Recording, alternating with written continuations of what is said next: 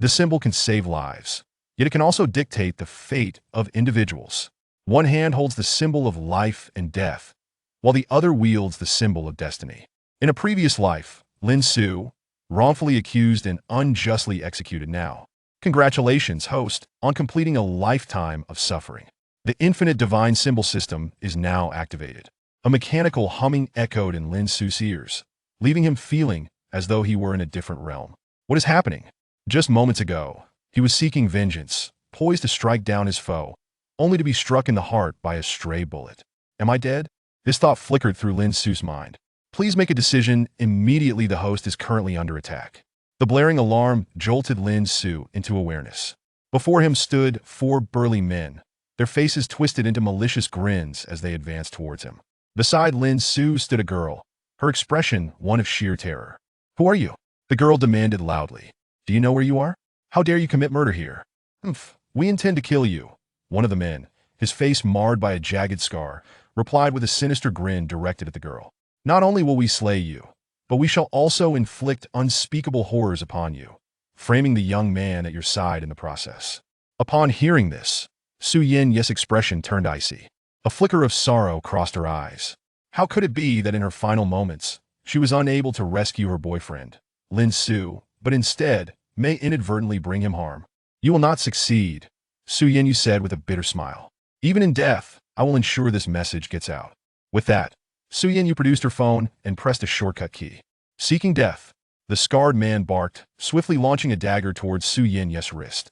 Yet, to his astonishment, his attack failed. A shadow darted past, and the dagger was caught in the grip of a pale, frail hand.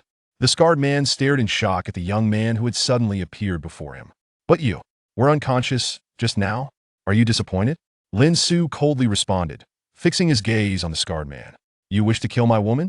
To frame me for your crimes, sending me to prison while you and your brothers indulge in a lavish life with $5 million? How unfortunate for you now that I, Lin Su, have returned to this moment. You all must die. No sooner had he spoken than the dagger in Lin Su's hand transformed into a flash of white light, swirling in the air before him. With a series of anguished cries, the 4 men found their throats slashed, their arteries gushing blood as they succumbed to death. Lin Su's gaze, devoid of mercy, swept across the fallen figures. Based on his experience, he knew they were irrevocably dead. Turning away, Lin Su faced Su Yinyu, whose beautiful face had paled in fear. Who are you? Su Yinyu asked, astonished. I am Lin Su. You will soon forget this night's events. Forget it all, and from now on, let us live a life of happiness together. With a faint sigh, Lin Su brushed his hand gently across Su Yin's eyes, causing her eyelids to grow heavy as she slumped toward the ground. He caught her delicate form and, after disposing of the 4 men's bodies, carried her back to their rented apartment. I never imagined I would return here. Once Lin Su had settled Su Yinyu, he gazed around their lovingly arranged little home, a complex mix of emotions welling within him. In his previous life, Lin Su had been an ordinary man, fortunate enough to attract the attention of the wealthy Su Yinyu. Due to the vast disparity in their social standings, neither Lin Su's parents nor the judgmental eyes of society looked favorably upon their relationship. Lin Su had believed that once he successfully enrolled in Guangling University, perhaps he would earn the Su family's approval. However, on the day the college entrance exam results were announced, he was shocked to discover he had scored below 400 points. In Guangling City, a score below 400 meant he could not even gain admission to a vocational school.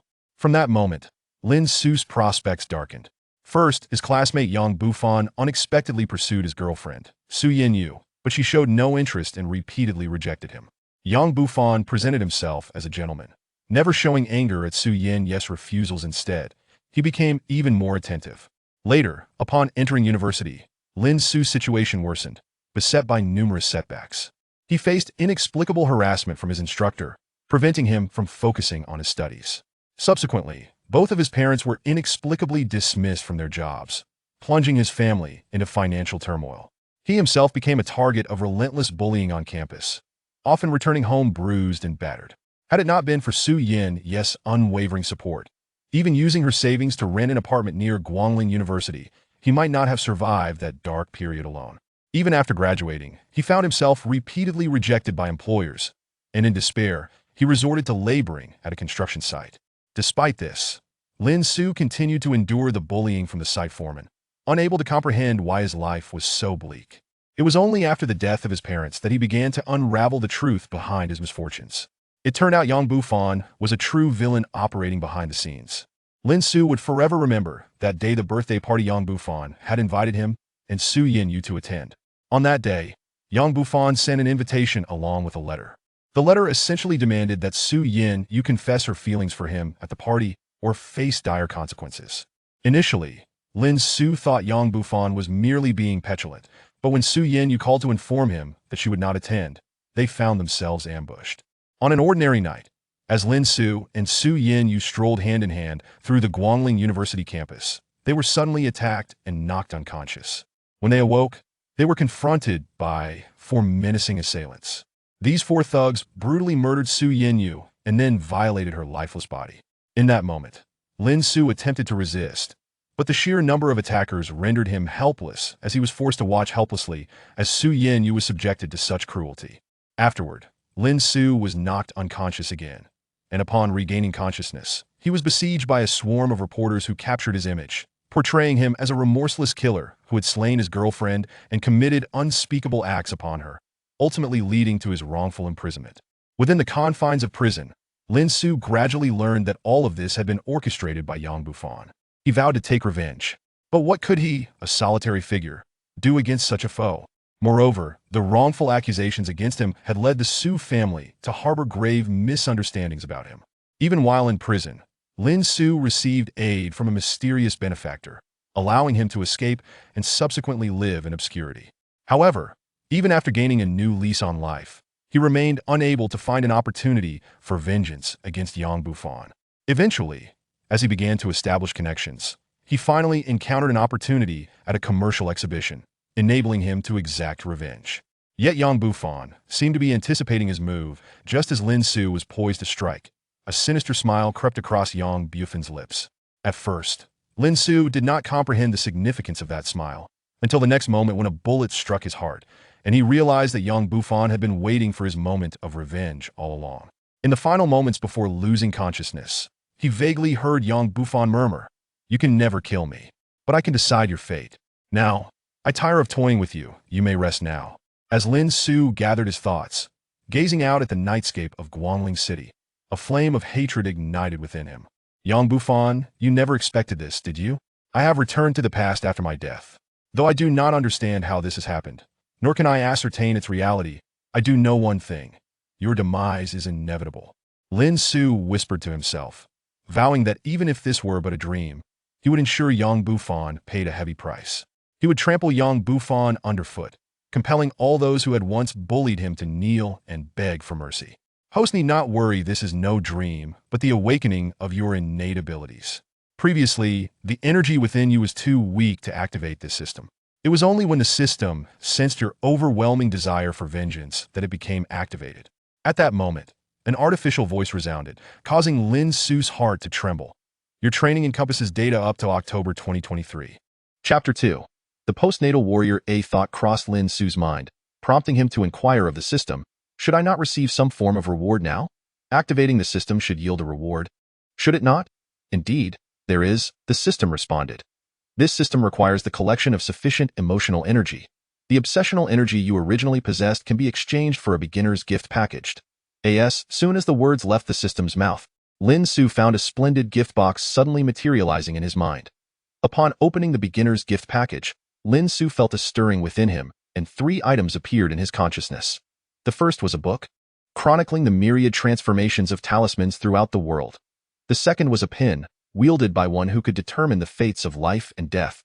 The third was a golden elixir. Consuming this elixir would grant him autonomy over his own destiny, free from the whims of fate. Lin Su quickly grasped the applications of these 3 items, a broad smile breaking across his face. Ha ha, truly, the heavens favor me. With this talismanic knowledge, he could command the myriad transformations of talismans. This was a realm he had never encountered in his past life. However, he had vaguely heard whispers of the existence of cultivators. Regrettably, during that time, confined within the prison walls, he had only managed to achieve the pinnacle of postnatal martial arts. Unable to glimpse the path of innate enlightenment in this life, he vowed to cultivate this technique to an invincible state. Lin Su's heart brimmed with confidence. Does the host wish to learn myriad talismans immediately? The system prompted. Yes. The moment Lin Su's thoughts echoed in his mind, he felt an overwhelming force surge into him from the crown of his head, and soon thereafter, a wealth of knowledge regarding the myriad talismans flooded his consciousness. Even so, he still needed to consume the 9 revolutions golden elixir. The birthday banquet would commence tomorrow.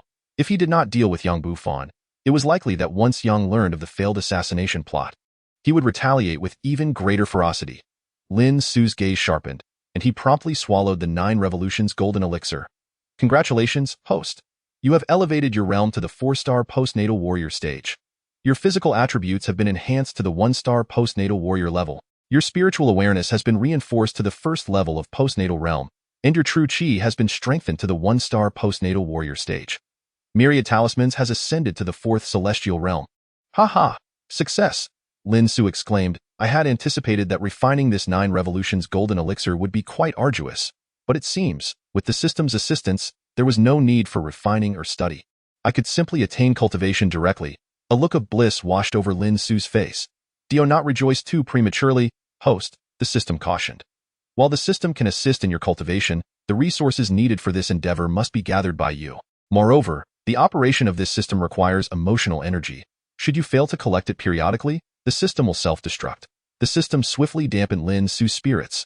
Observing this, Lin Su inquired, how can I gather emotional energy? There are 6 primary emotions in humanity, broadly categorized into joy, anger, sorrow, surprise, fear, and love. Any emotion that you evoke in others towards yourself can generate emotional energy. For instance, if one were to incite another's fury to an intensity of 100, the host would be rewarded with a staggering 10,000 emotional points. These 10,000 emotional points could be exchanged for the resources necessary for the host cultivation. The system's response illuminated Lin Su's mind. To evoke emotions? This was indeed perfectly suited to Lin Su's current predicament. Just imagine, when Lin Su brings Yang Bufon to the ground, the emotional energy generated by Yang Bufon alone would surely suffice to redeem numerous emotional points. Excellent, Yang Bufon. This time you are truly doomed. I shall make you wish for death. A glint of coldness flashed in Lin Su's eyes as he rose to gather some clean rice paper. Although he lacked talisman paper at present, and even with drawing symbols, the effects would be somewhat diminished. Lin Su understood that he must prepare for the fierce battle that lay ahead. Speed Talisman, Diamond Talisman, Sword Chi Talisman, Flame Talisman, Ice Crystal Talisman. With each symbol he inscribed, Lin Su felt his comprehension of talismanic arts deepen.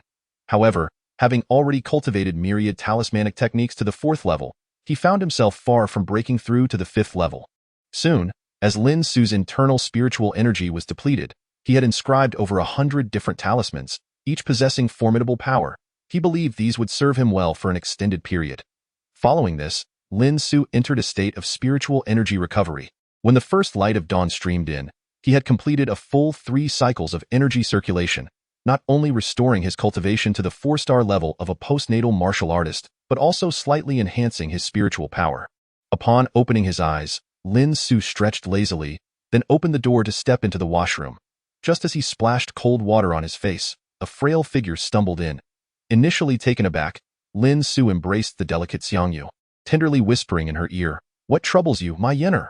Upon hearing Lin Su's affectionate tone, Su Yenyu's face, adorned with tears resembling rain-kissed pear blossoms, reflected her distress. She gazed into Lin Su's starry eyes and said, "I think I just had a nightmare, where you were killed." At her words, a flicker of chill flashed across Lin Su's gaze, though it quickly dissipated. He affectionately ruffled Su Yenyu's hair and reassured her. "It was merely a dream.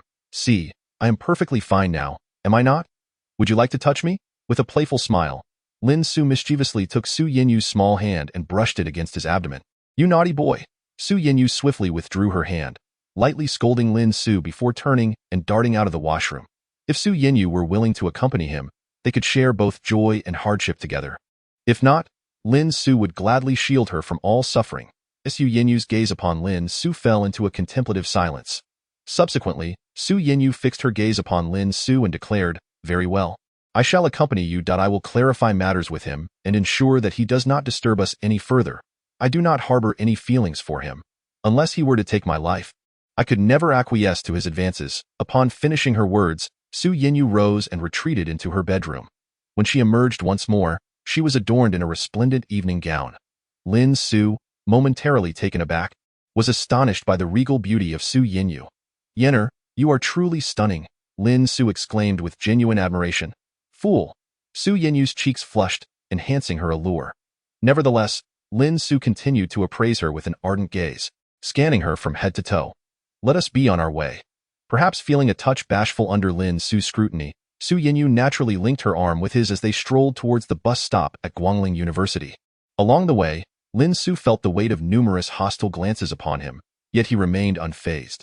After all, who could blame him for having such a beautiful girlfriend? "Lin Su, do you think I might be dressed too ostentatiously?" Su Yinyu inquired with a hint of concern. Lin Su chuckled softly and shook his head. "Silly girl, even without adornment, you are exceedingly lovely." It's his words. A blissful smile illuminated Su Yinyu's face. Just then, an unmistakable voice cut through the air. "Lin Su? What a coincidence. It seems you are also headed to young Master Yang's birthday celebration?" Lin Su then noticed a burly figure approaching from behind. This individual, named Chao Lingtian, was a member of the Huiyue Martial Arts Society, renowned for his formidable prowess. The Huiyue Martial Arts Society held considerable prestige within Guangling University, with its members consistently achieving accolades at both municipal and provincial levels. In his previous life, Lin Su had only heard whispers of such renown. Now, observing Chao Lingtian, he sensed the subtle flow of spiritual energy within him, indicating his strength to be at the first star level of postnatal martial artists. In his past life, Lin Su would have been no match for Chao Lingtian. However, now he could assert without hesitation that Chao Lingtian would only meet defeat in his presence. Indeed, what a coincidence. "I am also attending young Master Yang's birthday celebration," Lin Su replied with a faint smile, looking at the nearly bursting fabric of Chao Lingtian's shirt. Chao Lingtian's face contorted into an enigmatic smirk. "You, a worthless fool, believe you deserve to attend young Master Yang's celebration? I suggest you leave at once." With that, he turned to Su Yinyu and proposed, "Miss Yinyu, why not grace me with your company? It would be safer on the journey." Upon hearing this, Su Yinyu furrowed her brows and retorted, "If I were to walk alongside you, I fear that would be the greatest threat to my safety." Chao Lingtian's countenance betrayed a hint of embarrassment at her words. Lin Su regarded him with eyes that radiated a sense of danger. "If you have no further business, please step aside. We are pressed for time." Chao Lingtian's eyes widened as he glared at Lin Su, saying, "You arrogant little brat. Soon enough, allow me to demonstrate the consequences of provoking me." With that, Chao Lingtian stepped back, his hands beginning to glide through the air. A surge of energy was brewing. Successfully provoked the opponent, earned 10 emotional points, spiritual energy 1,000. "Do you think that by employing your qigong, you stand a chance against me?" Lin Su retorted coldly. And in an instant, a radiant beam of light flickered in his hand. To the astonishment of the onlookers, a magnificent fire dragon surged forth, racing towards Chao Lingtian. Upon witnessing this, Chao Lingtian gritted his teeth. Channeling his entire spiritual force into a single palm, fiercely colliding with the fire dragon, a thunderous explosion erupted, and soon, Chao Lingtian was sent flying, lying charred and defeated on the ground. Defeated the opponent, earned 100 emotional points, spiritual energy 5,000. A sense of exhilaration surged within Lin Su. If only more foolish challengers would provoke him, he believed he could quickly amass sufficient emotional points to exchange for valuable resources from the system. Emotional points represented the cultivation resources one could acquire from the system, which were crucial on this resource-scarce Earth. Although Lin Su was aware that his current mission did not involve cultivation, he understood that to seek revenge, formidable strength was necessary. Su Yinyu's beautiful eyes glistened with ripples of surprise as she gazed at Lin Su. Despite knowing him for so long, she had never witnessed him unleash such power. Lin Su, wearing a subtle smile, remarked, "That's why I told you to keep your distance. You didn't listen, and now you suffer this pain. It is your own doing." He then took Su Yinyu's hand and continued onward. Su Yinyu regarded Lin Su's calm profile, her heart filled with countless unanswered questions, yearning to voice them. Yet, after much hesitation, she ultimately chose to remain silent. Lin Su, of course, noticed the expression on Su Yinyu's face. However, he refrained from offering explanations, for her decision to stay close even after witnessing his prowess was telling enough. Chapter 4. A confession of love in her past life, Su Yinyu had always been by his side, silently watching over him, from childhood to adulthood. Had it not been for her unwavering protection, he might have succumbed to despair and become a mere shell of himself. Reflecting on the myriad memories of the past, Lin Su suddenly pulled Su Yinyu close, embracing her slender waist, and spoke earnestly, "Yin air, I love you." Boom. Su Yinyu's mind erupted like a thunderclap. How long had she waited for those words? After what felt like an eternity, she finally heard Lin Su express his feelings. Her delicate frame trembled slightly, tears glistening in the corners of her eyes. "I love you too," Su Yinyu whispered, her lips parting to reveal her innermost sentiments. In that instant, Lin Su leaned down, their lips met, and a beautiful moment unfolded. It was overwhelming. This was the true essence of a duel between masters, the energy generated by their clash strong enough to sweep the scattered leaves from the ground. Bang! A thunderous bang resonated as Lin Su's fist collided with Lin Su Hui's, as their spiritual energies intertwined between their fists. A sound akin to a lightning strike echoed continuously. At that moment, Lin Su Hui's expression was already filled with astonishment. Chapter 5. Abundant inner strength. How could you possess such formidable inner strength? At this moment, Lin Su Hui's internal energy surged violently, and he uttered these words with all his might. No sooner had he finished speaking than a trickle of bright red blood escaped the corner of his mouth. "What? Surprised? Did you not expect me to be so deeply concealed?" Lin Su's eyes brimmed with derision. He had yet to exert his full strength, yet Lin Su Hui was already struggling to withstand the pressure. "You are indeed formidable. I concede that I have underestimated you until now. However, if you think this will deter young Master Yang, you are sorely mistaken. The extent of young Master Yang's influence is beyond your imagination." Lin Su Hui's gaze was fixed intently on Lin Su as he spoke. To his dismay, he had failed his mission and was defeated by Lin Su. "That is not a concern for you," Lin Su retorted coldly. "Also, remember to worry more about your Huiyue Martial Arts Society. For one day, I shall level it to the ground."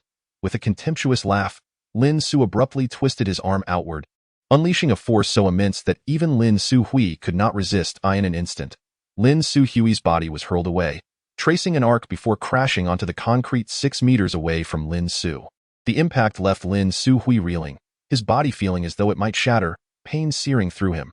"Lin Su, do not think this is the end. Young Master Yang will not let you off." With that, Lin Su Hui spat out a mouthful of blood before fleeing in utter disarray.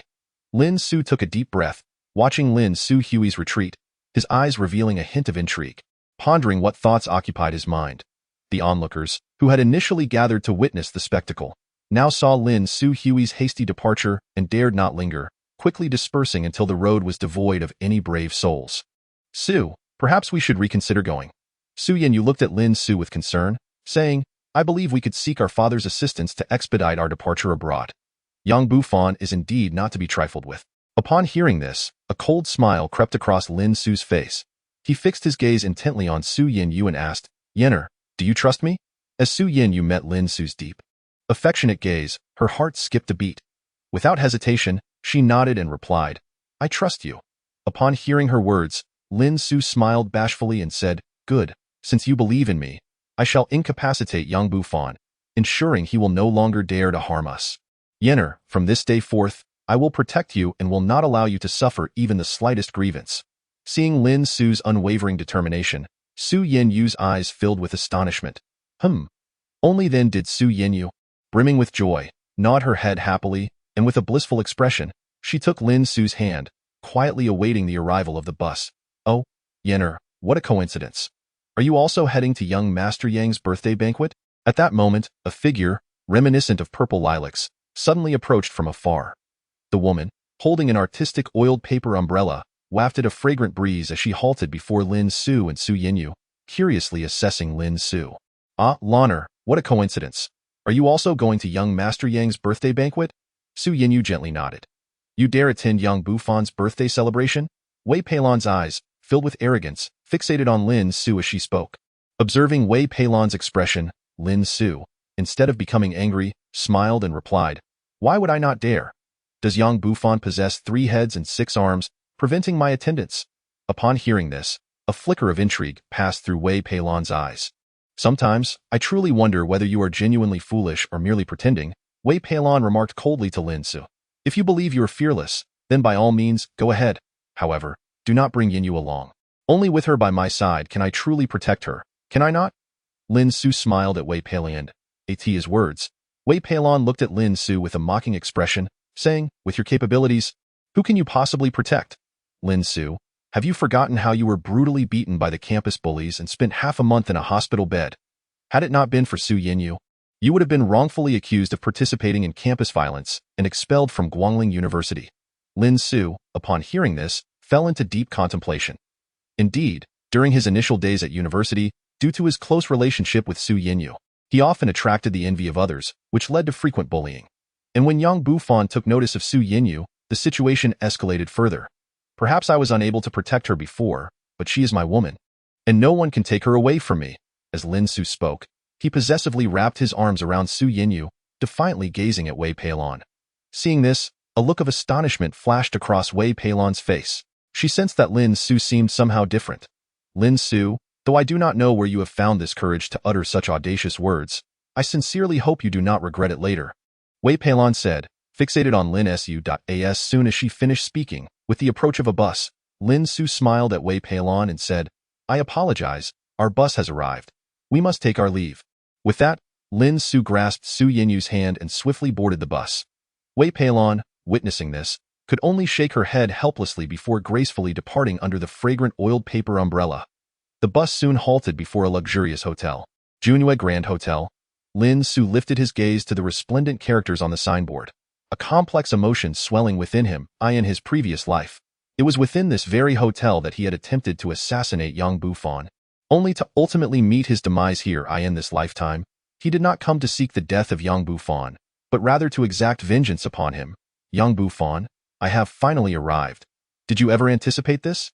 Although you took my life, I have come to find you for retribution. I shall extinguish the torment you inflicted upon me, burying it in the past, thus ensnaring you in despair henceforth. A cold smile adorned Lin Su's face as he led Su Yinyu into the opulently decorated Junhua Hotel. The birthday celebration was held in the banquet hall on the second floor. By the time Lin Su and Su Yinyu ascended, the hall was already filled to capacity with jubilant guests, all gathered to celebrate young Bufan's birthday. At the entrance stood a tall, dapper gentleman in a well-tailored suit, beside a large table brimming with gifts presented by the attendees. However, Lin Su bypassed the table of offerings, striding directly inside with Su Yinyu. He was not there to celebrate young Bufan's birthday, and naturally, he bore no gifts. Halt, young man. Where's your gift? The tall gentleman in the suit was unwilling to let Lin Su pass, attempting to block his way as he approached the inner sanctum. Lin Su's eyes flashed with a dangerous glint as he fixed his gaze upon this insolent lackey, daring to demand a gift from him. Chapter 6. Where's your gift? What did you just say? Lin Su inquired, his eyes locked onto the tall gentleman. I asked, where's your gift? Despite the gentleman's handsome appearance, his words were decidedly insufferable. A gift? You expect me to offer you a gift? Do you believe you are worthy? Lin Su replied coldly to the presumptuous guard. You insolent brat, what nonsense are you spouting? The tall guard retorted, anger evident on his face. Do you have any idea whose birthday celebration you are attending? You are at the birthday party of the illustrious young master Yang Bufan, renowned throughout Guangling City. Who would dare to disrespect young Master Yang? I advise you to promptly produce a suitable gift if you wish to gain entry. Upon hearing this, a chill swept across Lin Su's countenance. Most individuals, upon encountering such demeaning remarks from a mere guard, would either submit and present a gift or choose to leave in indignation. However, Lin Su was not one to acquiesce. First, young Bufan was no mere scion. On the contrary, he possessed considerable depth and would not permit his subordinates to bully others. Such behavior would tarnish his reputation. Second, Lin Su had come with the intent to stir trouble. What if my gift happens to be my fist? A mysterious smile crept across Lin Su's face. Young man, it seems you truly seek your own demise. Do you have any idea who I am? The guard's expression hardened, a sinister smile creeping onto his lips as tension crackled between the two. Onlookers gathered at a distance, and even Su Yinyu grasped Lin Su's arm, whispering in his ear, Lin Su, perhaps we should not stoop to his level. In Su Yinyu's eyes, a trace of concern surfaced. She had been vehemently opposed to attending young Bufan's birthday party, and to her dismay, such an incident occurred just upon their arrival. Nevertheless, Lin Su smiled gently and softly addressed Su Yinyu, saying, Yenner, be a dear and sit inside for a moment while I teach this lackey a lesson. Although worry still lingered on Su Yinyu's face, she could only retreat to the side, her attention fixed on the unfolding scene. Kid, you have some nerve. How dare you challenge the authority of young Master Yang? I reckon you must be tired of living, the doorman said, a glint of menace flashing in his eyes as he clenched his fists and approached Lin Su. Observing this, Lin Su paid him no mind. merely waiting for his advance. Just as the doorman reached Lin Su and intended to place his burly hand on Lin Su's shoulder, a sudden brilliance ignited in Lin Su's eyes. In the next moment, everyone witnessed the towering doorman, who stood a head taller than Lin Su, being effortlessly flipped to the ground by Lin Su's deft maneuver. You? The doorman, stunned, scrambled to his feet, disbelief etched on his face as he regarded Lin Su. In his estimation, Lin Su appeared to be nothing more than a feeble pretty boy, utterly incapable of contending with a seasoned martial artist like himself. To be honest, anyone present at young Master Yang's birthday celebration was undoubtedly a person of stature. Indeed, he had targeted Lin Su, noting his shabby attire juxtaposed with Su Yinyu's more refined appearance, which led him to demand gifts with such bravado.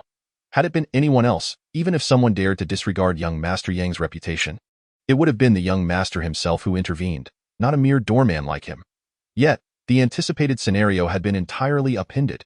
Kid, you have guts. You actually dare to strike me? Do you have any idea who I am? The doorman wiped the corner of his mouth and exclaimed. Why should I care?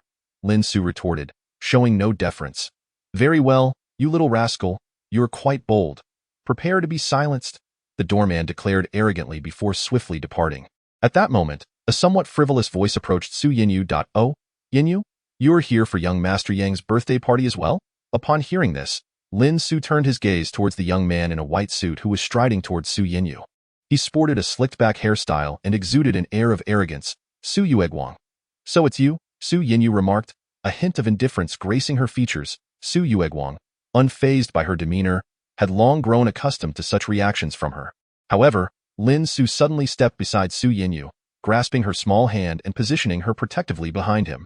Witnessing Lin Su's vigilant expression, a smirk appeared on Su Yueguang's face. You must be Lin Su. I've heard Yinyu mention your name before. Now that I see you, you seem quite spirited, Su Yueguang remarked with a light chuckle. However, for reasons unbeknownst to her, Lin Su felt a certain aversion towards the insincere smile plastered on his face. Do I know you? Is there any need for such familiarity? Lin Su's words cut like a blade, showing no mercy to anyone except Su Yinyu. Su Yuguang's face instantaneously betrayed a hint of awkwardness. At that moment, Su Yinyu gently scratched Lin Su's palm and whispered in his ear, Su Yuguang has treated me rather well in the past. He is not like that Yangbu fan, who displayed contemptible behavior after I turned him down. Upon hearing this, Lin Su's expression darkened. Are you not aware that the more some people appear to be kind to you, the more insidious their intentions may be? Lin Su fixed his gaze upon Su Yuguang and stated. Though he had no recollection of Su Yuguang from his previous life, the peculiar manner in which Su Yuguang interacted with Su Yinyu gave him the impression that he was far from a good person. No man would treat a girl kindly without reason, especially when that girl was as beautiful as Su Yinyu. Lin Su? Hearing Lin Su's words, Su Yuguang glared at him with palpable anger. Do not think that being sheltered by the Su family allows you to act with impunity. Then you may test whether my actions stem from the protection of the Su family or from my own inherent inclination towards indulgence. Lin Su replied coldly as he regarded Su Yuguang. He would not overlook any potential threat. His instincts warned him that Su Yuguang was indeed dangerous. A chilling aura emanated from him, sending shivers down his spine. Very well, you are quite audacious, I shall remember you. Su Yinyu. Your boyfriend is truly remarkable. I hope he can still make an appearance at young Master Yang's banquet later. By the way, I forgot to mention that the individual who presented a gift to young Master Yang earlier is no ordinary person. He is a close friend of young Master Yang and belongs to one of the most formidable powers in Guangling City. I trust you both will enjoy the meal young Master Yang has prepared for you. With that, Su Yuguang strode confidently into the banquet hall. It was only a few minutes later, as the crowd began to disperse, that Su Yinyu gently shook Lin Su's arm and said, Shall we go? Lin Su nodded in response, and together they stepped into the banquet hall. Chapter 8. The banquet commences upon entering the banquet hall. Su Yinyu led Lin Su to a table set with an array of delicacies at the forefront. Yang Bufan was unmistakably among them, as the protagonist of the day. Yang Bufan donned a blue checkered casual suit. The tailored fit accentuated his athletic physique, honed through years of training. His meticulously styled hair further highlighted his overall charisma. Coupled with his inherently handsome features, it was no surprise that he attracted the glances of many young women. Yet, he remained unmoved by it all, seated at the head of the table as if awaiting something significant. As Su Yinyu approached, a girl clad in a fringed dress, seated beside the banquet table, suddenly rose with great enthusiasm and waved towards Su Yinyu, exclaiming, Yinyu, you've arrived. Come, quickly join us here. She gestured to the seat beside her. Upon hearing this, Su Yinyu glanced at Lin Su, who, noticing her hesitation, directly led Su Yinyu to sit beside the woman in the fringed dress. As Su Yinyu took her seat, the eyes of several gentlemen at the table widened in astonishment. That moment, the girl in the fringed dress, her face alight with pride, addressed the group at the table, saying, "This is my childhood friend, Su Yinyu. What do you think? Isn't she stunning? Surely, she would make a perfect match with our young Master Yang, wouldn't she, Yang Xiao?" As she spoke, her gaze shifted to the composed Yang Bufan, eliciting a look of discomfort on Su Yinyu's face. "Su Yamo, what nonsense are you spouting?" Su Yinyu's expression darkened. She had assumed that Su Yamo, as her close friend since childhood, would come to her defense. Previously, Su Yamo had not distanced herself due to Lin Su and frequently inquired about the dynamics between her and Lin Su. However, Su Yamo's public assertion of her compatibility with Yang Bufan left Su Yinyu feeling humiliated. As anticipated, Yang Bufan's face broke into an inexplicable smile upon hearing Su Yamo's words. Meanwhile, a young man dressed in a manner reminiscent of real estate attire, seated to Yang Bufan's right, burst into laughter, declaring, "I believe Miss Su Yamo speaks the truth. Our young Master Yang is indeed handsome, charming, and exceptionally talented, merely 25. He is already the president of 3 publicly listed companies. Miss Su, I think it would be a privilege for you to have garnered his attention." Su Yinyu's face turned pale with anger upon hearing this. "Miss Su, please do not take offense. I am merely stating facts. In truth, I genuinely believe you should accept young Master Yang's proposal for a relationship today." The real estate young man remarked with a knowing smile directed at Su Yinyu. Lin Su observed the unfolding scene with cold detachment. It was evident that these individuals were merely pawns placed by Yang Bufan. Unfazed, he silently indulged in the delicacies on the table, having hardly eaten since the previous night. After all, the starlight body refinement required stamina, and if he did not seize this opportunity to replenish his energy, he would be unable to partake in the grand finale that awaited. Meanwhile, Su Yinyu's face was ashen with fury, yet she felt utterly powerless. After all, Yang Bufan's intense gaze remained fixated on her. One misstep in her words could very well seal her and Lin Su's fate for the day. "Yinyu, why don't you say something? Young Master Yang is waiting for your response," Su Yamo urged anxiously. A sense of sorrow welled up within Su Yinyu. It seemed that attending this birthday celebration had been a grievous error. Yang Bufan had long since set the stage, eagerly anticipating her entrance into his carefully laid trap. Chapter 9. The Wine Heist. Observing Su Yinyu's silence, a cold glint flickered in Yang Bufan's eyes. Despite the smile adorning his face, he subtly gestured towards the others at the table. At that moment, a corpulent figure seemed to grasp the unspoken cue. With a mocking expression, he directed his gaze at Lin Su and taunted, "Oh, who is that incessantly munching away? How rude! We are all engaged in conversation. Yet you remain utterly mute. I dare say, you must be someone who simply feasts at others' expense." As soon as these words escaped his lips, a gaunt man with glasses and a pockmarked face chimed in. "Indeed, Su Yinyu, he appears to have arrived with you, right? Is he your friend? That seems improbable. How could you possibly associate with someone of such lowly stature? He pales in comparison to young Master Yang." Instantly, a chorus of disdainful remarks erupted from the table, each person casting disparaging glances at Lin Su. "Enough." At that moment, Su Yinyu slammed her hand onto the table, her voice ringing out defiantly. "You have gone too far. Lin Su is my boyfriend. What type of boyfriend I choose is none of your business. Do you not realize how nosy and intrusive you all are?" Seeing Su Yinyu's sudden outburst, the men who had previously mocked her fell silent, momentarily taken aback. They were startled by her fierce defense of her boyfriend in such a setting. Observing the stunned silence that enveloped the table and the onlookers at the adjacent table who were keenly watching the unfolding drama, Su Yinyu gradually regained her composure and returned to her seat, though a frown still marred her features. Meanwhile, Lin Su appeared oblivious to the commotion, continuing to devour the food voraciously. His ravenous manner and the sounds accompanying it drew furrowed brows from those present, who exchanged glances filled with derision, as if to say, "Behold, this is the worthless boyfriend you so ardently defend." Su Yinyu's expression darkened, yet she refrained from further outbursts. Leaning closer to Lin Su, she whispered, "Lin Su, perhaps we should leave now." Upon hearing this, Lin Su looked at Su Yinyu with a bewildered expression and replied, "Why should we leave? Shouldn't it be them who depart?"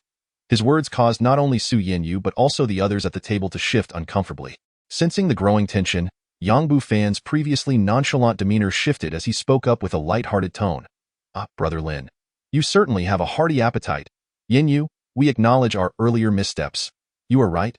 Who you choose as a partner is indeed none of our concern. After all, Brother Lin appears to be quite the talent. With that, Yang Bufan rose, wine glass in hand, and approached Su Yinyu with an air of politeness, saying, "Yinyu, allow me to propose a toast to you." How does that sound? Despite her earlier fury, Su Yinyu found herself compelled to accept the offered toast from Yang Bufan. After all, one cannot possibly retaliate against a smiling face, can they? However, just as Yang Bufan extended the wine cup towards Su Yinyu, a large hand snatched it from his grasp and downed its contents in one gulp. Lin Su? Yang Bufan instantly cast a dark, unfriendly glare at Lin Su. Chapter 10. The drinking contest, even if his temper had been amiable before, facing Lin Su's impudent behavior would certainly extinguish any remnants of his patience. Noticing the flicker of displeasure in Yang Bufan's eyes, Lin Su smiled and remarked, "My girlfriend has a low tolerance for alcohol. If anyone wishes to toast, feel free to direct it at me."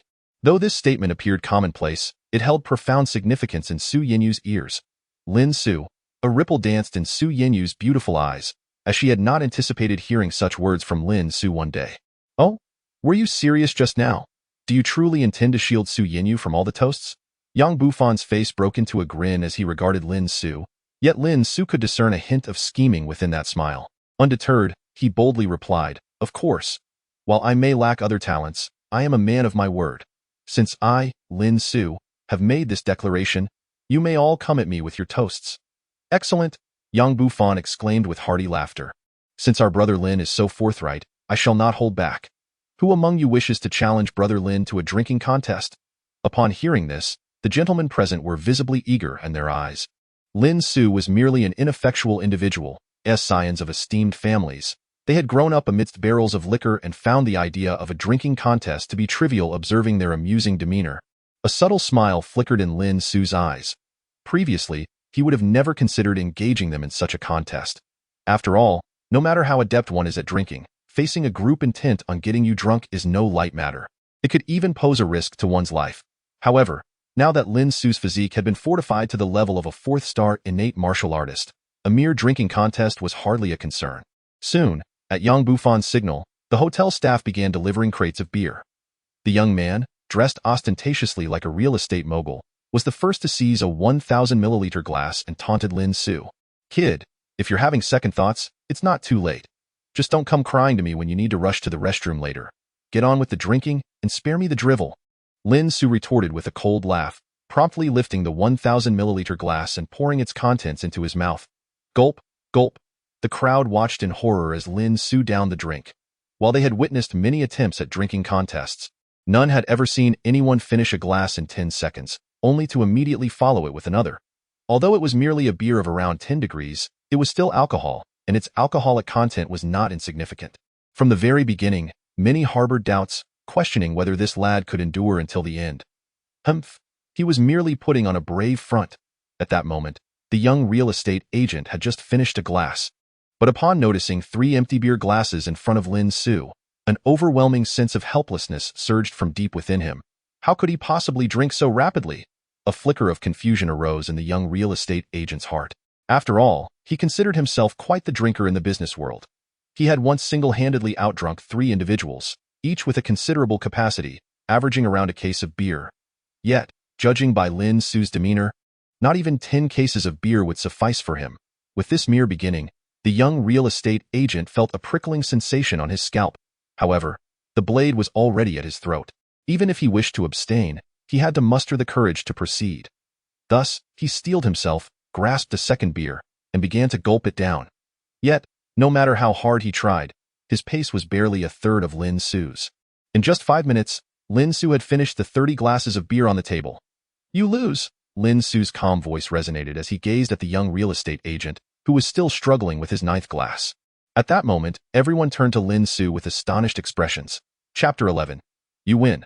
This was 30 glasses, each 1,000 milliliters of beer, equivalent to 15 bottles. Yet, Lin Su finished without so much as a change in complexion, not even having visited the restroom. The crowd couldn't help but wonder if Lin Su's stomach was a bottomless pit. Little did they know, Lin Su's stomach was not a bottomless void. He was merely channeling his internal energy to absorb every drop of beer that entered his stomach. The human body is naturally capable of metabolizing alcohol, and at that moment, Lin Su had elevated his bodily functions beyond that of an ordinary person. allowing him to quickly digest the water and alcohol consumed. Thus, even without expelling sweat through internal energy, he could still down that vast quantity of beer. Observing the astonished expressions around him, Lin Su remained unfazed as he addressed Yang Bufan, saying, "How about you come down yourself and have a go with me?" Upon hearing this, a flicker of anger crossed Yang Bufan's face. "Why should I do that?" he replied, a mocking glint in his eyes as he looked at Lin Su. "Did you not just say that I could use any tactics I wished? Well, let me inform you that my tactic is the sea of people strategy. Humph, I refuse to believe that so many cannot outdrink you." With that, Yang Bufan turned to the crowd, proclaiming, "Whoever can outdrink this individual, I will reward with 1 million. Even if you lose, it matters not. All participants will receive 100,000. Furthermore, you will earn a personal favor from me, Yang Bufan." Upon hearing this, the crowd was stirred with excitement.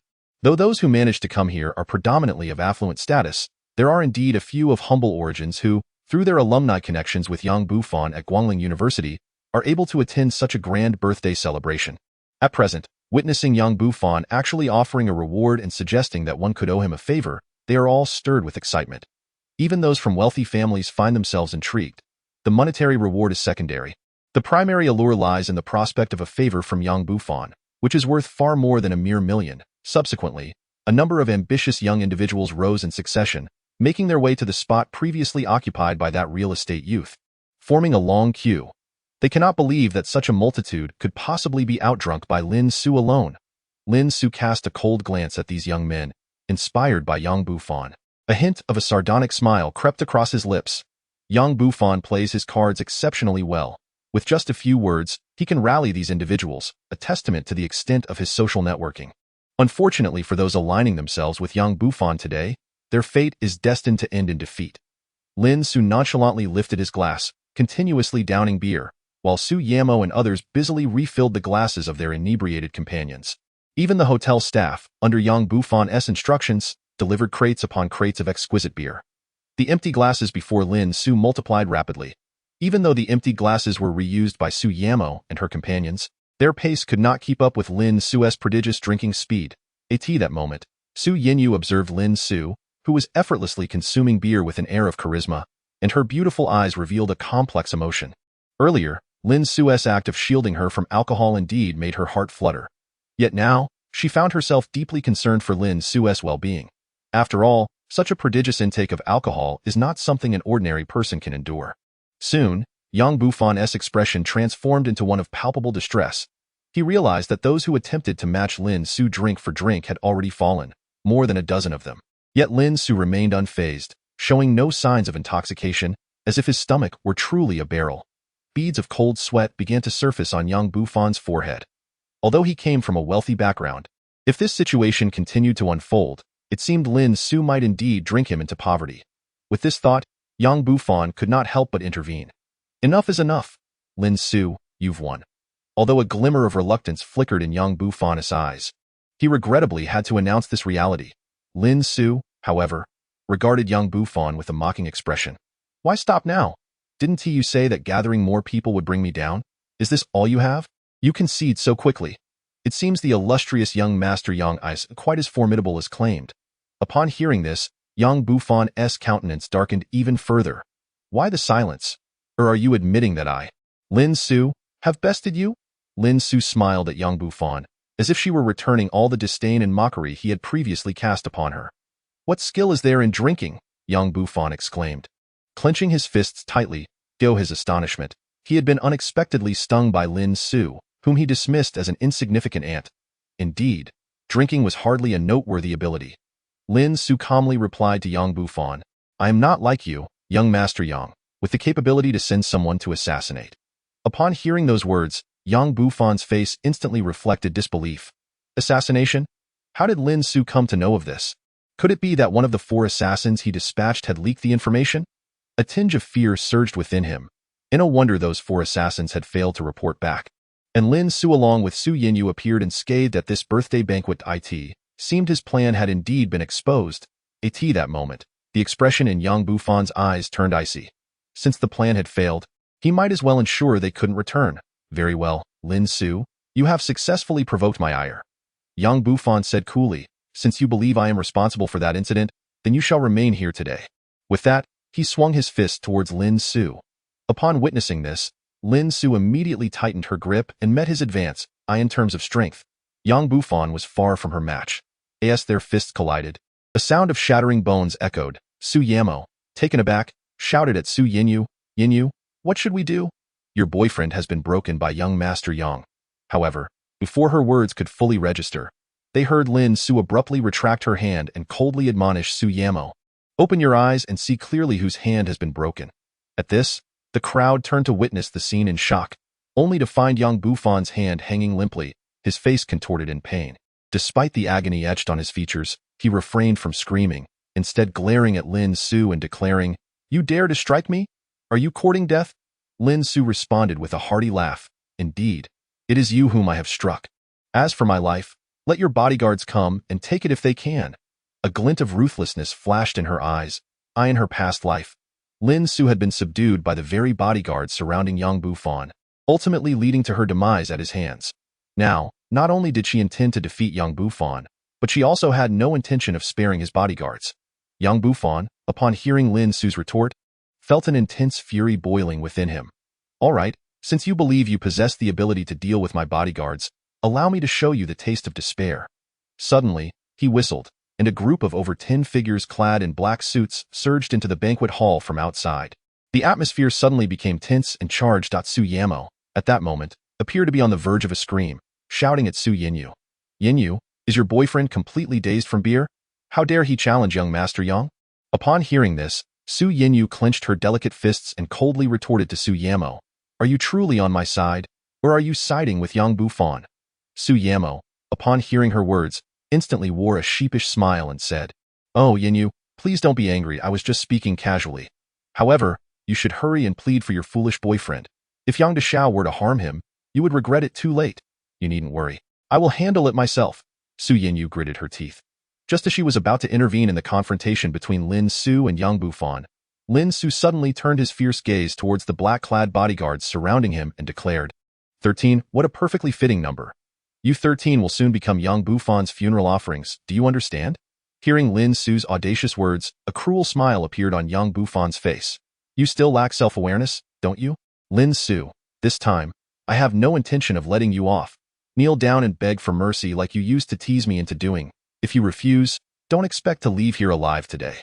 With that, Yang Bufan signaled the 13 black-clad bodyguards. They immediately launched their attack on Lin Su from 13 different angles. Lin Su's eyes gleamed with determination. With a flick of his wrists, radiant crystals shot forth, and each bodyguard was engulfed in a dazzling spectacle. Some were encased in ice, shattering upon impact with the ground, while others were engulfed by flames, reduced to charred remains. The few were swept away by fierce winds. Their blood drained dry, and others met their demise pierced through the heart by jagged rocks or ensnared by toxic vines, succumbing to poison. In short, none of the 13 met a good end. Onlookers gazed at Lin Su in astonishment, as if he were a harbinger of death. They had not anticipated the ferocity of Lin Su's response. Without witnessing any overt actions from him, the 13 appeared as if cursed, each meeting a gruesome fate. "Could it be that your boyfriend is actually a sorcerer?" Su Yamo exclaimed, her face filled with horror as she looked at Su Yinyu. "Su Yinyu, you're doomed. You found yourself a sorcerer boyfriend. And he's so arrogant. Just wait for the police to take care of him." "The police?" Su Yinyu, however, remained calm. She replied coolly to Su Yamo, "The police can only deal with mundane forces. Dio, you really think Lin Su would be constrained by such limitations? Even if he were to face repercussions from the Martial Artists Association, that wouldn't concern you, would it? After all, the law is not dictated by you." Lin Su acted in legitimate self-defense. "Were you blind just now?" If Lin Su were to refrain from taking action in such circumstances, it is highly likely that he would meet his demise. Upon hearing these words, Su Yamo's face instantly revealed a flicker of incredulity. Chapter 14. I want you dead. Su Yamo simply could not fathom the source of Su Yinyu's confidence. How could she, even at this juncture, still defend her boyfriend, Lin Su? Did she not comprehend the dire consequences of provoking young Master Yang? It is crucial to recognize that Yang Bufan's family is among the wealthiest conglomerates in Guangling City. Although Su Yinyu comes from a well-off background, it pales in comparison to that of young Master Yang. Su Yamo genuinely questioned whether Su Yinyu had suffered a blow to her head, as she would rather offend young Bufan than abandon her useless boyfriend. "Very well, Su Yinyu, continue in your arrogance. I shall soon witness how your boyfriend meets his end right before your eyes. Su Yamo's face betrayed a hint of jealousy. However, she did not voice her thoughts to Su Yinyu. Deep within, she harbored an immense envy towards Su Yinyu. She simply could not understand how fortunate Su Yinyu was to have captured Yang Bufan's favor. Yet, inexplicably, she remained ungrateful and persistently defended her inept boyfriend. Su Yamo introspected, contemplating that if she were in Yang Bufan's position, she would swiftly eliminate such a self-satisfied woman. No man could endure repeated rejections from a woman, at least, in Su Yamo's understanding. This was indeed the case. Therefore, she fervently hoped that Yang Bufan would trample Lin Su mercilessly into the ground. She yearned to see the expression of despair on Su Yinyu's face. Lin Su. At this moment, Yang Bufan fixed his gaze intently on Lin Su, declaring, I never anticipated that I had underestimated you. It turns out you are also a martial artist. You have been playing the fool all along, perhaps aiming to astonish everyone at my birthday banquet. In response to Yang Bufan's words, Lin Su chuckled derisively and replied, I never aim to astonish anyone. However, I do desire your death. With that, Lin Su swiftly moved to stand before Yang Bufan, his right hand firmly gripping Yang Bufan's throat. Instantly, Yang Bufan's face flushed crimson, and he gasped for breath, exhaling foul air. His limbs thrashed in a desperate struggle as breathing became increasingly arduous. Lin Su, with a single hand, began to lift Yang Bufan off the ground, leaving his feet dangling. It seemed that he would not relent until he had choked him to death. Witnessing Lin Su's terrifying actions, Su Yamo once again screamed at Su Yinyu, Su Yinyu, what did I tell you? Your boyfriend is nothing but a useless fool, completely devoid of sense. So what if he cannot compete with young Master Yang? Killing his subordinates is one thing, injuring young Master Yang is another, but what is your boyfriend doing now? Does he even realize the gravity of his actions? He is attempting to strangle young Master Yang to death. If Yang Daxiao were to perish, could you bear the weight of such responsibility? Hurry and prevent that fool from acting recklessly. Su Yamo, seemingly relishing in chaos, screamed loudly. Silence. In an instant, Su Yinyu could no longer contain herself and struck Su Yamo across the face. What are you doing, Su Yinyu? Su Yamo exclaimed, her voice rising in indignation. You actually hit me. I had the best of intentions to help you, and yet you dare to strike me. Help me? How could I have ever perceived your intentions as benevolent? You clearly wish to harm me, Su Yinyu retorted with a cold smile. Harm you? Why would I do that? Su Yamo replied, her expression one of feigned sorrow. The moment Su Yamo uttered those words, Su Yinyu's fury intensified. Chapter 15. In a vast forest, all kinds of birds exist. Su Yinyu truly did not anticipate that Su Yamo would be so audacious, consistently mocking her with sharp words. If it were anyone else, it might have been tolerable, but Su Yamo was her childhood friend. It was one thing for her friend not to defend her. It was another to repeatedly wound her heart with cruel words. Thus, in a fit of rage, she could not help but slap Su Yamo. Despite Su Yamo's apparent fury, Su Yinyu felt no remorse. This was the very outcome she desired. After all, Su Yamo had long exhibited a sharp tongue. And now, Su Yinyu was merely returning the humiliation she had previously endured. Look at you, reveling in your own arrogance? Su Yamo screeched at Su Yinyu. I have already reported the matter to the hotel manager, and I believe he will arrive shortly to resolve this situation. Do you have any idea who the manager of the Junue Grand Hotel is? It would frighten you to death. I suggest you take this time to pray for your foolish boyfriend.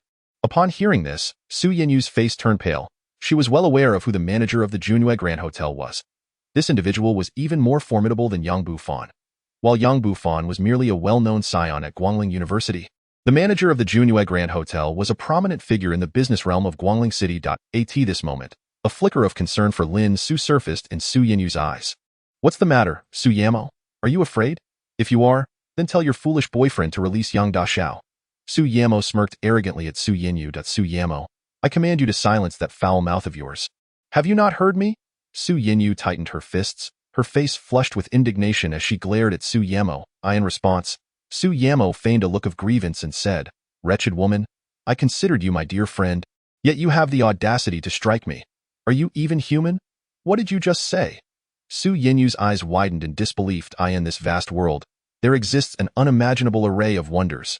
Indeed, in a sprawling forest, one can find every kind of bird. Su Yinyu truly could not comprehend how, after sharing countless intimate moments with her close friend, such as holding hands to visit the restroom, dining together, and sleeping side by side, She would one day turn around and deliver such a biting betrayal.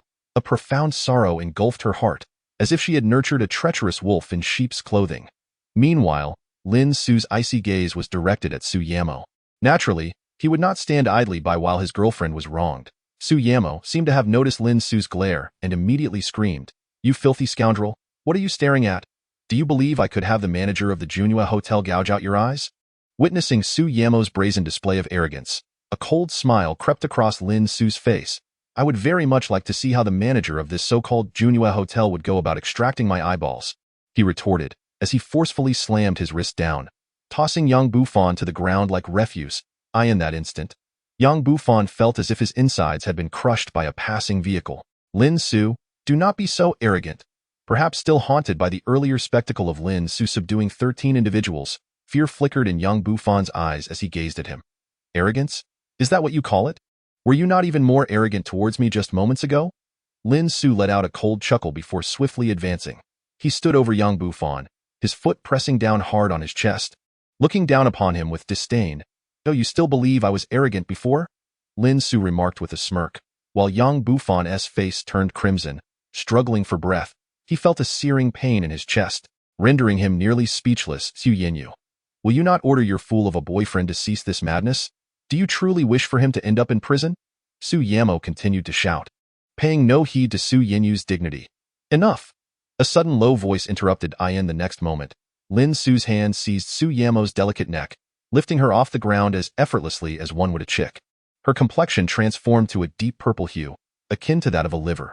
"Lin Su, please don't." At last, Su Yenyu shook her head, a flicker of compassion crossing her eyes. "Yenner, what do you think we should do with her?" Lin Su suddenly inquired, directing his gaze at Su Yenyu. Upon hearing this, a look of surprise washed over her features, though she quickly nodded in agreement, replying, "Throw her out." At these words, Su Yamo's face went pale with terror as she shook her head frantically. Observing her reaction, Lin Su smirked coldly, preparing to cast Su Yamo out when suddenly, the door to the banquet hall swung open. "Stop!" At that moment, a young man clad in a blue suit gracefully entered from outside. Upon seeing him, Lin Su's face instantly manifested a slight expression of astonishment. For this young man was none other than the doorman who had earlier demanded a gift from him. Why don't you quickly set her down?" exclaimed the doorman, now donned in a blue suit, with a countenance full of ire upon spotting Lin Su. In response, Lin Su casually discarded Su Yamo to the ground as if she were mere refuse and then, with a beaming smile, addressed the doorman in blue. "I thought who it was. Turns out it's the little imp who just sought a gift from me. Pray tell, who granted you the audacity to speak to me in such a manner?" Upon hearing Lin Su's words, a cold smirk emerged on the doorman's face. "Will you have any inkling as to who I am?" he retorted, seemingly possessing a grand background, regarding Lin Su with a mocking gaze. Unfazed, Lin Su shrugged nonchalantly and replied, "Who you are is of no concern to me." The doorman, surprisingly, did not appear vexed by Lin Su's retort. "Then listen well. My name is Feng Wui." "Feng Wui?" Lin Su felt an inkling of familiarity with the name. Meanwhile, the onlookers, who had been observing the spectacle, collectively gasped in astonishment. The name Feng Wui was well known to them. Anyone who had mingled within the upper echelons of society in Guangling City had certainly heard of Feng Wui's illustrious reputation.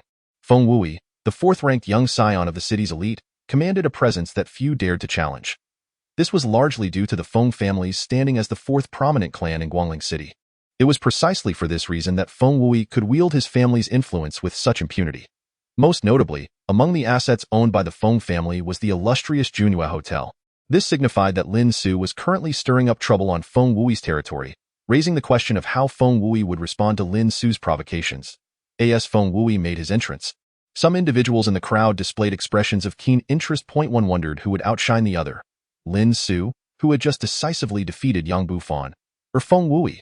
Host, beware, a formidable foe has appeared. The audience's interest level has reached 100.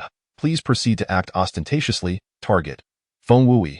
Upon receiving the sudden task from the system, Lin Su was momentarily taken aback. He had not anticipated triggering a system mission under such circumstances.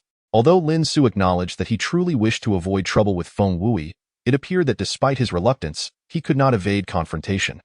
"Feng Wui, I cannot be blamed for this. If blame is to be assigned, let it be directed at the system that refuses to let you off the hook." Lin Su silently mused to himself before extending his right hand towards Feng Wui and stating, "I hear you go by the name Feng Wui. You dare to call me by my name. You insolent whelp." Feng Wui's eyes glinted with indignation. Lin Su truly challenges his limits time and again.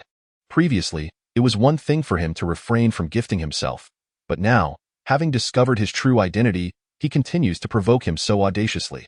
It seems he is simply tired of living. Thus, Feng Wuyo resolved to teach Lin Su a severe lesson. Upon witnessing the murderous intent radiating from Feng Wuyo, a cold smile crept across Lin Su's face. "Indeed, I dare to call your name directly. What of it? Do you wish to strike me?" Lin Su remarked boldly, showing no fear as he gazed at Feng Wuyo.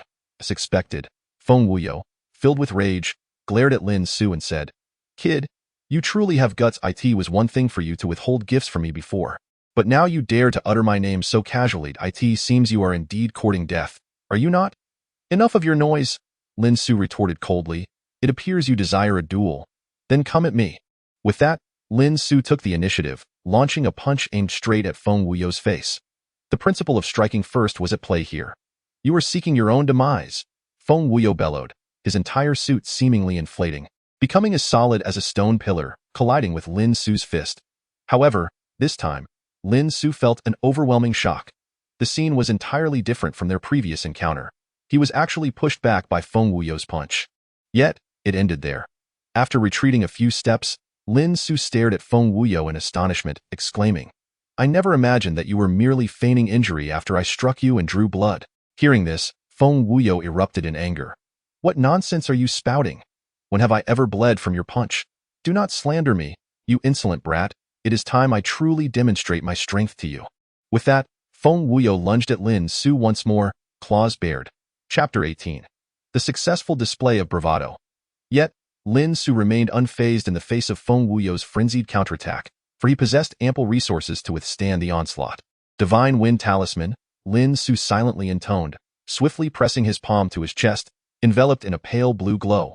Suddenly, in Lin Su's perception, Feng Wuyo's speed appeared to slow dramatically. Originally, Feng Wuyo had unleashed an even swifter burst of speed. Yet to Lin Su, he now moved slower than a snail. Seizing this opportunity, Lin Su placed one hand on Feng Wuyo's shoulder, while the other forcefully lifted him, then hurled him aside. Bang! A resounding crash echoed as Feng Wuyo was thrown onto a nearby table. Instantly, the objects on the table clattered to the ground, and Feng Wuyo found himself in a pitiful state. Struggling to rise, however, he found it impossible, as the grease beneath his feet caused him to slip repeatedly, leaving him feeling as if his very bones were on fire. Witnessing Feng Wuyo's unexpected defeat at the hands of Lin Su, the onlookers were left in a state of astonishment, their eyes wide with disbelief. Initially, they had failed to grasp the intricacies of how Lin Su had accomplished such a feat. To their eyes, it appeared as though Lin Su merely pushed Feng Wuyo with both hands, resulting in his abrupt fall to the ground, thereby altering the dynamics of the confrontation completely. At this moment, the spectators regarded Feng Wuyo with a mixture of mockery and amusement, whispering among themselves, for Feng Wuyo's predicament was indeed quite pitiful. Meanwhile, Feng Wuyo, struggling on the ground, felt a tempest of rage brewing within him directed at Lin Su. He had not anticipated that his attempt to personally teach Lin Su a lesson would culminate in such humiliation. It was unfathomable. How could that brat possess such formidable prowess? Initially, he had only caught me off guard, causing me to bleed from my nose with a single slap. But what was this? How could his speed be so astonishing? Feng Wuyo's mind was awash with disbelief, and the more he pondered, the more he found Lin Su to be utterly terrifying. At that moment, Lin Su's mind was once again graced by the voice of the system. Observing the scene, Yang Bufan looked at Lin Su with a countenance of sheer terror, exclaiming, What do you intend to do? Stay away from me." Yang Bufan's eyes were once again filled with fear, unable to comprehend why Lin Su had now turned his attention towards him. "Surprised, are you?" Lin Su remarked with a wicked glint in his eye. "How could I possibly let you go so easily?" "Yang Bufan, while others may not be aware of the grievances between us, it is time we settled the score." With that, Lin Su lunged forward, forcefully pinning Yang Bufan beneath his foot. Gasping for breath, Yang Bufan implored, "What enmity do we share? Why must you treat me this way? If this is about my previous actions against you, I sincerely apologize." "Apologies are of no consequence," retorted Lin Su, his eyes flashing with determination. "As for what you have done to provoke me, contemplate your misdeeds in hell." Chapter 19. Where is the law? Suddenly, a brilliant flame flickered to life within Lin Su's palm, emanating the potent aura of fire. Upon witnessing Lin Su's display of mystical abilities, Yang Bufan's expression shifted to one of sheer terror as he exclaimed, "To think you are an ability user. I underestimated you. You are no ordinary martial artist. Thus, if you wish to beg for mercy, you still have time," Lin Su stated, fixing Yang Bufan with a steady gaze. "If you command me to bark like a dog 3 times before these onlookers, I shall spare you." Upon hearing this, Yang Bufan clenched his teeth defiantly, declaring, "I would rather die. A gentleman may be killed, but never humiliated." At this, a cold smile played upon Lin Su's lips. "Very well, then. You shall obediently meet your demise." As the final words left Lin Su's lips, he unleashed a powerful blaze, striking decisively at Yang Bufan's chest. In an instant, a piercing scream erupted from Yang Bufan's lips, and his chest became charred and blackened. Suddenly, amidst the gasps of the onlookers, Yang Bufan finally drew his last breath, his head drooping to one side, utterly devoid of life. After vanquishing Yang Bufan, Lin Su turned towards the crowd, now subtly retreating in trepidation, his aura brimming with murderous intent. The expressions on their faces were a tapestry of varied emotions. I understood that those present at this banquet were far from ordinary individuals. "Surely, you are all astonished by my sudden display of power, are you not?" A faint smile graced Lin Su's lips as he surveyed the room, and instantly, no one dared to meet his gaze. "Now, allow me to reveal the answer," Lin Su proclaimed with a smile. "For what need do I have to explain my actions to you? All you need to know is to vacate this banquet hall at once, and best remain silent about today's events.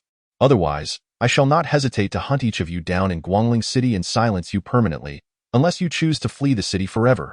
Upon hearing Lin Su's audacious and arrogant declaration, one voice from the crowd timidly ventured, "Do you not believe in the law?" "The law?" Lin Su scoffed at the individual, retorting, "Where was the law when I was trampled upon by them? And what of my girlfriend, Su Yinyu, who has been repeatedly harmed by them? Just yesterday, Yang Bufan even sent assassins after us. Where was the law then? If the law were effective, this world would not be plagued by so many unjust deaths." Lin Su's voice quivered with emotion. Although he recounted events from his past life, the words that escaped his lips now could not shield him from the tumultuous waves of his heart. As he delivered this impassioned speech, silence enveloped the crowd. Indeed, as Lin Su had articulated, had he not exhibited such strength, he might have fallen victim to Yang Bufan at any moment. Now, taking the initiative was undeniably the right choice.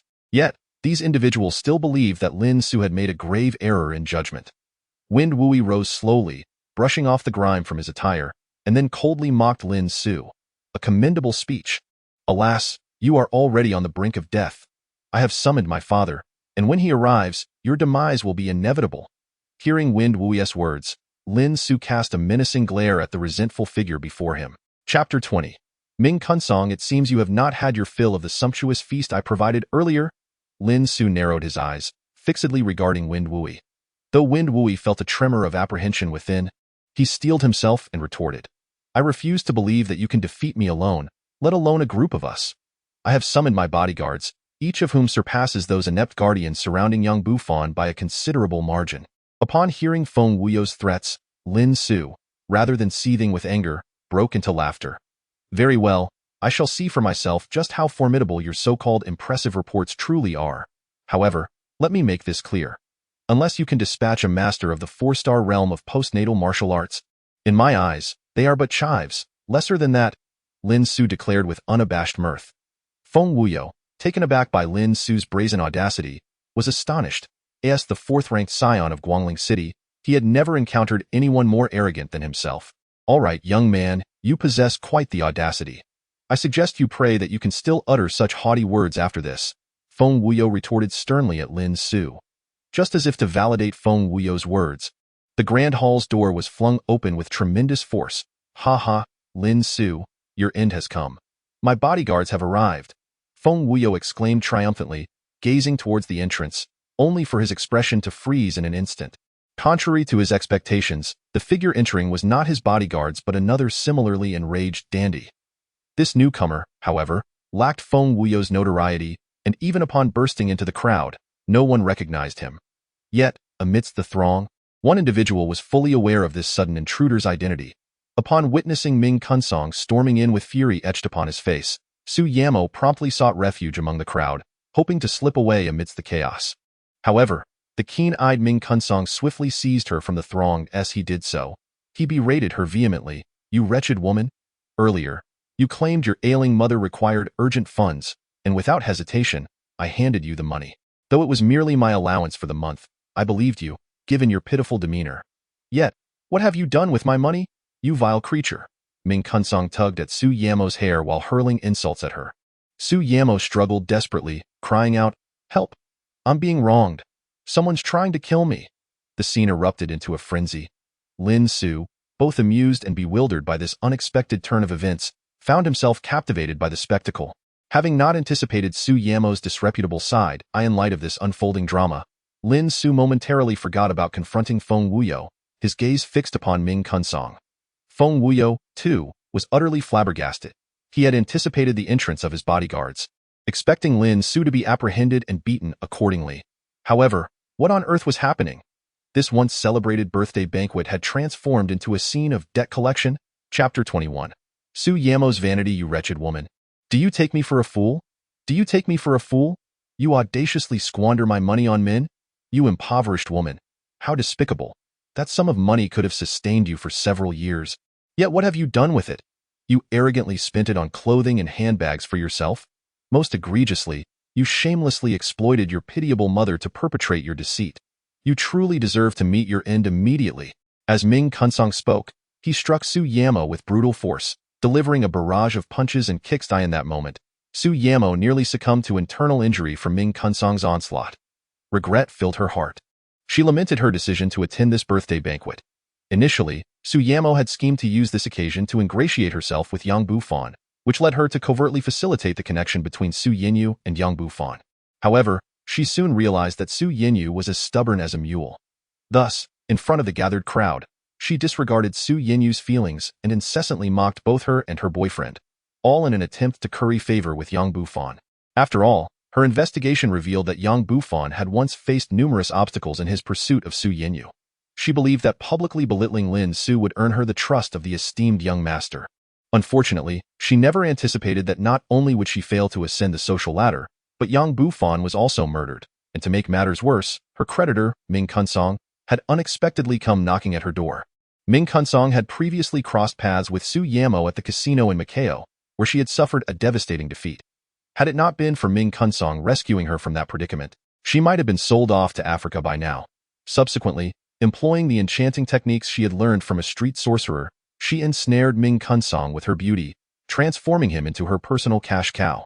Remarkably, just a month prior, she had claimed to Ming Kunsong that her mother was hospitalized and urgently required a hefty sum for medical fees.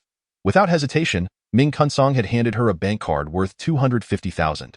Overjoyed, Su Yamo, in a moment of impulse, clandestinely embarked on a shopping spree, purchasing clothes, shoes, bags, and skincare products to adorn herself beautifully. In the process, she even encountered several dashing young gentlemen.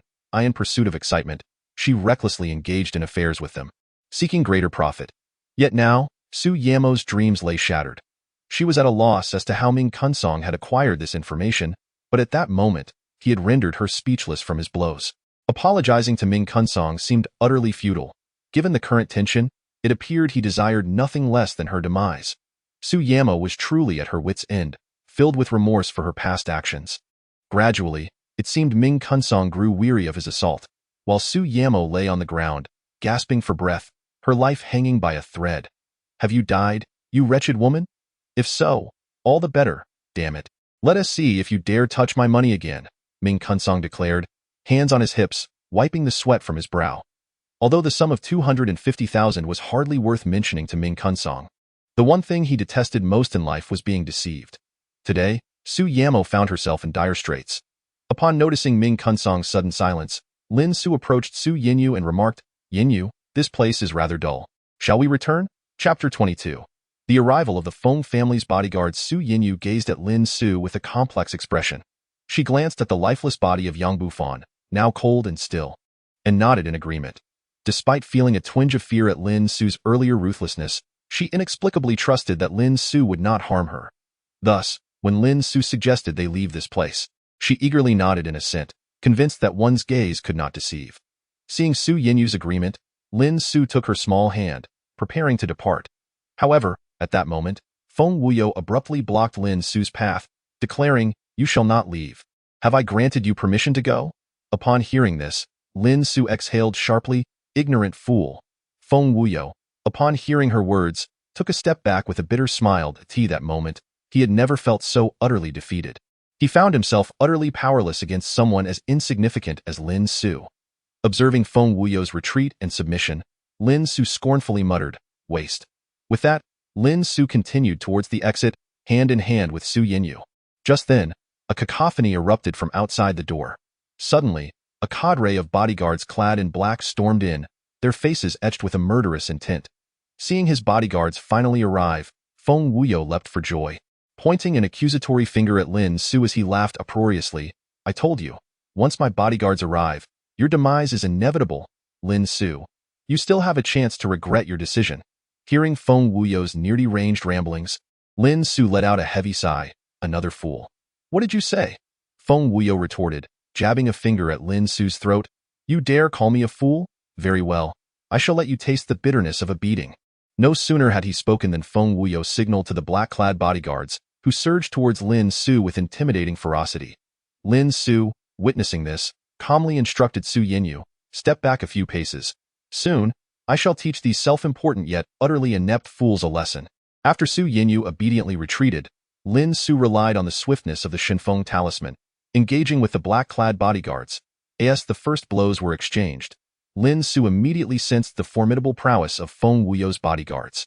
Indeed, they were far superior to Yang Bufan. If one were to assert that Yang Bufan's so-called bodyguards were merely a collection of slightly skilled martial artists, then Feng Wuyo's protectors could be likened to royal guards. As he observed the fierce clash between Lin Su and his subordinates, a dawning realization gradually illuminated Feng Wuyo's countenance. He finally comprehended why he had inexplicably found himself felled by Lin Su earlier. It turned out that the entire affair was the result of Lin Su employing insidious tactics. With this thought, a trace of a cold, cruel smile crept upon Feng Wuyo's lips. Simultaneously, a notion surged forth from the depths of his mind. Chapter 23. Breaking the formation. Very well, Lin Su. Since you have resorted to such despicable methods, do not blame me for lacking compassion or righteousness.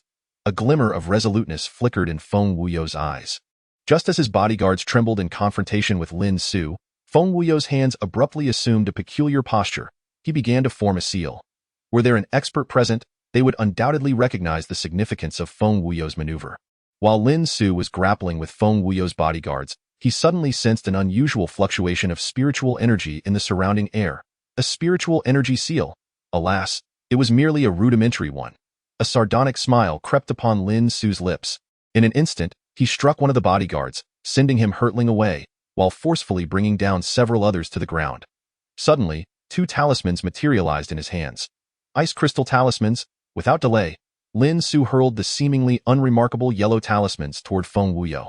Feng Wuyo, who had been meticulously cultivating his spiritual energy seal, was taken aback to witness Lin Su daring to launch an attack under such circumstances.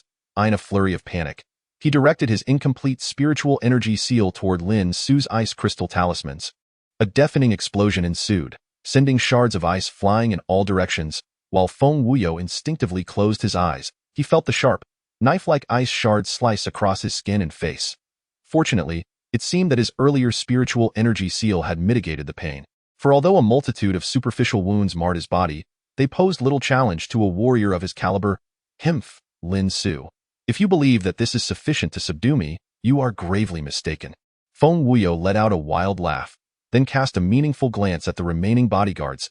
Instantly, they understood his intent and swiftly surrounded Lin Su. In that moment, Lin Su felt as though the world had spun around him. This is data formation? A thought resonated within Lin Su's mind. Although he had not previously encountered formations in his past life, the system within him was capable of discerning their presence. Warning, warning, high-energy formation detected around host. Should the system's automatic defense mechanism be activated to destroy the formation's core? A core? Destroying the core would resolve the issue. It must be destroyed. Upon hearing the system's alert, Lin Su, who was reeling from dizziness, quickly reached a decisive conclusion. In an instant, Lin Su felt an energy surging within him. exchanging 12,000 emotional points to activate the system's self-defense mechanism once. Current emotional points remaining, 203. With the sound of this notification, Lin Su immediately sensed a significant reduction in his dizziness. Meanwhile, the remaining bodyguards let out a collective grunt. Seizing the opportunity, Lin Su swiftly transformed into a fleeting shadow, charging towards the remaining black-clad bodyguards. In an instant, a series of explosive sounds echoed through the air. One by one, the remaining bodyguards erupted in a spray of blood, ultimately collapsing to the ground, lifeless beyond revival. You are a devil. At this moment, Feng Wuyo was slumped on the ground, gazing at Lin Su with disbelief. Upon hearing this, Lin Su smiled and replied, "A devil? There are even more devils to come." No sooner had the words left his lips than Lin Su lunged towards Feng Wuyo. In the next moment, a powerful hand grasped Feng Wuyo's neck with an unyielding grip. Much like the fallen Yang Bufan, Feng Wuyo was hoisted into the air by Lin Su. At this juncture, Lin Su's actions had shocked the entire assembly. Yet, not a single person dared to intervene. After all, who would be foolish enough to confront Lin Su at such a perilous moment? They certainly did not wish to suffer the consequences of his wrath. "Why you?" Feng Wuyo gasped, his breath coming in ragged gasps, while his neck emitted a series of ominous cracking sounds. He had not anticipated that Lin Su would dare to treat him with such cruelty. "In truth, there is not much enmity between us. I want to kill you, but you shall be punished. Remember, not everyone can be bullied with impunity," Lin Su stated coolly, before casting Feng Wuyo roughly to the ground. In the next moment, Feng Wuyo felt Lin Su thrust something into his mouth. Instantly, his insides felt as though they were ablaze. "What did you make me swallow?" Feng Wuyo exclaimed in shock, his eyes wide as he clutched his throat, seemingly enduring great torment. Observing his distress, Lin Su merely smiled faintly and replied, "It's nothing much. I simply inserted a talisman. This talisman, known as the Curse of Venom, would ensure that from this day forth, he would suffer the corrosive effects of poison upon his organs, until the very moment of his demise." Upon hearing Lin Su's cruel declaration, Feng Wuyo was momentarily stunned. He had initially believed he was toying with a mere ant. Yet the roles had now completely reversed, with the ant having the upper hand. A venomous glare filled Feng Wuyo's eyes. "The Feng family will not let you off so easily," he declared, his gaze fixed on Lin Su with fierce intensity. "I am always at your service," Lin Su responded, bursting into laughter. In an instant, Su Yinyu, with an expression of serene indifference, was poised to depart. Yet, at that very moment, a voice imbued with the weight of ages reverberated throughout the banquet hall. "Young hero, to inflict harm and then simply depart seems rather inappropriate, does it not?" Upon hearing this profound voice echo in his ears, Lin Su halted in his tracks, his demeanor shifting to one of vigilance as he scanned his surroundings. Soon, an elderly man clad in a simple white long robe suddenly descended from above. Lin Su's gaze sharpened. He had been completely oblivious to the presence of this white-clad elder until now. Even the manner of his arrival remained indistinct, merely perceived as the elder descended swiftly from the heavens. Noticing the cautious glint in Lin Su's eyes, the elder responded with a calm smile. "Your prowess is commendable, young hero, having reached the 4th star of the acquired martial artist realm at such a tender age. However, a corrupted heart may bring calamity upon the world." In response, Lin Su gave a cold smirk and retorted, "And who might you be?" "I am but a humble member of the Feng family," the elder replied nonchalantly. At that moment, Feng Wuyo struggled to rise, unsteadily approaching the elder with a pleading expression. "Old Feng, you have finally arrived. This scoundrel has poisoned me. You must ensure he pays with his life to alleviate my wrath." Upon hearing this, Lin Su immediately cast a wary glance at the elder. "So, you are indeed of the Feng family? Does this not warrant an end to our grievances?" With that, a dangerous glint flickered in Lin Su's eyes. Chapter 25. 5th star of the acquired martial artist realm. Young friend, there is no need for alarm. Our conflict has not escalated to such fatal extremes, the elder spoke with an air of an enlightened being.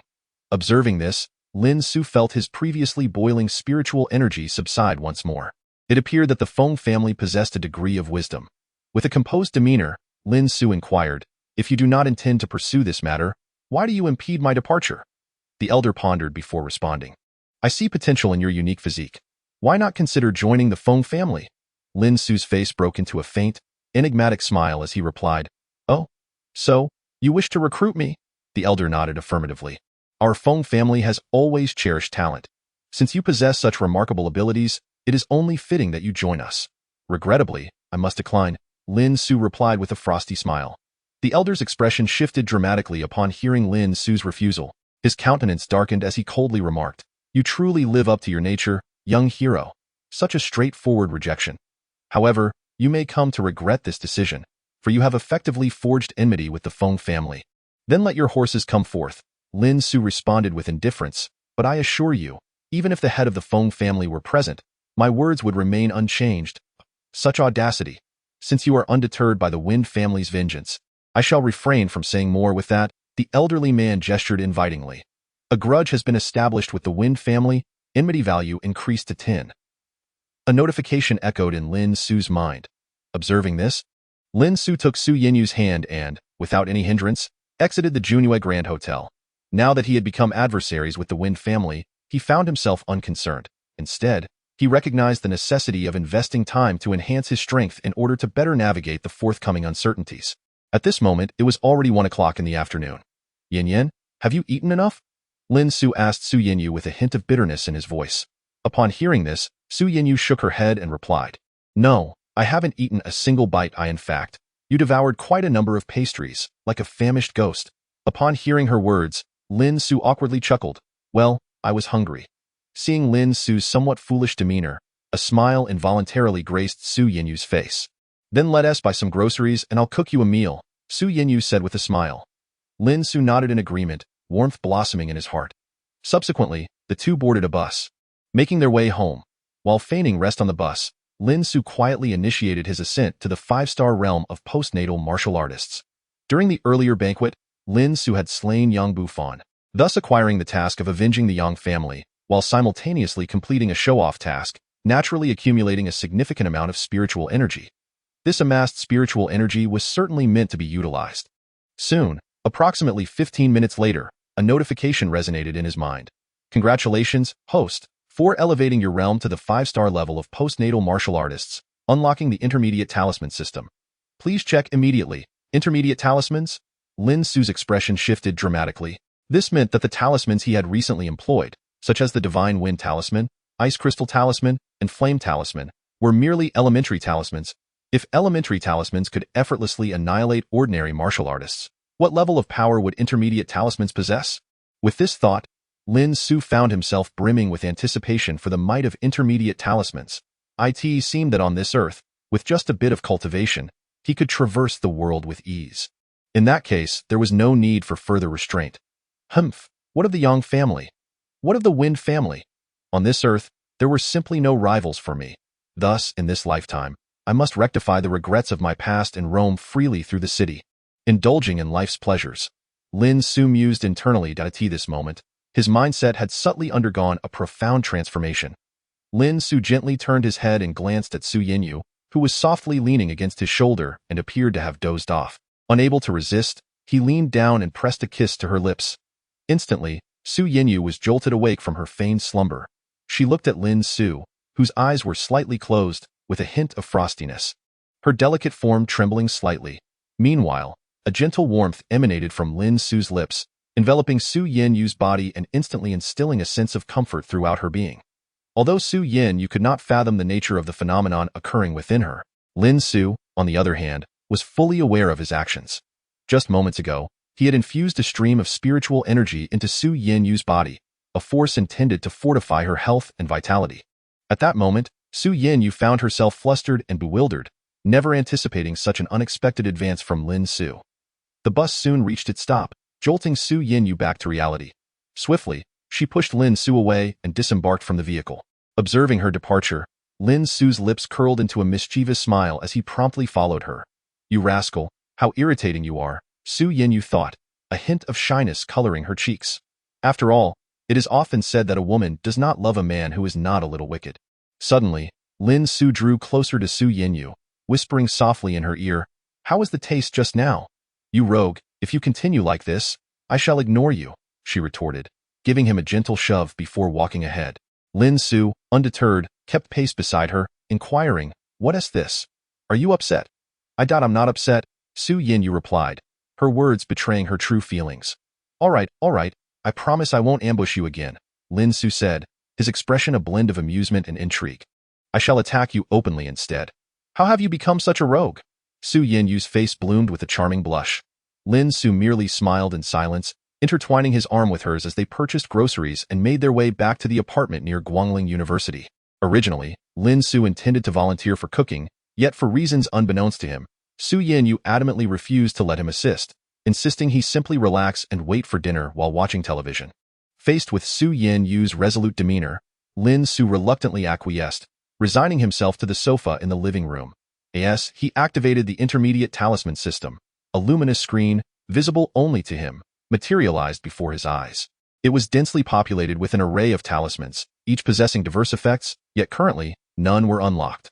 According to the system's instructions, talismans of intermediate level and above required an adequate amount of emotional points for activation. At the recent banquet, Lin Su had already depleted a significant portion of his emotional points, and even the least valuable talisman demanded 5,000 points for unlocking. Such a requirement was justifiable, considering the formidable power of intermediate talismans necessitated certain conditions for activation. For instance, the upgraded version of the Flame Talisman, the 9-star Purple Fire Talisman, appeared capable of conjuring 9 serpentine flames of purple energy, boasting a temperature superior to that of standard fire talismans. Even metals with exceptionally high melting points would succumb to its heat. The glint of determination sparkled in Lin Su's eyes. Chapter 27. I will succeed before long. Su Yinyu returned with a table laden with an impressive array of dishes. Upon witnessing the scene, Lin Su stepped forward to assist in arranging the cutlery. Yes, he gazed upon the table adorned with a sumptuous array of 8 dishes and a soup. He could not help but exclaim in admiration, "Yinner, your culinary skills have truly progressed remarkably." Suddenly taken aback by Lin Su's praise, Su Yinyu blushed and replied, "Hurry and eat. I have classes this afternoon." Hearing this, Lin Su, while nonchalantly picking up a large piece of meat, inquired, "What classes do you have this afternoon? Are they major courses?" Su Yinyu shook her head and responded, "It's nothing of great importance. Merely a course on Western art appreciation. It's an elective class, and the instructor is quite lenient. Missing a session isn't a significant issue." Lin Su nodded in agreement, acknowledging that university courses are certainly less stringent compared to high school, and as long as one skips non-essential classes, it wouldn't greatly affect the final grades. Furthermore, if certain instructors are more accommodating, one could always plead for leniency. With that thought in mind, Lin Su mentioned to Su Yinyu, "This afternoon, I plan to challenge the Huiyue Martial Arts Society." Su Yinyu immediately set her chopsticks down on the table, her expression one of disbelief as she exclaimed, "You intend to challenge the Huiyue Martial Arts Society? That's far too dangerous. I cannot permit you to go." Upon hearing this, a smile crept onto Lin Su's lips. "You have a class this afternoon. You can't stop me," he stated firmly. Su Yinyu's eyes widened in panic. "Lin Su," she implored, her face etched with concern. "What have I done wrong? Please, don't punish me in this way." Lin Su was momentarily taken aback, then with a resigned sigh, he shook his head and replied, "No, you have done nothing wrong. The ones at fault are those who dare to provoke us. This morning, I issued a challenge to the Huiyue Martial Arts Society. Now, it is time to follow through." Observing the determination in Lin Su's eyes, Su Yinyu realized she could not dissuade him. With a hint of resignation, she said, "Lin Su, though I am unaware of what has transpired within you, this is not the spirited individual I once knew. I shall refrain from further protest since you have made up your mind. I will support you quietly, therefore, I will accompany you this afternoon." Lin Su smiled and nodded. "My dear Yinner, rest assured, I will surely succeed." With that, he eagerly resumed his meal. Watching Lin Su devour his food with such fervor, Su Yinyu's eyes reflected a mixture of astonishment and intrigue. She sensed that something within Lin Su had changed, though she could not pinpoint what it was. Nevertheless, one thing was certain. Despite the changes, Lin Su remained her Lin Su. With this thought, Su Yinyu began to serve him more dishes while savoring her own culinary creations in small bites. Before long, the two of them had cleared the table of all their meals. Afterward, Lin Su volunteered to wash the dishes, while Su Yinyu had already adorned herself beautifully. The two of them then stepped out together. Upon arriving at the martial arts arena in Guangling City, Lin Su and Su Yinyu discovered that the place was inexplicably packed with people. It seemed that everyone had come in response to the challenge Lin Su had issued to the Huiyue Martial Arts Society that very morning. In a mere half-day, the news of Lin Su's consecutive victories over 2 members of the Huiyue Martial Arts Society had spread throughout Guangling University. Lin Su had never anticipated that he would one day become a figure of renown within the university. Although it appeared that this matter had yet to attract the attention of the school authorities, A glance at the Guangling University BBS revealed a flurry of gossip surrounding the events of that morning involving Lin Su and the Huiyue Martial Arts Society. Currently, the center of discussion among the crowd was none other than Lin Su himself. After all, this was astonishingly unprecedented. Lin Su had been an ordinary student, inconspicuous and unremarkable, until yesterday, when he had shown no signs of exceptional capability. Yet, just this morning, he had vanquished members of the Huiyue Martial Arts Society in mere moments, leaving them utterly defeated.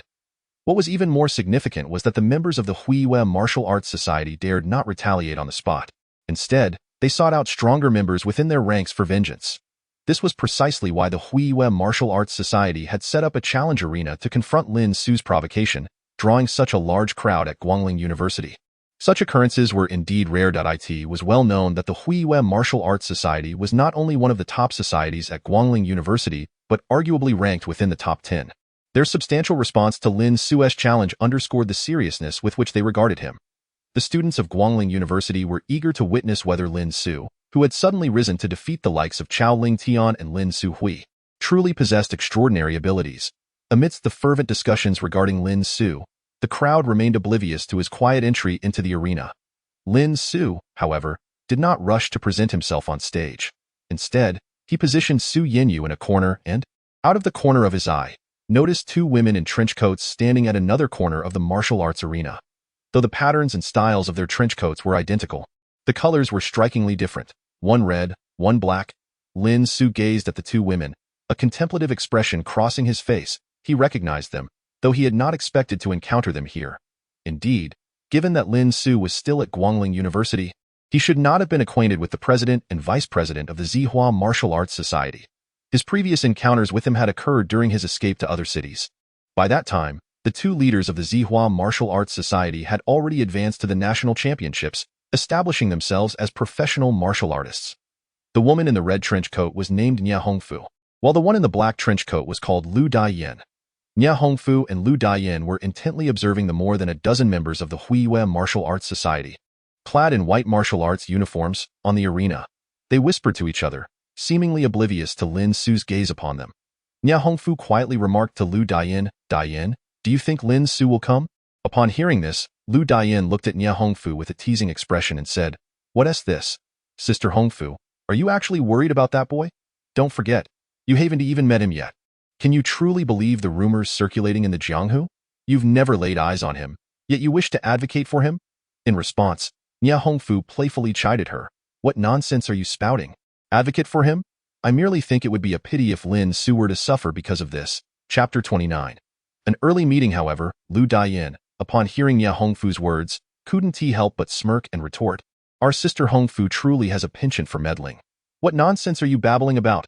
Nia Hongfu shot back. She then deftly shifted the topic, saying, "Actually, what we are doing may not be entirely without merit. Just consider, if we were to recruit Lin Su, how might the dynamics within Guangling University shift? Are you suggesting that we should confront the other two major martial arts societies just to recruit a man whose background we know nothing about, thereby incurring enmity with those families?" Lu Daiyan replied with a cold smile directed at Nia Hongfu. Nia Hongfu, upon hearing this, merely shook her head in disagreement. "How can you say that? I believe this might be an opportunity. To be honest, even our Zihua Martial Arts Society hasn't recruited any new members in quite some time. Has it? That's because they are unworthy," Lu Daiyan scoffed. Nia Hongfu, hearing this, could only manage a wry smile and shake her head. At that moment, she found herself at a loss for how to persuade Lu Daiyan. However, perhaps persuasion wasn't even necessary, for at this instant, Lin Su was approaching from a distance. Nia Hongfu was momentarily taken aback. Although she had only seen a few photos of Lin Su on the campus BBS, she recognized him immediately as he stood before her. Yet, it seemed Lu Daiyan did not recognize him. She stepped forward to inspect Lin Su and said, "Oh, this young man looks quite handsome. Which grade and class are you from, and what is your name?" Lin Su, with a faint smile gracing his face, replied, "Lin Su." Though it was merely 2 syllables, the name was enough to leave Lu Daiyan and Nia Hongfu in astonishment. "You are Lin Su?" Nia Hongfu asked, her gaze sharpening as she studied him. "Indeed," came Lin Su's succinct reply, which caused Lu Daiyan to furrow her brow slightly. "Sister Hongfu, I find this boy rather unremarkable. Are you truly considering recruiting him?" Lu Daiyan huffed disdainfully at Nia Hongfu. Ignoring her, Nia Hongfu fixed her gaze on Lin Su and asked, "Would you be willing to join our Zihua Martial Arts Society?" Upon hearing Lin Su's words, a momentary look of bewilderment crossed his face. In his previous life, Nya Hongfu had once posed the same question to him. Little did he anticipate that the encounter between Lin Su and Nya Hongfu would arrive so many years earlier. Yet, Nya Hongfu still inquired if he wished to join the Zuwuwa Martial Arts Society. Regrettably, Lin Su simply chuckled softly and shook his head. "Why should I do that?" he stated firmly to Nya Hongfu. Instantly, a glimmer of disappointment appeared on Nya Hongfu's countenance.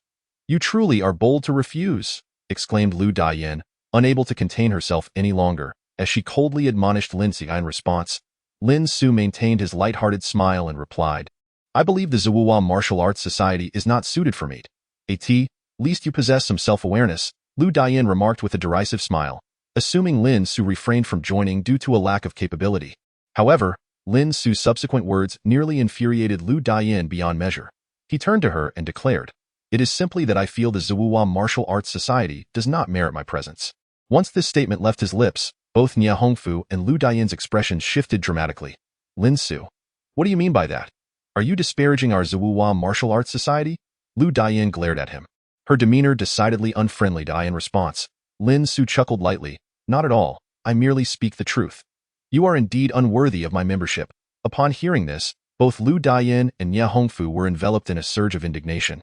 "Well, Lin Su," Lu Daiyan fumed, clenching her delicate fists, "not only do you refuse to acknowledge us, but you see fit to belittle our Zuwuwa Martial Arts Society? For goodness sake, we rank among the top 3 in Guangling University.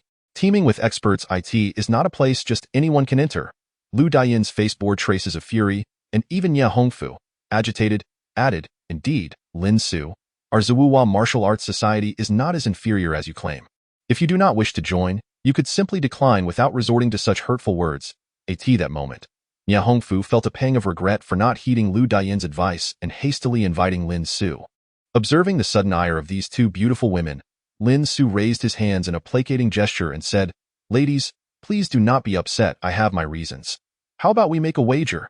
If I win, you will recognize the veracity of my words. If I lose, I shall submit to your wishes." Upon hearing Lin Su's proposition, both Nya Hongfu and Lu Daiyan exchanged bewildered glances. "What shall we wager on?" "I wager that shortly, I will single-handedly take down the entire Huiyue Martial Arts Society." Upon hearing Lin Su's nonchalant remarks, both Lu Daiyan and Nya Hongfu gasped in astonishment. "Are you jesting?"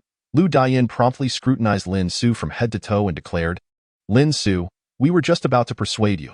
If you could relinquish this reckless confrontation, our Zihua Martial Arts Society would be willing to extend an invitation for you to join us. In truth, you still yearn to prove your capabilities, do you not? You need not prove anything now. We shall grant you this opportunity directly." Lin Su immediately shook his head, a gesture of non-commitment. "I do not seek anyone's validation. Rather, I possess compelling reasons to vanquish them," he sighed and reiterated, shaking his head. Nya Hongfu, her face etched with concern, addressed Lin Su earnestly, "Lin Su, it's not that we doubt your abilities. It's just that do you truly comprehend the formidable strength of your opponents? They are all seasoned martial artists, while you have yet to undergo any training. Although I am unaware of the changes you have undergone, battles between martial artists cannot simply be resolved through brute force. Rest assured, Hongfu, I have my own plans," Lin Su replied, inhaling deeply, "that I am capable of defeating them." With this statement, Lin Su wore a faint smile and turned to depart, leaving Lu Daiyan and Nya Hongfu staring blankly at his receding figure. That foolish boit was not until Lin Su had left for a while that Lu Daiyan finally exhaled a sigh. Observing the hint of regret on Lu Daiyan's face, Nya Hongfu teasingly remarked, "Did you not just say that you did not wish for someone of unknown origins to join our Zihua Martial Arts Society?" Upon hearing this, a hint of embarrassment flickered across Lu Daiyan's expression. Chapter 31. Huiyue Martial Arts Society. At the center of the martial arts arena, Lin Su's contingent had yet to make an appearance. Leading the group was a man clad in a white martial arts uniform, adorned with an embroidered golden crescent on his chest. He was Wu Guanghui, the leader of the Huiyue Martial Arts Society. At 25 years of age, Wu Guanghui had secured a chance for postgraduate recommendation at Guangling University, allowing him to remain as the leader of Huiyue. Beside him stood Lin Su Bing, his face radiating an intimidating aura. Lin Su Bing, the elder brother of Lin Su, ranked among the top 3 in the society. He had already learned of his younger brother's humiliating defeat at the hands of a boy they routinely bullied. Feeling a deep sense of disgrace, he was determined to restore his brother's honor. After all, the Huiyue Martial Arts Society stood united. If one member was wronged, the others could not stand idly by. At that moment, they had gathered the top 20 experts from Huiyue Martial Arts Society, setting up the arena with the intent of delivering a severe lesson to Lin Su. Although Lin Su had yet to arrive, discussions regarding their strategy were already underway. A somewhat rotund Lin Su Hui wore a distressed expression as he beseeched his brother Lin Su Bing. "Brother, you must avenge me. In our daily lives at Guangling University, we would typically traverse with ease. However, this time, for reasons unknown, that insufferable brat has surprisingly managed to retaliate. I sense that there must be a significant mystery surrounding him." Upon hearing Lin Su Hui's words, Lin Su Bing nodded gravely, subsequently casting an inquiring glance towards Wu Guanghui. Observing this, Wu Guanghui inhaled deeply and solemnly addressed the assembled members. "Indeed, the matter concerning Lin Su is rather troublesome. Although we remain unaware of why Lin Su has concealed his capabilities until now, even going so far as to issue a challenge to our Huiyue Martial Arts Society, can we allow the honor of our society to be trampled upon? Therefore, it is certain that Lin Su shall meet his demise shortly." As Wu Guanghui delivered this impassioned speech, the elite members of the Huiyue Martial Arts Society nodded in agreement, expressing their determination to teach Lin Su a lesson. Witnessing their unwavering unity, Wu Guanghui felt a sense of satisfaction and nodded appreciatively. He then whispered to his comrades, "We shall employ a strategy of rotating battles, wearing down that arrogant brat one by one. Even if he possesses extraordinary abilities, I refuse to believe that he can defy the heavens." Hearing this, Lin Su Bing promptly declared, "President, I am willing to take the lead. Although my ultimate goal is to confront the Blood Blade enemies, I wish to defeat that insufferable brat in the very first match. I shall protect my brother." Wu Guanghui gazed deeply at Lin Su Bing, then sighed and replied, "Very well, if you are confident, then proceed without hesitation. Remember, regardless of the outcome, every member of Huiyue Martial Arts Society shall stand firmly behind you." Upon hearing Wu Guanghui's words, Lin Su Bing and Lin Su Hui were overwhelmed with emotion. To be born as a Huiyue member is to die as a Huiyue spirit. This sentiment accurately reflected the brothers' inner thoughts at that moment. Chapter 32. Jiahani. Lin Su did not rush onto the stage. As he prepared to ascend the platform, he unexpectedly encountered an acquaintance. Lin Su felt a slight surprise, not anticipating meeting him under such circumstances. The individual was Jiahani, Lin Su's classmate from high school. Since the college entrance examination, they had lost contact, not due to any particular reason, but because Lin Su had felt too embarrassed to reach out to his brother in the past. Lin Su had often been bullied by his university peers, and on several occasions, he had narrowly escaped severe beatings, only to be rescued by Jiahani during one of his campus runs. Although Lin Su was immensely grateful to Jiahani, he did not wish to drag him into his troubles. Thus, even when Jiahani attempted to rekindle their high school friendship on a few occasions, Lin Su repeatedly declined. This had lingered as a regret in Lin Su's heart. However, in this lifetime, Lin Su was determined not to leave any regrets behind. Lin Su gazed upon the familiar yet frail silhouette of Jiahani, prompting him to quietly weave through the crowd and take a seat beside him. Initially, Jiahani was engrossed in a heartfelt conversation with his girlfriend, but as if sensing something, he turned his head in surprise. "Boss, what a pleasant surprise to see you." A genuine expression of joy illuminated Jiahani's face. Since their separation in high school, he had seldom encountered his former mentor. During their school days, Lin Su had excelled academically, and his handsome features had garnered the secret admiration of many girls in their class.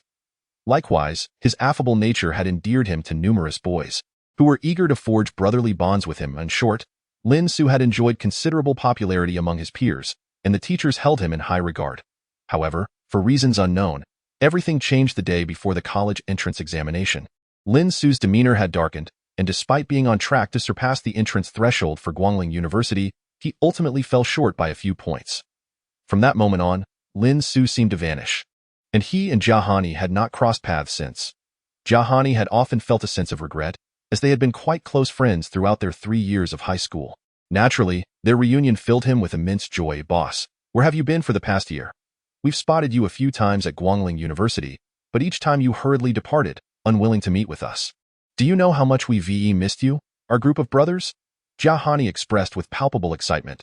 Upon hearing these words, a gentle smile graced Lin Su's face. "Oh, it's nothing. I went through a bit of a rough patch recently, and I'm sorry for not being in touch, but I'm all right now. I've moved past it." Hearing Lin Su's reassurance, Jiahani nodded vigorously. "That's a relief, boss, as long as you remain the same Lin Su I once knew." Just as Jiahani finished speaking, a voice of skepticism pierced through the air. "Boss, Jia. Since when did you have a boss? At the sound of this sardonic remark, Lin Su's gaze sharpened upon the woman seated beside Jia. He recognized her as his girlfriend, Guoru. Although Lin Su held a rather vague impression of Guoru, one particular incident had etched itself into his memory. She had once betrayed Jia. While the specifics eluded him, Lin Su had sensed something amiss the moment he laid eyes on Guoru. She was excessively enamored with vanity, and Jia's indulgence had only emboldened her behavior. Even after Jia began working, Guoru had misappropriated his finances to dally with other suitors.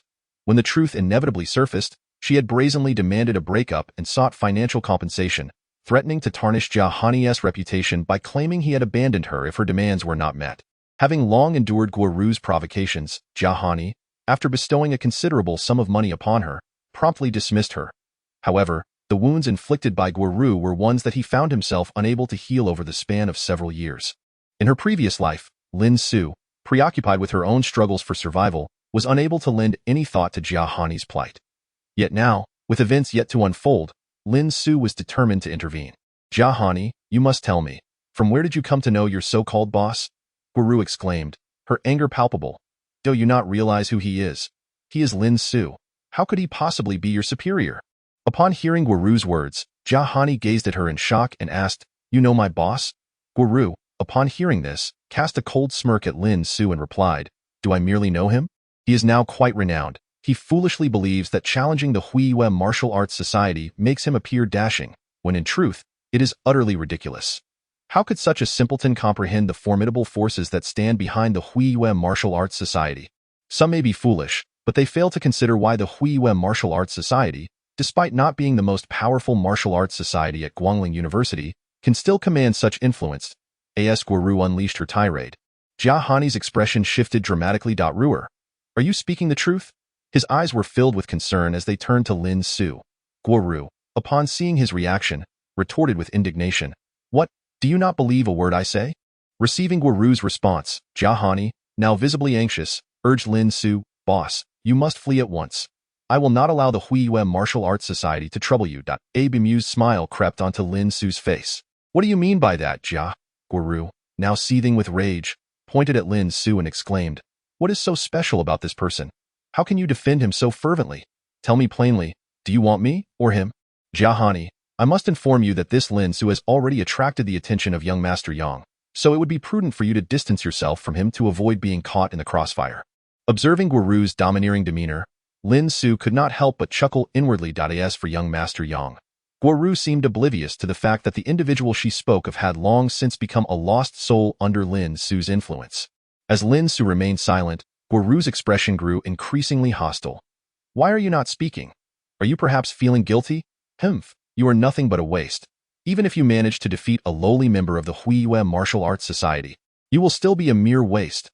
Guoru's eyes were filled with scorn as she regarded Lin Su. Chapter 34. No mention of boss. I forbid you to speak of my boss in such a manner. Before Lin Su could utter a word, Jia erupted in fury. Even Lin Su was taken aback by this unexpected outburst. After all, Jia was known for his gentle nature, and such volatility was entirely unforeseen. Guoru, too, stared at Jia in astonishment. She had never anticipated that the ever-obedient Jia would now turn against her with such ferocity. What struck her as utterly unacceptable was the revelation that Jia had forsaken her for the sake of another man. Instantly, a tempest of fury surged within Guoru, directed squarely at Jia. How dare you, Jia? With a finger pointed accusingly at him, Guoru exclaimed, You actually dare to confront me? It seems you shall not be gracing my bed tonight. At her words, Jia let out a cold laugh and retorted, If you dare to insult my boss, then you are unworthy of being my woman. So, do take your leave and remember, it is I who have cast you aside. Guoru was taken aback, unable to fathom that Jia could treat her in such a manner. Jia, you are inhuman, she cried, her voice breaking into sobs. You dare to confront me? Just wait. I shall find someone to retaliate against you fiercely. A smirk crept across Lin Su's face as he observed the unfolding drama. To his surprise, Guoru had revealed her true colors. She was already inclined to cast someone aside. And fortunately, under Lin Su's guidance, Jia had reacted in time. Otherwise, the tragedies of their past lives would surely repeat themselves. Very well, I shall await your revenge. Jia glared at Guoru, declaring, Someone like you? Who disrespects my brothers is unworthy to be my woman. Guoru's astonishment deepened, and moments later, she fled the scene, wailing. After her departure, a bittersweet smile surfaced on Jia Hani's face.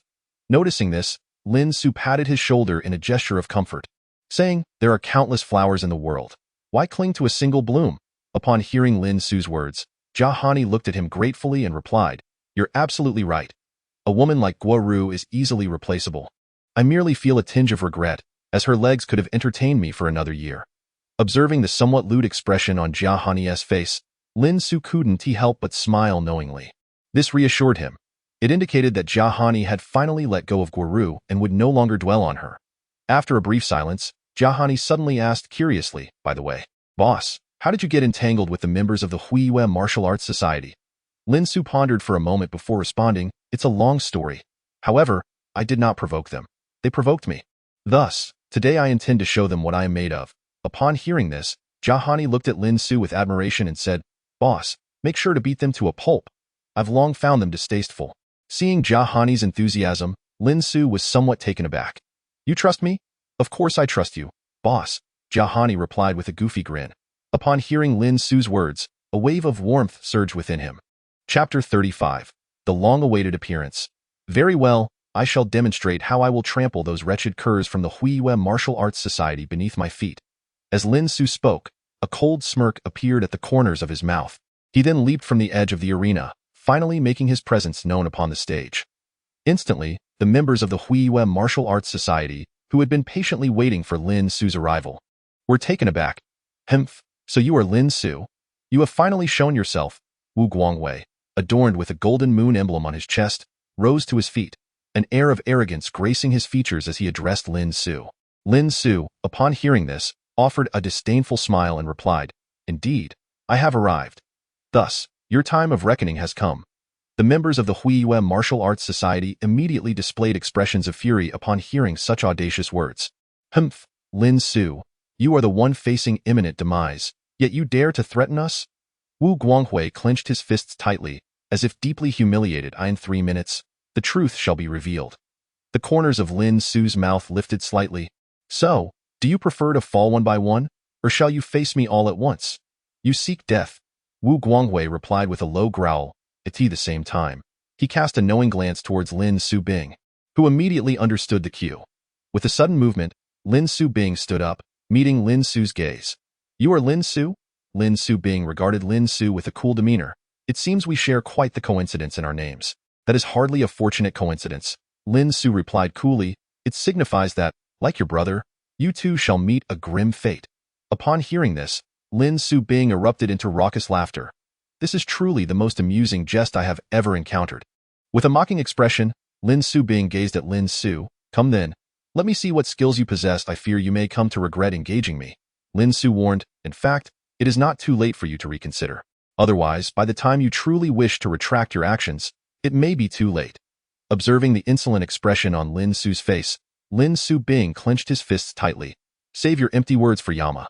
Lin Su Bing glared intensely at Lin Su. "How do you wish to compete?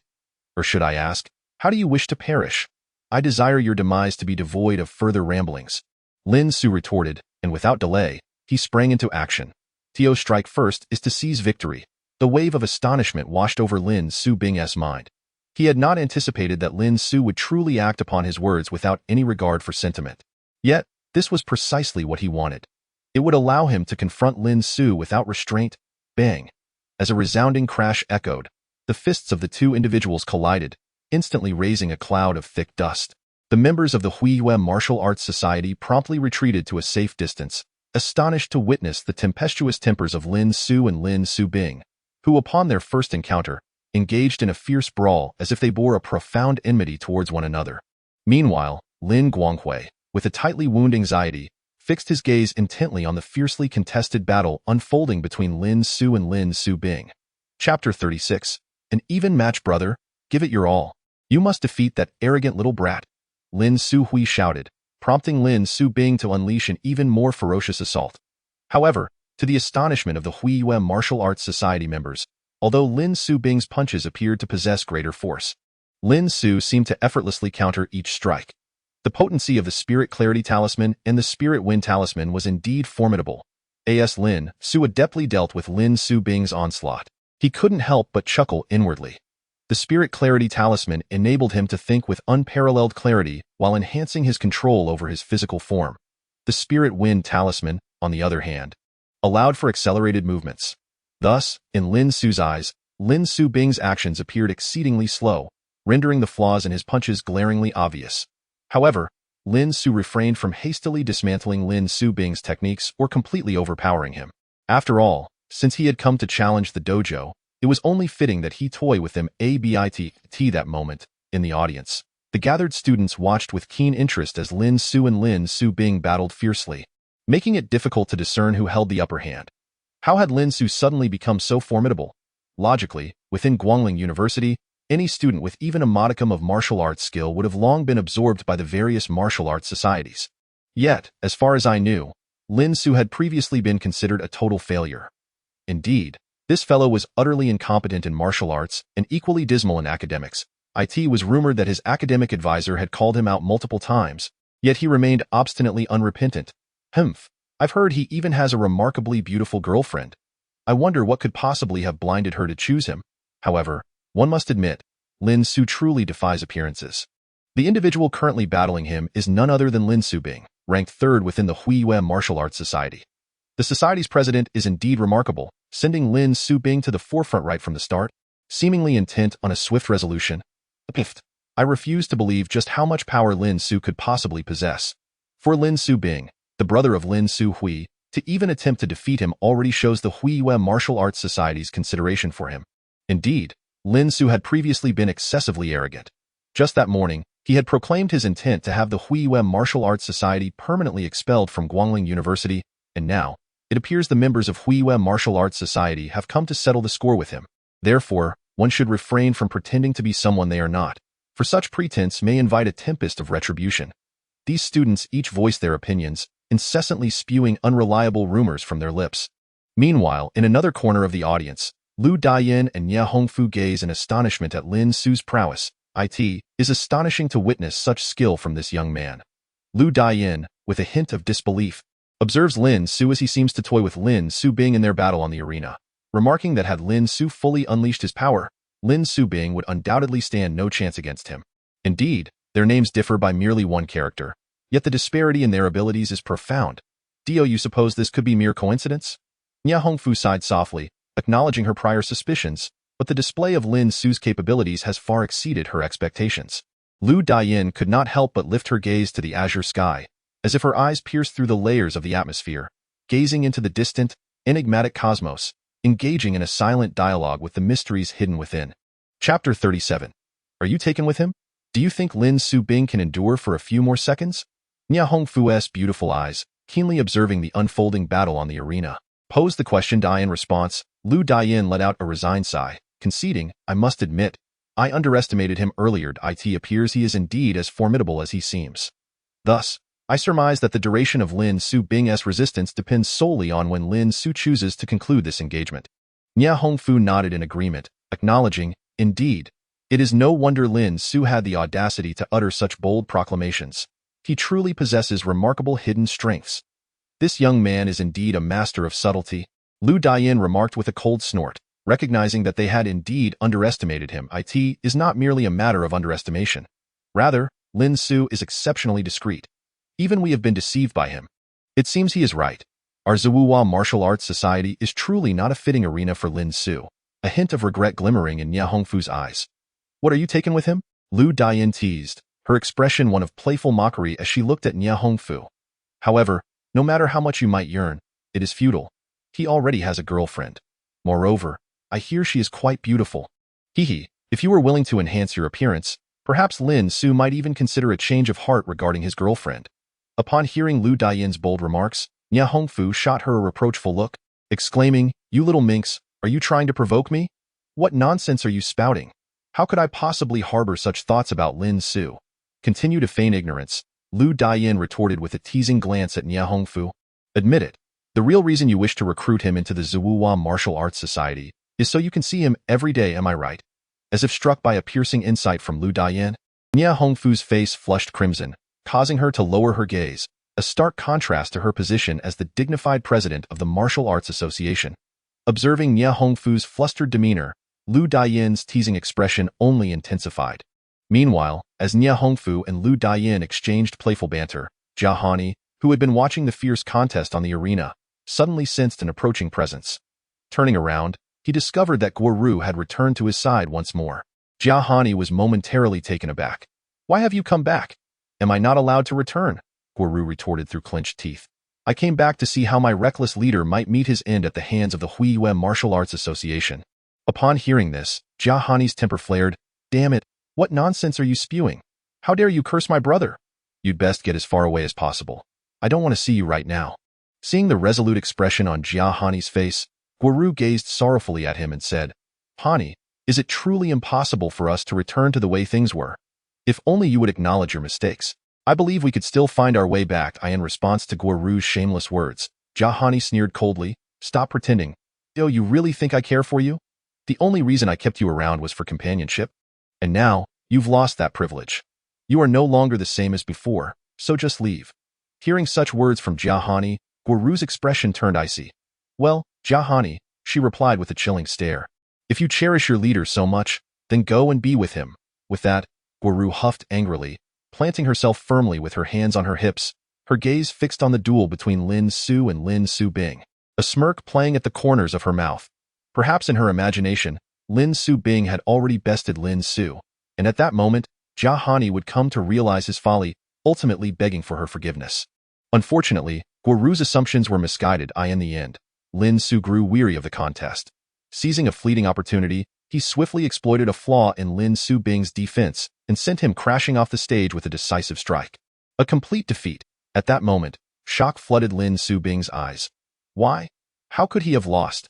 Just 3 seconds prior, he had been diligently searching for Lin Su's vulnerabilities. Just as he believed he had identified a weakness, he found himself unceremoniously dispatched from the arena. The astonishing turn of events and stark contrast shattered Lin Su Bing's composure. He could scarcely believe that all that was unfolding before him was real. Yet, the searing pain radiating from his chest served as an undeniable reminder that it was, indeed, all too real. Within Lin Su Bing's heart, there was undoubtedly a sense of shock. However, the other individuals present were even more astounded. The members of the Huiyue Martial Arts Society were the first to feel this disbelief. Although they had indeed been meticulously prepared by Wu Guanghui prior to the competition, such measures were merely habitual. After all, one must always be cautious of the unforeseen. Now, the very 1 in 10,000 scenario they had deemed impossible had unfolded right before their eyes, leaving them utterly astonished. Any member with even a modicum of intellect would comprehend the profound implications of this battle's outcome. It is worth noting that Lin Su Bing ranked third within their esteemed Huiyue Martial Arts Society. Now, the member they had once considered formidable had been effortlessly defeated by another. How could this not instill a sense of panic, fear, or even dread within them? Was it possible that the Huiyue Martial Arts Society's long-standing dominance at Guangling University was finally on the brink of collapse? The members of Huiyue Martial Arts Society were left paralyzed by the thought. Meanwhile, the spectators in the audience were equally, if not more, shocked. All their prior speculations, deductions, and notions of impossibility were now pulverized beneath Lin Su's undeniable strength. Lin Su had unequivocally demonstrated that his earlier proclamations to expel the Huiyue Martial Arts Society from Guangling University were not mere bravado.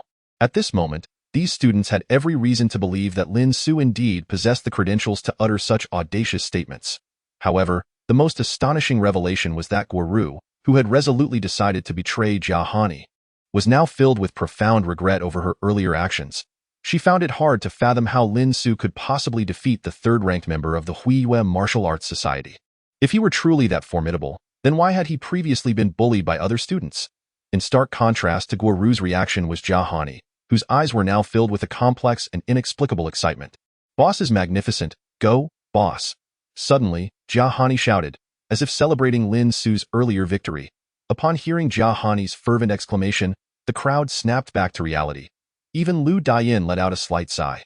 She had not anticipated Lin Su's prowess to be so formidable. Reflecting on her previous underestimation of him, she realized how utterly foolish her actions had been. After all, the potential within each individual is boundless. One can never predict when or how someone might unleash their strength. Moreover, Lin Su was never the type to be a mere slacker drifting through life. He had simply been unfortunate until now. It seemed he had turned a corner, or perhaps he had resolved to no longer conceal his abilities. Nia Hongfu sighed softly, remarking, "Indeed." Lu Dian nodded in resignation, stating that although she had already perceived that this young man was intentionally toying with Lin Su, she had not expected Lin Su to be defeated so swiftly. At the final moment when Lin Su launched his assault, Lin Su found herself utterly defenseless. It remains uncertain whether it was due to Lin Su inadequate strength or Lin Su's formidable prowess. Undoubtedly, it is the latter that prevails. A discerning light glimmered in Nia Hongfu's eyes as she remarked, "Did you observe the palm strike he executed moments ago? While others might fail to discern its intricacies, I perceive its subtle brilliance." It was as if Lin Su had meticulously calculated every possible counterattack route Lin Su could take, deftly evading all of them. The pathways to strike at Lin Su vulnerabilities are, in fact, quite limited. After all, Lin Su possesses a commendable level of defensive martial skills. If one's cultivation is lacking, discovering an opening would indeed be a daunting task. Yet, astonishingly, Lin Su achieved this with such ease. I cannot help but wonder if he has specifically honed his observational skills, enabling him to execute such rapid strikes. Upon hearing Nia Hongfu's words, Lu Dian nodded in agreement, saying, "Hongfu, you are indeed correct. This young man appears even more inscrutable than the one we once knew." His previous decision to refrain from joining the Zuwuwa Martial Arts Society was undoubtedly a wise choice. Such a prodigy cannot be accommodated within our ranks. Had Lin Su been privy to the evaluations of Lu Dian and Nia Hongfu, a knowing smile would surely have graced his countenance. Suddenly, Lu Dian seemed to recollect something and, with a contemplative expression, inquired of Nia Hongfu, "Indeed, I believe we have underestimated him. This Lin Su is truly not as simple as he appears. Until he engaged in combat, we were unable to gauge his true capabilities. Yet, having witnessed his confrontation with Lin Su, I can now surmise that even if we were to unite our efforts, we might still fall short against Lin Su."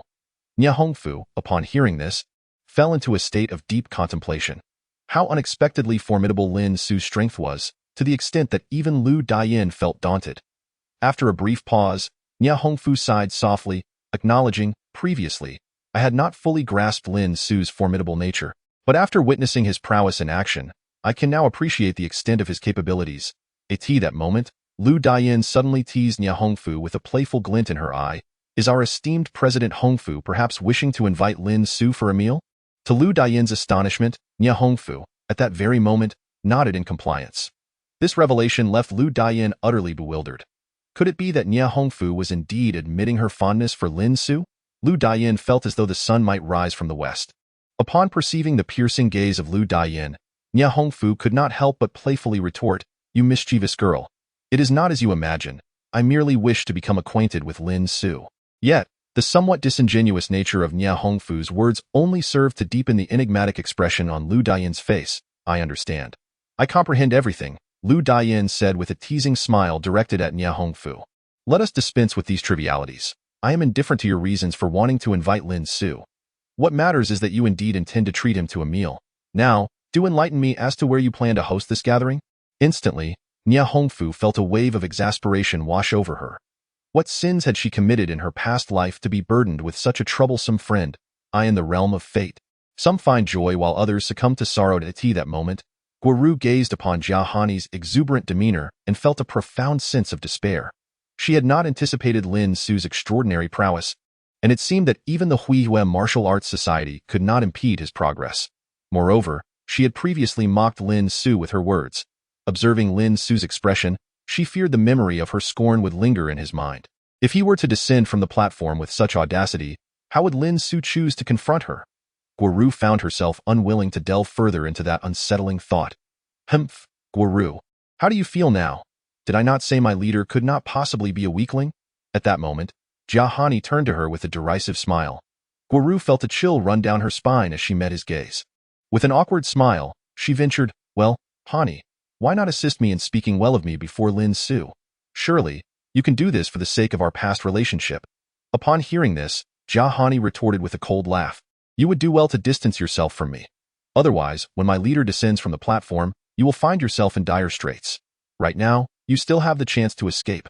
Guoru, take note. I only took an interest in you to stave off my loneliness. In my eyes, you are now no different from a discarded object." Guoru's expression shifted dramatically. She had never imagined that the usually obedient and simple Jia Hani could possess such sharp wit. She had underestimated both him and his leader. Meanwhile, on the platform, Lin Su regarded the ashen-faced Wu Guanghui with a calm smile. President Wu, if I am not mistaken, one of your members has already been defeated and cast down from the platform. By the rules of the competition, you have lost. So, shall we continue? If you wish to proceed, I, Lin, am prepared to engage at any time. However, I advise against employing any petty tricks. If you aspire to defeat me, a collective effort would be your most promising strategy. Upon hearing Lin Su's somewhat arrogant proclamation, Wu Guanghui's expression transformed from pale to a deep shade of purple. It was the first time he had ever felt such vexation at the hands of another. Truth be told, if it were not for the matter of pride, he would have chosen to withdraw right then and there. After all, his prowess is significantly more profound than that of Lin Su. It is precisely for this reason that he can discern that he is undoubtedly no match for Lin Su. After all, Lin Su's earlier move was exceedingly enigmatic. In fact, even Wu Guanghui himself could not fully comprehend the situation. How exactly did Lin Su manage to send Lin Su tumbling off the stage? That strike from Lin Su seemed to come from the least likely angle, as if it were deliberately aimed at Lin Su's fatal weakness. This explains why Lin Su was defeated with such remarkable swiftness. Yet, that very strike appeared to emerge from the most improbable angle, suggesting that Lin Su was not adhering to conventional tactics. Only through such an unconventional approach could one execute such a ghostly strike under those circumstances. However, now was not the time for Wu Guanghui to ponder these matters, for before him stood Lin Su, pressing him relentlessly. What now? It seems that President Wu is left with no allies, is he? If that is the case, you should have declared the failure of your Huiyue Martial Arts Society outright. In that manner, I would spare your members from the agony of a confrontation. Of course, if you were too timid to admit it openly, I would not hesitate to have the Huiyue Martial Arts Society expelled from Guangling University. Your society truly lacks the necessity to continue. I believe it would be best for you to disband. Lin Su stated this with a completely expressionless face. Upon hearing these words, Wu Guanghui fell into a profound silence. He never imagined that his once renowned Huiyue Martial Arts Society would be threatened by this insolent upstart, emerging from seemingly nowhere. It was an utter humiliation. Ultimately, Wu Guanghui had no choice but to resolve that he must step forward. The fate and glory of the Huiyue Martial Arts Society now rested squarely upon his shoulders. He had to take action. Observing the resolute determination etched upon Wu Guanghui's face, Lin Su revealed a cold smirk. So, you intend to personally take the field? Very well. I shall ensure that you are defeated to the point of acquiescence, compelling you to willingly dissolve the Huiyue Martial Arts Society. A peculiar smile appeared on Lin Su's face. Yet, this very smile was perceived as exceedingly irritating in Wu Guanghui's eyes. Insolent brat, do not be so arrogant. Wu Guanghui fixed an unwavering gaze upon Lin Su and declared, there are always greater beings beyond the horizon. Your hubris will inevitably lead you to kneel one day. Yet, at least that person shall not be you, shall it? Lin Su replied with a smile. You court death. Wu Guanghui clenched his fists tightly, the internal energy within him surging and ready to unleash. Witnessing Wu Guanghui's formidable demeanor, the members of the Huiyue Martial Arts Society nearby exhibited expressions of high spirits and fervor. Go, boss! Go, boss! Go, boss! They shouted with immense enthusiasm. As if rallying to bolster Wu Guanghui's resolve. In that moment, a profound sense of belonging surged within their hearts. Indeed, their leader did not disappoint them. Wu Guanghui had indeed fulfilled the promise he made when he was promoted to president, to share the fate of the Huiyue Martial Arts Society. As long as there are people, the society thrives. When the society falls, the people languish. Chapter 42.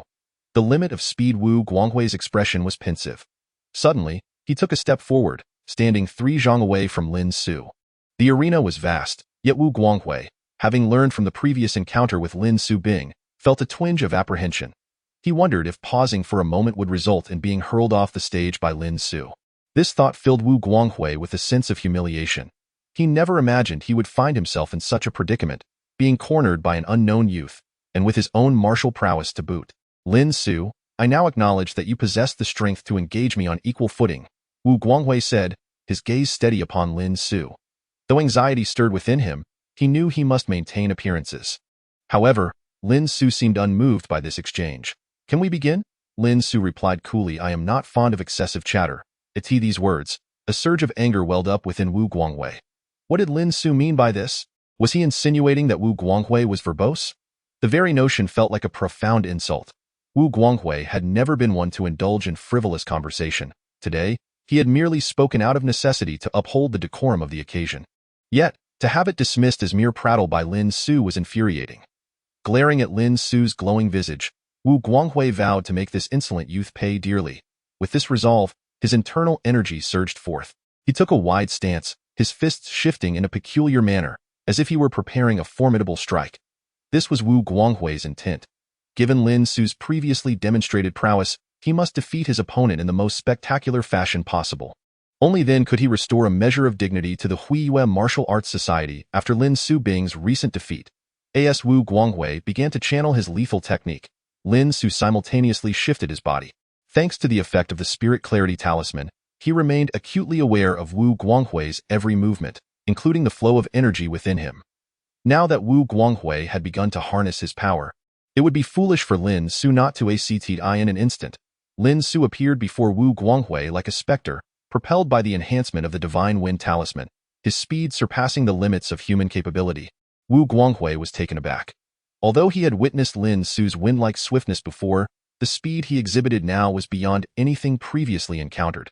Had the youth not been exerting his full strength until now? A sense of despondency washed over Wu Guanghui.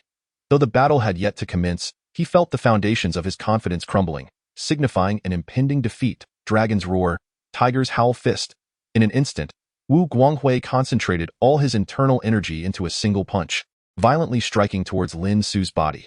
The immense force, forged from his internal power, had already sealed off all of Lin Su's escape routes, leaving him with no choice but to resist with the purest strength. This approach was far more sophisticated than the previous exchanges Lin Su had with Lin Bing, where he merely countered each move as it came. For this method was exceedingly straightforward, devoid of any technique or cunning stratagems. If one party's strength fell short, defeat was inevitable. Chapter 43. Igniting potential. Yet, would Lin Su truly cower before such a frontal assault? With a resolute thought, he summoned the Golden Strength Talisman. Radiant yellow light materialized in his hand, swiftly enveloping his entire being under the impetus of his spiritual energy. In an instant, Lin Su's muscles swelled, stretching his garments into a striking silhouette. At that moment, he resembled a man of explosive power, as if he could subdue even a bull with a single blow. Soon, Lin Su's fist met Wu Guanghui's in a thunderous clash. A sharp crack echoed through the air. Wu Guanghui's face contorted in agony. Yet he persisted, forcing his internal power to sustain him, seemingly indifferent to the bone injuries he had just sustained, determined to push all his strength towards Lin Su. A cold smirk graced Lin Su's lips. "You wish to play with internal power? You are sorely mistaken," he exclaimed, unleashing the full force of his being, propelling Wu Guanghui several meters backward. Had Wu Guanghui not stabilized himself with his internal energy in time, he would have surely been sent tumbling off the stage. Bright red light ignited in Wu Guanghui's eyes, a manifestation of his frenzied state. From their earlier contest of strength, he could sense that Lin Su's power far surpassed his own. A 5-star realm practitioner of the acquired realm, Lin Su, I never expected you to be so deeply concealed. No wonder we failed to perceive your true depth. You are indeed a master. A look of horror spread across Wu Guanghui's eyes, as if he could scarcely believe his own deductions. Though you find it hard to accept? Lin Su's gaze swept over Wu Guanghui's now weakening form. If you truly struggle to believe, then I advise you to disband the Huiyue Martial Arts Society immediately, for it will inevitably fall to you. Disband? Not a chance. Wu Guanghui bellowed in a frenzy, stomping his foot with such force that his muscles swelled once more, and his strength surged dramatically in that fleeting moment, burning the potential within to forcibly elevate his power. Alas, such tricks will find no purchase in my presence. Lin Su swiftly conjured several talismans in his hand. Upon witnessing Lin Su's actions, a look of incredulity flickered across Wu Guanghui's face. He finally understood why Lin Su's power was so formidable. It turned out that he was a powerful talisman master. Perhaps few were aware that such practitioners existed in this world, even among those who had attained remarkable mastery in martial arts. Talisman masters were exceedingly rare, with estimates suggesting no more than 100 among billions. This ratio was several thousand times rarer than the existence of martial artists. It was also because Wu Guanghui's ancestors had once received assistance from a talisman master that the legends surrounding these practitioners had been passed down through the Wu family. In a thunderous clash, Wu Guanghui was overwhelmed and hurled off the stage by Lin Su's immense strength. In that instant, he felt several of his ribs fracture, internal bleeding ensued, and breathing became excruciatingly difficult. Yet, he found himself powerless against the unfolding events, for Lin Su's speed and strength had surged to an insurmountable level. Chapter 44. A defeat Wu Guanghui had, thus, met with utter defeat. He was vanquished beyond recognition. His failure complete and catastrophic. At that moment, he appeared utterly wretched. The white robe he wore was torn to shreds by overwhelming spiritual energy, resembling the aftermath of a vicious blade cutting through fabric. His visage was equally tragic, with contusions of blue and purple marring his features, some areas swollen grotesquely. Even his eyes, once vibrant, now reflected a profound despondency, as if he had begun to question the very essence of life itself. At this juncture, the students who had gathered to watch were left in a state of shock, including the members of the Huiyue Martial Arts Society, who found it hard to believe. Their president had actually been defeated. They were acutely aware of what this defeat implied. The dissolution of their society loomed ominously. The man who had come to challenge them with thunderous intent had previously declared that he would dismantle the Huiyue Martial Arts Society. In an instant, expressions of despair akin to a fallen tree scattering its monkeys appeared in the eyes of the Huiyue members. Should the society disband, they would find themselves devoid of a place to belong. Anyone with a semblance of intelligence could discern that Lin Su's intentions extended beyond mere dissolution. He likely viewed the Huiyue Martial Arts Society as a stepping stone, poised to rise rapidly within Guangling University. This foretold that other martial arts societies would undoubtedly seek to curry favor with him, and no society would dare to recruit former members of Huiyue for fear of inciting his wrath. In a corner of the audience, Nia Hongfu sighed softly. If nothing unforeseen occurred, Lin Su, with his current prowess, would undoubtedly contend for the national championship. His strength had surpassed all expectations. With a penetrating gaze fixed on Lin Su, Nia Hongfu spoke. What do you intend to do?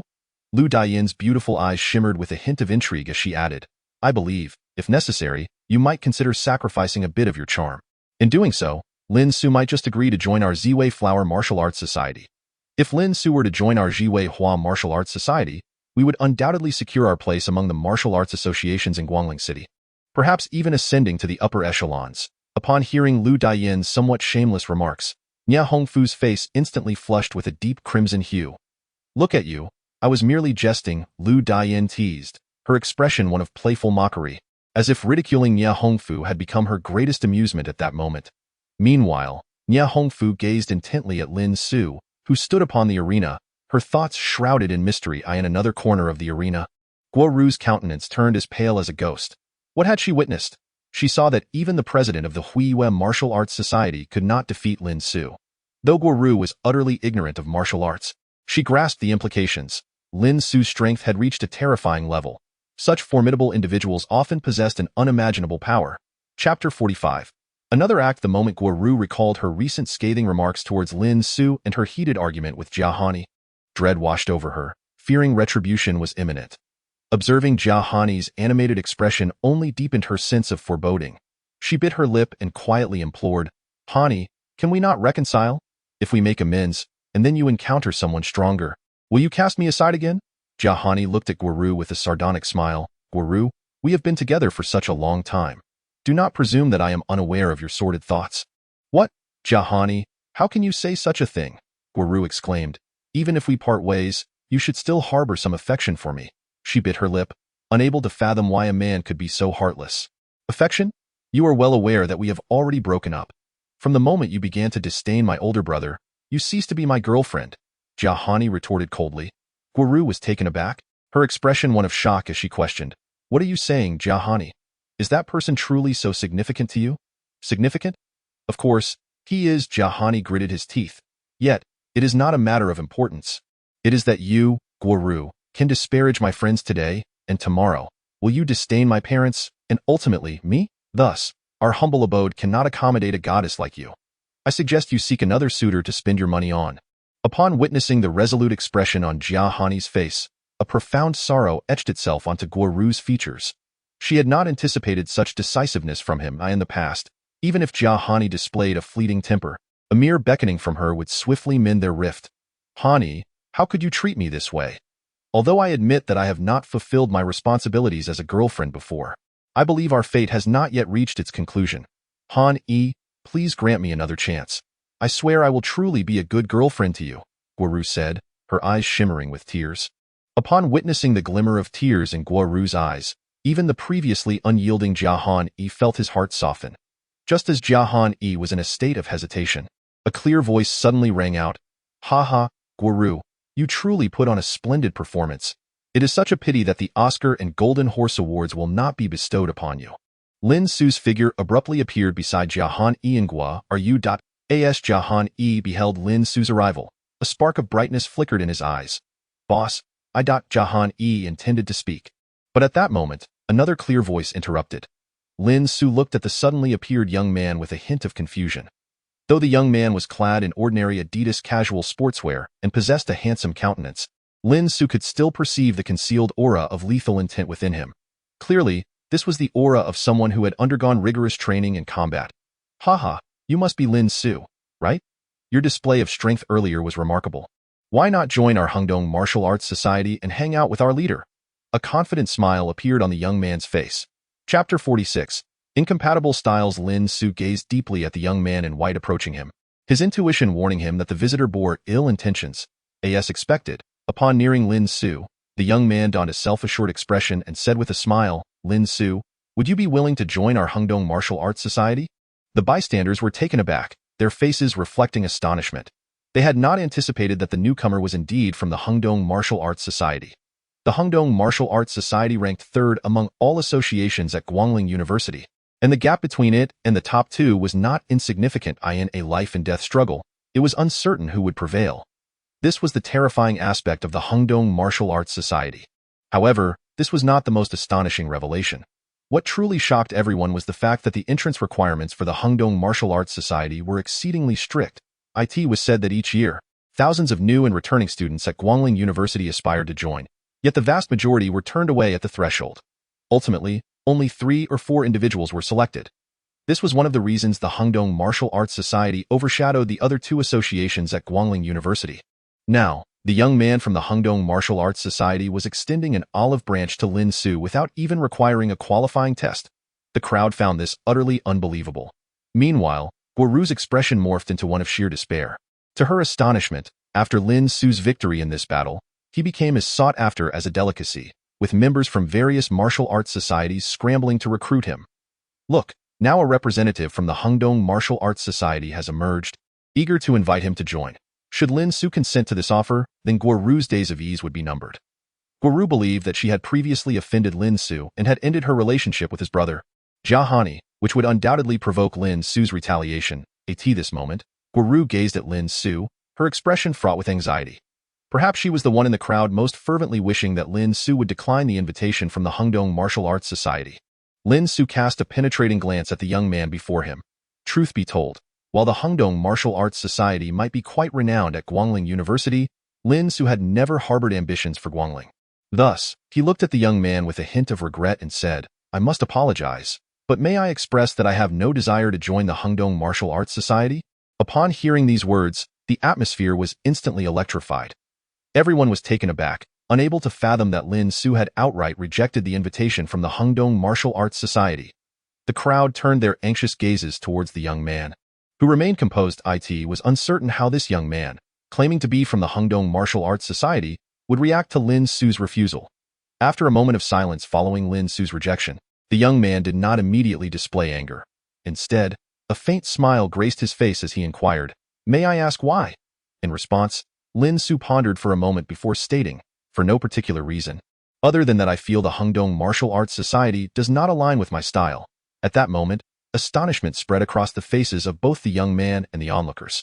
Meanwhile, Nia Hongfu, who had been observing Lin Su from the back of the crowd, could not help but reveal a hint of amusement upon hearing his words. This fellow had audaciously rejected a member of the Hungdong Martial Arts Society. Did he intend to make an enemy of them? A subtle sigh escaped Nia Hongfu's lips. Having already been rebuffed by Lin Su, now he had also dismissed the Hungdong Martial Arts Society, one of the top 3 entities at Guangling University. Clearly, Lin Su's ambitions soared high indeed. At this juncture, Guo Ru exhaled a sigh of relief, secretly amused. Jia Han, you truly have chosen an exceptional leader. To boldly refuse even the Hungdong Martial Arts Society's overtures. Does he not comprehend the potential repercussions of such actions? Guo Ru mused internally, feeling a sense of foreboding. Although she was unaware of the true power of the martial arts societies, She recognized that behind them stood affluent and influential young nobles. Tio provoked these elites could spell trouble for commoners like herself. As the young man's gaze fell upon Lin Su, it gradually darkened. Not aligned in style, the young man gazed at Lin Su with a faint smile and remarked, "You are indeed intriguing. This is the first time I've heard such a statement." "Well, now you have heard it once," Lin Su replied nonchalantly. Instantly, the young man's expression darkened once more. "Do you know who I am?" he inquired, fixing his gaze intently on Lin Su. Upon hearing this, Lin Su shook his head and replied, "I do not." "Well, now you do," the young man said, a cryptic smile curling at the corners of his mouth. "My name is Kufang." The moment this name was uttered, the hearts of everyone present seemed to constrict in unison. Kufang. So this was the renowned figure from the Hungdong Martial Arts Society. Good heavens, Lin Su had actually dismissed Kufang, who was well known on the martial arts leaderboard at Guangling University. Guangling University, indeed all universities, have long held martial arts in high regard, both overtly and covertly. Naturally, students idolize martial artists, and even those lacking innate talent often practice a move or two, for the benefits to health are undeniable. Within Guangling University, various martial arts societies have established a leaderboard known as the Guangling Heavenly Ranking. Those who appear on this list are all exceptionally skilled in martial arts, each possessing unique talents. Typically, those proficient in martial arts also excel academically and enjoy a wide social circle. Many are also quite good-looking, attracting partners effortlessly. The appearance of such a formidable figure before them ignited fervent admiration among the students of Guangling. However, Lin Su seemed unimpressed. He adopted a nonchalant demeanor and looked at Kufang with mild curiosity, saying, "Are you quite famous?" "I have not heard of that name before." Upon hearing this, a flicker of anger flashed in Kufang's eyes. How could it be that he had not heard of him? Was Lin Su truly so oblivious to the campus gossip? If Lin Su were a typical academic prodigy, it might be understandable, but he clearly did not fit that mold. Had he truly fallen to the point of neglecting even his own university? This was troubling. Lin Su had just achieved a victory, and now it seemed he might attract the attention of the Hungdong Martial Arts Society. Suddenly, whispers erupted among the crowd, their eyes turning towards Lin Su as if they were spectators at a spectacle. Yet, Lin Su remained unfazed. "So, does that mean you have no intention of showing me any respect?" Kufang's eyes glinted with a hint of menace. "I respectfully decline," Lin Su replied with a fleeting smile. "What if I were to compel you to join me?" Kufang's words were simple, yet his tone conveyed a chilling intent. "I have matters to attend to. I must take my leave," Lin Su said, his expression unmoved as he turned to depart. "Stop!" Kufang's voice rang out, low but commanding. "What matters?" On Lin Su's face lingered a faint smile, yet in Kufang's eyes, it appeared utterly detestable. "I truly have matters to attend to, however. Does that mean I cannot impede you if I am unoccupied?" "You little rascal," Kufang chided lightly, his large hand reaching towards Lin Su. The moment Kufang made his move, the onlookers were taken aback. They had not anticipated that action would indeed be taken. Kufang's hand bore a subtle aura, nearly imperceptible, discernible only to those versed in martial arts. Yet, Lin Su maintained an expression of indifference as he gazed at Kufang's approaching hand, making no effort to evade, for he did not regard Kufang as a formidable opponent. Admittedly, the energy within Kufang was formidable, surpassing that of an ordinary postnatal martial artist at the 4-star level by several degrees. This was, after all, the reason he could establish himself at Guangling University. Although the energy within him was peculiar and unlike the internal force of other martial artists, it was undeniably more potent than their inner strength. Yet it was not spiritual energy. A thought crossed Lin Su's mind, prompting him to inquire of the system. "Can you scan the source of Kufang's energy?" Immediately, the system's voice echoed within Lin Su's mind. Upon hearing Nia Hongfu's words, a look of astonishment crossed Kufang's face. "So, you had already extended an invitation to him earlier? And this little brat refused?" Kufang shot Lin Su a menacing glance, taken aback by Lin Su's audacity, which exceeded his expectations. Meanwhile, Lin Su remained unfazed by Kufang's threatening gaze. Bolstered by the clarity bestowed by the Spirit Clarity Talisman, he was confident that, as long as Kufang's speed did not exceed that of a 5-star postnatal martial artist, he could respond in a timely manner to any of his moves. At that moment, Lin Su was scrutinizing Kufang's attribute panel in his mind. Name: Kufang. Gender: male. Realm: 4-star postnatal martial artist. Cultivation technique: nameless profound chi technique. Upon seeing this, a look of relief surfaced on Lin Su's face. So, it was thus. Kufang's energy source was actually profound qi in his heart. Lin Su could not help but feel a twinge of admiration for Ku Feng. Profound Qi is a form of energy that is inferior to internal force.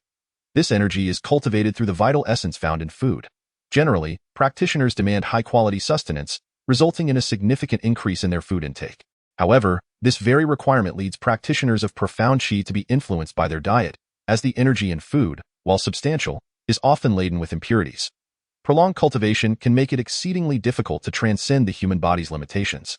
Yet, inexplicably, Ku Feng had not only surpassed these limits, but had also cultivated profound Qi to a level surpassing that of internal force. It is worth noting that the energy source of internal force is derived from the practitioner's refinement of their own blood essence, producing a unique energy.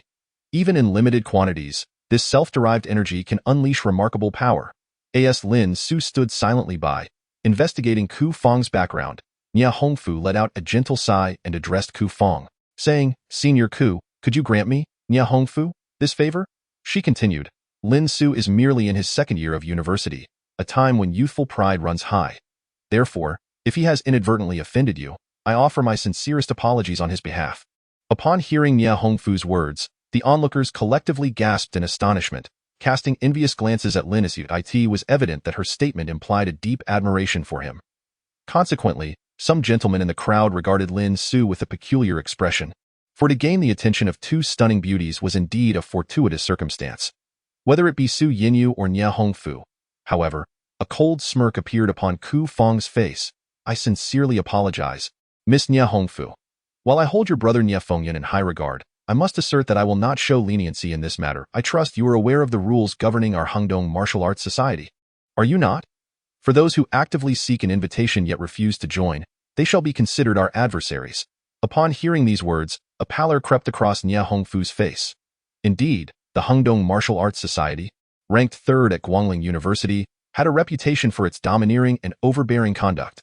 They would never tolerate the existence of outsiders, even if that individual had not yet joined their ranks. Turning to Lin Su, Nia Hongfu said, "Lin Su, I understand you may have your reasons, but the Hungdong Martial Arts Society is not to be trifled with. No matter how formidable you may be, you remain but one person. Perhaps it would be wise to acquiesce to their demands. Although their methods are harsh, they are quite cordial towards their own." She implored, "Lin Su, will you not reconsider?" Nia Hongfu recognized that the situation would be difficult to resolve without one party conceding. Yet, it appeared that neither Ku Feng nor Lin Su was willing to yield. Listening to Nia Hongfu's entreaty, Lin Su's expression hardened with a steely resolve. He fixed his gaze upon Ku Feng and stated, "Let me be perfectly clear. The one thing I despise most is being threatened. Thus, if you persist in your obstinate intimidation, do not blame me for being unyielding." Ku Feng's demeanor darkened immediately. Since joining the Hungdong Martial Arts Society, he had never encountered anyone bold enough to confront him with such arrogance. "Lin Su, must you behave in this manner? While it may be one thing to disregard my request, you ought to consider your own well-being," Nia Hongfu remarked, her brows furrowed as she regarded Lin Su. A flicker of disdain began to blossom within her towards him. Initially, she had held a favorable view of Lin Su, finding him quite agreeable. However, after this encounter, she suddenly felt that her previous impressions were wholly misguided. This Lin Su was nothing short of an insufferable rogue. Regret washed over Nia Hongfu as she lamented her decision to stand up for him. The events of today are destined to become the talk of the campus, stirring up a frenzy for some time. However, despite Nia Hongfu having invoked her brother's name earlier, she is acutely aware that the relationship between her and her brother is fraught with complexities. Should her brother, Nia Fengyan, discover that she had used him as a shield for a man today, he would undoubtedly be infuriated. Thus, it is understandable why Nia Hongfu harbors some resentment towards Lin Su. She has already made considerable sacrifices for him, risking her brother's ire to speak on his behalf. Yet Lin Su now appears utterly ungrateful, giving no regard to her efforts. Observing Nia Hongfu's irritation, Ku Feng could not help but smirk inwardly. Originally, he had likely been cautious of Nia Fengyan, which is why he had treated Lin Su with such deference. Yet, since Lin Su showed no appreciation, Ku Feng felt no obligation to restrain his ruthlessness. Coldly, he addressed Lin Su. "Kid, it seems that unless I teach you a lesson, you truly do not understand how to conduct yourself." As his words fell, a swirling vortex of profound energy coalesced in Ku Feng's hand, transforming into a massive claw aimed directly at Lin Su. Although Ku Feng's approach was deceptively simple, its force was anything but weak. Even the onlookers could sense the terrifying intent concealed within that formidable strike. More crucially, the claw was directed towards Lin Su's chest, the vital point of a person's life. Should the heart be compromised, salvation would be improbable unless one were a deity. At that moment, the crowd felt their hearts leap into their throats.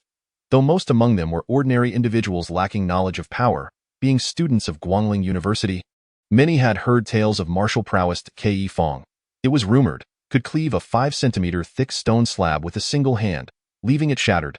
Now, he was launching a lethal strike against Lin Su. And Lin Su's body was not a stone slab. It was merely flesh and blood. If he were truly caught by Ke Fong, his fate would be dire. Some individuals could not bear to watch and close their eyes. In their minds, Lin Su's outcome was surely to be tragic. Yet, Lin Su did not even glance at Ke Fong. He simply raised one hand, palm outward. However, to the keen eyes of some astute martial artists, it was evident that Lin Su's hand was enveloped in a faint golden glow. It was this very aura that had enabled him to send the president of the Huiyue Martial Arts Society, Wu Guanghui, tumbling off the stage in a single blow. The spectators' expressions turned tense. Although Lin Su had already demonstrated his strength in the earlier battle against Wu Guanghui, he was now facing Ke Fong, who was exponentially more formidable. As the crowd held their breath in anticipation, the palms of Lin Su and Ke Fong finally collided. Instantly, the atmosphere became thick with tension, the world fell silent, and time seemed to freeze in that moment. Chapter 51. Questioning life after being defeated. Bang! As a resounding roar erupted, formidable waves surged violently outward.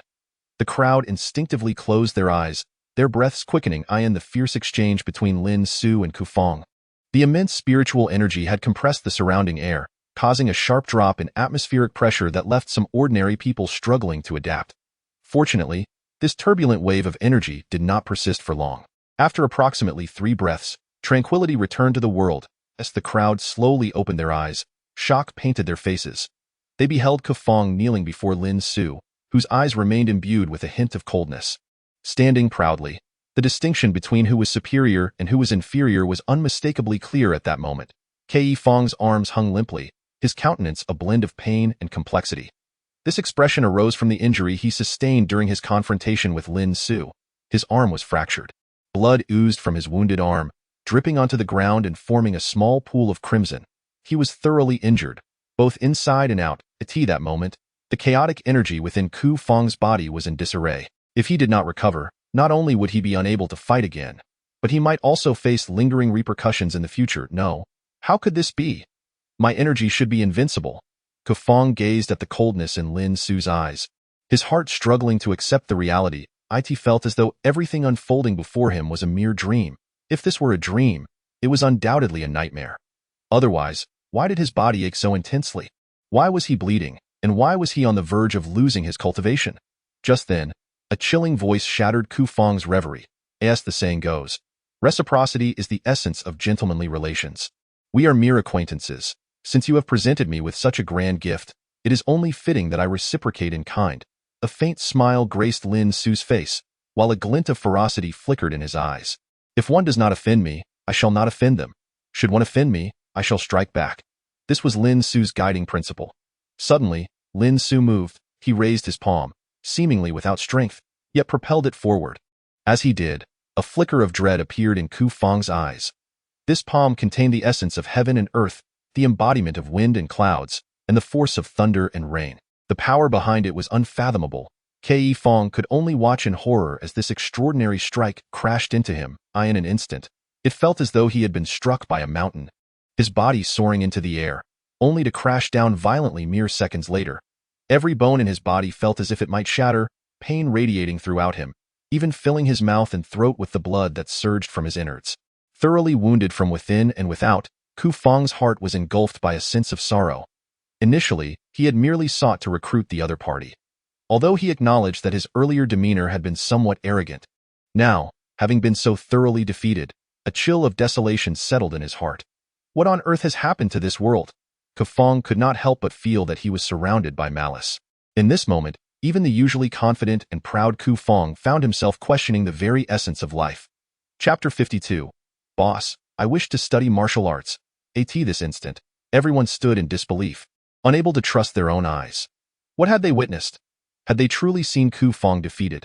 More crucially, it was Lin Su who, after consecutively challenging and overcoming Lin Su Bing from the Huiyue Martial Arts Society and the President Wu Guangwei, had vanquished Kufang from the Hengdong Martial Arts Society. This entire scenario felt surreal, as if it were a mere dream. Nia Hongfu gazed at Lin Su with a complex expression, astonished by his remarkable prowess. She sensed that Lin Su had not only surpassed the limits of humanity, but had also transcended the boundaries of martial artists. For even if Lin Su possessed the strength of a 5-star postnatal martial artist, it seemed implausible for him to so easily overcome an opponent of merely one tier below. This indicated his extraordinary talent. A twinge of complicated emotions welled up within Nia Hongfu as she recognized the vast chasm between herself and Lin Su. Guilt began to settle in her heart. Not just Nia Hongfu or Lu Daiyin, but even others present were utterly astounded. At some point, Guoru had quietly slipped away, leaving no trace behind. Meanwhile, Jia Hani, disregarding the departure of his ex-girlfriend, approached Lin Su with palpable excitement and embraced him, exclaiming, "Goodness, you are truly incredible. I am in awe of you. If I were a woman, I would undoubtedly fall for you." Upon hearing this, Lin Su, feeling exasperated, gently pushed Jia Hani away and replied with a bemused expression, "You should find a reliable woman instead. Stop being so reckless and try to be more composed." In response, a wry smile crossed Jia Hani's face as he lamented, "Boss, you've hit a sore spot. That truly hurts." Lin Su shot a disapproving glance at the young man. Noticing Lin Su's expression, Jia Hani sheepishly scratched his head and added, "Boss, to be honest, I also wish to become as formidable as you." So at this point, a look of hesitation emerged on Jia Hani's face. Although he had not fully articulated his thoughts, Lin Su understood his intention. Seeing Jia Hani's bashfulness, Lin Su playfully chided, "Spit it out if you have something to say. Stop being so wishy-washy." Jia Hani appeared momentarily taken aback, but quickly regained his resolve, stating, "Boss, I want to study martial arts. I really don't know how." Upon hearing this, a smile broke across Lin Su's face. This young man was, in fact, quite candid at heart. "Since you wish to learn, I shall certainly teach you," Lin Su affirmed with a firm nod. In truth, Lin Su had his own plans in mind. After all, he and Jia Hani had been friends since high school, with a deep emotional foundation. Secondly, based on Lin Su's understanding of Jia Hani, this lad possesses a rather impulsive temperament, making him prone to conflicts with others. Thus, imparting to him a few self-defense techniques would undoubtedly be beneficial. Furthermore, through his inquiries, it appears that Jia Hani possesses some underlying potential. If nurtured properly, he may yield unexpected results in the future. Having made the decision to teach Jia Hani martial arts, Lin Su promptly led him, along with the quietly observant Su Yinyu, to a secluded corner of the campus. Throughout the journey, Lin Su's mind was in constant search. In truth, Jia Hani does not possess a spiritual root. Therefore, it would not be appropriate for Lin Su to directly teach him the WNCNFF. However, in his past life, Lin Su had encountered some rudimentary martial skills during his confrontations with Yang Bufan. Now, he sought to retrieve those memories. Although these skills were elementary, they were remarkably suitable for Jia Hani's cultivation. After all, while he had some foundation, he merely needed guidance to enter the realm, albeit his limited talent rendered even the finest martial arts unsuitable for him. After much contemplation, Lin Su ultimately settled on a particular technique. Chapter 53. The Withered Tree Blossoms Again Technique. The Withered Tree Blossoms Again Technique. Lin Su's mind conjured a detailed description of this technique. The difficulty of cultivating it is not high. However, it requires an extensive amount of time, making it suitable for those with patience. Nevertheless, despite the lengthy cultivation period, the benefits for an ordinary person are substantial. This technique harnesses the essence of flora for cultivation, providing significant nourishment to the human body and promoting longevity. However, it is somewhat lacking in combat prowess. Still, the Withered Tree Blossoms Again technique is not entirely ineffectual in battle. If one were to cultivate its whip-like vines and poisonous thorns to their utmost potential, their combat strength would not significantly lag behind others of the same tier. Thus, Lin Su ultimately chose this technique for Jia Hani, who wore an expression of eager anticipation, his excitement even surpassing Lin Su's. Were it not for Su Yinyu's slower pace, he might have already dragged Lin Su off at a sprint towards their destination. Their destination was a small park, lush with trees and overgrown paths, seldom frequented by others. The trio sought out a secluded spot, and just as Lin Su was about to begin transcribing the technique from memory for Jia Hani, he suddenly noticed a figure approaching slowly from afar. Upon closer inspection, he realized it was Guoru, the girl Jia Hani had just dismissed. At this moment, Guoru's previously fiery demeanor had faded. replaced by an expression of dejection. Initially, Jahani was unaware of why Lin Su's gaze had fixated on the distance.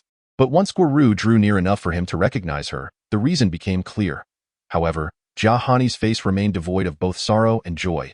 He calmly remarked to Lin Su, "Boss, I believe we need not concern ourselves with such a woman any longer. Rest assured, I have moved on. It was her fault to begin with." Upon hearing Jahani's response, Lin Su fell into a contemplative silence. Although currently Guru has not engaged in any particularly outrageous behavior, she has merely offered them some cold mockery. This has led to the breakup between Jahani and Guru, and to be honest, Lin Su feels a twinge of guilt deep within. However, Lin Su does not believe he has acted wrongly. Although Guru has not yet exhibited any significant abnormalities, the future remains uncertain. After all, Lin Su is already aware of what is about to transpire, and he must prevent any undesirable events from unfolding. Noticing Lin Su's contemplative demeanor, Jahani immediately brightened and said to Lin Su with a beaming smile, "Boss, rest assured, I, Jahani, am not the kind of person who is unappealing. With my intellect, how could I possibly fail to find a second girlfriend? Have you forgotten what our homeroom teacher warned me back then?" Upon hearing this, Lin Su could not help but smile wryly and retorted, "The homeroom teacher warned you to manage your lower body and not to sow your wild oats everywhere." Jahani, upon hearing this, chuckled awkwardly. "I didn't expect the boss to remember that." Subsequently, Jahani glanced a few more times at Su Yinyu, who had been quietly observing Lin Su, and said, "Boss, if it weren't for today's incident, I wouldn't have realized what kind of woman I truly desire. In the past, I only focused on a woman's looks. Even if she lacked beauty, a good figure would suffice. However, now I suddenly understand that I need to find a girl who is both virtuous and loyal, just like you, boss." Upon hearing Jahani's words, Su Yinyu immediately felt shy and lowered her head. Lin Su, noticing this, playfully scolded Jahani. "You rascal, are you now trying to catch your sister-in-law's attention?" "Boss, I'm wronged. How could I dare?" Jahani replied with a face full of grievance. "All right, let us not discuss these matters any further.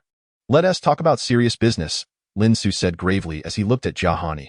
Upon hearing this, Jahani's expression turned serious, and he perked up his ears to listen to Lin Su's next words. Chapter 54. Teaching Martial Arts. Jahani, what I am about to teach you is a rather extraordinary martial art, Lin Su mused before speaking to Jahani.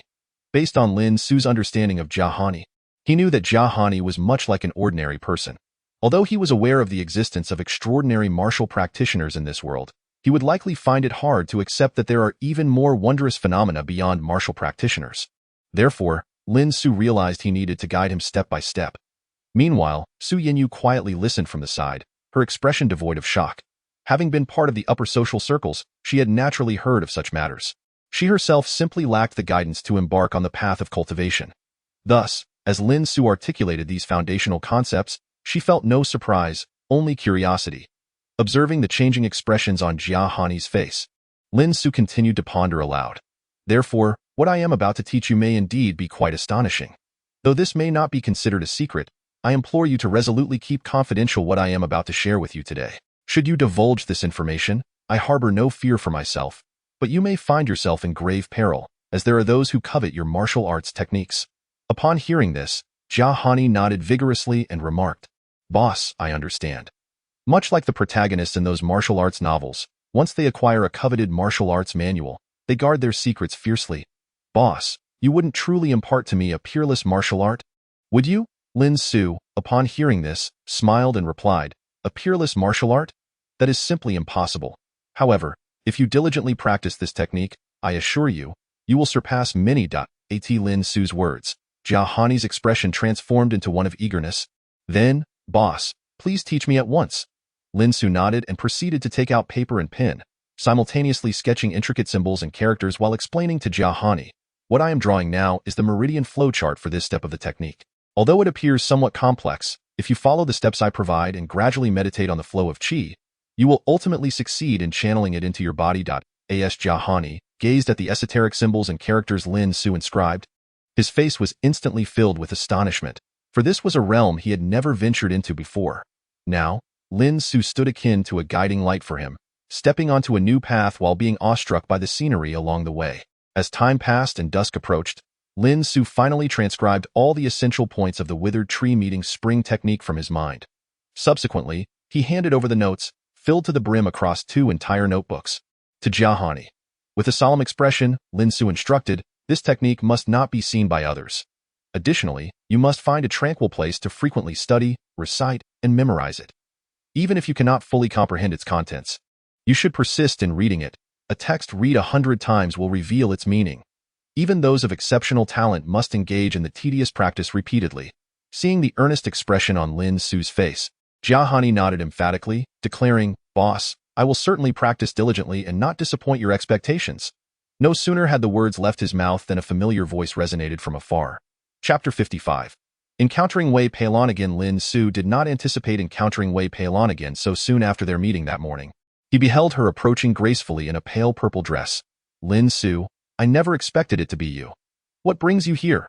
Wei Peilon's eyes held a hint of hostility as she fixed her gaze upon Lin Su. In response, Lin Su calmly replied, "I was unaware of Miss Peilon's esteemed presence." "What brings you here?" Upon hearing this, a chill flickered in Wei Peilon's eyes as she retorted, "Do not misunderstand. I am not here to seek you out. I have come in search of Yinyu." With that, Wei Peilon gracefully approached Su Yinyu, her steps light and airy. Observing the stark contrast between the two stunning women seated before him, Jia Hani gazed at Lin Su with admiration, exclaiming, "Boss, you truly possess remarkable charm. Just look at how many women are around you, and they are all beauties." Upon hearing this, Lin Su merely smiled, choosing not to respond. "Peilon, have you just finished your class? Would you care to join me for a meal?" Su Yinyu inquired, noticing Wei Peilon's unwavering gaze fixed on Lin Su, her brow slightly furrowing. In response, Wei Peilon shook her head and said, "No need. Yinyu, I'm not hungry." By the way, what were you two doing here just now? Even if you were on a date with Lin Su, there is no need to bring along a third wheel, right? At Wei Peilon's words, Jia Hani's face contorted with anger. He raised his voice, directing his ire at Wei Peilon. "What nonsense are you spouting? When did I become a third wheel? Isn't that the case?" Wei Peilon retorted defiantly, her expression almost mocking him. Jia Hani's frustration only intensified. Just as he was about to throw a punch at Wei Peilon, Lin Su's calm voice interjected, "Hani, sit down. Do not stoop to the level of such a woman." Upon hearing Lin Su's words, Jia Hani shot a glare at Wei Peilon before obediently taking a seat. Wei Peilon regarded Lin Su with a glimmer of intrigue in her eyes. With the tension between them dissipated, Lin Su addressed Wei Peilon, "Miss Peilon, I believe we need not speak in veiled terms. Your distracted demeanor reveals that you have come in search of me, am I right? While I must concede that I am indeed quite charming, to the extent that a lady like you finds it hard to forget me, you need not dwell on my existence, for I am already in a relationship." At Lin Su's unabashed declaration, Wei Peilon's lips twitched in irritation. Yet, she quickly regained her composure and replied coldly, "Spare me your flattery. I trust you, and it is evident that you have a specific reason for my visit. You are not an ordinary martial artist, are you?" Lin Su, in response, noncommittally shook his head, saying, "You are correct. I am not an ordinary martial artist, nor are you. However, what does that have to do with you?" His gaze remained fixed on Wei Peilon, unwavering. Yet, Wei Peilon remained silent, her eyes locked onto his. Observing the awkward tension between them, Su Yinyu could no longer contain herself. "Peilon, I recall you mentioning that you were in search of a formidable man to be your boyfriend. Why not allow me to lend you Lin Su for the time being?" The moment those words left her lips, both Lin Su and Jia Hani were left utterly astonished. Lin Su's heart raced in utter disbelief. He had not anticipated that Su Yinyu could utter such words. In contrast, Jia Hani found himself filled with admiration for Lin Su. Could this be what they referred to as a situation where the inner household remains steadfast while the outside world is vibrant and colorful? Moreover, the steadfastness of the household was even assisting in the pursuit of the external vibrancy. Jia Hani was immediately struck by disbelief. If sensing Lin Su's confusion, Su Yinyu wore a whimsical smile and said to Lin Su, "You naughty boy, what are you pondering? I merely need you to play the role of Peilon's boyfriend. It's not as if I'm asking you to actually kiss her. Rest assured, I am quite magnanimous. Besides, Peilon is a dear friend of mine. How could I possibly turn a blind eye to her troubles?" Upon hearing Su Yinyu's words, Lin Su's expression shifted to one of relief. It was merely a pretense of being a boyfriend. Lin Su understood that this so-called pretense was nothing more than an independent young woman, unable to withstand familial pressure, deliberately seeking a tall, handsome, and talented man to accompany her home, with the aim of reassuring her family. With the increasing number of independent young women, this practice had already evolved into a thriving industry, commonly known as renting a boyfriend or sharing a boyfriend. However, for a girl like Wei Peilon, Her standards for a boyfriend were anything but ordinary. From her words, it seemed she required her boyfriend to be a practitioner of spiritual energy. A hint of bitterness crossed Lin Su's face. In this world, practitioners of spiritual energy were far rarer than martial artists. Men who could meet her demands were indeed few and far between. Thus, this was one of the reasons why Wei Peilon had sought out Lin Su today. So, are you suggesting that you want me to accompany you back to your family, endure their scrutiny, and even act as your enforcer to drive away those suitors you dislike? Lin Su looked at Wei Peilon with a teasing expression. As if Lin Su had inadvertently uncovered her inner thoughts, Wei Peilon's demeanor turned slightly bashful as she said to him, "Exactly. Just tell me plainly, are you willing to assist me with this favor?" Lin Su fell into silence. To be honest, he was quite reluctant to help Wei Peilon. Even though Su Yinyu had agreed, he was inherently averse to trouble. For a task that promised no reward and was fraught with complications, Lin Su had no inclination to assist a girl he barely knew. Even if this girl were Su Yinyu's close friend, that did not change matters. Based on his previous life's experiences, Lin Su and Wei Peilon had only met once. He understood that becoming entangled with Wei Peilon in the future would undoubtedly be exceedingly troublesome. "Lin Su, I beg you'd." A look of urgency appeared on Wei Peilon's face. "I truly have no other option but to turn to you. For Yinyu's sake, please help me just this once." Witnessing Wei Peilon so humbly plead with someone, both Su Yinyu and Jiahani were taken aback. Su Yinyu was astonished, as Wei Peilon had never begged anyone before. Not even when pressured into marriage at home. She had never lowered herself so much to seek help from anyone. To Wei's astonishment, his superior remained utterly indifferent to the earnest plea of such a stunning beauty. A truly heartless display. Nevertheless, LNS's expression remained unaltered, as if the matter left no room for negotiation whatsoever. Observing LNS's demeanor, WIPILN's anxiety deepened. Just as LNS was about to bid farewell, the system's notification unexpectedly chimed. Noticing the genuine expression on LNS's face, WIPILN pondered momentarily before stating, "In truth, I do not comprehend what you are saying." Upon hearing this, LNS gently furrowed his brow. How could this be? How could WIPILN utter such words? Was she intending to conceal something from him? Otherwise, how could she appear so oblivious to the existence of the cultivation realm? "I truly do not know where this cultivation realm you speak of is," WIPILN replied, her face a picture of grievance. "What is the cultivation realm? Does it truly exist in this world?" Seeing the confusion in WIPILN's eyes nearly elicited a laugh from LNS. "Miss PILN, you should speak candidly. There are no outsiders here, only kin. How could you possibly have never heard of the term cultivation realm?" LNS remarked with a non-committal smile. Yet, WIPILN continued to shake her head in bewilderment. "I genuinely do not know. Is not this cultivation realm merely a figment of human fantasy literature?" At her words, LNS involuntarily twitched his lips, observing the earnestness in WIPILN's expression. It seemed she was not lying to him. "Then, do you know where the Suntien mountain range is?" "The Suntien mountain range?" WIPILN's confusion deepened. Though she was also a cultivator, she found herself utterly perplexed at that moment, having never encountered such terms nor heard anyone mention them. A look of embarrassment crossed LNS's face as he sighed and said, "Do you truly not know? If memory serves, your family should be from the Suntien mountain range."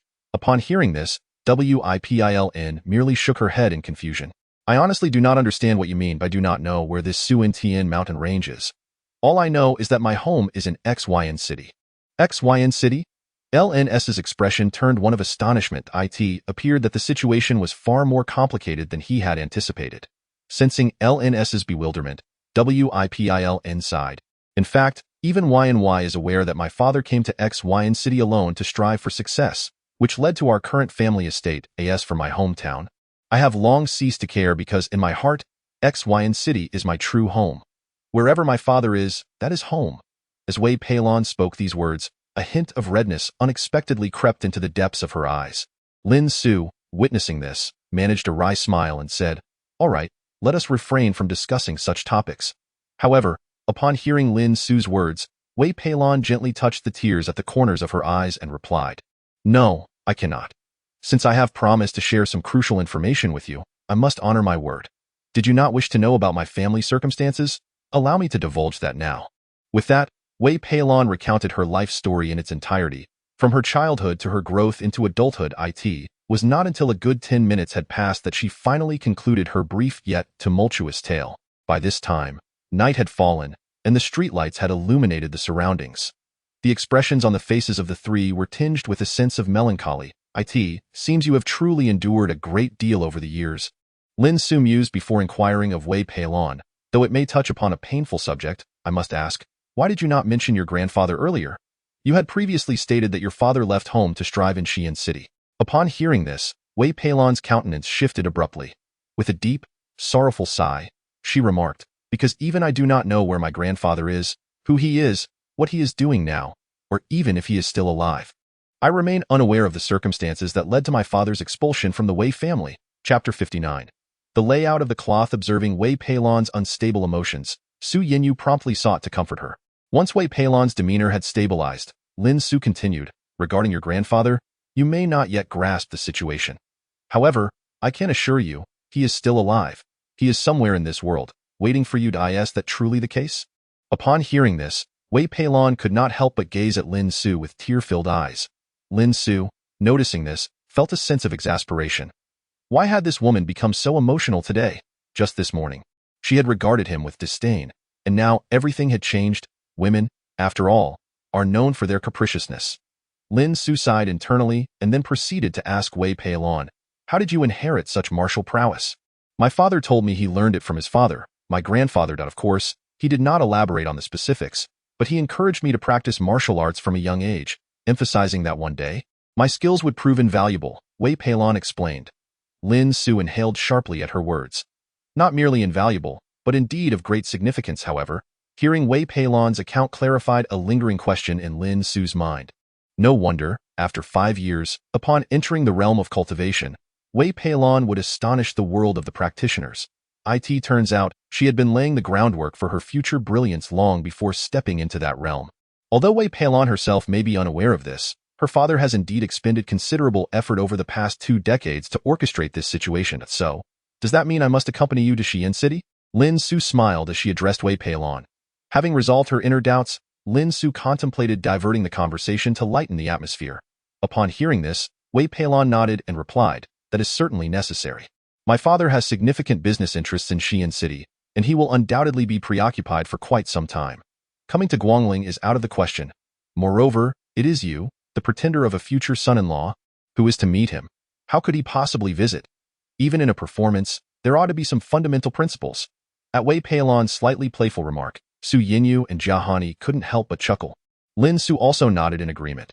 The fact that Wei Peilon could speak in such a tone indicated that she had already put the earlier incident behind her. "So, does that mean I merely need to showcase my superiority in front of your father, letting him know that he has found a worthy son-in-law? Or should I and you engage in a melodramatic display of affection to vex him?" Lin Su suddenly teased Wei Peilon with a mischievous glint in her eyes. Wei Peilon, upon hearing this, pouted and retorted, "Who said you should do that? Just follow my lead when the time comes. I would be grateful if you simply refrain from speaking out of turn. Furthermore, while my father likely won't create any difficulties for you, the greatest challenge you will face is not my father." "Oh?"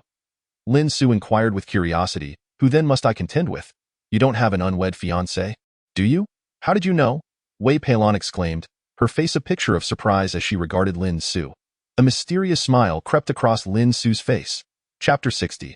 I have a fiancé. Wei Peilon had not anticipated that Lin Su's powers of deduction were so formidable. Instantly discerning the true reason she required a pretend boyfriend as a shield, it is worth noting that no matter how insistent her father was about marriage, he could not press too hard. However, if the premise of her situation rested on the existence of an unwed fiancé, then everything made far more sense. After all, any family capable of forming an alliance with Wei Peilon would undoubtedly wield considerable influence. Given that Wei Peilon was now 21 years old, she was approaching an age where, in ancient times, she would have already been married. Hence, her resorting to such a stratagem.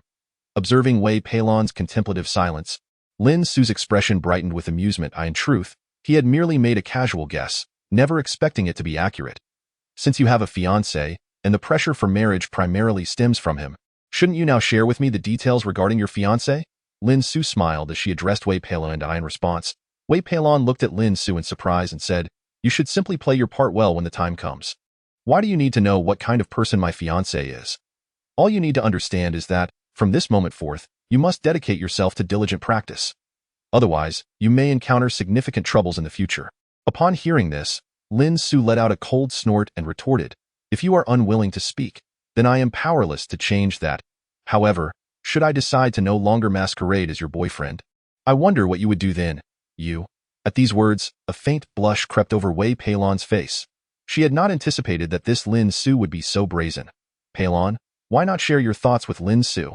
Understanding certain circumstances will enable us to assist you more effectively," Su Yinyu, who had remained silent until now, suddenly interjected.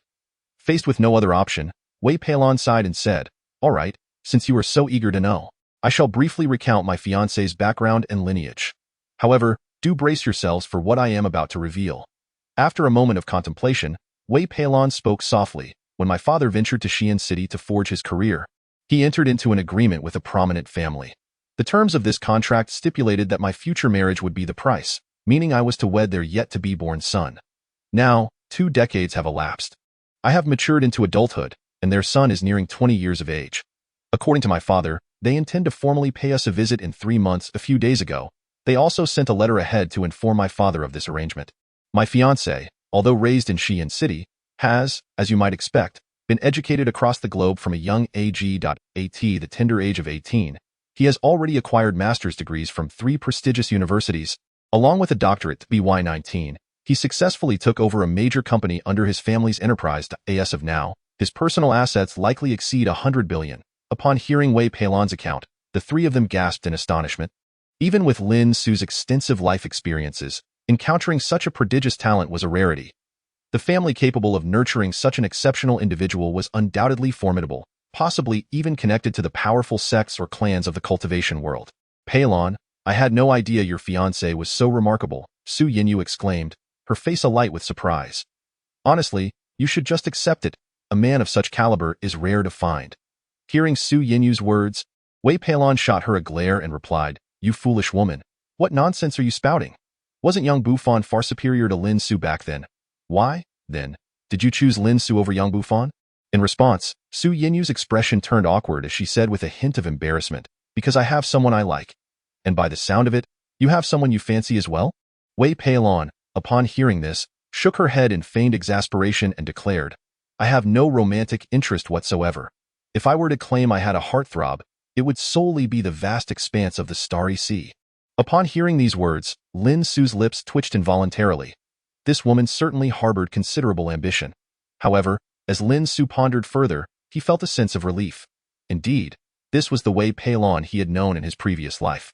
Wei Peilon was wholeheartedly devoted to the path of cultivation, her goal being the pursuit of the heavenly way, striving for a broader horizon. It is only with such a mindset that one can forge ahead with unwavering determination along the path of cultivation. This explains why, 5 years hence, once Wei Peilon entered the realm of cultivation, she would make such a remarkable impression. Meanwhile, Jia Hani remained silent, utterly taken aback by a woman like Wei Peilon. He could not help but think to himself how incredible his boss had become. If such an outstanding and ambitious woman sought his favor, just how exceptional was he? Observing the 3 of them lost in thought, an expression of triumph crept onto Wei Peilon's face. Clearing her throat lightly, she addressed Lin Su, saying, "Therefore, you must present yourself with a bit more assertiveness. Only then can you be deemed worthy of Wei Peilon. Furthermore, I will not assist you without recompense. Since you have decided to masquerade as my boyfriend, it is inevitable that my fiancé's family will be provoked. Thus, I have a gift for you." Lin Su, intrigued by her words, inquired, "What do you wish to give me? It wouldn't happen to be a token of affection, would it?" Wei Peilon shot him a fierce glare in response, exclaiming, "You wish with that?" She withdrew a piece of translucent yellow jade from her pocket. Lin Su's eyes widened in astonishment at the sight of the jade. "This is..." He accepted the jade piece, and a warm current surged through his body, even flowing into his dantian, nourishing the spiritual energy within him. This was the 9-yang warm jade. Wei Peilon, her expression serious, said, "Though I am not entirely aware of the specific cultivation technique you practice, I can sense the immense righteous energy contained within your spiritual aura. Hence, I bestow upon you this ancestral 9-yang warm jade, which will undoubtedly be of great assistance to your cultivation." Upon hearing this, Lin Su's eyes brimmed with shock. Based on his previous life's discernment and experience, he understood the significance of the 9-yang warm jade to him. Even without Wei Peilon's explanation, the jade harbored an exceptionally potent 9-yang righteous energy, a form of energy far superior to the spiritual energy refined by cultivators. If utilized properly, it would yield numerous benefits for any practitioner. For Lin Su, he could leverage this 9-yang warm jade to forge a talisman ring. Chapter 62 Training Course. A talisman ring is a technique recorded within countless talismans, a method of talisman cultivation. Practitioners need to condense a talisman spell within their bodies using the elements of heaven and earth. Various talisman spells interact synergistically, ultimately coalescing into a talisman ring. The offensive power of a talisman ring far surpasses that of a mere talisman spell, as it encompasses numerous talisman spells within its formation. This, too, represents the ultimate essence of myriad incantations, a culmination of countless mystical symbols, ultimately wielding a singular force to shatter the heavens. Naturally, Lin Su is still far from attaining such a realm. However, should he acquire this 9-yang warm jade, it would enable him to swiftly condense fire-based talismans, thus replenishing his fiery prowess. A glimmer of eagerness shone in Lin Su's eyes. Observing his expression, Wei Peilon chuckled and remarked, "This 9-yang warm jade boasts a history of over 1,000 years. It is said to be a gem refined from extraterrestrial iron. Surviving through the ages, its spiritual energy has not only remained potent but has grown even more formidable. You seem quite intrigued by it, am I correct?" Upon hearing this, Lin Su straightened his expression and replied, "Who says I am particularly interested? However, it is only reasonable that if I assist you, you should offer me a small token of gratitude. Thus, I shall not feel indebted to you." Wei Peilon, upon hearing Lin Su's carefree words, let out a cold snort and said, "I have no desire for your gratitude. I offer you this 9-yang warm jade in exchange for your assistance. Let us consider our dealings settled." With that, Wei Peilon rose and turned to Su Yinyu, saying, "Yinyu, I need to discuss something with you. Please come with me." Su Yinyu nodded in response and promptly stood up to join Wei Peilon off to the side. Lin Su, however, chose not to eavesdrop, instead engaging in casual conversation with Jia Hani. Approximately 15 minutes later, Wei Peilon and Su Yinyu returned. Su Yinyu softly addressed Lin Su, "Lin Su, the day is already waning. Please escort me home. Starting tomorrow, you will attend training sessions with Peilon to acclimate to your role." Lin Su, puzzled, turned to Wei Peilon and asked, "Is training truly necessary?" "It is primarily to cultivate the rapport between us," Wei Peilon replied with a serious demeanor. "Regardless of the fact that you are merely my pretend boyfriend, we must maintain the illusion to deceive my father and my fiancé. They are astute and not easily misled. Therefore, I hope you are mentally prepared." "And how do you intend to conduct this training?" Lin Su inquired with keen interest. "You shall find out tomorrow," Wei Peilon replied enigmatically before turning to leave. "Boss, it seems that the esteemed Wei Peilon has taken a liking to you," Jia Hani teased, a playful glint in his eye. Upon hearing this, Su Yinyu's face turned slightly uncomfortable. "You should just hurry and go off to pursue some girls," Lin Su said with a wry smile, eager to send Jia Hani away before he could utter any more nonsense. Once Jia Hani departed, the surroundings fell into a profound silence. Gazing into the enveloping darkness, Lin Su suddenly cast a mischievous grin towards Su Yinyu. Noticing his gaze, Su Yinyu trembled slightly and asked, What are you planning to do?" Upon hearing this, Lin Su smiled without uttering a word. Instead, he wrapped his large hand around the petite figure of Su Yinyu, lowering his head to commence a soft sonata. The night was filled with the intermittent sounds of cicadas. Chapter 63. Disturbing the serene dream. Early the next morning, Lin Su was roused from his slumber by Su Yinyu. In a state of drowsiness, he was then pulled out the door by Wei Peilon, who had arrived early. It was only upon entering the sleek Maserati that Lin Su finally snapped out of his stupor. "Pray tell, my dear young lady, must we rise so early?" Lin Su yawned, expressing his fatigue.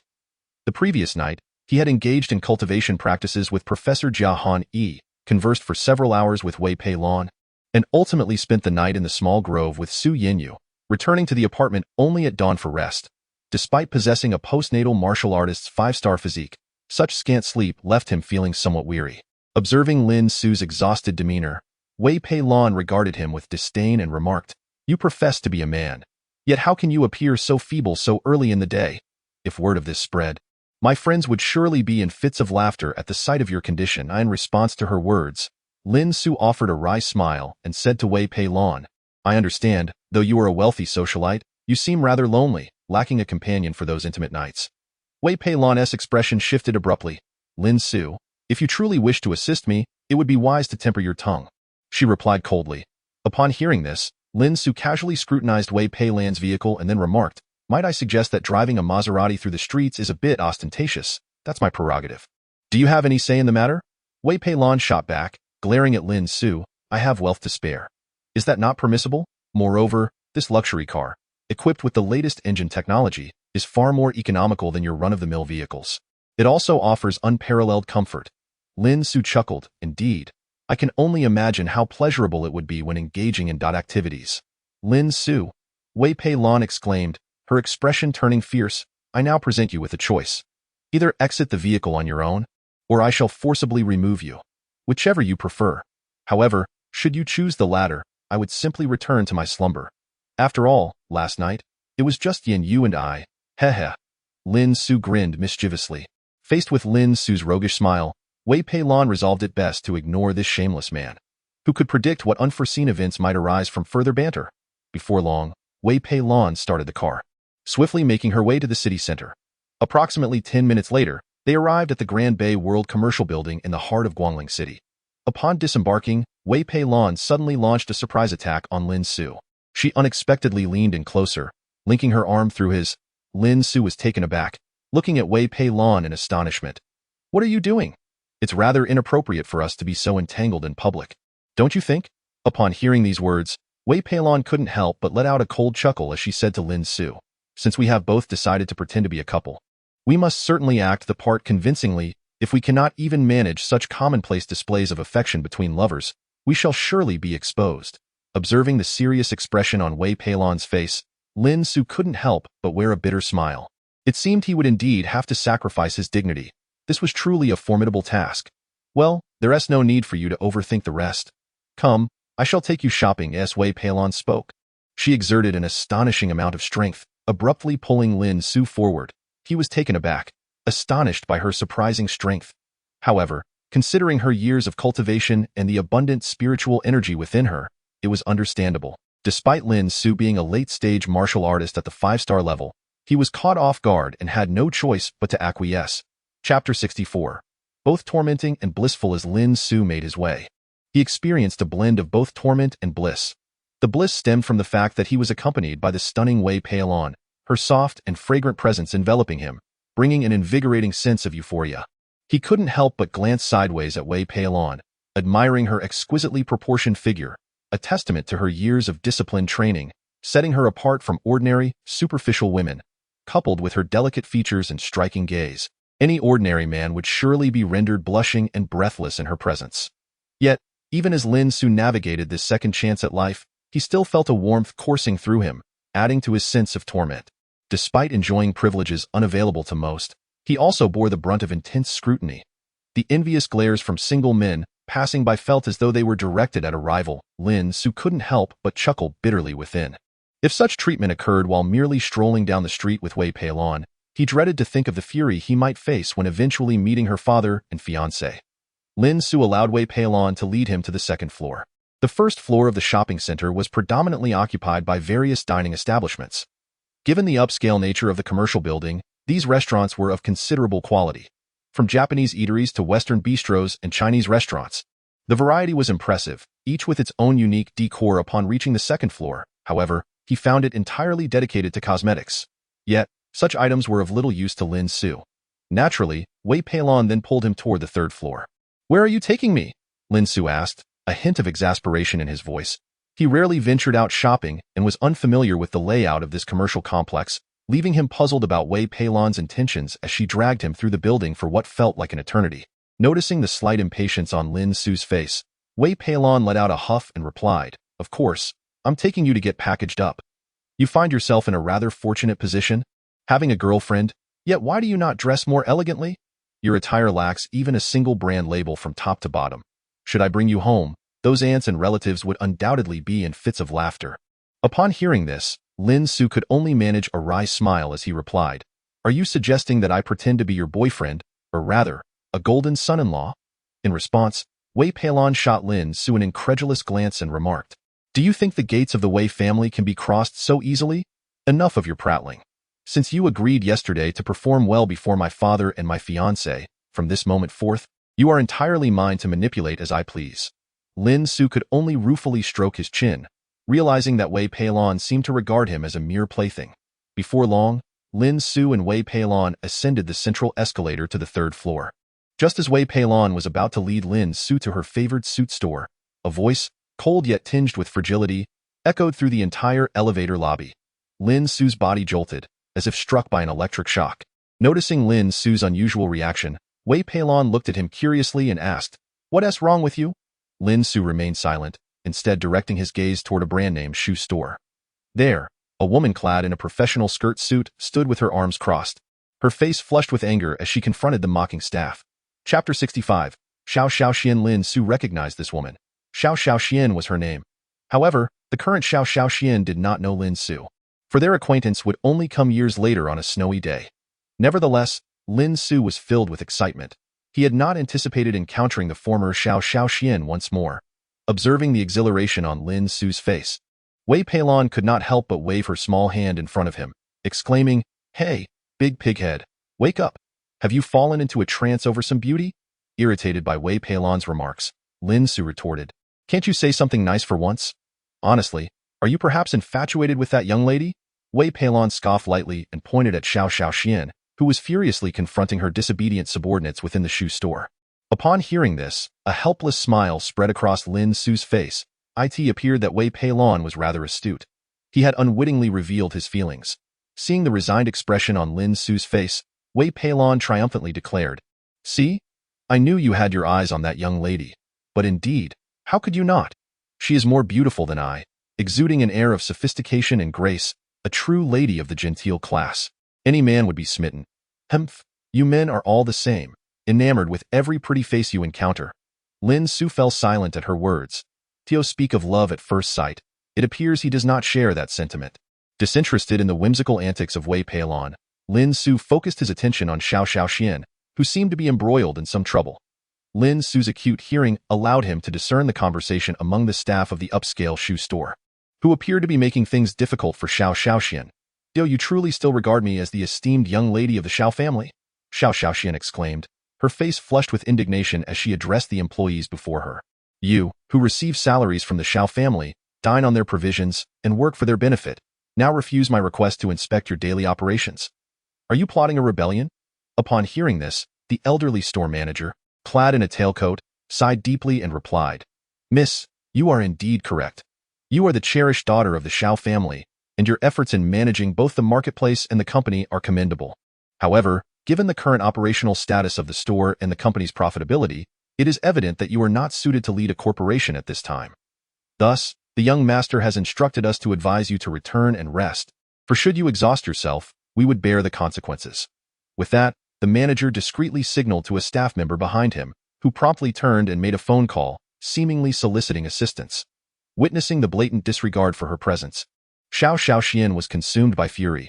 "You truly go too far. This is sheer nonsense, and I shall not back down." In an instant, she lunged at the manager, her movements wild and frantic. Observing this, the security personnel and male staff rushed to separate her from the elder manager. Yet, Lin Su could perceive the turmoil and frustration simmering within Xiao Xiaoxian. After a moment of contemplation, he turned to Wei Peilon beside him and declared, "I may need to intervene in this matter." With an air of determination, he grasped Wei Peilon and pulled her toward Xiao Xiaoxian. At that moment, a singular thought consumed Lin Su's mind. He was resolute in his vow to protect this woman, whom he had sworn to safeguard in the future. Chapter 66. The adopted brother. "You truly humiliate me, believing I am merely a fragile woman, not a man. Were I your young master standing here, would you still dare to disregard my words?" Xiao Xiaoxian bit her lip, her gaze fiercely fixed upon those before her. After all, she was a daughter of the Xiao family. Although she would not inherit the family business, it was intolerable for these employees, who served her family's conglomerate, to treat her with such disdain. Noticing her defiant expression, the elderly manager sighed once more and urged, "Miss, please take your leave. Do not burden us lowly employees with your grievances. The young master has already instructed us that you must not concern yourself with such trivial matters." Upon uttering those words, the silver-haired manager turned to the eager security personnel nearby and said, "What are you still doing here? Hurry and escort the young lady back." Immediately, the guards surged toward Xiao Xiaoxian like ravenous wolves. A look of humiliation washed over Xiao Xiaoxuan's face. "You rascals, do you not fear being dismissed?" She glared at the unruly subordinates before her. This was her first encounter with such a situation, leaving her momentarily at a loss for how to respond. "Young lady, We truly apologize. The young master has already informed us that in the marketplace and the company, your words hold no weight. Therefore, it would be best for you to return and rest, rather than expend your efforts in vain, sighed the silver-haired manager. A fierce unwillingness flickered in Xiao Xiaoxuan's eyes. She had not anticipated that her half-brother would act with such cruelty. Xiao Chunhao, how ruthless you are! She trembled in anger. Initially, her grandfather, Xiao Dingtian, had only one granddaughter. However, ever since her ungrateful father brought home another woman, that adopted younger son had usurped her rightful place as the legitimate heir of the Xiao family. Xiao Xiaoxian could not fathom why, in the year 8102, she still found herself entrenched in such an obstinate family, where the preference for sons over daughters persisted. If it were not for her grandfather, Xiao Dingtian, wholeheartedly nurturing the adopted Xiao Chunhao as his successor, would she have fallen into such a dire predicament? All of this was the fault of her treacherous brother. Clenching her delicate fists, her eyes brimmed with hatred. Yet, on the other hand, she could not help but admire her brother. In truth, Xiao Dingtian was not senile. If Xiao Chunhao had not exhibited exceptional talent, he would never have been groomed as an heir, especially as an adopted child lacking legitimacy. Before arriving at the Xiao family, Xiao Chunhao had already demonstrated extraordinary aptitude. In elementary school, he repeatedly clinched the provincial championship in mathematics competitions, and throughout middle school, he consistently ranked among the top students. Even in high school, he participated in various sports clubs, excelling academically while also winning championships in numerous athletic events. Remarkably, in the pivotal college entrance examination, he achieved the highest score in the province for science, gaining admission to the nation's premier university, and in his senior year, he received an automatic recommendation to pursue an MBA at the most prestigious business school in Yamalagia country. Such illustrious credentials were far beyond Xiao Xiaoxuan's reach. Although she believed herself to be competent, she still paled in comparison to her adopted brother. Chapter 67. The cuckoo occupies the magpie's nest. Had it been in the past, Xiao Xiaoxian would not have felt such resentment. For despite Xiao Chunhao being adopted, their initial relationship had been relatively amicable. At that time, her younger brother treated her as if she were his sister, and Xiao Chunhao was both gentle and chivalrous. Were it not for the fact that Xiao Chunhao had changed his surname to Xiao, Xiao Xiaoxian might have even doubted whether she would have developed feelings for him had they met prior. However, everything changed when Xiao Xiaoxuan's grandfather declared Xiao Chunhao as the heir of the Xiao family. The once gentle and chivalrous brother transformed into someone cold and distant, forbidding her from meddling in company affairs and even requiring her to heed his moods at home. Moreover, Xiao Chunhao privately subjected Xiao Xiaoxian to various forms of mistreatment. She recalled a statement he had made earlier. "Sister, I have grown up. It is now my duty to ensure you enjoy your later years." It seemed a heartwarming sentiment, yet in truth, this care was not freedom but rather surveillance and confinement. From that moment on, Xiao Xiaoxian completely lost her voice within the Xiao household. This was precisely where her frustration lay. On the surface, it appeared as though Xiao Chunhao was protecting her, allowing her to lead a life of leisure. Yet, in reality, it was a scheme to isolate Xiao Xiaoxian entirely, ultimately leading the entire Xiao family to forget her existence. After all, she was merely a frail woman. Had she been an only child, it might have been acceptable, but now she had a brother. This brother, as her grandfather had envisioned, was poised to become the family's patriarch. Although Xiao Xiaoxian may not have possessed the intellect to rival her brother, she was not foolish and could discern the true motives behind Xiao Chunhao's actions. Little did she expect that the melodramatic plots of television dramas would manifest in her own life. A brother adopted to vie for inheritance, and in such a seemingly gentle manner. Truly, he was a commendable brother indeed. As she contemplated this, a pang of sorrow welled up within her. She never imagined that one day she would be cornered into such a predicament by this brother. Observing Xiao Xiaoxian, even as she was restrained by security, resolutely refusing to leave, the elderly manager sighed heavily and said, "Miss, considering you were once my superior, I feel compelled to advise you. Your current strength is simply insufficient to contend with the young master. It would be wise to conserve your energy. Living in a wealthy family, one should be acutely aware of its sorrows. I suggest you remain in seclusion for a few years. Once the young master arranges for your marriage, things may improve significantly. And once he arranges my marriage, you can feel free to strip the Xiao family of its assets." Xiao Xiaoxian replied coldly, fixing her gaze upon the manager. "He is merely the son of a concubine. What right does he have to compete with me, the legitimate daughter, for the family fortune?"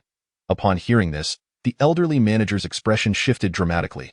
"Miss, some words should not be spoken lightly. Angering the young master could lead to consequences that you cannot bear." He spoke in a low voice. "Aren't you all going to hurry and escort the young lady away?" At that moment, Several security guards sprang into action, hastily pulling Xiao Xiaoxian towards the exit of the shopping mall. Chapter 68 Memories of a Past Life. Let go of me, you scoundrels. Two streams of clear tears involuntarily flowed from the corners of Xiao Xiaoxuan's eyes.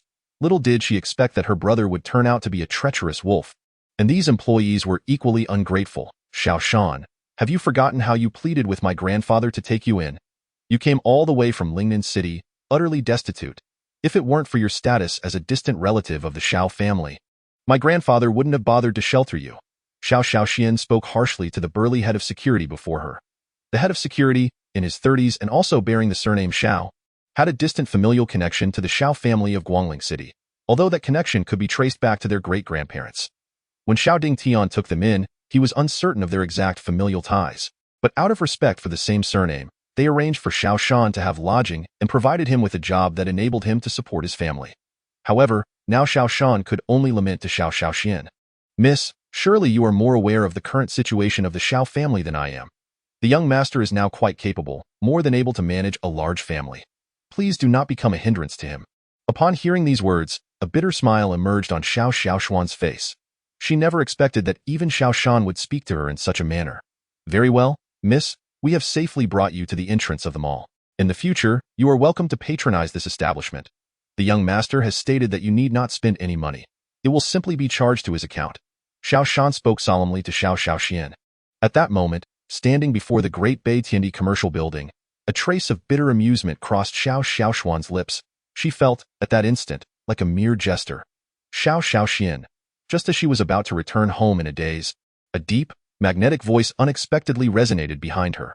Startled, Xiao Xiaoxian turned around to find a stranger standing before her.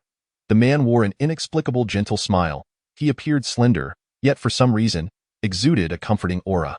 Although Xiao Xiaoxian felt an immediate affinity for Lin Su, she also found the situation perplexing. She did not recognize this man. So why did it seem as though he knew her, smiling in her direction?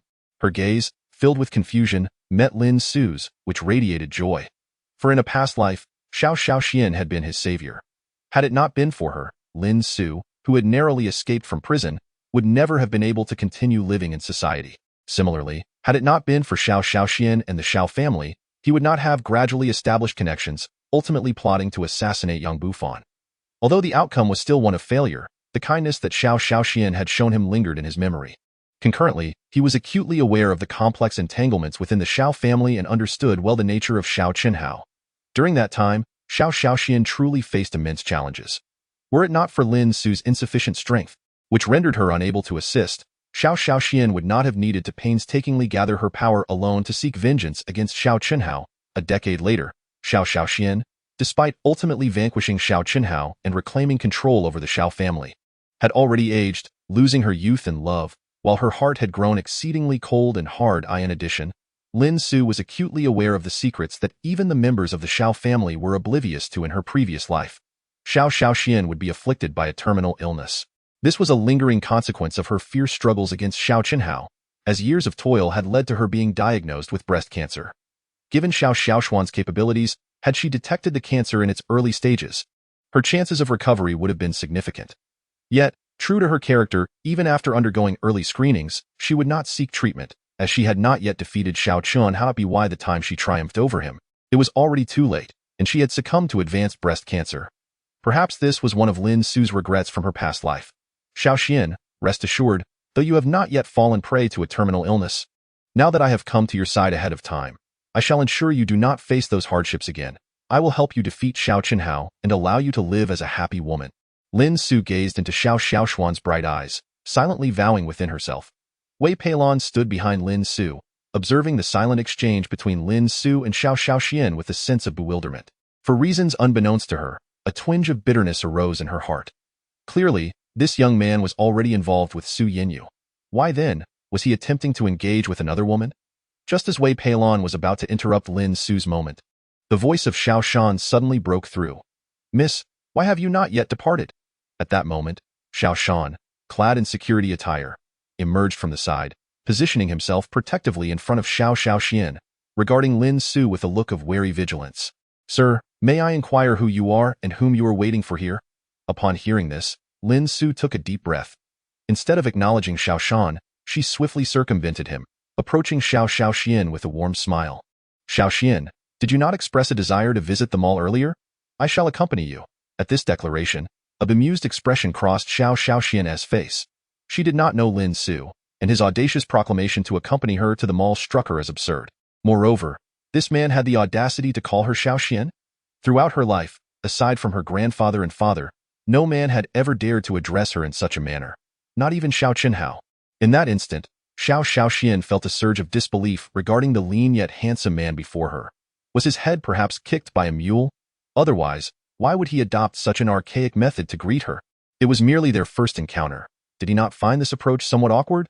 With an air of indifference, Xiao Xian gazed at Lin Su and said, I'm sorry, but I do not know you. To her surprise, Lin Su did not take offense. Instead, he looked at her with an air of authority and declared, Once we finish our shopping, you will come to know me. Xiao Xiaoxuan's expression shifted dramatically. She even began to suspect that she had encountered a rogue. At that moment, the previously overlooked Xiao Shan suddenly spoke up, addressing Lin Su, Sir, please refrain from harassing my young lady. If you do not leave at once, do not blame me for being impolite. Observing the protective demeanor on Xiao Shan's face, Lin Su coldly retorted, a good dog should not block the path. Instantly, astonishment flickered across Xiao Shan's face. Kid, are you truly oblivious? He remarked icily, I am a security guard at this mall, and I suspect you have ulterior motives towards a respectable woman. You are to vacate the premises. I possess that authority. Despite Xiao Shan's earnest expression, Lin Su dismissed him with a wave of his hand. You lack the standing to speak. Lin Su replied nonchalantly. As for whether I have harassed Xiao Xian, I am quite aware. But tell me, who was it that forcibly escorted her out of the mall just moments ago? Upon hearing Lin Su's inquiry, Xiao Shan's expression shifted drastically. So, are you intending to persist in this? He said, rolling up his sleeves. Although Xiao Xian was not highly regarded among the Xiao family, she was nonetheless the legitimate eldest daughter of the family, possessing the advantageous lineage of the family head. Thus, many young scions of various families in Guangling City sought to court her, and it was not uncommon for her to encounter fervent admirers who were unaware of their own standing. Xiao Shan had even formulated a strategy for dealing with such ardent suitors. Unfortunately, Lin Su was not one of them, and he had little interest in engaging in idle banter with Xiao Shan. In a sudden motion, Lin Su lifted his leg. Felt Xiao Xiaoxuan's astonishment.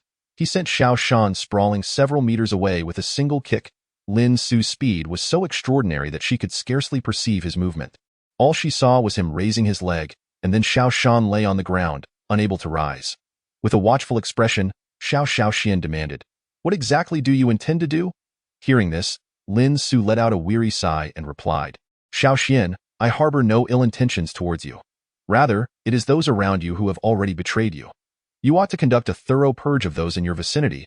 Upon hearing Lin Su's words, Xiao Xian was momentarily stunned, grappling with disbelief. Why did Lin Su know of her precarious situation within the Xiao family? Could he possibly be a spy sent by her brother? Upon reflecting on this, Xiao Xiaoxuan's wariness towards Lin Su intensified. Observing this, Lin Su attempted to further explain himself, but at that moment, other security personnel swiftly approached, encircling him. Meanwhile, those around them had already formed a distant circle. Pointing fingers at Lin Su, I just saw him assault someone. Indeed, that man was clearly harassing that girl. How dare he resort to violence? That poor security guard is severely injured. Look, he is even bleeding from his nose. That despicable thug is truly ruthless. The crowd buzzed with chatter, and a bitter smile crept across Lin Su's face. That moment, Wei Peilon also mingled within the crowd, gazing at Lin Su with a look of helplessness. She had never anticipated that Lin Su would turn out to be such a troublemaker. This had escalated significantly. However, Lin Su displayed no hint of regret. He was aware that he had done nothing wrong.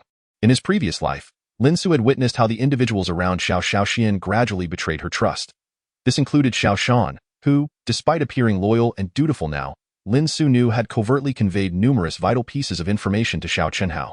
It could be said that Xiao Shan was a trusted confidant inserted by Xiao Chenhao by Xiao Xiaoxuan's side. Long ago, Xiao Chenhao had already begun his schemes around Xiao Xian. Yet, it seemed that Xiao Xian remained utterly oblivious to all of this, even perceiving herself as a victim. Lin Su couldn't help but internally lament that his actions had been somewhat rash, as he noticed the security personnel gradually closing in on him, brandishing electric batons.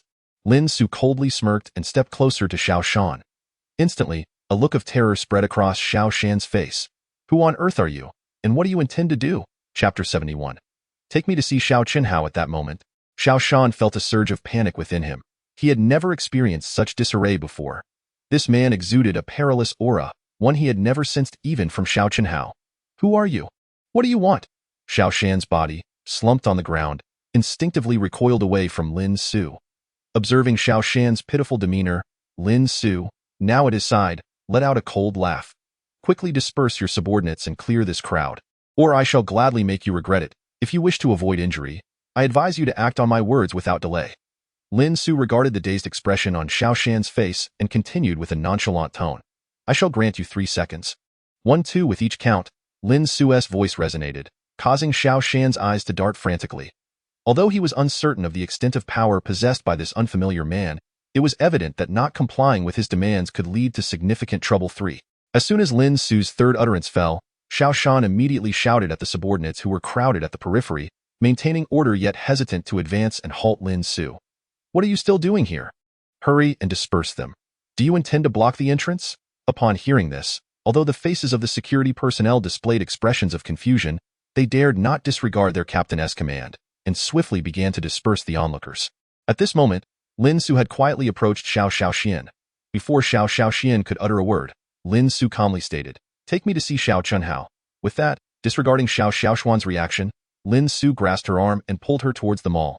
A peculiar sensation arose within Xiao Xian. To be frank, she did not truly know Lin Su. Yet, for reasons unbeknownst to her, feeling the warmth emanating from Lin Su's hand, she found it rather pleasant to be held by him. Her thoughts were in disarray, and she did not hear Lin Su say anything further until his voice resonated once more. Now, take me to see Xiao Qinhao. If I recall correctly, he should be inside the mall, inspecting in your stead. Yes. Lin Su gazed intently at Xiao Xian as he spoke. At this moment, Xiao Xian finally regained her composure and fixed her gaze upon Lin Su, asking, "What is your relationship with Xiao Qinhao? And, are we familiar?" To an outsider, Xiao Xiaoxuan's previous words might have seemed like a coy refusal. Yet only Lin Su could comprehend the turmoil within her heart. He leaned closer and whispered in her ear, "Do not concern yourself with who I am, nor why I know about you. Can you not regard me as a humble admirer who has cherished feelings for you from afar? I have never encountered such a perilous admirer as you." Xiao Xian replied, shaking her head. Though she sensed that Lin Su bore no ill intent, her heart remained vigilant. After all, she and Lin Su were strangers. To her, he was merely an unfamiliar young man. Thus, she maintained a skeptical attitude towards his words. Lin Su sighed deeply and earnestly addressed her, "Xiao Xian, I understand that it may be premature for me to speak thus, and you might think me deranged. Yet, there are certain things I must express now. Xiao Qinhao is exceedingly dangerous, and we must confront him. However, you need not worry, for I am confident in my ability to protect you. In fact, I possess the means to remedy your recurring condition of bodily coldness that you experience weekly. Should it remain unaddressed, it could escalate into a terminal ailment. Furthermore, I shall assist in nurturing your grandfather's health, thus ensuring that Xiao Qinhao dares not harm you. Do you comprehend my words?" Upon hearing Lin Su's declaration, Xiao Xian was instantly filled with astonishment. It was not that she did not understand, but rather that she found it hard to believe. Chapter 72. Gaining trust, Xiao Xian could hardly believe that Lin Su possessed the capability to confront Xiao Qinhao. It was important to note that even she, the dignified young lady of the righteous Xiao family, found it impossible to achieve such a feat. She struggled to comprehend how this unfamiliar young man could assist her in realizing this seemingly unattainable goal. Finally, Xiao Xian transformed her expression of uncertainty into one of vigilance, withdrawing her hand from Lin Su's grasp and taking a step back. Observing Xiao Xiaoxuan's demeanor, which clearly signified a desire to maintain distance, Lin Su sighed and said, "Xianer, I assure you, I harbor no ill intentions. I genuinely wish to help you. You must believe me." Upon hearing this, Xiao Xian coldly shook her head and replied, "No, I do not trust you. Who are you? I do not know you. Why do you claim you want to help me? Do you believe a rational person would place their faith in you?" Lin Su found himself momentarily at a loss for words. Indeed, Xiao Xian was correct. It was only natural for him to be on guard in the current circumstances. However, Lin Su understood that, at this juncture, he needed to press Xiao Xian more insistently. He was well aware of her character. She was not the type of woman who was strong-willed and extroverted. Given her nature, it would be exceedingly difficult for her to trust a stranger. Earning her trust would require an extended period of persuasion, yet time was a luxury Lin Su could not afford. he was acutely aware of the predicament Xiao Xiaoxian currently faced.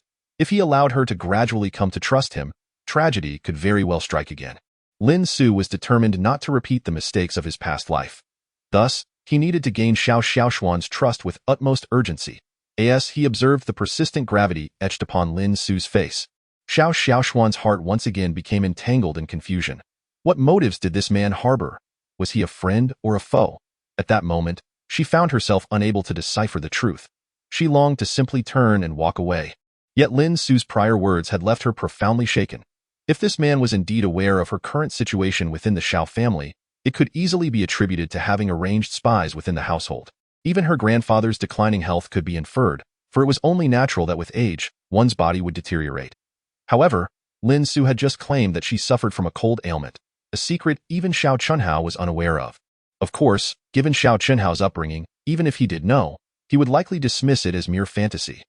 Yet, this unfamiliar young man not only pinpointed the ailment afflicting her, but also professed his ability to treat it, leaving Xiao Xiaoxian astounded. Is everything you just said true? After a long silence, Xiao Xiaoxian suddenly posed the question to Lin Su. Indeed, it is not a falsehood, Lin Su replied, gazing intently at Xiao Xiaoxian.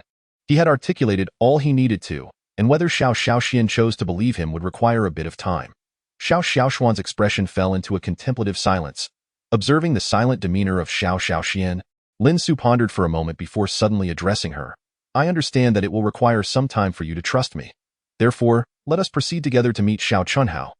Perhaps, upon seeing him, you will comprehend the words I have spoken. Upon hearing this, Xiao Xiaoxian cast a penetrating glance at Lin Su. Ultimately, she nodded and replied, very well, I shall accompany you to meet Xiao Chunhao.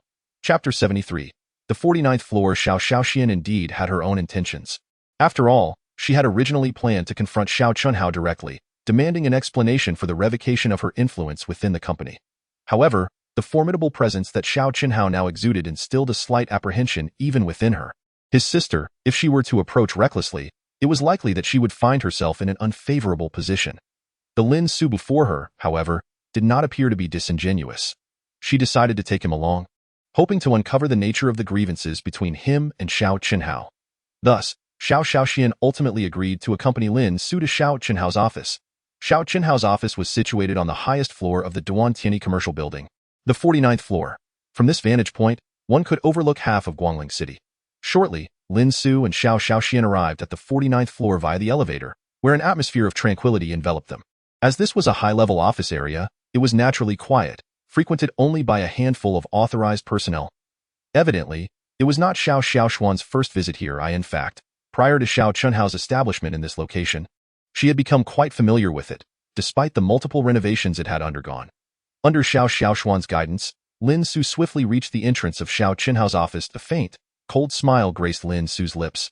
Indeed, the present-day Xiao Chunhao remained as image-conscious as ever. Before his office stood 2 bodyguards and a secretary diligently attending to their tasks.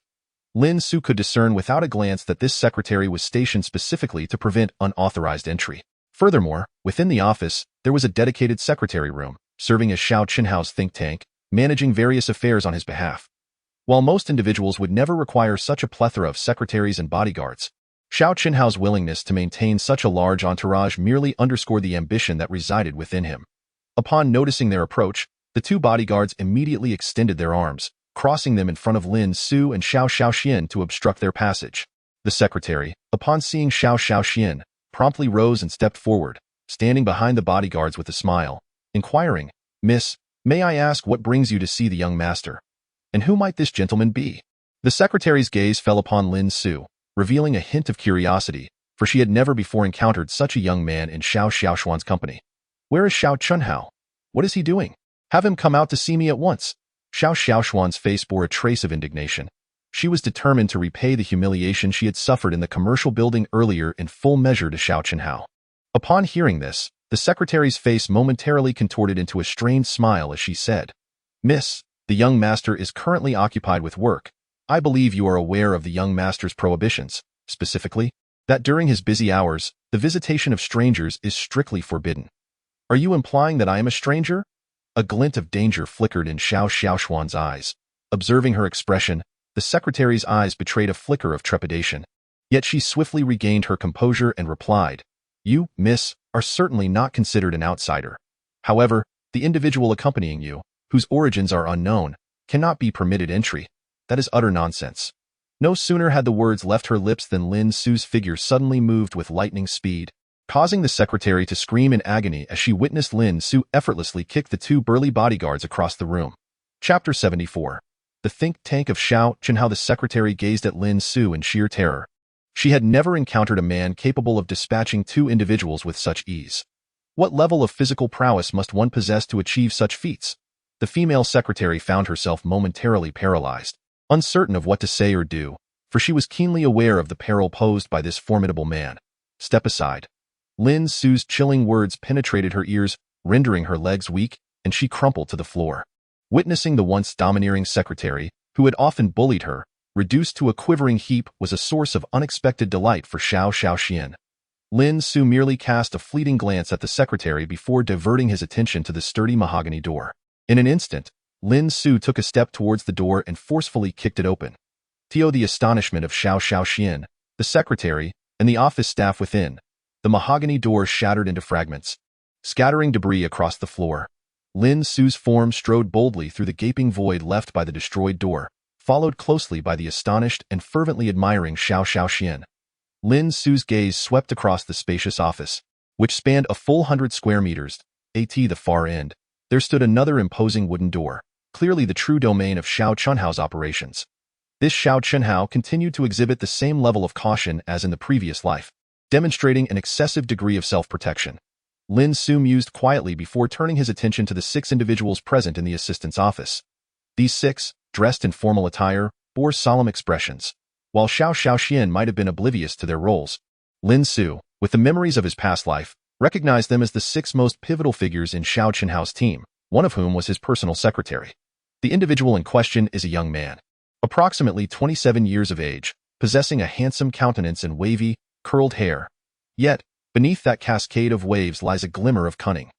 His name is Ran Jia, an alumnus of the School of Economic Management, serving as the personal secretary to Xiao Chenhao, having played a pivotal role in various matters, acting as a crucial link in the chain of command. The remaining 5 individuals are all elite master's graduates from the law department of Guangling University. Well-versed in legal affairs. As legal advisors to Xiao Chenhao, they provide him with numerous ingenious strategies, truly embodying the essence of his think tank. Originally, this group of 6 was clandestinely devising a proposal aimed at the untimely commercial building. Should this proposal materialize, their employer, Xiao Chenhao, would stand to gain a staggering profit, conservatively estimated to start at 600 million. Furthermore, it would afford him the opportunity to transfer the ownership of the untimely commercial building to his name, marking the first step in his gradual ascendancy to displace the entire Xiao family. The proposal was on the brink of resolution when, unexpectedly, Xiao Xiaoxian burst in, accompanied by an unfamiliar man. Moreover, the disruptive potential of this stranger was nothing short of astonishing. The members of the think tank, led by Ran Jia, exchanged grave glances as they regarded Lin Su, who stood 3 meters before them. Chapter 75. Interrogating Xiao Chenhao. Who are you, and what brings you here? If you seek trouble, I advise you to leave at once. For if you tarry even a moment longer, escaping this commercial edifice will prove exceedingly difficult. Ran Jia remarked gravely, his instincts warning him that the young man before him was no ordinary individual. With a faint smile gracing his lips, Lin Su replied, My identity is of little consequence. What truly matters is the whereabouts of Xiao Chenhao. Upon hearing Lin Su directly inquire about Xiao Chenhao's location, Ran Jia's expression hardened. I sincerely apologize, sir, but we truly do not know where our boss is at the moment. Therefore, I must ask you to kindly leave. However, before Ran Jia could complete his statement, Lin Su interjected, Even if you refrain from answering, I am certain he is currently within, engaged in some dubious activities. Am I not correct? A cold smirk tugged at Lin Su's lips as he waved his hand, summoning a gust of wind that surged toward the crimson wooden door. Before Ran Jia could fully comprehend the unfolding events, the door was forcefully flung open by an inexplicable force. Inside, Xiao Chenhao sat at his desk, staring in astonishment at Lin Su. Who are you? At that moment, Xiao Chenhao felt a surge of trepidation, sensing he had stumbled into a significant predicament. Before Lin Su could utter a word, Xiao Xiaoxian stormed into the office, slamming her palm on the desk, and questioned Xiao Chenhao with a fierce glare. Xiao Chenhao, what is the meaning of this? Xiao Chenhao, upon witnessing the scene, immediately furrowed his brows. It appears that his dear sister has astutely discerned her predicament ahead of time. One could hardly say she is lacking in intellect. Xiao Qinhao pondered this in his heart, yet a slight smile graced his lips as he addressed Xiao Xiaoxian. Sister, I am at a loss as to why you are so incensed. However, let us take a moment to sit down and discuss matters calmly. Indeed, Xiao Qinhao possessed a profound understanding of his sister's temperament. Although Xiao Xiaoxian may seem delicate and lacking in capability, she hails from a prestigious family and possesses a degree of emotional intelligence. More importantly, her disposition is remarkably obstinate. Once she sets her mind on something, it is as if 10 oxen could not pull her back. Thus, in order to prevent her from uncovering his ulterior motives before he successfully seized control of the Xiao family, Xiao Qinhao had been meticulously diminishing the influence surrounding Xiao Xiaoxian. Little did he anticipate that just as he was nearing success, Xiao Xiaoxian would finally sense something amiss and confront him. This was beyond Xiao Qinhao's expectations. Observing his feigned ignorance, Xiao Xiaoxian could not suppress a cold laugh. Xiao Qinhao, do not pretend to be foolish with me. Explain to me what is going on. You are well aware of the incidents I encountered in the marketplace, but let that be. What is the situation with them? And what about the document on the table? How dare you engage in such clandestine activities behind Grandpa's back? Does your conscience not ache? Her barrage of inquiries left Xiao Qinhao feeling utterly humiliated. No, sister, my dear sister, please allow me to explain. I am acutely aware that my abilities pale in comparison to yours. You must understand that I have only just graduated from university. There are many things I am still oblivious to. That is precisely why I hired a professional legal team to assist me in managing some company affairs. I did all of this to spare Grandpa undue hardship. Xiao Qinhao wore a pained expression, seemingly resorting to a strategy of self-pity. Chapter 76. A clash between siblings. Upon witnessing Xiao Qinhao's theatrical performance, Xiao Xiaoxian responded with a cold smile. So you wish to spare Grandpa from excessive toil? Do you? In that case, it is quite simple. Dawan Aquaculture is in dire need of a capable leader to guide them forward. Given your academic credentials, it should be more than sufficient. If you are so eager to achieve results, why not go directly to Dawan Aquaculture? At these words, Xiao Qinhao's countenance darkened. What significance does achieving results hold? He, Xiao Qinhao, did not come merely to serve the Xiao family. He came to vie for the family's fortune. Dawan Aquaculture is merely one of the Xiao family's enterprises, yet its scale pales in comparison to the lucrative ventures of Dawan Tianyi Commercial Building, Dawan International Cinema, and Dawan International 5-Star Hotel. Among others, Tio put it bluntly, to assign a top student like Xiao Qinhao to aquaculture would be akin to employing a sledgehammer to crack a nut. There was no way he would lower himself to engage in such menial endeavors. In the eyes of Xiao Qinhao, the objective was unequivocally to seize the core, directly usurping the control of other lucrative industries. Only through such means could he secure a position within the Xiao family. Otherwise, as a mere adopted son, he would likely face a lifetime of servitude to the family, a fate not to be taken lightly. Without employing extraordinary tactics, how could he rise to prominence? However, Xiao Xiaoxian harbored no sympathy for him. She addressed Xiao Qinhao, stating, since you are now a part of the Xiao family, rest assured that we will not treat you unjustly. Yet, I disapprove of you engaging in underhanded schemes, employing lawyers to manipulate the situation. In the end, what will you truly gain? Do you not realize that your actions will deeply sadden Grandfather? Qinhao, regardless of what you desire, you must accept the provisions laid out in Grandfather's medical instructions. They are his heartfelt intentions towards you. Do you truly disregard his sentiments? You speak nonsense. Xiao Qinhao clenched his fists tightly, retorting, Sister, whatever I choose to do is none of your concern. All you need to know is to enjoy your life at home. I will ensure the Xiao family remains in order. Xiao Qinhao. Xiao Xiaoxian trembled with anger, taken aback by his obstinacy even after she had discovered his intentions. Lin Su observed the verbal clash between Xiao Qinhao and Xiao Xiaoxian, aware that, despite his intervention today, the conflict had been prematurely ignited. However, in the previous life, Xiao Xiaoxian had triumphed through sheer determination, persisting until the very end. Yet, today's Xiao Xiaoxian still lacked the necessary fortitude, and thus would ultimately succumb. Nevertheless, Lin Su did not expect her to possess the ability to confront Xiao Qinhao at this moment, for she still had him by her side. Approaching Xiao Qinhao, Lin Su calmly remarked, I apologize, but Xiaoxian is not inclined to entrust the family's assets to an outsider such as yourself. Therefore, it is you who shall end up with nothing. I hope you can come to terms with this fact. Upon hearing this, Xiao Qinhao coldly laughed and replied, Who do you think you are to meddle in the affairs of the Xiao family? Secretary. Where are the security personnel? Hurry and expel this presumptuous brat. Xiao Qinhao issued an ultimatum, while Lin Su's expression turned icy. If you expel me now, You may regret it later. I am curious to see just how far your arrogance extends within the Xiao family. Lin Su smiled at Xiao Qinhao. Should you choose to eject us, I am not averse to stirring trouble. Tell me, what would Xiao Dingtian think if I were to deliver this plan directly into his hands? So you are threatening me? In the depths of Xiao Qinhao's eyes, a glimmer of danger suddenly emerged as he spoke. Well, you have indeed reminded me. Today, you truly cannot leave this place. Upon witnessing the sinister expression on Xiao Qinhao's face, Xiao Xiaoxian could not help but reveal a look of disappointment. She had not anticipated that Xiao Qinhao would unmask his true nature. Qinhao, must you behave this way? You were always kind to me before. Although we are part of a blended family, I wish for no unpleasantness between us. Gently clenching her delicate fist, she raised her chin and gazed steadily at Xiao Qinhao. In response, Xiao Qinhao fixed his unwavering gaze upon Xiao Xiaoxian and retorted, Humph, Xiao Xiaoxian, spare me your insincere sentiments. Deep down, you and I share the same desire. Neither of us wishes for the other to seize control of the Xiao family, do we? While our elders remain and my mother still enjoys favor, there will come a day when they too shall pass into the earth. When that time arrives, will you still regard me as your brother? Therefore, should I not prepare for my own future?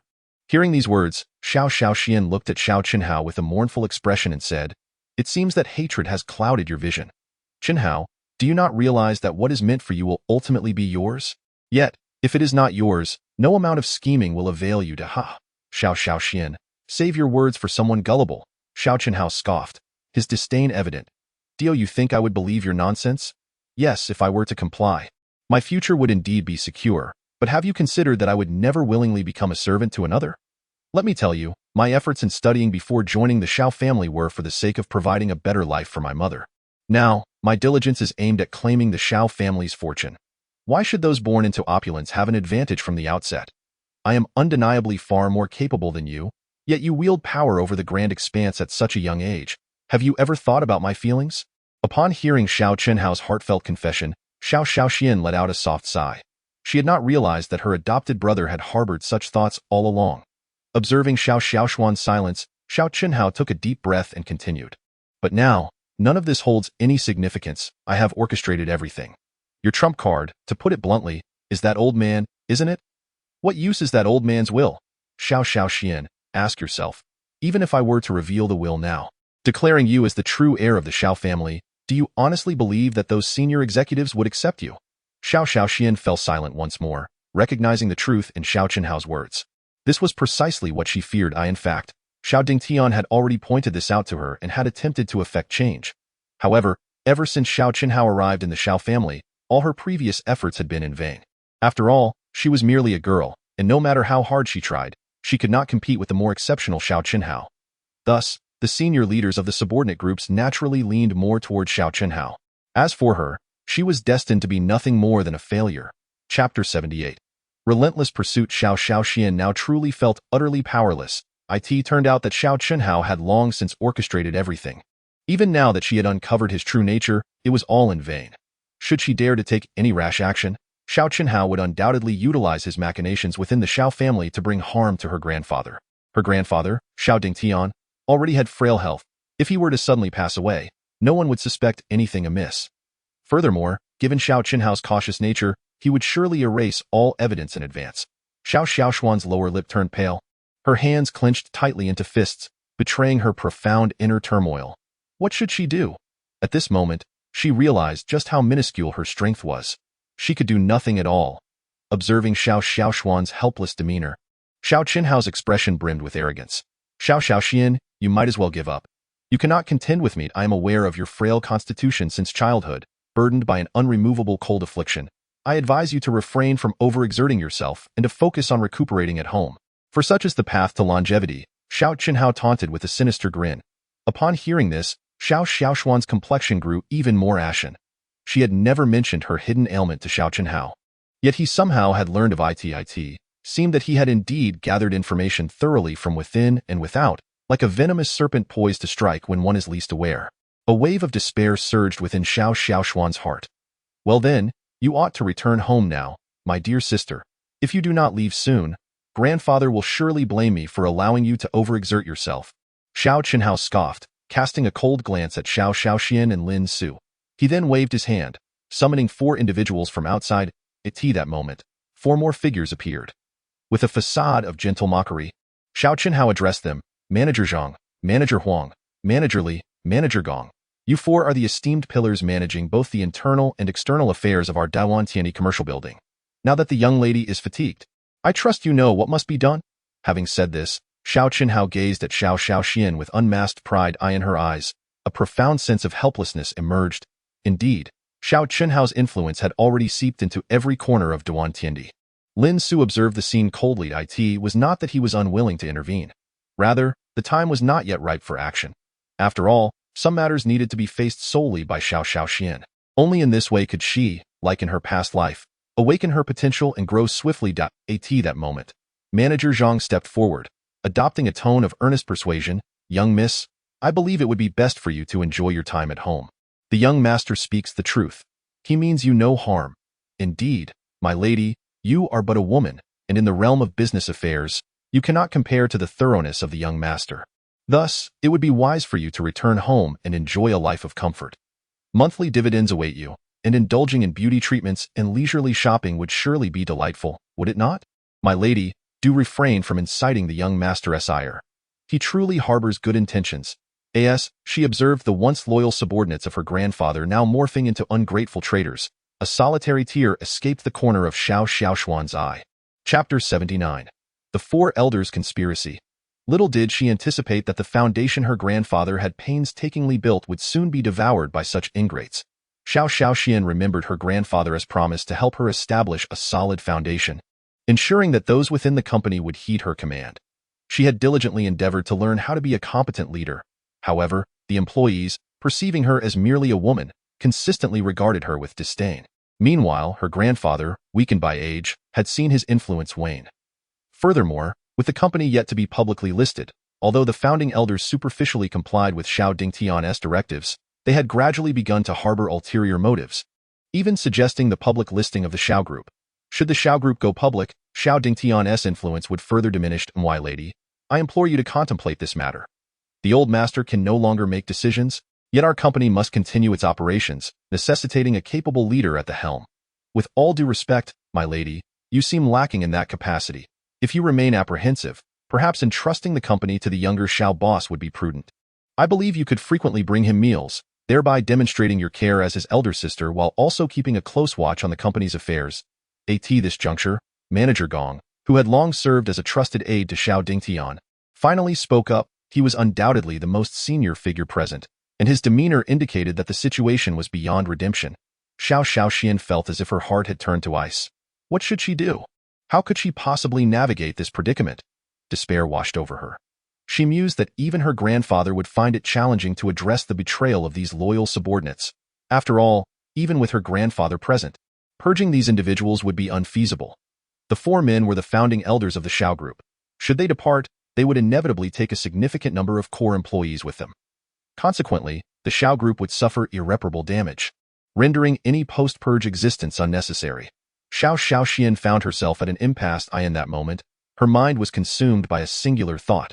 She must reclaim the allegiance of these four elders. Taking a deep breath, she solemnly addressed managers Zhang, Huang, Li, and Gong, saying, "Thank you for your concern, esteemed elders. However, I believe that perhaps I could attempt to take the reins of the Xiao family." Upon this declaration, an almost imperceptible sneer emerged on the faces of the four elders. Manager Zhang let out a sigh and said, "Miss, it is not that we lack trust in you, but rather that you are simply too young. Moreover, you lack the requisite abilities. Not long ago, you were in charge of managing the Greater Bay Heaven, and during that time, its revenue declined by a percentage point. Indeed, miss, I concur with Manager Zhang's assessment. Although a 1% decrease may seem trivial, we at Greater Bay Heaven are on the verge of a pivotal transformation, embarking on a new course. Should we succeed, it would elevate our revenue to new heights. At this juncture, we require a resolute leader, not a young girl playing house in the realm of business." Manager Li interjected with a disdainful scoff. Observing the unwavering support of the four elders for Xiao Qinhao, a radiant smile broke forth on Xiao Qinhao's face. Chapter 80. Do you wish to take a vacation?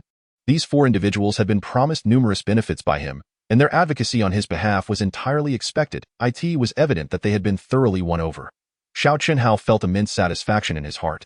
Witnessing the concealed smugness on Xiao Qinhao's face and the elders' earnest attempts to persuade Xiao Xiaoxian with life lessons and business prospects, Xiao Xiaoxian remained silent, biting her lower lip to the point of nearly drawing blood. To be frank, she was hardly concerned with the elder's words. After all, her aim was not to amass wealth, but to preserve the integrity of the Xiao family's enterprise. Yet now, Xiao Qinhao's actions were exceedingly perplexing, as they clearly indicated his desire to seize control of the Xiao family. For any family, the most crucial aspect is economic power. With control over the family's finances, it would be inevitable for everyone in the Xiao household to heed Xiao Qinhao's commands. This realization ignited a profound fury within Xiao Xiaoxian. However, what could her anger accomplish? As they had stated, she truly felt powerless in the face of the current predicament. Seeing the helplessness etched on Xiao Xiaoshuan's face, Xiao Qinhao reveled in an overwhelming sense of satisfaction. He relished the expression of despair that Xiao Xiaoxian displayed. Sister, I believe you truly need to contemplate this matter carefully. I have many pressing concerns to attend to, so please do not create a scene. Instead of wasting time here, wouldn't it be better to return home, spend quality time with mother, tend to the flowers and read? That would be delightful, wouldn't it? With that, Xiao Qinhao waved his hand, signaling for the guests to depart. A heavy, bitter smile manifested on Xiao Xiaoshuan's face. She felt an overwhelming sense of sorrow within. Was there truly no recourse in this situation? Just as the 6 security guards rushed in to escort Xiao Xiaoxian away, Lin Su suddenly stepped forward, positioning herself protectively in front of Xiao Xiaoxian. Suddenly, Xiao Xiaoxian felt an imposing figure intrude upon her innermost thoughts. Lin Su, who had remained silent until now, abruptly addressed Xiao Qinhao, asking, "Do you wish to go on a vacation?" "What did you say?" Xiao Qinhao was momentarily bewildered by this seemingly nonsensical inquiry. "I asked if you wanted to take a vacation." "Where do you wish to go, Java or Nigeria?" Lin Su remarked, a subtle smirk gracing his lips. "What do you think you are, daring to speak to me in such a manner?" Xiao Qinhao, discerning the underlying implication in Lin Su's words, immediately paled and retorted. Lin Su, upon hearing this, gazed at him with an almost imperceptible intensity, awaiting Xiao Qinhao's subsequent response or reckless action. The atmosphere in the room became palpably tense. Even the 4 elders regarded Xiao Qinhao with incredulity. As they observed him and the still composed Lin Su, they struggled to comprehend how this brash young man had the audacity to speak to their esteemed boss in such a manner. Did he not realize that Xiao Qinhao was far more formidable than he appeared? Xiao Qinhao scrutinized Lin Su for a few moments. Although he did not know Lin Su, he could sense the implied threat within his words. With a cold smile, Xiao Qinhao turned to Xiao Xiaoxian and said, "Xiao Xiaoxian, you are not here today to bring back some random man to cause trouble, are you? If you intend to marry this stranger and pressure grandfather to alter his medical advice, then I warn you, I, Xiao Qinhao, shall be the first to oppose this union." Upon hearing his words, Xiao Xiaoshuan's expression shifted dramatically. Chapter 81. The consequences of being loquacious. Xiao Qinhao, what nonsense are you spouting? Xiao Xiaoxian replied firmly. Though Lin Su and I have only just met, he is nonetheless someone I brought along, and I will not tolerate your disrespect toward him. Her earlier indignation seemed to erupt at that moment. In response, a mischievous smile crept across Xiao Qinhao's face as he said, "Isn't that so? Women like you are adept at ensnaring men, are you not?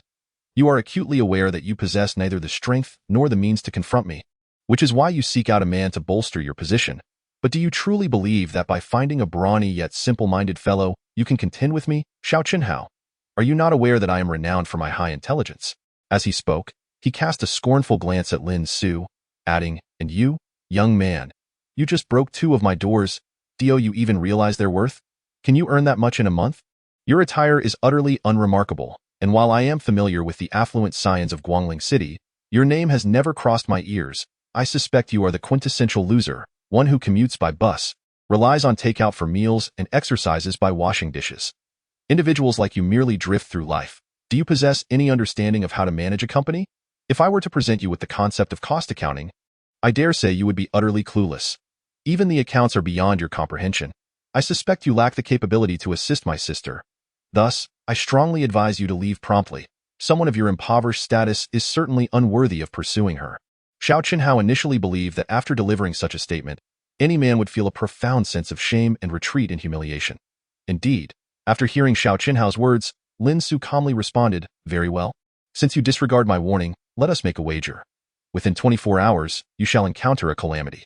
Without waiting for Xiao Qinhao to react, Lin Su took Xiao Xiaoshuan's hand and proceeded toward the exit. Deep within, Xiao Xiaoxian felt a wave of confusion.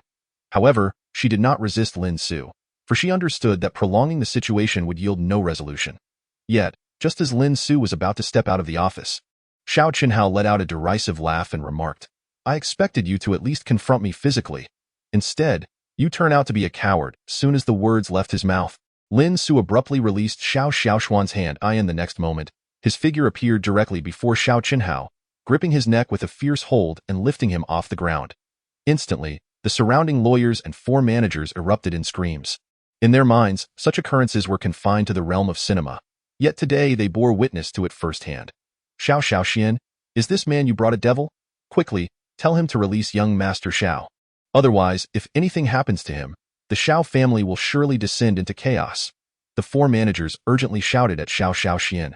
However, she merely shook her head and replied, "I cannot control him. If you wish, seek him out directly." At that moment, Xiao Qinhao's face flushed crimson, his eyes resembling those of a dead fish as he glared at Lin Su and stammered, What do you want? Let me go. What am I doing? Are you truly unaware? I am here to end you." Lin Su coldly laughed. Before forcefully throwing Xiao Qinhao down, he landed with a humiliating crash, losing several teeth in the process. Gradually rising to his feet, blood and fragments of teeth in his mouth, Xiao Qinhao spat defiantly at Lin Su. "Do you dare strike me? Do you know the consequences of laying a hand on me? And do you comprehend the ramifications of inciting my wrath?" Lin Su replied indifferently, his eyes devoid of emotion. Yet, Xiao Qinhao sensed a chilling aura emanating from his gaze. Are you a devil?" Xiao Qinhao's voice trembled. He could hardly fathom why Lin Su had suddenly become so volatile. However, Xiao Qinhao remained oblivious to the fact that Lin Su's increasingly irritable demeanor stemmed from a premeditated plan. In Lin Su's recollections, in her past life, Xiao Xiaoxian ultimately succumbed to cancer. Had it not been for Xiao Qinhao's intervention, Xiao Xiaoxian would not have expended such immense effort to engage in a battle of wits and strength with him, only to find herself ultimately defeated by the claws of cancer. Moreover, considering the Xiao family's resources, it would have been entirely feasible to attempt to save Xiao Xiaoxian. However, at that time, the Xiao family had already elevated Xiao Qinhao to a position of paramount importance. Thus they were unwilling to incur a substantial cost merely to extend Xiao Xiaoxuan's life. In her previous existence, Xiao Xiaoxian had shown kindness to Lin Su, and naturally, Lin Su felt compelled to repay that kindness. Likewise, any enmity would be avenged. Lin Su coldly regarded Xiao Qinhao and stated, "Whether I am a devil or not is inconsequential. What matters is that I offered you a chance to escape Guangling City. Yet, since you refused to heed my warning and chose not to take a vacation abroad, I am left with no choice but to impart upon you a profound lesson." A chilling laugh escaped her lips. Xiao Qinhao immediately cried out in agony. Wiping the blood from the corner of his mouth, he disdainfully retorted, "You possess remarkable courage. However, I shall make you aware that in this modern society, brute force does not equate to everything. The influence I wield is beyond your imagination. To threaten me is a grave mistake. Let me issue you a warning. You best vanish from my sight within 3 hours, or I shall ensure your permanent disappearance from this world." A menacing glint flickered in Xiao Qinhao's eyes. "I am always ready for a challenge." Lin Su's lips curled into a sly smile. It was a jest. He feared not the threats of others, for he harbored formidable power within himself. Under such circumstances, any attempts at assassination or retaliation against him would prove futile. Lin Su's objective was straightforward: to protect those he wished to safeguard using his own strength. Subsequently, amidst the astonished gazes of those around, Lin Su departed with Xiao Xiaoxian, leaving no room for obstruction or ridicule. They dared not even draw a breath until Lin Su had vanished, at which point they finally exhaled in relief. Observing Xiao Qinhao's disheveled state, the 4 elders found no humor in the situation. Instead, they sensed they might have chosen the wrong side. In that moment, they began to ponder their positions quietly. Nonetheless, outwardly, they maintained their obsequious smiles. Assisting Xiao Qinhao with subsequent matters. Chapter 83. Assistance requires no justification. Upon exiting the Duan Tianyi commercial building, Xiao Xiaoxian finally regained her composure. Although she did not consider this a victory over Xiao Qinhao, Lin Su's willingness to aid her had already been demonstrated in their recent actions. "Why do you wish to help me?" Beneath the shade of the trees, Xiao Xiaoxian finally voiced the question that had lingered in her heart. In response, Lin Su chuckled softly and replied, "Is there a need for a reason to assist you? No one would extend help to another without cause, for such individuals do not exist in this world. If there is, then that person must be a fool." Xiao Xiaoxian gazed deeply at Lin Su and remarked. Upon hearing this, Lin Su responded with a faint smile, "Do you think I am a fool?" "You certainly do not appear to be one." Xiao Xiaoxian gently shook her head and replied, Yet it is precisely for this reason that your motives are rather suspect. What if I were to say that the fleeting encounter in our past life has led to countless glances in this lifetime? Would you believe me? Lin Su's face remained adorned with a warm smile, akin to a gentle spring breeze. Xiao Xiaoxian was momentarily taken aback, although his words seemed to resemble an awkward attempt at flirtation. For some inexplicable reason, she found herself harboring no disdain. Rather, she perceived Lin Su, basking in the sunlight, as somewhat enchanting. Observing Xiao Xiaoxian fall into silence, Lin Su suddenly waved his hand in front of her and, with a serious expression, said, "I must ask you something, and you must answer me truthfully." Hearing this, Xiao Xiaoxian shyly lowered her head and replied, "Yes, please ask. How is your health now? I mean, to what extent has your cold condition progressed?" Lin Su pondered while regarding Xiao Xiaoxian in their previous life. Even after Xiao Xiaoxian saved Lin Su, he had been aware of some of her secrets, yet due to his own limitations, he could not fully comprehend certain matters. However, in this lifetime, he was utterly clear about everything. Unbeknownst to Xiao Xiaoxian, Lin Su had already utilized the system's scanning function to assess her condition. To his astonishment, the scan revealed that the cancer afflicting Xiao Xiaoxian was indeed a consequence of her chronic cold condition from childhood. While this may seem unbelievable, it was a reality for Xiao Xiaoxian. Her cold was not a typical ailment. It was an uncommon affliction that manifested weakly. Unlike ordinary cold conditions, which arise from a weak constitution and inadequate core warmth, Xiao Xiaoxian's cold was rooted in a toxin within her body. Although Lin Su was unaware of who had inflicted this poison upon her, he was certain that if it were not eradicated promptly, it would lead to dire consequences in the future, in their previous life. Xiao Xiaoxian had succumbed to cancer due to her cold condition, and Lin Su was determined not to allow history to repeat itself. Observing the intense gaze in Lin Su's eyes, Xiao Xiaoxian sighed and said, "Lin Su, although I do not know how you learned of my condition, I would prefer that you refrain from mentioning my cold any further. Ever since I was a child, I have known that my lifespan would not be long. Lin Su, I truly appreciate your help in dealing with my brother earlier. However, I believe it would be best if we did not have any further interactions." With that, Xiao Xiaoxian turned away, intending to leave. Just then, Lin Su grasped her arm and declared, "I can cure this illness." Lin Su's somber voice resonated behind Xiao Xiaoxian, akin to the distant tolling of a bell, reverberating deep within her soul. Chapter 84. The Adornment of Attire. "What did you just say?" Xiao Xiaoxian gazed at Lin Su in disbelief. In response, Lin Su let out a light laugh and replied, "I said, I can cure this ailment." Upon receiving Lin Su's unequivocal assurance, Xiao Xiaoxian stood in stunned silence. For years, no one had ever uttered such words to her. Whether through modern medicine or traditional practices, her chronic condition had left them utterly helpless, as they could not identify any underlying cause. It was as if her affliction had materialized from thin air. Xiao Xiaoxian had resigned herself to the notion that she might languish in this state for a lifetime, perhaps unaware of the day she might succumb. Yet now, the fact that Lin Su claimed he could treat her condition filled her with astonishment. "Lin Su, can you truly heal me?" she asked, her eyes brimming with hope. Though a part of her remained skeptical, nevertheless, she felt compelled to cling to this glimmer of possibility. Observing the fervent hope reflected in Xiao Xiaoxian's demeanor, Lin Su nodded affirmatively and said, "Trust me, I can cure you. For now, you should return home. Tomorrow, I shall pay a visit to your residence, to tend to your health and also to check on your grandfather."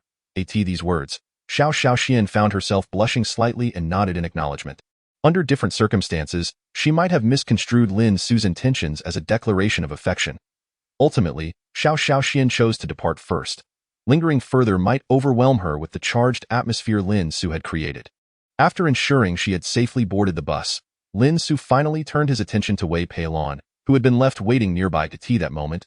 Wei Peilon stood with her arms crossed, her expression one of impatience as she addressed him. "I say, Lin, when did you find yourself surrounded by so many women in need of your concern? Who is she, and what is her connection to you?"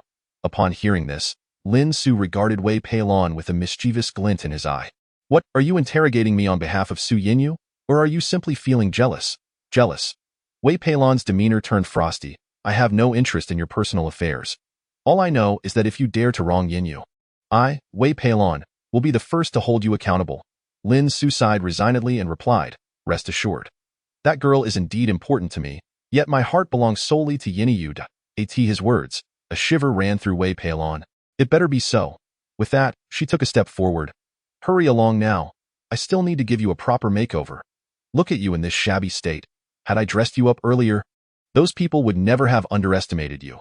Lin Su followed behind Wei Peilon, silently contemplating her words, a smile playing on his lips as he shook his head in non-committal amusement.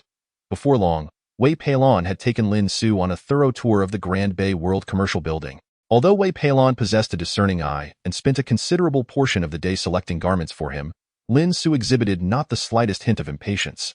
Approximately 3 hours later, Lin Su emerged from the Grand Bay World Commercial Building alongside Wei Peilon. That moment, Lin Su appeared utterly transformed, radiating a fresh and revitalized aura. He donned a complete deep blue tailcoat by Versace, which exuded an air of solemnity and charm, while the exquisite fabric accentuated his imposing demeanor as a practitioner. Adorning his right wrist was a Swiss watch, subtly emanating an air of opulence. Even the shoes and tie were chosen with remarkable thoughtfulness. The brown Armani leather shoes paired with a tie of a slightly darker hue than the tailcoat created a harmonious ensemble. If Lin Su had previously seemed like an unremarkable young man, after Wei Peilon's meticulous styling, he surpassed even the most strikingly attractive celebrities on television. The adage Buddha relies on gold adornments, and people rely on their attire rings true in this instance. Chapter 85. Teasing Wei Peilon. Hee. I never expected that the seemingly ordinary you would look quite handsome now, Wei Peilon remarked, surveying Lin Su from head to toe, feeling an unexpected warmth flush her cheeks. Lin Su, hearing this, offered a wry smile and replied, Indeed. This tailcoat costs over 100,000. How shall I repay you for this? Upon hearing Lin Su's audacious words, Wei Peilon's face flushed as she retorted, What nonsense are you spouting? Repayment. I must inform you that this is merely a work outfit I lent you, and you shall return it once you're done. Since it's work attire, it need not be returned, right? After all, this is for professional purposes. Lin Su adjusted his tie as he spoke. I don't care. It's not a gift from me, Wei Peilon replied with a huff, continuing her ascent to the 4th or 5th floor of the commercial building. Observing this, Lin Su inquired with astonishment, Do we need to purchase anything else? Aren't we supposed to meet my esteemed future in-laws now? Upon hearing this, Wei Peilon's cheeks turned crimson as she exclaimed, What are you babbling about? Future in-laws? That's my father. Moreover, I genuinely doubt whether I can train you to be a competent boyfriend in these few days. At this rate, you might expose yourself. How could that be? Lin Su said with a mischievous glint in his eyes. It's not like I intended to prepare gifts for the future in laws. Is it really necessary to be upset about it? You do know that you're supposed to prepare a meeting gift for our parents, right? I expect you to take your role as my pretend boyfriend a bit more seriously. Wei Peilon shot Lin Su an exasperated glance. In response, Lin Su merely smiled nonchalantly and naturally stepped forward to link his arm with Wei Peilon's wrist. She trembled slightly, gasping softly, What are you doing? You did say we were to undergo thorough training these days, didn't you?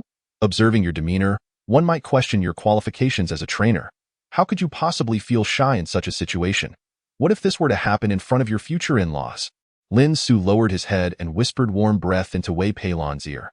Perhaps the warmth tickling her ear made her feel a bit uncomfortable, for she responded with a distracted expression. What are you babbling about? As long as you refrain from speaking carelessly, there will be no slip-ups. Just then, a voice belonging to a woman in her 30s rang out. May I have a word with you? A tall woman clad in a leopard print coat approached Wei Peilon, exuding an air of superiority. Upon hearing this, Wei Peilon gazed at the woman in confusion. Excuse me, may I ask who you are? Excuse me? The moment the woman heard Wei Peilon refer to her as sister, her expression soured. She adjusted her sunglasses perched on her nose and, with a hint of impatience, retorted, Do you think I look old? Upon hearing this, Wei Peilon's lips twitched. She inwardly cursed her misstep, realizing she had inadvertently touched a nerve. As a woman herself, she understood how much age meant to another woman. Clearly, this affluent lady, appearing to be in her 30s and still donning a leopard print coat, was likely quite proud of her looks and unwilling to concede to time, hence her sensitivity regarding age. Noticing the affluent woman was on the verge of losing her temper, Lin Su calmly interjected, Madam, unless you have other matters to discuss, we shall take our leave. My girlfriend and I have plans to shop for gifts for my future in-laws. Upon hearing this, Wei Peilon's expression shifted, and she gently nudged Lin Su's waist with her elbow. As expected, the woman in the leopard print coat erupted. What did you just say? Repeat that. Who are you calling madam? I referred to you as madam. Are you unaware of your own standing? Lin Su retorted with a cold smile. Scrutinizing the middle-aged woman in the leopard print coat, from your appearance, it seems you have recently been troubled by menstrual discomfort. Moreover, your liver and kidneys appear compromised. and you should refrain from excessive indulgence. While it is true that only the overworked oxen do not ruin the fields, the condition of your fields must first be sufficiently fertile. Upon hearing Lin Su's words, the affluent woman placed her hands on her hips. Looking down at Wei Peilon, young lady, your little boy toy certainly has a fiery spirit. This only makes me desire him more. Name your price. I can afford it. Wei Peilon felt a wave of profound embarrassment wash over her. It seemed this wealthy woman had mistaken Lin Su for a gigolo. She could not help but cast a sidelong glance at Lin Su's profile. Little did she know that beneath Lin Su's seemingly tranquil facade, a tempest was brewing, poised to unleash upon the wealthy woman. After all, in Wei Peilon's impression, Lin Su was a cunning individual with a wealth of ulterior motives. Yet, Lin Su merely spoke in a nonchalant tone. How much are you willing to pay? Can you afford it? This price is likely beyond your imagination. Upon hearing this, a flicker of indignation crossed the wealthy woman's countenance. She retrieved a pitch-black card from her clothing pocket and placed it before Lin Su, declaring, "Do you see this? This black card holds 1 million. And I possess several hundred such cards. Tell me, can I not afford this price? Don't tell me that the girl beside you could possibly spend 1 million a month hiring you for me." Upon hearing the wealthy woman in her leopard print coat speak in such a manner, Lin Su erupted into hearty laughter. How amusing! You are truly entertaining. Entertaining, you say? Then agree to accompany me, dear. My skills in bed are far more intriguing.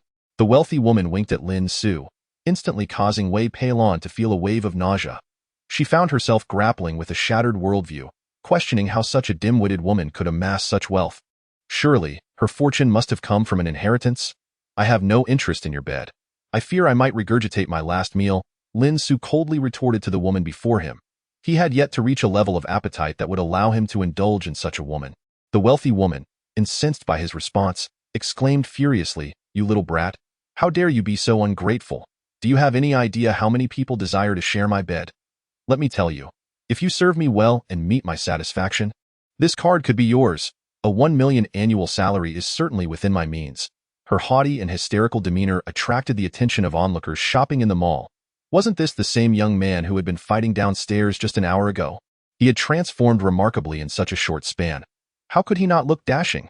The clothing stores in this commercial building showcase internationally renowned brands. Even the most ordinary individual would appear handsome after such a makeover. Indeed, I've noticed that the girl has been treating this young man to several rounds of shopping in this commercial building, and she has been the one paying. I find it hard to believe there is something more to this. Hearing the murmurs of the crowd, a hint of a helpless smile emerged on Wei Peilon's face. She had merely intended to buy Lin Su a set of clothes, yet she found herself misinterpreted as hiring a gigolo. Could it be that Lin Su truly possessed the potential to be a kept man? With this thought, Wei Peilon couldn't help but steal a few more glances at Lin Su. Lin Su, noticing the expression on Wei Peilon's face, wore a wry smile, his eyes reflecting a sense of innocence, as if to say, "I never intended for things to turn out this way." Upon witnessing the flirtatious exchange between Lin Su and Wei Peilon, the wealthy woman was undeniably incensed. To her astonishment, these two young individuals were brazenly displaying their affection, seemingly disregarding her presence entirely. "You," she exclaimed, pointing an accusing finger at Lin Su and Wei Peilon. "Are you even human? How dare you flaunt your romance before me? Moreover, how much would it take for you to part with your paramour? Is 1 million sufficient?" In a fit of rage, the affluent woman hurled what was purported to be a black card containing 1 million at Wei Peilon. Instantly, a frosty expression crossed Wei Peilon's face. She had never before endured such humiliation. Though hailing from an ancient martial arts family, their financial resources were not as substantial as those of some secular families. However, the stature of an ancient martial arts clan demanded respect and could not be trampled upon. Just as Wei Peilon contemplated delivering a resounding slap to this arrogant and presumptuous wealthy woman, Lin Su intervened, blocking her path.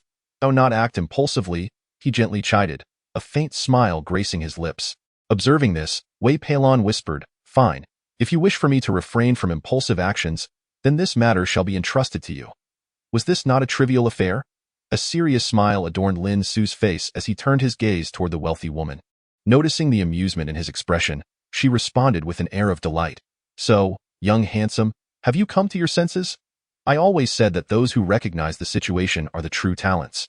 At that moment, a deep male voice interjected, "Lu Tsueju, what are you doing?" A figure clad in a golden suit emerged from the crowd, approaching the wealthy woman.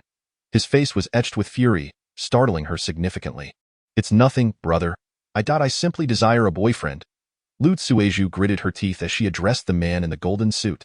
Upon hearing her words, Lu Qingyin swiftly slapped her, leaving her clutching her now swollen cheek in disbelief. Brother, what on earth are you doing? If you must strike someone, it should be that woman. Lu Qingyin, incensed, retorted, be silent. I do not have a sister as disgraceful as you. Lu Sueju's expression transformed into one of utter incredulity. Woo-woo, brother, how can you scold me? Do you no longer love your sister? We had an agreement that I would relinquish all my inheritance to you, allowing me to enjoy a life of leisure at home. Is it too much to ask for a little companionship, even if it means hiring a pretty boy? Lu Sueju then erupted into a hysterical wail, prompting stifled laughter from the onlookers.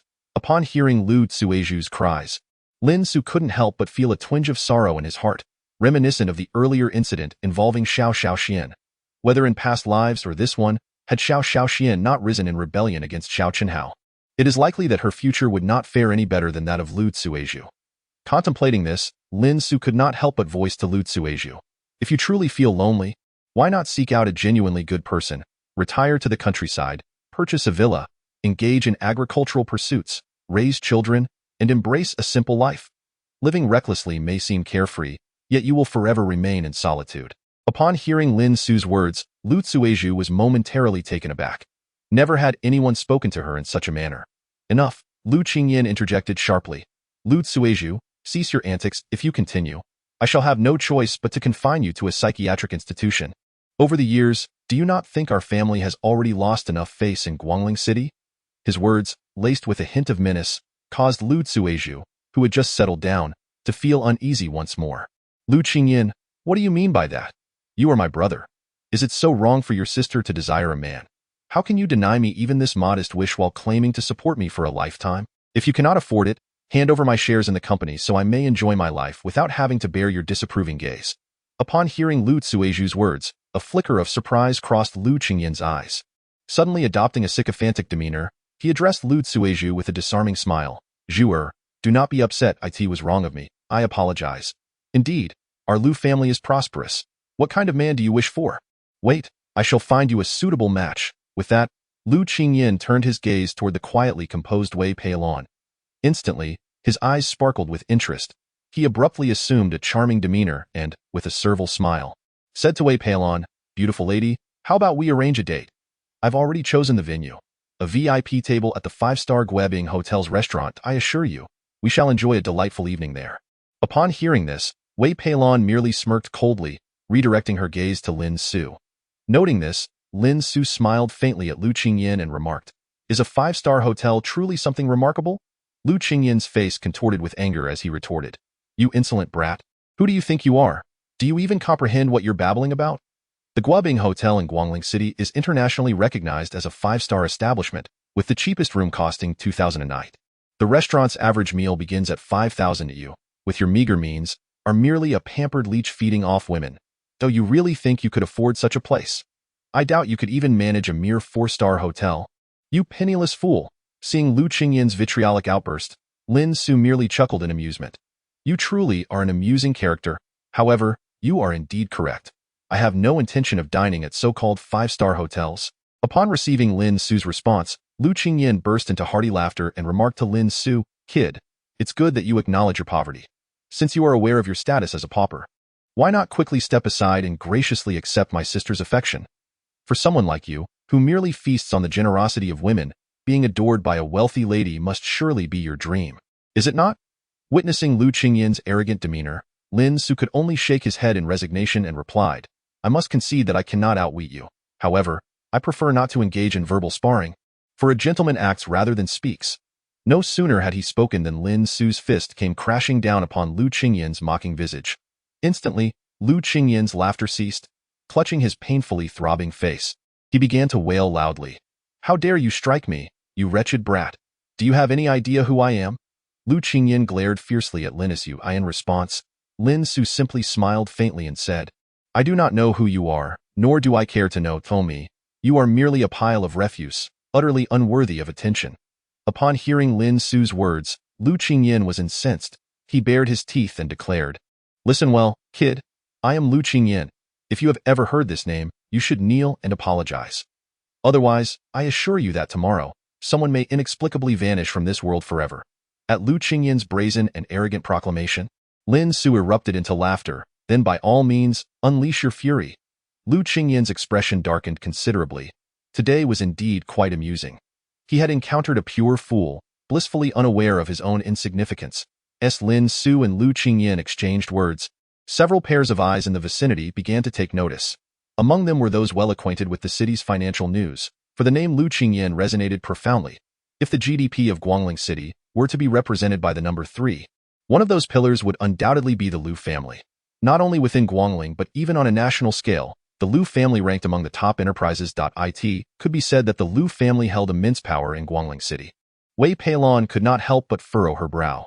The situation appeared to be far more intricate than she had initially presumed. She had thought that the man clad in a golden suit was merely a nouveau riche, given his overall demeanor. Furthermore, with such a foolish sister who dared to create a scene in public, he seemed unlikely to belong to the esteemed families that established Guangling's commercial empire. Little did she know that this man in the golden suit was, in fact, Lu Qingyin himself, the most successful young entrepreneur in Guangling City, continuously lauded for his achievements. As the self-proclaimed emperor controlling half of the economic lifeblood of Guangling City, he naturally maintained close ties with various underground organizations. This was precisely the source of Wei Peilon's headache. Although their ancient martial arts family, the Wei clan, regarded such a small, secluded family with disdain, this was Guangling City after all. If they were to provoke the powerful Lu family, it would not only be Lin Su in peril, even she would likely face dire consequences. Contemplating this, Wei Peilon could not help but softly suggest to Lin Su, "Why not bow your head and admit a mistake? We could let this matter rest." However, Lin Su wore an unprecedentedly serious expression as she replied, "Admit a mistake? The word does not exist in my dictionary. Furthermore, we are not in the wrong. We are not the party at fault. Why should we concede?" After saying this, Lin Su turned her gaze indifferently towards Lu Qingyin and remarked, "The Lu family? Are they truly formidable? If you possess the capability, come and bring me down now. However, I believe it will be you who ultimately regrets this, for you have already provoked me today, and you must leave behind one of your arms." Upon hearing Lin Su's words, Lu Qingyin looked at her in utter disbelief and exclaimed, "What? Even after knowing my identity, you remain so arrogant? You dare to demand my arm? Your audacity is remarkable." Witnessing the fury akin to a volcano ready to erupt in Lu Qingyin's eyes, the surrounding onlookers could no longer remain silent, urging Lin Su to reconsider. "Young man, the terror of the Lu family is beyond your imagination. It would be wise to lower your head and admit a mistake. Everyone makes errors in their youth. Indeed, I was once as impetuous as you, but after encountering setbacks, I learned my lesson. Young man, as someone who has been through it all, I advise you not to act foolishly. Prison food is hardly appetizing. Youngster, you should swiftly seek Mr. Lu's forgiveness. Many endure grievances in this world. Who is free from them? Life is far more precious than pride." Yet, as the scattered voices of the crowd echoed around her, Lin Su wore an expression of utter indifference. Chapter 90. A severed arm, you little brat. I am giving you an opportunity now. Kneel before me and admit your mistake. Otherwise, you shall suffer the consequences. Lu Qingyin glared at Lin Su with an intensity that suggested he would rip out her heart. In response, Lin Su remained silent, offering only a swift, resounding crack. With a powerful strike, Lin Su's fist collided with Lu Qingyin's forearm, resulting in a fracture. Lu Qingyin screamed in agony, clutching his injured arm with his other hand. While glaring fiercely at Lin Su, he growled, "You little brat, how dare you break my arm? Are you courting death? Speak another word, and your life will be forfeit." Lin Su's lips curled into a cold smirk as he cast a frosty glance at Lu Qingyin and remarked, "What did you say? Please repeat that." Lu Qingyin's eyes instantly reflected a look of incredulity as he responded, "Do you not understand? If so, I shall reluctantly repeat myself. The Lu family, in my eyes, is worth less than nothing to waste like you. I would kill without a second thought." Lin Su's tone was laced with a chilling murderous intent, causing a flicker of dread to surge within Lu Qingyin. Meanwhile, Lu Tsueju stood frozen in disbelief beside them. She had never anticipated that the seemingly unremarkable pretty boy would unleash such formidable energy, shattering her brother's arm in the process. However, just as Lu Tsueju summoned the courage to speak to Lin Su, he turned away Peilon and said, "Lanner, let us depart. There is no need to waste our time on these worthless individuals." Wei Peilon nodded in agreement. It seemed Lin Su understood the importance of knowing when to retreat. Having already broken one of their opponent's arms, Wei Peilon felt it was prudent not to engage any further with such dubious characters. Thus, she gracefully linked her arm with Lin Su's, and together they began to drift away. Yet, before they had ventured far, a voice akin to thunder erupted, halting their steps and compelling them to turn back. They beheld Lu Qingyan, who had risen to his feet, accompanied by a middle-aged man clad in a blue robe. The man appeared to be in his 40s, considerably older than Lu Qingyan, and the deep lines etched into his weathered face, coupled with the imposing authority in his gaze, suggested he was far from an ordinary foe. Lu Butler, quickly, have that arrogant brat torn to shreds. They do not regard our Lu family with any respect. Lu Qingyan seethed with hatred as he reported to the man in the blue robe. Upon hearing this, Lin Su furrowed his brow slightly, surprised that the Lu family had so swiftly summoned reinforcements. The Lu Butler, after casting a glance at Lin Su, coldly sneered, "Did you not just claim that our Lu family is insignificant?" Lin Su smiled and nodded. "Can you not hear me? Or are you deaf?" The Lu Butler's aged face instantly darkened with fury. "Young man, do you not realize that such a manner of speaking is profoundly disrespectful?" he said, a dangerous smile creeping across his aged features. "Why should I respect you? If we are to discuss respect, it seems it is your Lu family who disrespected me first," Lin Su replied nonchalantly. In response, the Lu Butler chuckled ominously, "Ha ha, what a sharp-tongued young man. Indeed, you are correct at the outset of this matter. It was indeed Lu Tsueju and Lu Qingyan who erred. They failed to show you the respect you deserve, and I extend my apologies on their behalf. However, you should not insult the Lu family nor me." Upon hearing the words of Steward Lu, Lin Su calmly inquired, "So, what do you intend to do? Or do you wish to provoke me and demand compensation?" "There is no need for monetary compensation. All I require is a simple apology from you." Steward Lu waved his hand dismissively, stating, "You see, I am not unreasonable as long as you apologize to the Lu family today and acknowledge your mistake. I can overlook the past. I must sincerely express my regrets. The terms apology and acknowledgement of error have never graced the pages of my dictionary," replied Lin Su, his expression revealing a seriousness that was unmistakable. "You are indeed playing with fire, young man," remarked Steward Lu, his aged eyes narrowing into slits. How utterly fascinating. Having served the Lu family for over 20 years, he had never encountered such audacious arrogance. "I am not playing with fire. Rather, I am dousing you with cold water," Lin Su replied coolly. "If you have no further matters to discuss, we shall take our leave, as we are quite busy." With that, Lin Su and Wei Peilon turned to depart once more, disinterested in squabbling over trivial matters of reputation. Observing Lin Su's intention to leave, the fury on Steward Lu's face intensified. "You insolent brat, do you comprehend the consequences of provoking the Lu family? The repercussions are beyond your imagination," he bellowed at Lin Su's retreating figure. "I eagerly anticipate the unimaginable consequences you speak of." Lin Su responded nonchalantly, not bothering to turn around, simply raising his hand in a dismissive wave, exuding a profound lack of respect for Steward Lu. "Stop right there." Suddenly, Steward Lu moved swiftly, intercepting Lin Su just as he was about to ascend the staircase with Wei Peilon. "Insolent brat, state your name. Soon, the wrath of the Lu family will descend upon you," Steward Lu stated, fixating his gaze on Lin Su. Lin Su smiled and remained silent. Around them, the onlookers gasped in astonishment, realizing that the Lu family was indeed serious. If Lin Su were to disclose his name, an inescapable fate would await him. Initially, everyone assumed that any rational person would promptly turn and flee to the train station, escaping far away to avoid any trouble. However, they were taken aback when Lin Su casually addressed Steward Lu.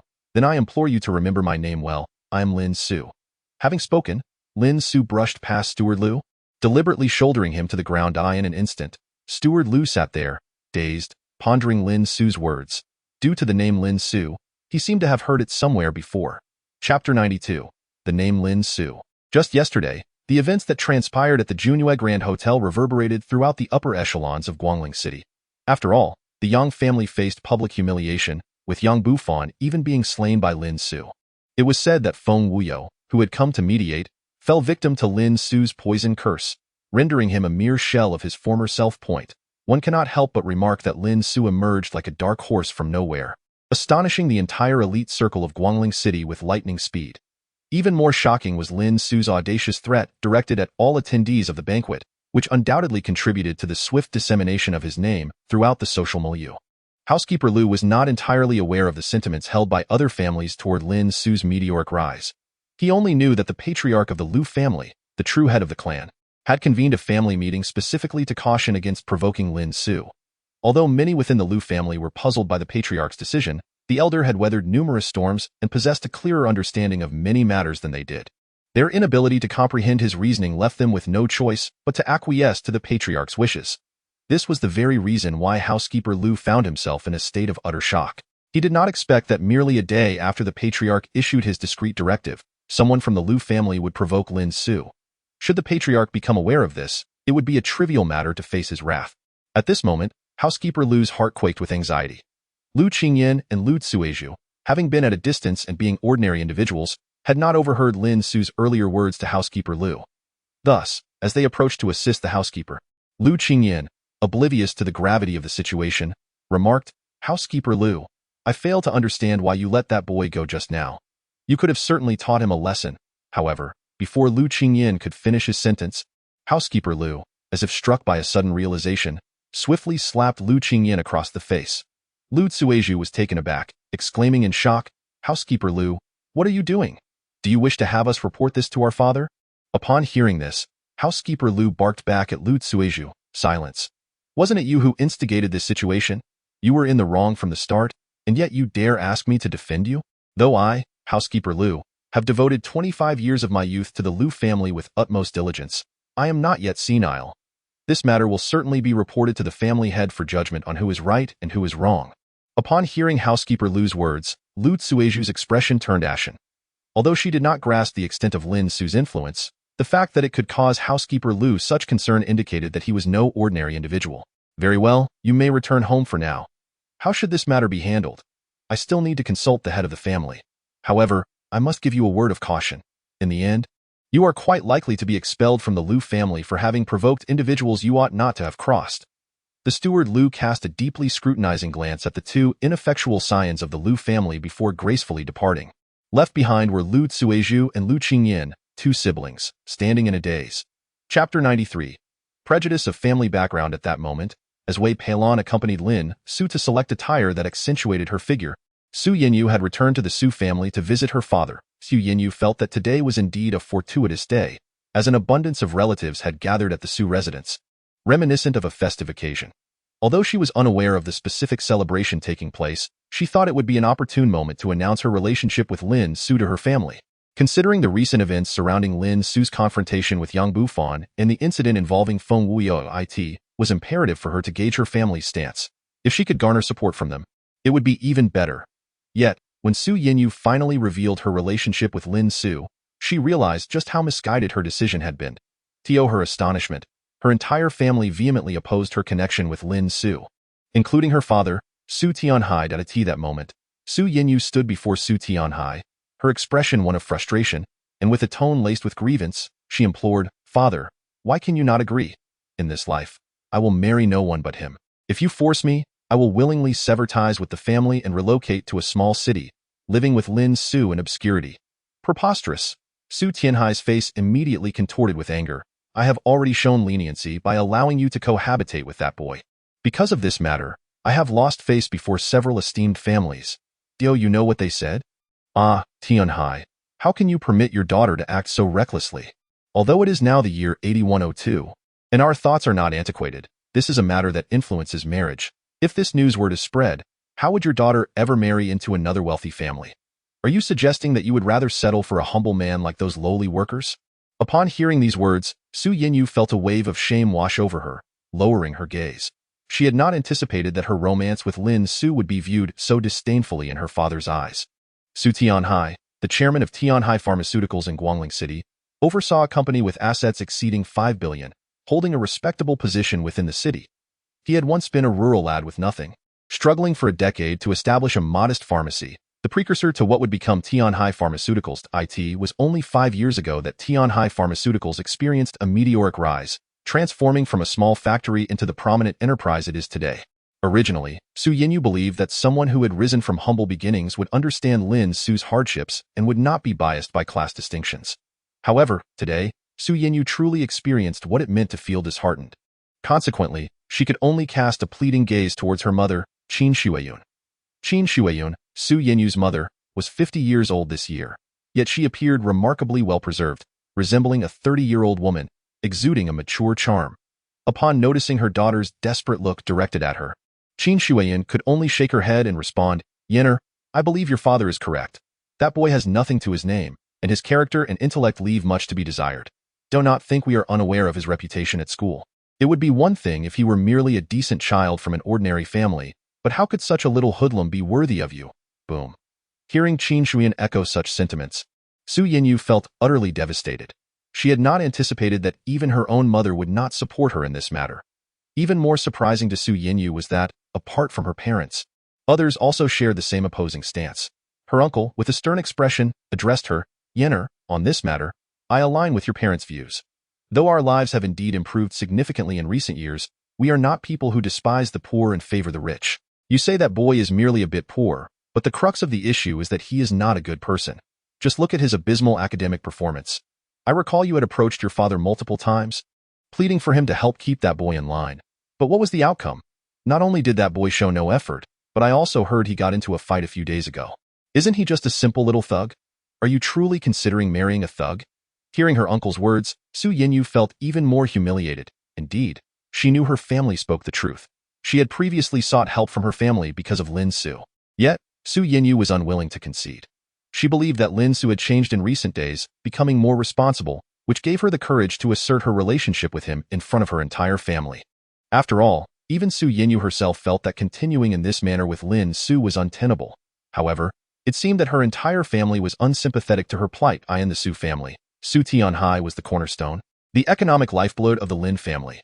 Before Tianhai Pharmaceuticals became successful, the relatives of the Lin family lived reasonably well, but after the establishment of Tianhai Pharmaceuticals, they all took a significant leap forward. Upon hearing about the success of Tianhai Pharmaceuticals, the entire family resigned from their jobs to work under Su Tianhai. Thus, although Tianhai Pharmaceuticals had yet to go public, it had transformed into a family enterprise, with everyone in the family adhering to Su Tianhai's leadership, for he was not only the patriarch of the Lin family, but also their chairman. Upon witnessing the entirety of her family opposing her, Su Yinyu felt an overwhelming sense of sorrow welling up within her. Gripping her delicate fists tightly, she resolutely addressed her uncle. "Uncle, I am aware of your deep regard for an individual's accomplishments. However, I must convey to you that even my father only began to manage Tianhai Pharmaceutical after the age of 30, and his initial endeavors were fraught with difficulties, only beginning to flourish 5 years ago. Therefore, the matter of one's achievements is quite complex. We cannot solely focus on what Lin Su has accomplished at this moment, but must also consider his potential for the future.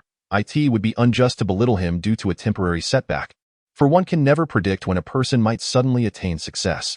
Moreover, uncle, I wish to inform you that regardless of how you perceive me and Lin Su, I shall love him exclusively for the rest of my life. If your disapproval is resolute, I am prepared to leave the Lin family immediately and never return." Upon witnessing Su Yinyu's steadfastness, the expressions of her family shifted dramatically. They had not anticipated such tenacity from her. At this moment, Su Tianhai's countenance revealed a hint of displeasure. He spoke to Su Yinyu with barely concealed ire. "Yenner, he is still your uncle. After all, do you not think it is rather disrespectful to lecture him in his presence? Or do you believe your reasoning is beyond reproach?" Hearing these words, Su Yinyu bit down hard on her lower lip, to the point where a barely noticeable trickle of blood emerged at the corner of her mouth. Chapter 95. Su Yinyu is confined. Su Yinyu's heart was tumultuous. Observing her barely contained fury, Qin Shuiyun, who understood her well, sighed and gently implored Su Tianhai. "Darling, our child is still young and may not fully grasp the insidiousness of human nature. Thus, please do not be overly harsh on her. I believe we should allow her some leeway for the time being." After speaking to her husband, Qin Shuiyun turned to Su Yinyu and said, "Yenner, I think it would be wise for both you and your father to make concessions. We had previously agreed that during your university years, we would not interfere with your romantic freedom. Your relationship with Lin Su can continue until your graduation. However, you must understand that after you graduate, marriage will inevitably be on the horizon. Therefore, it is crucial for you to maintain your integrity." Upon hearing Qin Shuiyun's words, Su Yinyu could no longer contain her emotions and tears cascaded down her cheeks. Noticing this, Su Tianhai scoffed coldly. "Oh, so now you choose to cry. What good will that do? It appears you have no intention of repenting. This time, I fear it is futile. You should promptly break things off with that boy. If you refuse to do so, we will intervene, and it will not be a pretty sight. Furthermore, you ought to remain at home for a while and reflect on your actions."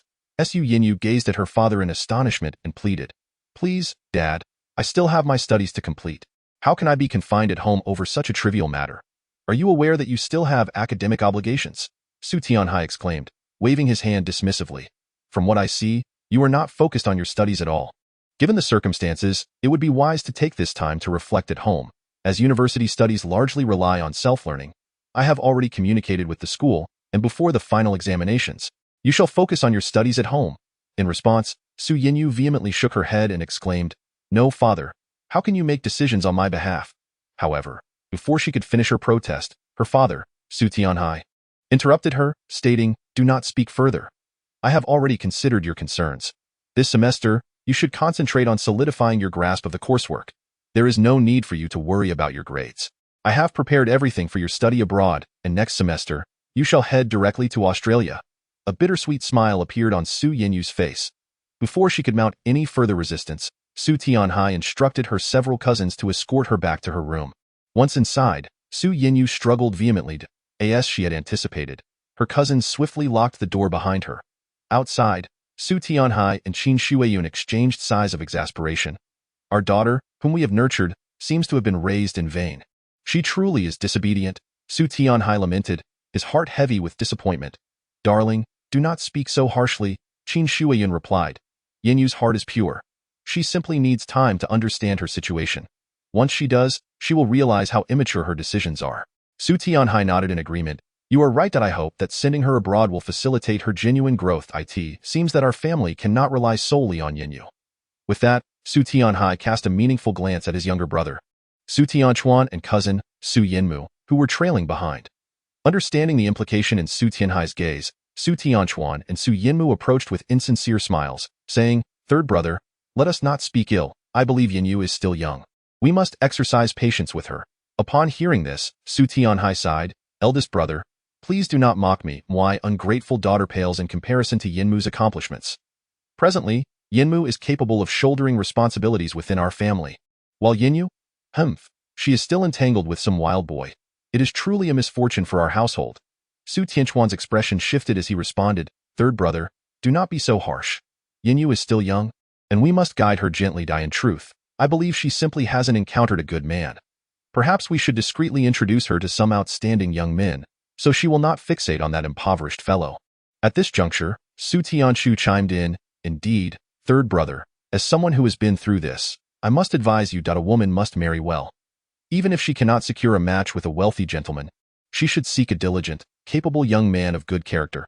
After all, our Yinhua exemplifies this. Upon hearing this, Su Tianhai's eyes lit up as he exclaimed, Indeed. How could I have overlooked that? Second sister, it is true that fireworks are far more preferable than the drizzle. It demonstrates discernment in selecting a worthy husband. Why now? Hanli must have ascended to the position of vice chairman at Dewan Commerce. Correct. Achieving such a role at a young age is truly commendable. Even Yin Mu, at present, is merely the president of Tianhai Pharmaceuticals. As he spoke, Su Tianhai cast a casual glance at Su Yinmu. Feeling slightly awkward at the mention, Su Yinmu responded with a smile. Indeed, although brother Hanli is just 1 year my senior, he has already attained the vice chairman position through his own merits. In comparison, I owe my current position largely to the elevation granted by our third uncle. I cannot help but feel somewhat inadequate, Su Tianhai replied nonchalantly. Yinmu, do not belittle yourself. In truth, you have already surpassed the average individual by leaps and bounds. With a sigh, he continued, if only my daughter possessed even a fraction of your qualities, it would be a blessing. She is truly rebellious. Indeed, third brother, Su Tianchu interjected with a serious demeanor.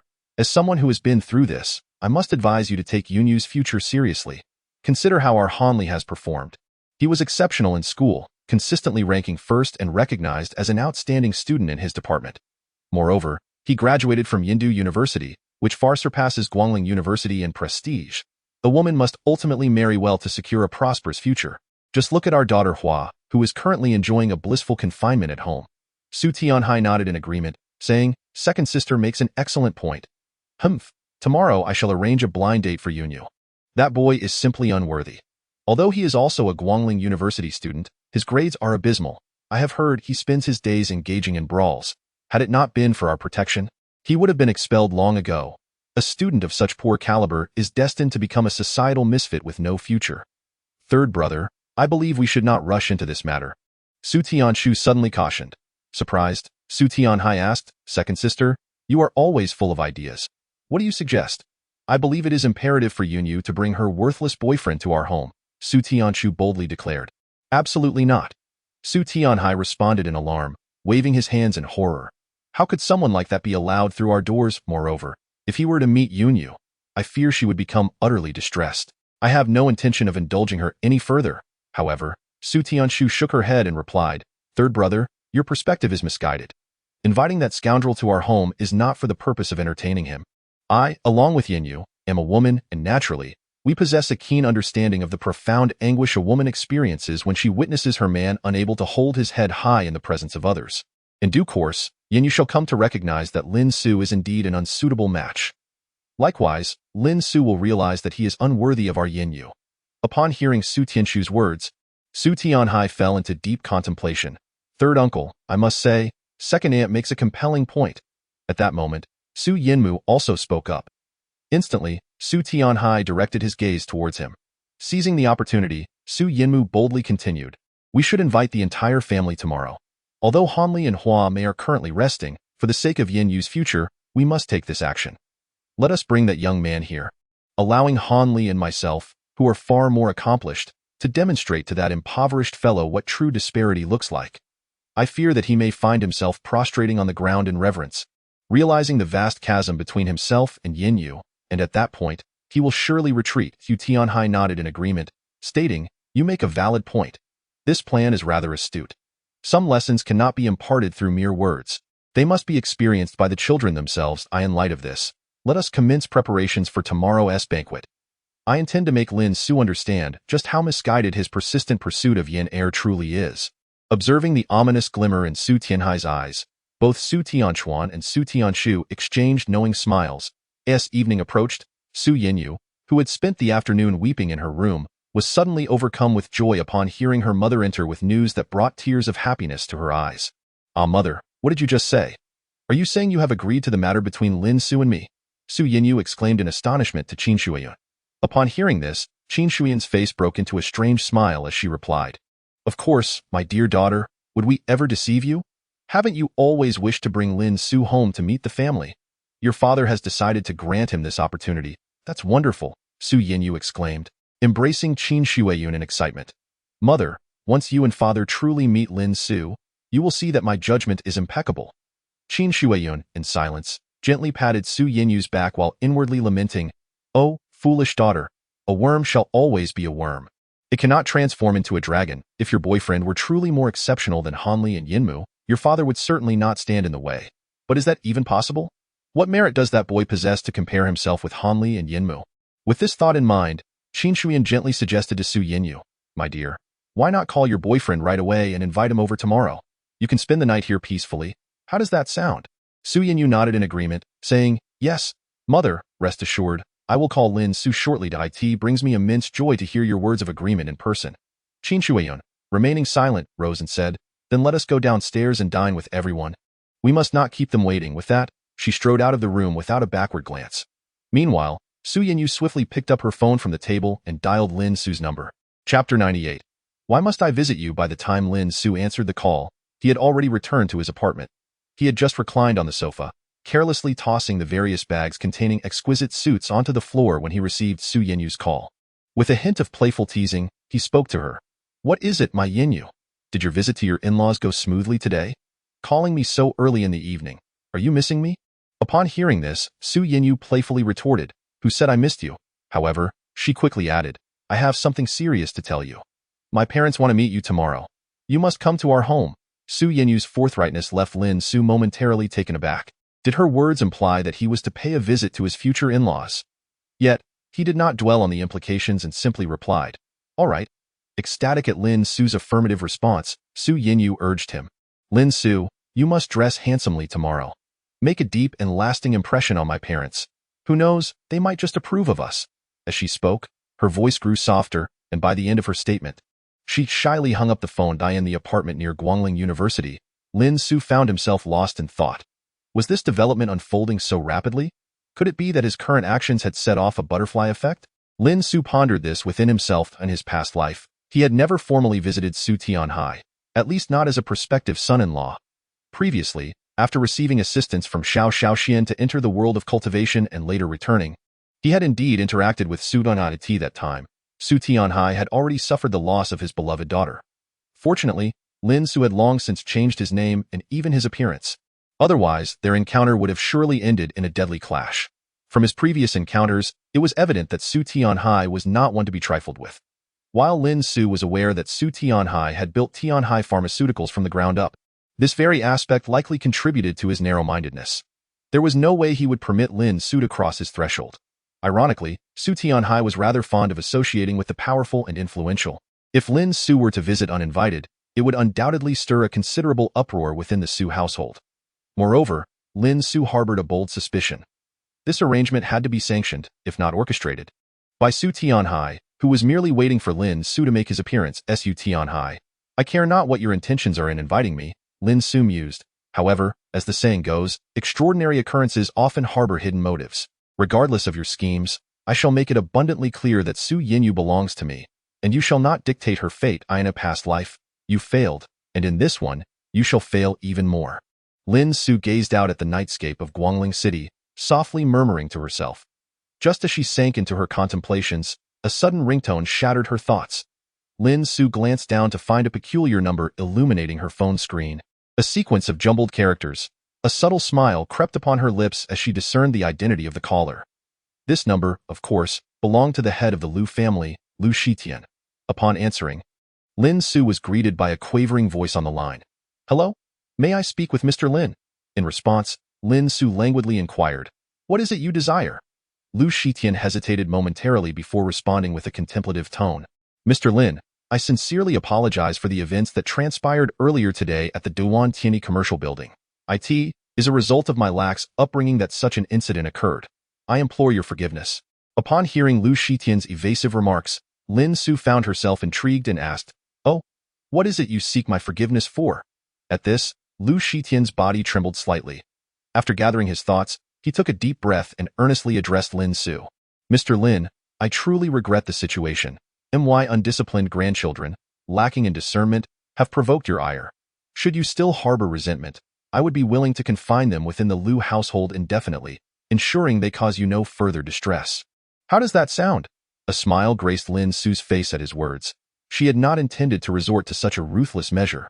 Yet, she was taken aback by Liu Shitian's readiness to treat his own grandchildren in such a manner. After a moment of reflection, Lin Su replied, There is truly no need for such drastic measures, head of the Liu family. Sometimes, we need not approach matters with such extremity. However, I would prefer not to encounter a similar situation again. As for the boundaries at this juncture, Lin Su chose not to elaborate further, confident that Liu Shitian, being a perceptive individual, would grasp the underlying message. As anticipated, Liu Shitian, appearing enlightened, expressed gratitude. Thank you, Mr. Lin, for your leniency. I shall ensure those two troublesome youngsters receive their due lessons. They will undoubtedly face the consequences of their actions. With that, Liu Shitian exhaled a sigh of relief. It seemed that Mr. Lin was not as formidable as he had initially perceived. Just as he was about to conclude the conversation, Lin Su suddenly addressed Liu Shitian, saying, By the way, Master Liu, may I impose upon you for a small favor? Upon hearing this, Liu Shitian immediately responded with a flustered expression. Of course, as long as it is Mr. Lin's request, I will go to any lengths, even if it means traversing a mountain of blades or a sea of fire. Lin Su, hearing Liu Shitian's resolute words, couldn't help but chuckle softly. In truth, this matter is rather trivial. It is merely a small inquiry. What I wish to know is whether there have been any developments regarding the Su family within the past day. Naturally, no news would be the best news. However, if there are any circumstances, no matter how minute, I would like to be informed. I trust Master Liu understands my intent. Upon hearing this, Liu Shitian's body stiffened.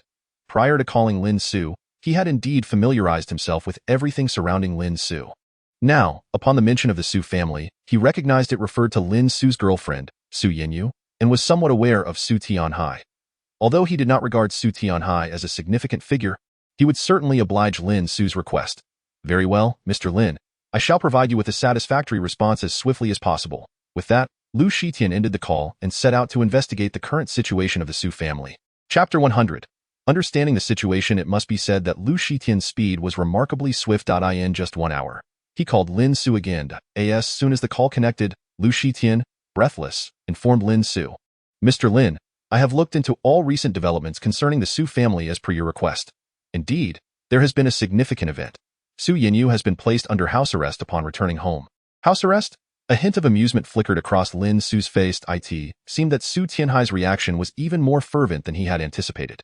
Indeed, that is correct. The cause stems from Su Yinyu's desire to invite Mr. Lin for a visit, which was met with vehement opposition from her family. Subsequently, she was confined.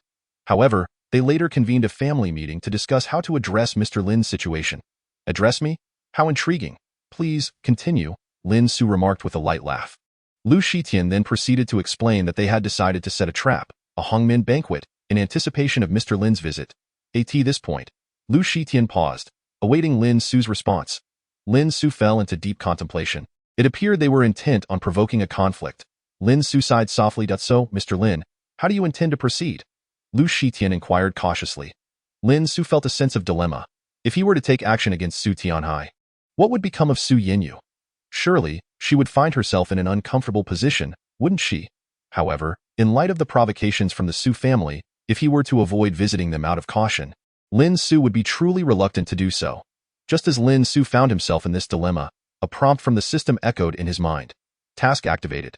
Earn the esteem of the Su family and secure their wholehearted agreement to the engagement between the host and Su Yinyu.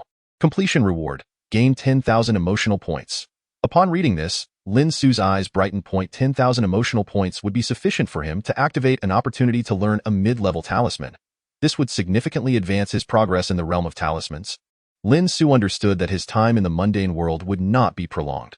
Having already experienced the world of cultivation in his previous life, he was certain he would eventually return to it. However, transitioning to the realm of cultivation would not be as effortless as it was now. With only basic talismans and the innate martial artist's 5-star realm, he could dominate the mundane world. Yet he would still fall short in the realm of cultivation. With such abilities, he would merely be of second-rate caliber there. Thus, attending tomorrow's banquet was imperative for Lin Su. Contemplating this, he pondered for a moment before addressing Lu Shitian. Please send me all the information regarding the Su family, particularly their backgrounds. Upon hearing this, Lu Shitian promptly nodded and replied, "This is simple. I shall take care of it at once. Please be patient, Mr. Lin." With that, Lu Shitian ended the call.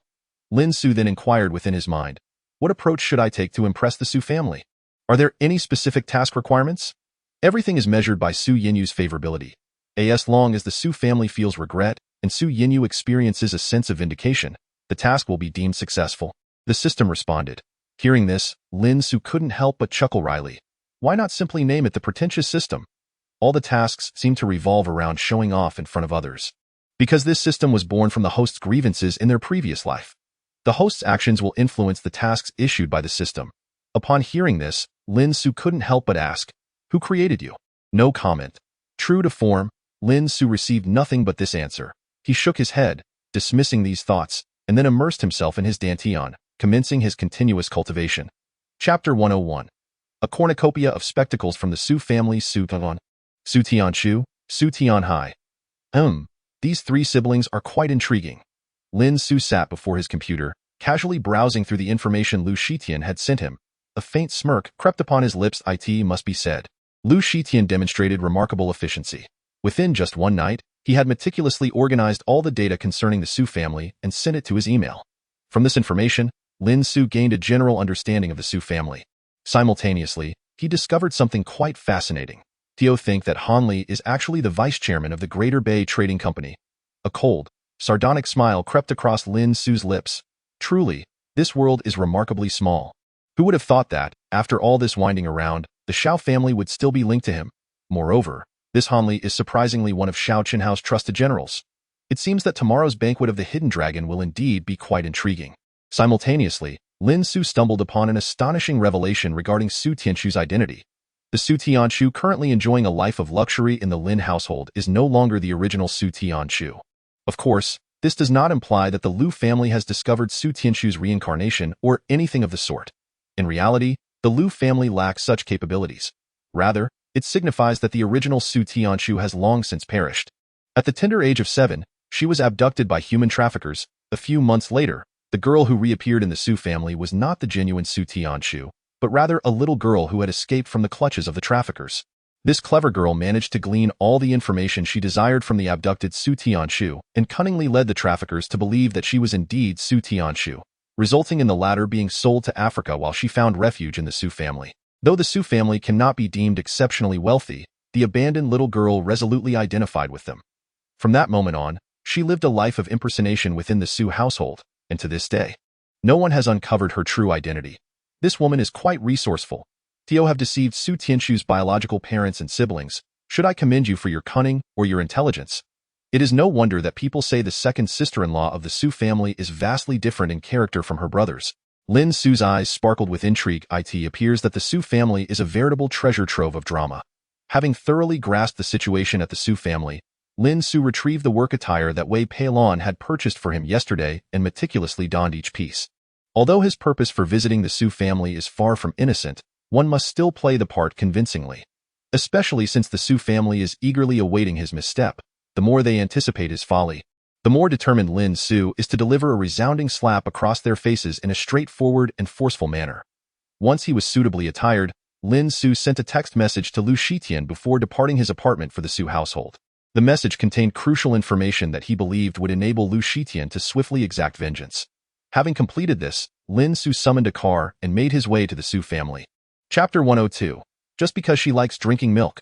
Su Yinyu enjoyed a night of sweet dreams. In her slumber, she envisioned Lin Su ultimately receiving the approval of her parents, who consented to their relationship. Even at their wedding, numerous guests, including those who had previously doubted Lin Su, such as her uncle and aunt, came to offer their congratulations. In her dream, everything felt blissful. It was not until she awoke the next morning, still bearing a faint smile, that she descended the stairs and entered the banquet hall, only to be met with mild surprise.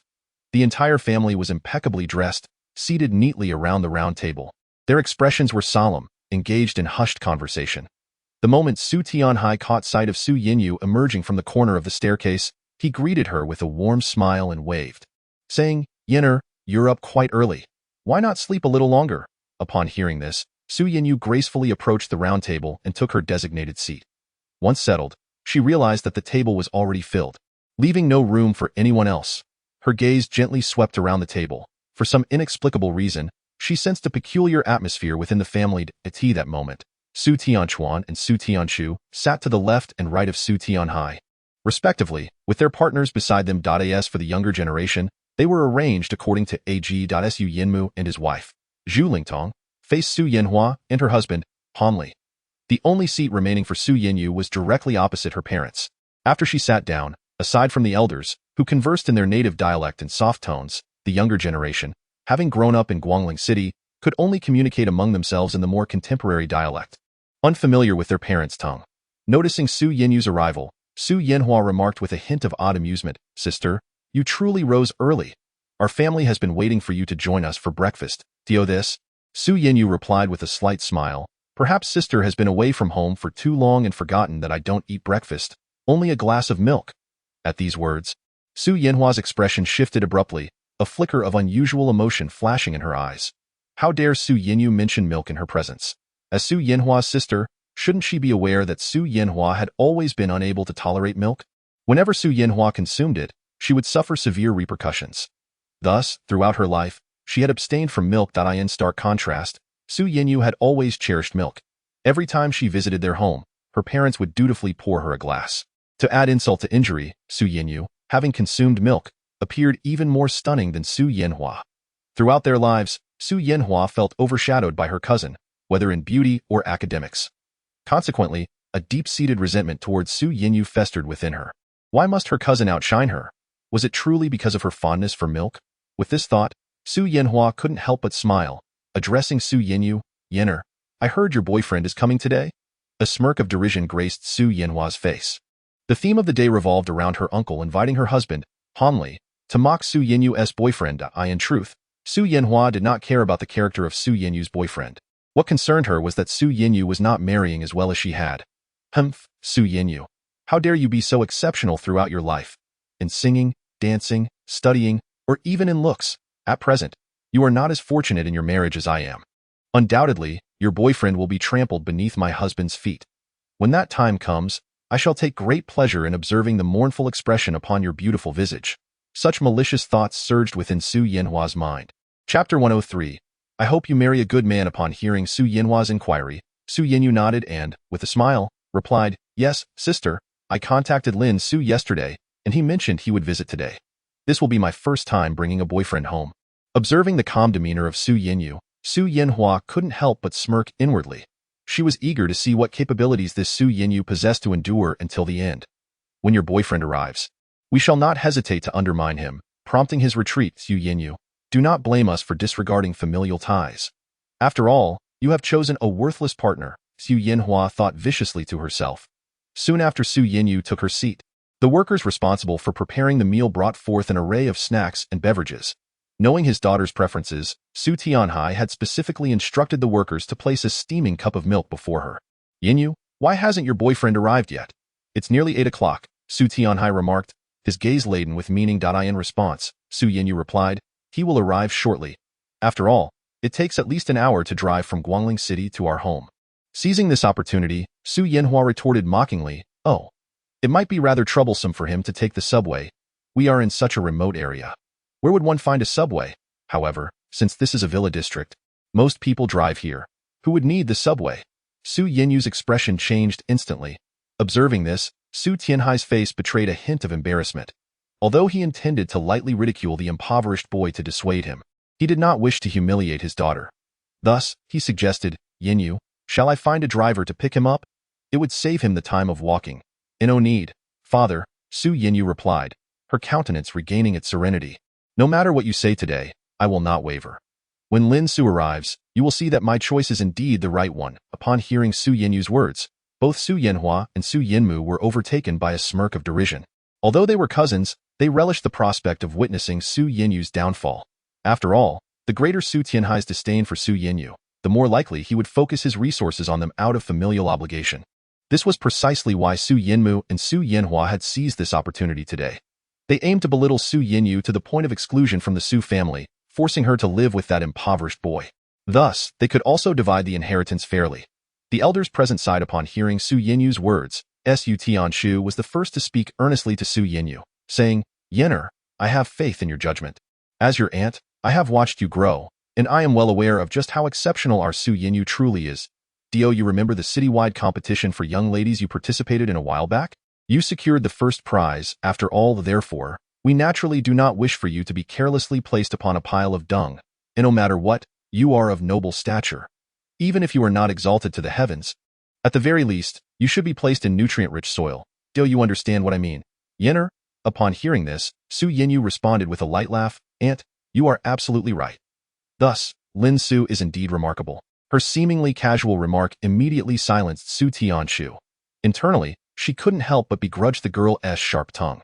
However, Su Tianshu refrained from further engaging Su Yinyu in debate. With Su Tianhai still present, she could not possibly put Su Yinyu in a difficult position.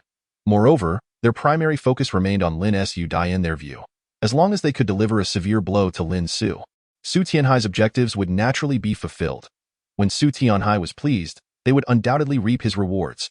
Observing Su Tianshu's retreat, Su Tianchuan chimed in with a smirk, Yenner, being exceptional is not merely a matter of words. However, if your boyfriend is truly remarkable, I suppose he should not fear being showcased, should he? After all, even the daughter-in-law must eventually meet her in-laws. His words bore a certain wisdom. Yet, Lin Su was not unattractive. Su Yinyu replied nonchalantly, Yenner, whether your boyfriend is handsome or not is not the most crucial aspect. What truly matters is his character and goodness.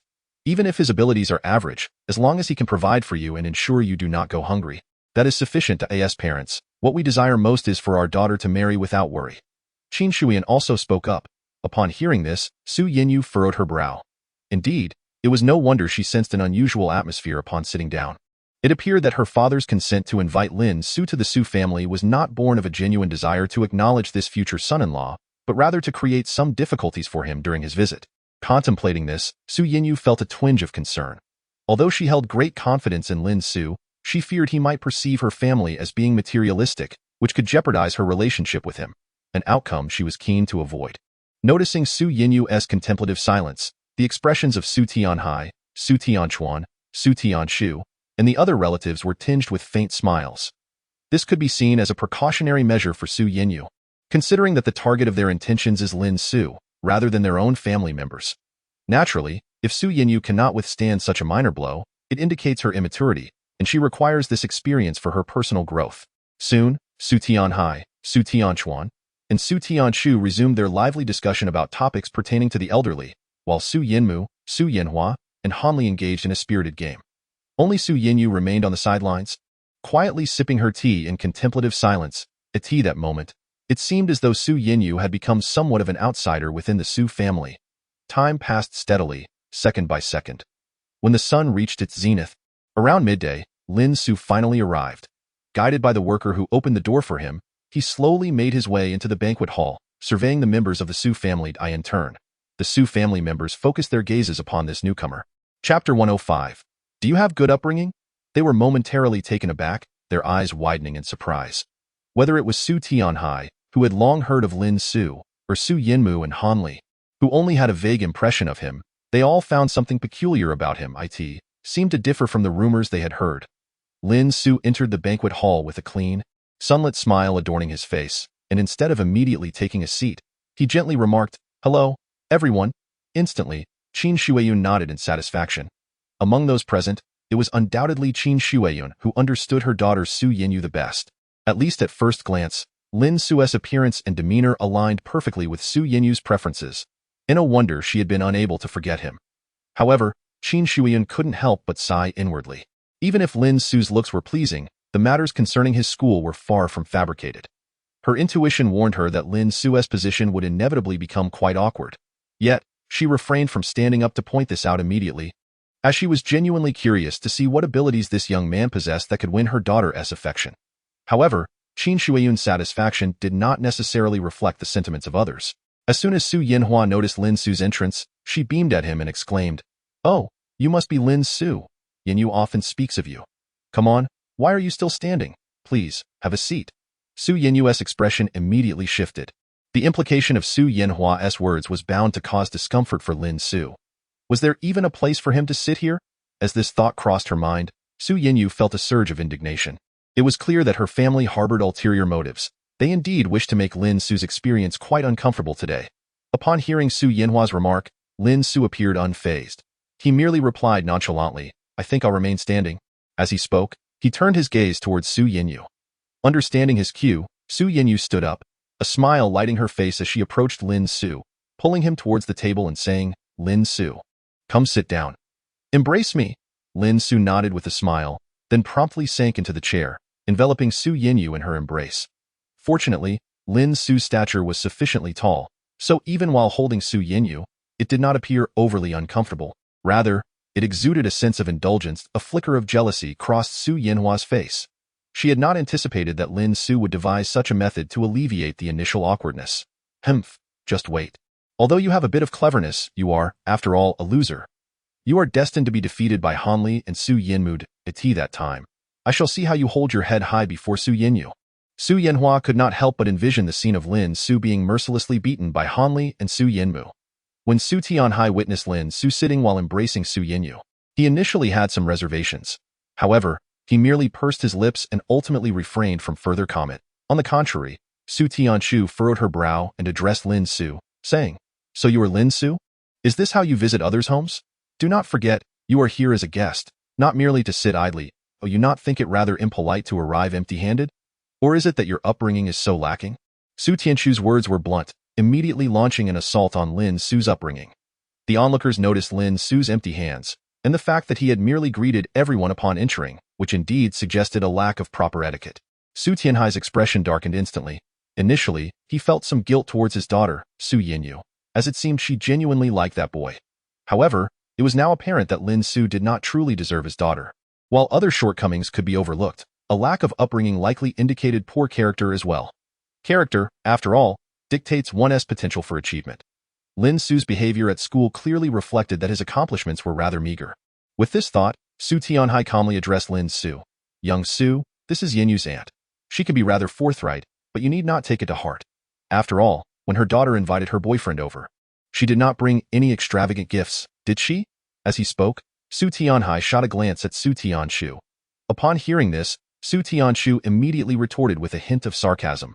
"Third brother, this is where you are mistaken. Back then, Han Li had not yet risen to prominence, and the gifts he brought were not particularly valuable. Nonetheless, it was still a token of his sincerity. After all, a box of Jingshan Xiaozhong de Hong Pao or a ginseng worth 20,000 yuan could certainly be seen as a gesture of regard for one's elders. Han Li, would you not agree? Hearing this, Han Li, who sat beside Su Yanhua, smiled and nodded, remaining silent. However, the pride in his gaze directed towards Lin Su was unmistakable. Upon witnessing the fierce onslaught of her family, Su Yanyu, leaning against Lin Su, could not help but tremble slightly. She lifted her gaze towards Lin Su, her eyes brimming with remorse. However, Lin Su, displaying a perceptive understanding, gently caressed Su Yanyu's shapely form, assuring her to remain at ease. Subsequently, Lin Su smiled and addressed Su Tianhai, stating, "The esteemed tradition of reciprocity is something I, Lin Su, have always held close to my heart. It is a family principle instilled in me since childhood, one I dare not forget. Naturally, I have brought a gift today." Upon hearing this, Su Yanhua's face instantly contorted into an expression of disdain as she interjected, "A gift? You brought a gift? Ha, that truly is laughable. What could you possibly have brought? Surely not just your mouth. You didn't come here merely to eat, did you?"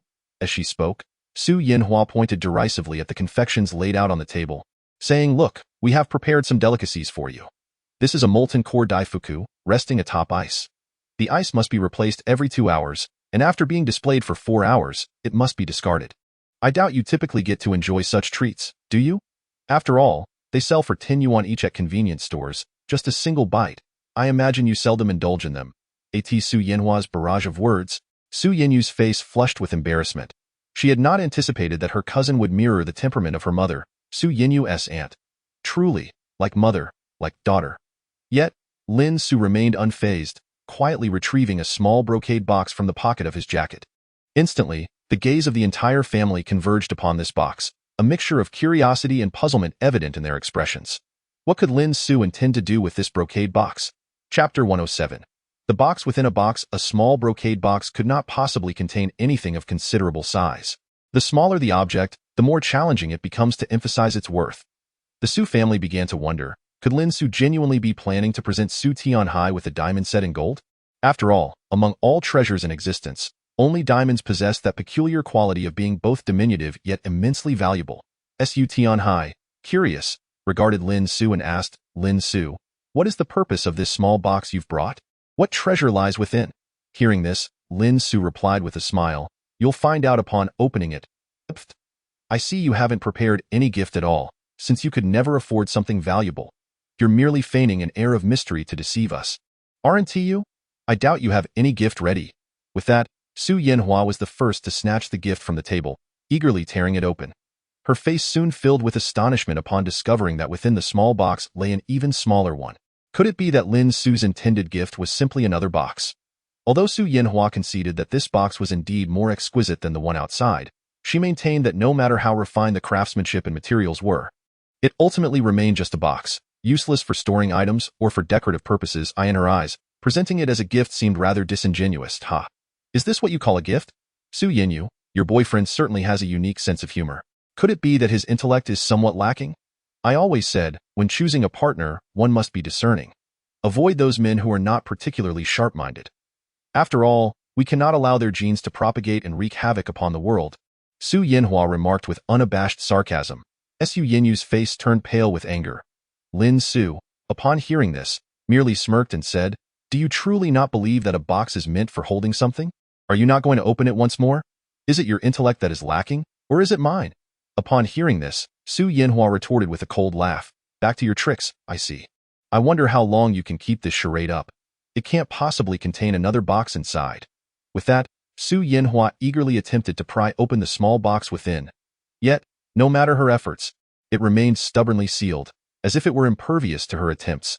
Seeing this, Su Yanhua cast a disdainful glance at Lin Su and declared, "I told you, this box is not meant for holding anything. Look, it simply cannot be opened. It is utterly useless." Lin Su, unfazed by her words, smiled noncommittally and looked at Su Yanhua with a hint of sympathy. "It appears that your intellect may indeed be somewhat deficient." In a swift motion, Lin Su seized the box from Su Yanhua's hands and placed it on the table. With a mere gentle press of his finger against the side of the box, it opened as if triggered by a mechanism. To the astonishment of the Su family, a dazzling object emerged into view. Indeed, it was a ring. Lin Su had truly produced a ring, and upon a single glance, it was clear this was no ordinary piece of jewelry. Within the delicate box lay a small diamond ring, modest in size, approximately 2 centimeters. The diamond itself was about 2 carats, while its base, which accentuated the ring, was crafted from jade. The ring and diamond were joined by fine strands of high-density metal wire, creating an appearance of exquisite craftsmanship despite its diminutive size. The Su family collectively gasped, their faces flushing with embarrassment. They had not anticipated that Lin Su would present such a valuable gift, rendering their prior disdain for him, believing him to be impoverished, utterly absurd. If one were to say that Su Tianhai previously harbored some regret, it would pertain to his feelings of guilt for publicly humiliating his daughter's boyfriend. However, at this moment, Su Tianhai's heart is filled with even greater remorse. Initially, his disapproval of Su Yinyu's relationship with Lin Su stemmed solely from the belief that this young man possessed no notable achievements and was truly unworthy of his daughter. Yet, unexpectedly, upon Lin Su's arrival, not only was his attire remarkably extravagant, but he also presented a gift far more valuable than the one Hanli had brought during his visit. This revelation undeniably astonished him. Seeing the look of shock on Su Tianhai's face, Su Yanhua surmised that he had begun to lean towards Lin Su after witnessing the tangible benefits he offered. However, if that were the case, then the purpose of their gathering today would become utterly meaningless. Consequently, Su Yanhua let out a cold laugh and remarked, "Oh, this diamond ring is indeed quite exquisite. Pray tell, how much did you spend on it? Did you acquire it from a street vendor? It looks remarkably authentic." Upon hearing Su Yanhua's words, Lin Su responded with a smirk, finding the situation amusing. With keen interest, he replied, "How do you know that I purchased it from a street vendor? Is that even a question?" Su Yanhua scoffed, dismissively retorting, "Aren't you quite poor? How could someone like you afford such a diamond ring? It is clearly a fake. Even if it were real, it would likely have been stolen." At her accusatory remarks, Lin Su's expression grew cold. "Yenner, although we are surrounded by your family here, why do I feel that there is such a profound disparity between you and them?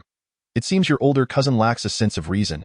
Lin Su remarked coolly, gazing at Su Yinyu Dai in response. Su Yinyu smiled gently at her cousin and said, "Sister, while we may indulge in snacks freely, we must be cautious with our words. If you accuse Lin Su falsely, you could be committing defamation under the law." "What do you mean by that?" Su Yanhua retorted, her face flushed with anger as she glared at Su Yinyu. "Ha." Su Yinyu chuckled lightly. "Sister, please do not take offense. I was merely speaking casually." Seeing Su Yinyu's nonchalant demeanor only fueled Su Yanhua's anger. Su Yanhua's complexion turned a deep shade of purple. Su Tianshu cleared her throat and addressed Lin Su. "As for the authenticity of the jade and diamonds, we laypersons cannot determine their value. Conveniently, my husband, who is also Yinyu's uncle, is a jeweler. Perhaps we should have him assess them." Chapter 109. Indeed, they are authentic. Su Tianshu married a quiet and honest man, and yet no one ever deemed her choice to be poor. For she had simultaneously wed a gem merchant, her current husband, He Lingzhu. He Lingzhu remained silent throughout, observing the unfolding events, believing that his voice was unnecessary, for there was no need to intervene. Initially, he held reservations about attending this disdainful gathering hosted by the Su family. Having once started as an apprentice himself, he eventually ascended to become a renowned jeweler in Guangling City. Thus, he understood all too well that anyone could potentially be a raw gem. It merely required a skilled artisan to carve that rough stone into exquisite jewelry. Moreover, under the hands of a master craftsman, not only raw gems but even ordinary stones could reveal their hidden worth. Consequently, he would never regard another person with the same contempt as Su Tianhai. From the moment Lin Su entered, he sensed that the situation was far from what Su Tianshu had described. That Su Yinyu had indeed found a worthless pauper. Upon seeing Lin Su, He Lingzhu was struck by the sight of a naturally flawless jadeite, radiating its brilliance, akin to the jade ring he had brought to this moment. Feeling the gaze of the entire family upon him, He Lingzhu could not help but let out a soft sigh, remarking, "The jade diamond ring that Lin Su has presented is of exceptional quality. Its market value is approximately around 50 million. Instantly, the assembly gasped in unison. What does 50 million signify? While Su Tianhai might not regard it with much concern, parting with such a sum as a gift would undoubtedly be a painful endeavor. Yet, here was Lin Su presenting it with such nonchalance, which was truly astonishing. "Dad, are you sure you aren't mistaken?" Su Yanhua's eyes brimmed with disbelief. She had initially intended to exploit this jade diamond ring for her own advantage, but now, it felt as though her right cheek had been struck. burning with humiliation. However, her father, Lin Su, nodded with unwavering certainty, stating, "I have been in this industry for 20 years. I have seen every kind of gemstone, I assure you. I am not mistaken." With Lin Su's affirmation, the Su family fell into a profound silence. Su Yanhua wished to interject, but at that moment, Su Tianhai cleared his throat with a heavy sound and addressed Lin Su. "Lin Su, we are sincerely grateful for the gift you have brought today. Let us set it aside for the moment." He then cast a glance at Su Yanyu, who was cradling the gift, and added, "Yanyu, please take this to the display room. Lin Su and I have matters to discuss." Upon hearing this, Su Yanyu looked at Lin Su with evident concern. Noticing her unease, Lin Su chuckled lightly. "Yanyu, go ahead." Following his words, she rose, carefully securing the jade diamond ring from the table before ascending the stairs. "Prepare a chair for Mr. Lin," Su Tianhai instructed solemnly. Lin Su, upon hearing this, could not suppress a sardonic smile. Although it was clear that Su Tianhai's attitude had shifted, for reasons unknown, Lin Su had no intention of forgiving him just yet, even though Su Tianhai had gone out of his way to provide a chair for him. However, this also implies that had he not been adorned in garments purchased from Waipilan today, and had he not acquired a jade ring from Lu Shitian, it is quite possible that upon entering, he would have been immediately expelled by the intense onslaught of the Su family. Chapter 110. Unable to continue his studies after descending from the upper floor, Su Yanyu discovered that Lin Su was already seated in another chair. Upon noticing this, Su Yanyu, with a face alight with joy, took a seat and turned to Su Tianhai, saying, "Father, what are your thoughts on Lin Su?" Her gaze was filled with fervor. She earnestly wished for her father to endorse Lin Su and to accept their relationship. Thus, Su Yanyu placed great importance on Su Tianhai's perspective. Yet, as she met his intense gaze, Su Tianhai found himself inexplicably hesitant to maintain eye contact with his daughter. Deep down, he truly did not wish for Su Yanyu to be involved with Lin Su. However, her unwavering determination took him by surprise. Su Tianhai knew his daughter well. Once she made a decision, it was nearly impossible to alter. He suddenly felt that he could not face her any longer. Rising from his seat, he cleared his throat and said, "Yanyu, why don't you spend some time with Lin Su and chat with your aunt? I have matters to attend to, so I shall take my leave." With that, Su Tianhai departed, leaving Su Tianshu and Su Tianchuan wearing expressions of cold mockery. It appeared that Su Tianhai had conceded defeat. Nevertheless, he did not directly send Lin Su away, but instead encouraged them to converse. This suggested that Su Tianhai still hoped Lin Su would reconsider. Thus, with a smile, Su Tianchuan addressed Lin Su, saying, "Lin Su, what are your plans these days? I have heard that your academic performance at school is rather lacking. As someone who has been in your shoes, do not think me unkind for reminding you that young people should prioritize their studies." In response, Lin Su softly remarked, "What you say is indeed wise, uncle, but I may not be able to continue my studies." At this proclamation, Su Yenyu's expression changed dramatically. She gazed at Lin Su in astonishment, her heart racing. Yet, Lin Su spoke no falsehood. His intentions had never been rooted in academia. The educational credentials from Guangling City held little significance for him, especially considering he would require 3 more years to complete his degree. His plan was to swiftly enter the world of cultivation, meaning his stay in the secular realm would be fleeting. However, this statement was misinterpreted by the Su family, their eyes widening in shocked. In this day and age, could anyone truly believe in the notion that one could find a path without pursuing education? Or had Lin Su inherited immense wealth, rendering him unconcerned about the need for formal schooling? Yet, from the information at hand, it was evident that Lin Su was not in such a position. Meanwhile, concealed in a side chamber, Su Tianhai, eavesdropping on their conversation, felt an absurdity wash over him, yet simultaneously experienced a sense of relief. After all, this was Lin Su. Originally, the Lin Su he knew was indeed such a scoundrel. Therefore, it came as no surprise that he could utter such ignorant words. Nonetheless, he let out a silent sigh within himself, never anticipating that his daughter would be enamored with such a rascal. Surely, Su Yanyu must be heartbroken now. As Su Tianhai pondered this, he discreetly cast a glance at Su Yanyu. However, her eyes had already regained their tranquility, gazing at Lin Su with the same expression as usual. Instantly, a tumultuous wave surged within Su Tianhai's heart. Su Tianchuan and Su Tianshu observed Lin Su with a bemused expression. Their instincts informed them that Lin Su was finished. Although he had previously presented gifts that had astonished them, they were still somewhat suspicious about the origins of those gifts. Now, with Lin Su openly declaring his potential inability to complete his university studies, such behavior was sure to irk Su Tianhai. It was entirely possible that in a fit of rage, Su Tianhai might send Su Yinyu abroad without a second thought. Yet, Su Tianchuan and Su Tianshu maintained their smiles, addressing Lin Su with feigned congeniality. Lin Su, your thoughts are rather unique. However, we are not narrow-minded individuals. Education is not the sole path to success, so a lack of academic achievement does not preclude future success. With your distinct ideas, it seems you are destined for prosperity. At that moment, the previously silent Han Li also smiled at Lin Su and remarked, I hear you are majoring in philosophy? Philosophy is indeed a discipline that defies conventional boundaries. Not working afterwards is quite normal. One can live freely as a philosopher.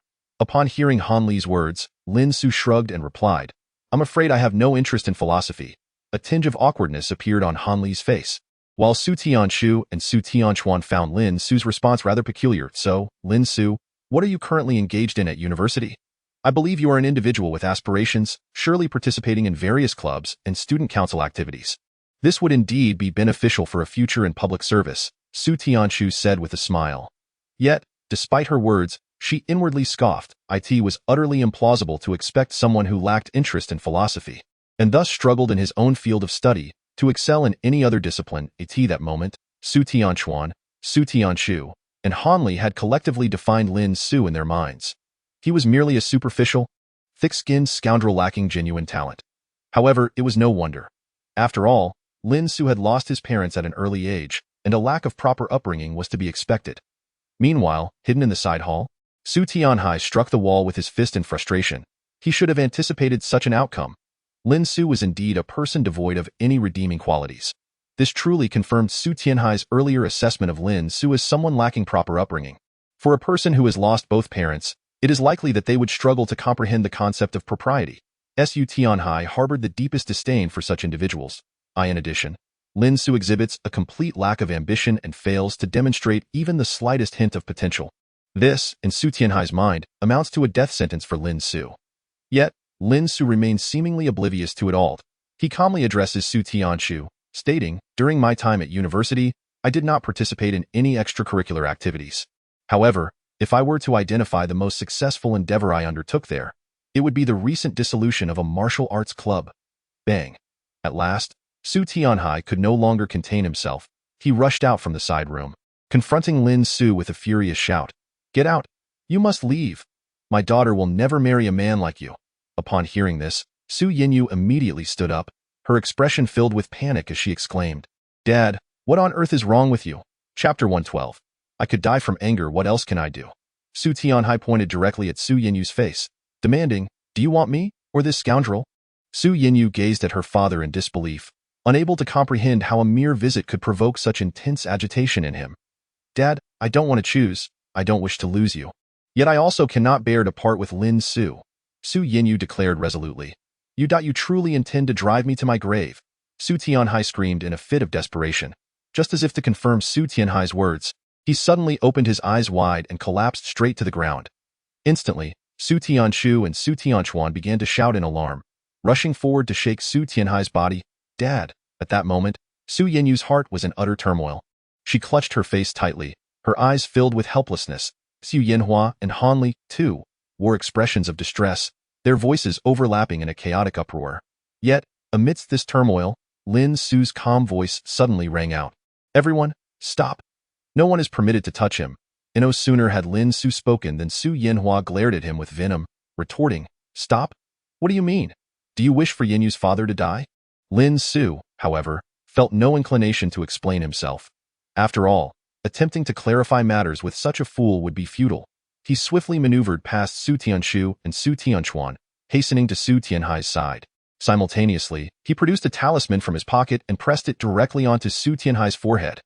This was a basic healing talisman. Although Lin Su was unaware of the exact nature of Su Tianhai's affliction, the symptoms suggested a stroke. The basic healing talisman could treat both external and internal injuries, offering some restorative capability for the vascular damage caused by a stroke. Nonetheless, to the Su family, Lin Su's actions appeared no different from those of a charlatan. Su Yinhua exclaimed loudly, What are you doing? Didn't he realize you were a quack? Su Yinyu, is this truly the admirable boyfriend you sought? If you do not separate him from that man, it seems that your uncle shall soon meet his demise at the hands of this inexplicable street sorcerer. Upon hearing these words, Su Yinyu's delicate face turned ashen. She parted her lips to speak, yet no sound emerged, for she was at a loss for words. Just as Hanli and Su Yinmu prepared to rush forward and restrain Lin Su, and as Su Tianshu began to call for an ambulance, Lin Su's voice resonated calmly amidst the chaos. Earlier, consumed by rage, he had succumbed to symptoms of both a stroke and a ruptured cardiovascular condition. What you must do now is maintain silence. Should you continue to shout and even attempt to shake his body, it is highly likely that he will not survive. Upon hearing Lin Su's words, the family fell into a hushed stillness. At that moment, Qin Shuiyan stepped forward, her expression composed as she addressed Lin Su. Previously, my husband indeed suffered from diabetes, yet I never anticipated such a swift onset of a stroke. What should we do now? Observing the tension etched upon Qin Shuiyan's face, Lin Su offered her reassurance. Do not worry, with me here, your father will be fine. With that, Lin Su took a deep breath and placed his palm upon Su Tianhai's chest, channeling his energy to initiate a basic healing incantation. Meanwhile, Su Yanhua harbored malicious thoughts in her heart. Aunt, how foolish you are to allow this young man to act as he pleases. Regardless, my mother has already summoned an ambulance, and if it turns out that this boy was the cause of my father's demise once we reach the hospital, it will indeed be amusing. Chapter 113. Awakening, the entire family gazed at Lin Su with expressions of intense anxiety. They held their breath, their eyes filled with shock and disbelief. After all, this was a matter of life and death, not a trifling jest. Yet, they felt powerless to intervene, fearing the repercussions should this incident implicate them. If anything were to go awry, they could simply tarnish Lin Su's reputation. Only Su Yinyu clasped her hands together in earnest prayer, fervently wishing for her father's recovery, as she held unwavering faith in Lin Su. Time ticked by agonizingly slowly. When the workers from the Su family burst in to announce the arrival of the ambulance, apart from Su Yinyu, Qin Shuiyun, and He Lingzhu, the others wore expressions of schadenfreude. However, they could not have anticipated that Su Tianhai would, at that moment, rouse from his stupor. A deep, long breath escaped his chest, followed by his eyes snapping open. Dad, you're awake? Please don't scare me, Su Yinyu exclaimed, tears of joy streaming down her face as she rushed to embrace him. Suddenly, Su Tianhai erupted into a fit of violent coughing, causing Su Yinyu to retreat in alarm, her face a mask of bewilderment. Observing this, Lin Su patted Su Tianhai's back to help him breathe easier and reassured Su Yinyu. Yinyuan, rest assured, your father is now safe. Upon receiving Lin Su's affirmative response, Su Yinyu let out a sigh of relief. At that moment, Su Tianhai gazed at Lin Su with disbelief and inquired, Did you save me just now? Lin Su, upon hearing this, smiled and was about to respond when medical personnel rushed in with a stretcher. Who is the patient? The leading physician shouted. Without hesitation, Su Yanhua dashed forward, pointing at Su Tianhai and exclaimed, It's him. He just suffered a stroke, and his cardiovascular system has ruptured, not to mention he was attacked by that person. As she spoke, she pointed at Lin Su, her expression one of intense animosity. As if she wished to devour him whole, Lin Su observed the scene with a calm demeanor, though a glint of coldness flickered in his eyes directed at Su Yanhua. Unfazed, Su Yanhua continued to shout at the doctor. Doctor, please examine my uncle immediately. If anything happens to him. The doctor glanced at Su Tianhai, then approached him and asked, Sir, how are you feeling? You don't have any dizziness, numbness, or weakness in your limbs, do you? To which Su Tianhai shook his head and replied, I'm feeling quite well, I should be able to walk on my own. I'll just go to the hospital for a checkup. There is no need for such a fuss. However, the doctor's face displayed a hint of hesitation. At this moment, Lin Su interjected, Uncle, it would be wise to go to the hospital for a checkup. That way, both Yin Yu and Annie will feel at ease. For reasons unknown, upon hearing Lin Su's words, Su Tianhai nodded in agreement, ultimately rising to accompany the medical personnel. Once Su Tianhai had departed, Su Yanhua rushed before Lin Su and declared, You're finished. If my uncle suffers any after-effects, you'll be nothing more than a charlatan. Lin Su, upon hearing this, could hardly be bothered to engage with such ignorance.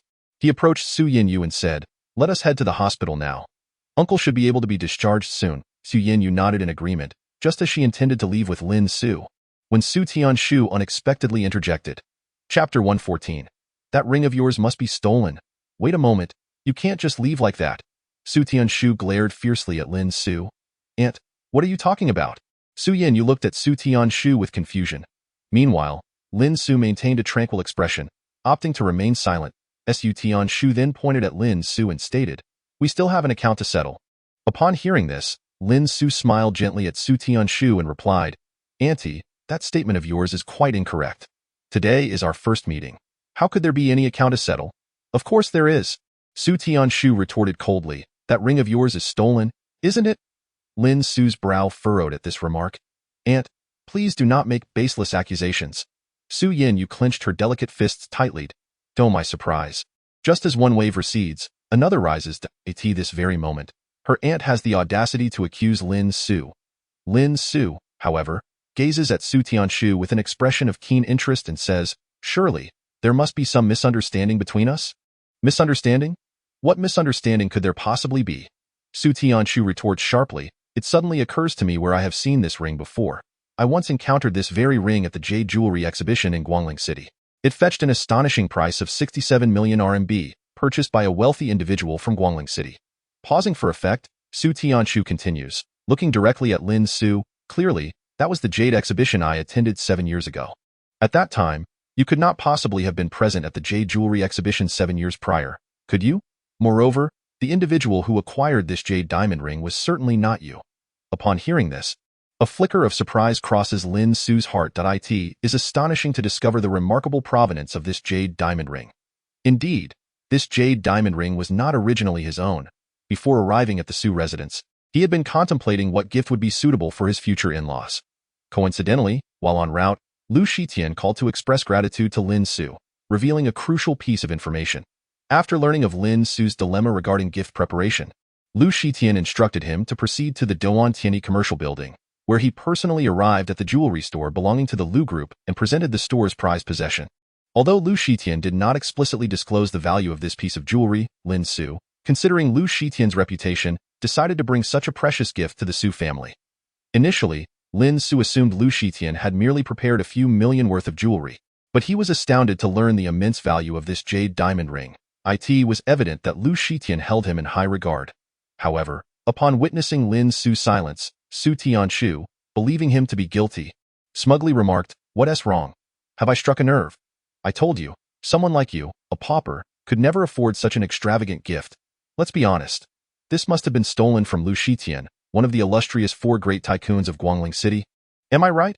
As Su Tianshu uttered these words, gasps of astonishment filled the Su family. Aunt, how can you unjustly accuse Lin Su without any evidence? Su Yinyu interjected, stepping forward. How could Lin Su possibly be such a person? Then tell me, where did this ring come from? Su Tianshu pressed, believing she had cornered Lin Su in that moment. Su Yinyu found herself at a loss for words. To be honest, although Su Yinyu had been living with Lin Su, she struggled to answer this question. Yet, despite her hesitation, she firmly believed in Lin Su. Their acquaintance had endured through thick and thin, and even during Lin Su's most trying times, she had never abandoned him. She was well aware of his character. However, the other members of the Su family held a different opinion. Su Yinmu disdainfully remarked to Lin Su, When you first arrived, dressed so splendidly, I genuinely thought you were a person of significance. Little did I expect, you are merely a thief. I shall warn you once more. Lin Su narrowed her eyes dangerously at Su Yinmu and retorted, Unless you possess evidence, refrain from making baseless accusations. Otherwise, I reserve the right to sue you for defamation. Then go ahead and sue. Su Yinmu laughed heartily. You, a mere thief, dare to approach the courts? I fear you might find yourself apprehended instead. The amount stolen reaches millions. Surely that warrants a sentence of over a decade. Indeed, chimed in Su Yanhua, her demeanor equally haughty as she pointed an accusatory finger at Lin Su. I told you to choose your companions wisely. Look at Lin Su. As pathetic as ever, I recall her family was impoverished, and now she has resorted to thievery. Truly, poverty is the original sin. He Lingzhu, with a solemn expression, addressed Lin Su.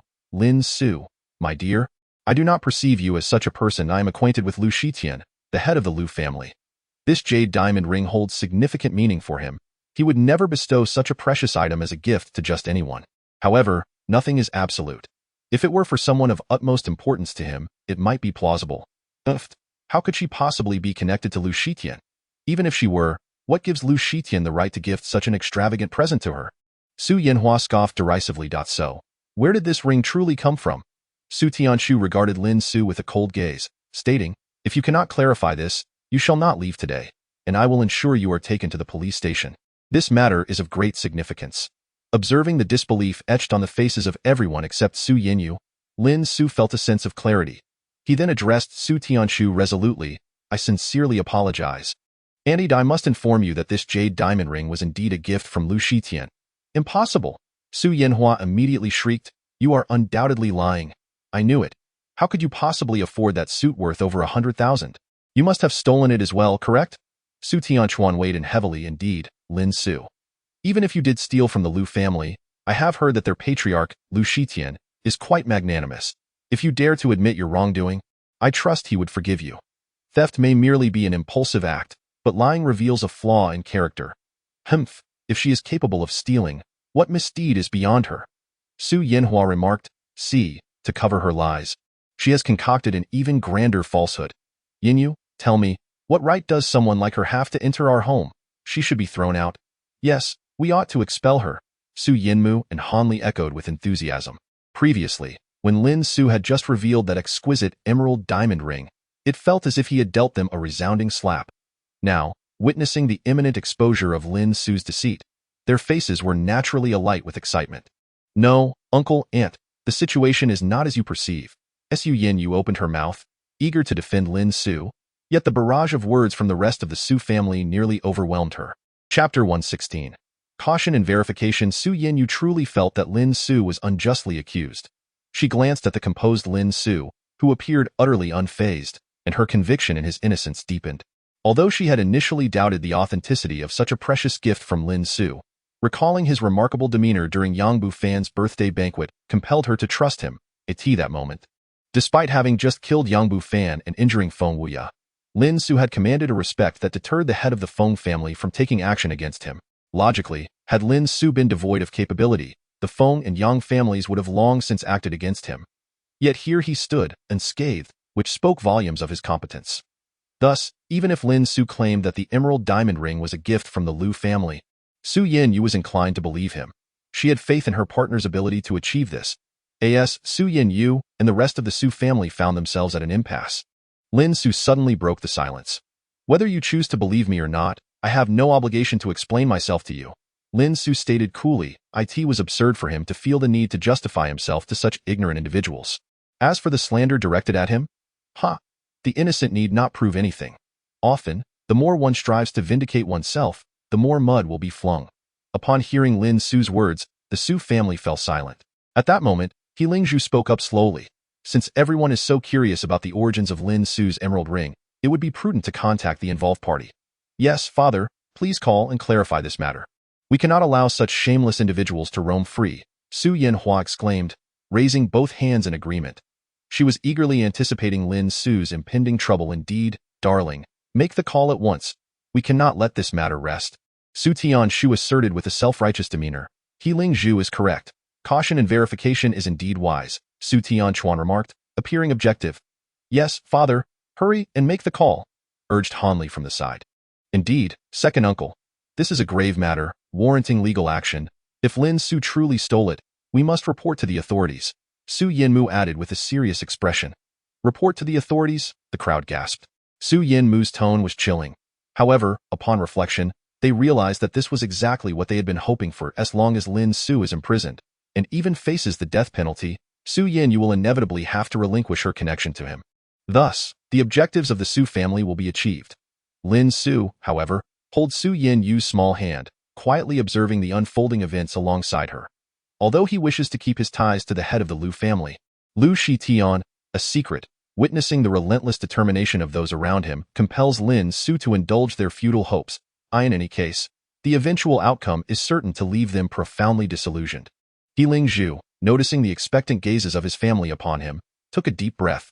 With a grave expression, he retrieved his mobile phone from his pocket and dialed a number. Chapter 117. Adding insult to injury, just as Lingzhu was dialing Lu Shitian's number, Su Yanhua approached Su Yinyu and whispered to her, "Yin please don't hold it against me for being overly persistent. Honestly, this young man is entirely unsuitable for you. What qualities does he possess that merit your affection? Look at him. Arrogant, indifferent to others, lacking in manners, prone to deceit, academically deficient, and hailing from a poor background. Most critically, he has now resorted to thievery. How can you still harbor feelings for such a morally bankrupt individual? Indeed, Yin heir, heed your elder sister and brother's advice. Part ways with this scoundrel. He has committed a crime involving a treasure of immeasurable value, and he is bound to face severe punishment. Will you then choose to live a life of solitude? Su Yinmu chimed in, leaning closer to Su Yinyu. The two dismissed Lin Su's presence entirely, as if he were inconsequential. Witnessing her brother and sister's unfounded accusations against Lin Su, Su Yinyu felt a wave of disdain. Their behavior reminded her of someone from her past, a former close friend who pretended to care for her but seized every opportunity to undermine her. At that moment, Su Yinyu nearly believed these two were incarnations of her erstwhile confidant. Suya Imo yet, constrained by familial ties, she merely pouted without uttering a word. Seeing Su Yinyu remain unmoved by their words, Han Li approached her. Casting a glance at the composed Lin Su, he remarked, "Look at this shameless fellow. I truly do not understand what you see in him, though be frank, while your siblings' opinions may be somewhat extreme, they are not entirely without merit. It is one thing to be poor, but it is entirely unacceptable to lack self-respect. This person, in a bid to save face, dares to steal jewelry from the elite. Such actions are nothing short of petty criminality. Therefore, you would do well to heed your siblings' counsel and distance yourself from him." Su Yinyu observed her family's disparagement of Lin Su but merely bit her lip in silence. She had faith that her uncle had contacted the relevant parties, and she believed Lin Su would soon be vindicated. At that moment, He Ling Zhu gestured for silence and activated the speakerphone. On the other end of the line, the deep voice of Lu Shitian suddenly resonated. "Hello?" At that moment, the members of the Su family, with the exception of Su Yinyu and He Lingjue, exhibited expressions of intense excitement. After all, they were conversing with a renowned tycoon from Guangling City. If this news were to spread, it would undoubtedly be a source of immense pride for them. Simultaneously, they harbored an overwhelming anticipation for the moment when the party involved would discover that their possessions had been stolen, ultimately directing their fury towards Lin Su. At this juncture, He Lingjue took a deep breath and, visibly anxious, inquired of Lu Shitian, "Hello, may I speak with Mr. Lu Shitian, please?" On the other end of the line, a look of confusion emerged on Lu Shitian's face. This phone number was indeed associated with a name. Yet perhaps due to the passage of time, he had long forgotten who He Lingjue was. In truth, this was also attributable to the infrequency of their encounters. They had merely crossed paths at various large and small gatherings a few times. Thus, it was entirely understandable that Lu Shitian did not recall such a minor character as He Lingjue. However, He Lingjue had a profoundly vivid impression of Lu Shitian at this moment. Upon sensing that Lu Shitian seemed not to recognize him, He Lingjue could not help but display a hint of embarrassment. Nevertheless, this did not deter him from seeking confirmation on certain matters from Lu Shitian. Consequently, He Lingjue took a steadying breath and cautiously articulated, "It is of utmost importance, Master Lu, I must verify something with you." "Speak quickly." To He Lingjue's surprise, Lu Shitian's voice on the line was tinged with urgency. As the head of one of the four prominent families in Guangling City, Lu Shitian usually exhibited remarkable composure. Yet, at this moment, he was somewhat irate. Were it not for his years of cultivated decorum, he would have certainly hung up the phone. After all, this call was essentially from an unfamiliar number. Had it not been for the name attached, suggesting it might be someone he once knew, he would have ended the call without hesitation. However, he was currently suppressing a surge of impatience, stemming from crucial information he had just received that morning, information provided by Lin Su. This intel pertained to the whereabouts of the individual responsible for the murder of his late wife. According to Lin Su, the perpetrator was now hiding in another city, and she had given him the address. Within a mere 2 hours, Lu Shitian had mobilized all the resources of the Lu family and had indeed located the murderer. Thus, at this moment, Lu Shitian was fervently wishing to fly to that city immediately to confront the culprit. Yet, this incoming call forced him to pause his plans. He Lingjue seemed to have discerned the displeasure in Lu Shitian's tone, prompting him to take a deep breath and swiftly address Lu Shitian, saying, "It is as follows, Mr. Lu. Today, we encountered a young man who possesses a ring quite reminiscent of the jade diamond ring you purchased 7 years ago. We are inquiring whether you have recently given that ring away." Upon hearing these words, the expression on Lu Shitian's face abruptly shifted. He was acutely aware of what the jade diamond ring referred to. For merely 2 hours prior, he had personally gifted that very ring to Lin Su. The reason for presenting the ring to Lin Su was due to the vital information she had imparted to him. Although Lu Shitian had yet to validate the reliability of that information, he was profoundly grateful to Lin Su for merely providing a lead point 3 years prior. Upon discovering the brutal murder of his ex-wife at the hands of a scoundrel, he had vowed to ensure that the perpetrator met a gruesome fate. For the past 3 years, he had tirelessly sought any trace of that murderer. Regrettably, the criminal had concealed himself remarkably well. Even the police had no clues whatsoever. Lu Shitian had once made a bold declaration that whoever could indeed locate the murderer or provide a lead would be rewarded with his lavish mansion worth over 100 million yuan. Accordingly, upon receiving the news, he promptly gifted Lin Su a ring valued in the tens of millions as a token of gratitude. Now, the very information that led to the discovery of the murderer caused Lu Shitian to reassess Lin Su's significance in a new light. Initially, he had perceived Lin Su as merely an emerging star with unknown origins, but it now appeared that her appearance was far from coincidental. Someone capable of possessing such information could not possibly be an ordinary individual. Though Lu Shitian could not fathom Lin Su's true identity, he had an inkling that she might be the fabled oracle. Consequently, his respect for Lin Su deepened, and now, upon hearing the individual on the phone mention the jade diamond ring he had just bestowed, Lu Shitian cautiously inquired, "May I ask, are you a member of the Su family?" Chapter 119. Lin Su is not my friend indeed. I am a member of the Su family. He Lingjue nodded in affirmation. Although he found it somewhat curious that Lu Shitian could so readily unveil his identity, it was expected that someone of Lu Shitian's stature would not typically remember a minor figure like himself. However, since Lu Shitian had posed the question, it indicated that he had indeed taken note of He Lingjue's existence. "What can I assist you with?" Lu Shitian's tone shifted to a more cordial demeanor. He retained some recollection of the Su family, though this awareness stemmed not from the family head, but rather from Lin Su. Due to the complexities of his relationship with Lin Su, Lu Shitian had discreetly conducted a thorough investigation into her background. Thus, he was also aware that Su Yinyu, the daughter of the Su family, was currently Lin Su's legitimate girlfriend. Naturally, for Lu Shitian, this held profound implications. In his heart, Lu Shitian had regarded Lin Su as an enigmatic figure, perhaps even a prophet. Now, the family of this prophet's girlfriend had unexpectedly reached out, prompting him to exercise caution. However, He Lingjue seemed oblivious to the nuances in Lu Shitian's tone, carefully stating, "It is as follows, Mr. Lu. Given our awareness of that young man's family situation, we believe he is unlikely to possess such a priceless treasure. Coincidentally, we have learned that this treasure should rightfully belong to you. Hence we inquire whether you have experienced any signs of theft recently." Yet, before He Lingjue could finish his sentence, Lu Shitian interjected vehemently, "Is this truly a jest? What stature does my Lu family hold? If there were an intrusion, how could I remain unaware? Furthermore, what do you mean by that? Mr. Lin Su is a person I hold in great esteem. Even I must address him as Mr. or teacher. How could he ever engage in such base conduct? Surely, you must be mistaken." He Lingjue found himself somewhat bewildered. It was perplexing to him that a gift he had dispatched merely 2 hours prior was now being claimed as stolen, a truly absurd notion. However, upon further reflection, Lu Shitian suddenly inquired with an uncertain expression, "Are you suggesting that something has happened to Mr. Lin Su? Or perhaps he has lost the ring?" As he spoke, Lu Shitian seemed to sense the impropriety of his words. Seizing the moment before He Lingjue could respond, he hastily added, "In truth, if this item is lost, it is of little consequence. It was not a particularly valuable gift. Please convey to Mr. Lin Su that he need not concern himself. I shall present him with a grander gift in the future." This revelation, the members of the Su family were left utterly astounded, as if struck by lightning, rendered speechless. Particularly, the expressions of Su Yinhua and others were marked by disbelief. How could this be? Such extraordinary tales were unfathomable. The esteemed head of the Lu family, who had been so stringent in his accusations against Lin Su for purportedly stealing his ring, instead expressed intentions to bestow upon Lin Su an even grander token of appreciation. What did this signify? It implied that this gift was originally from Lu Shitian. Moreover, Lu Shitian's words hinted that Lin Su was not merely his friend, but perhaps held considerable significance to him. Unbeknownst to the Su family, Lu Shitian's subsequent remarks would leave them in a state of utter shock, pushing their understanding of reality to the brink of collapse. By the way, may I conveniently inquire whether Mr. Lin Su is satisfied with my gift?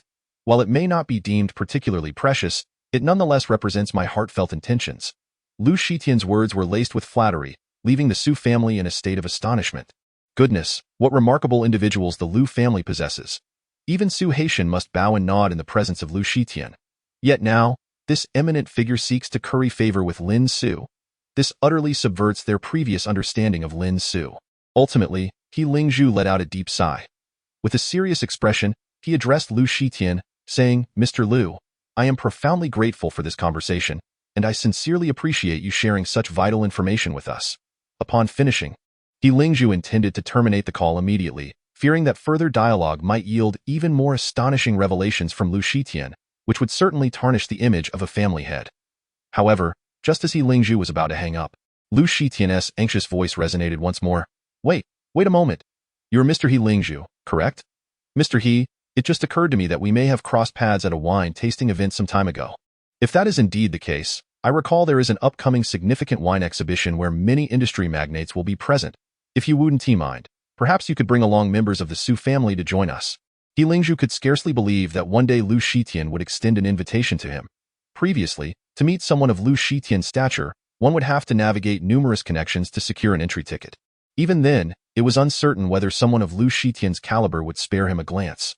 Yet now, he had received an invitation from Lu Shitian. Were it not for the numerous younger members of the Su family surrounding him, Lin Su might have laughed heartily to express his elation. However, when his gaze fell upon Lin Su, a peculiar glimmer crossed his eyes. It seemed that his initial impression of Lin Su upon entering was indeed correct. This young man was truly extraordinary. Lin Su took a deep breath and resolutely replied to Lu Shitian, "Thank you for your kind invitation, Mr. Lu. I shall certainly attend." "Excellent, excellent. When the day arrives, I will call you in advance. And I hope you can visit our Lu family as well." Lu Shitian's words were nothing short of astonishing, nearly causing Lin Su to faint from happiness. "I look forward to Mr. He and the Su family visiting us," Lu Shitian concluded warmly, prompting Lin Su to abruptly end the call. He feared that continuing the conversation with such a renowned figure might overwhelm his heart. At this moment, Lin Su narrowed his eyes slightly, surveying the faces of Su Tianchuan, Su Tianchu, and others around him, who were filled with shock, disbelief, and despair. Only Lin Su maintained an air of calm, though his inner turmoil was palpable. Lin Su then turned to Qin Shuyan with an innocent expression, saying, "Auntie, do you now believe that Lin Su is innocent? This gift was indeed prepared for me by Mr. Lu, and its origins are quite legitimate." Although Lin Su's gesture was merely a borrowed flower offered to Buddha, it was nonetheless a sincere token of his intent, and he earnestly hoped that his esteemed uncle and aunt would graciously accept this modest gift.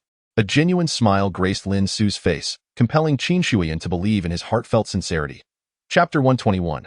Melting past grievances. Qin Shuyan addressed Lin Su, saying, "Child, we had previously misunderstood you. In truth, I had sensed that since you had taken a liking to you, it must mean you possess commendable qualities. Now that our misunderstandings have been resolved, we shall henceforth be as one family."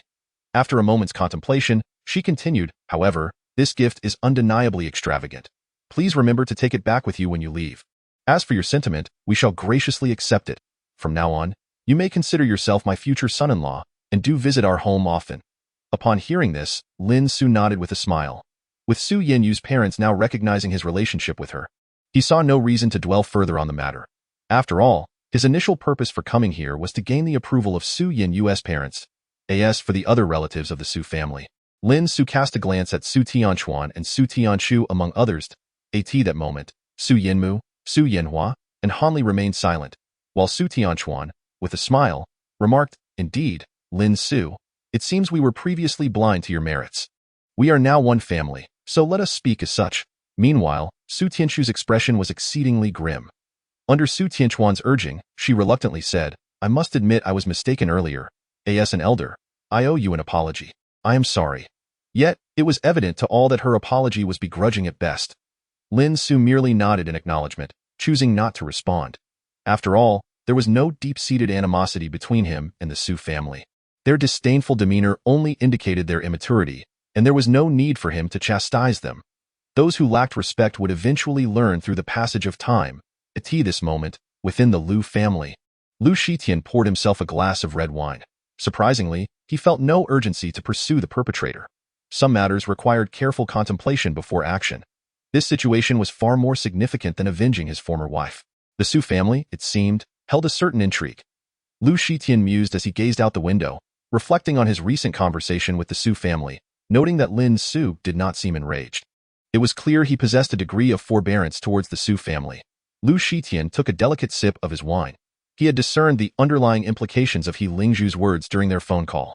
Had it been someone else, such as Yang Bufan or Feng Yue, Lin Su would have swiftly dealt them a resounding slap.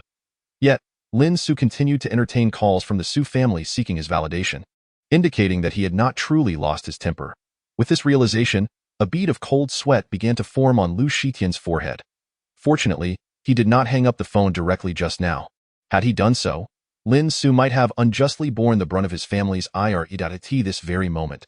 Within the Su household, the family had once again gathered around the table, though the seating arrangements had undergone a subtle transformation. Lin Su and Su Yinyu now occupied the seats previously held by Su Haitian, while Qin Shuiyan sat beside them. As for the other members of the Su family, they had no choice but to take their places further back in the order. Chapter 122.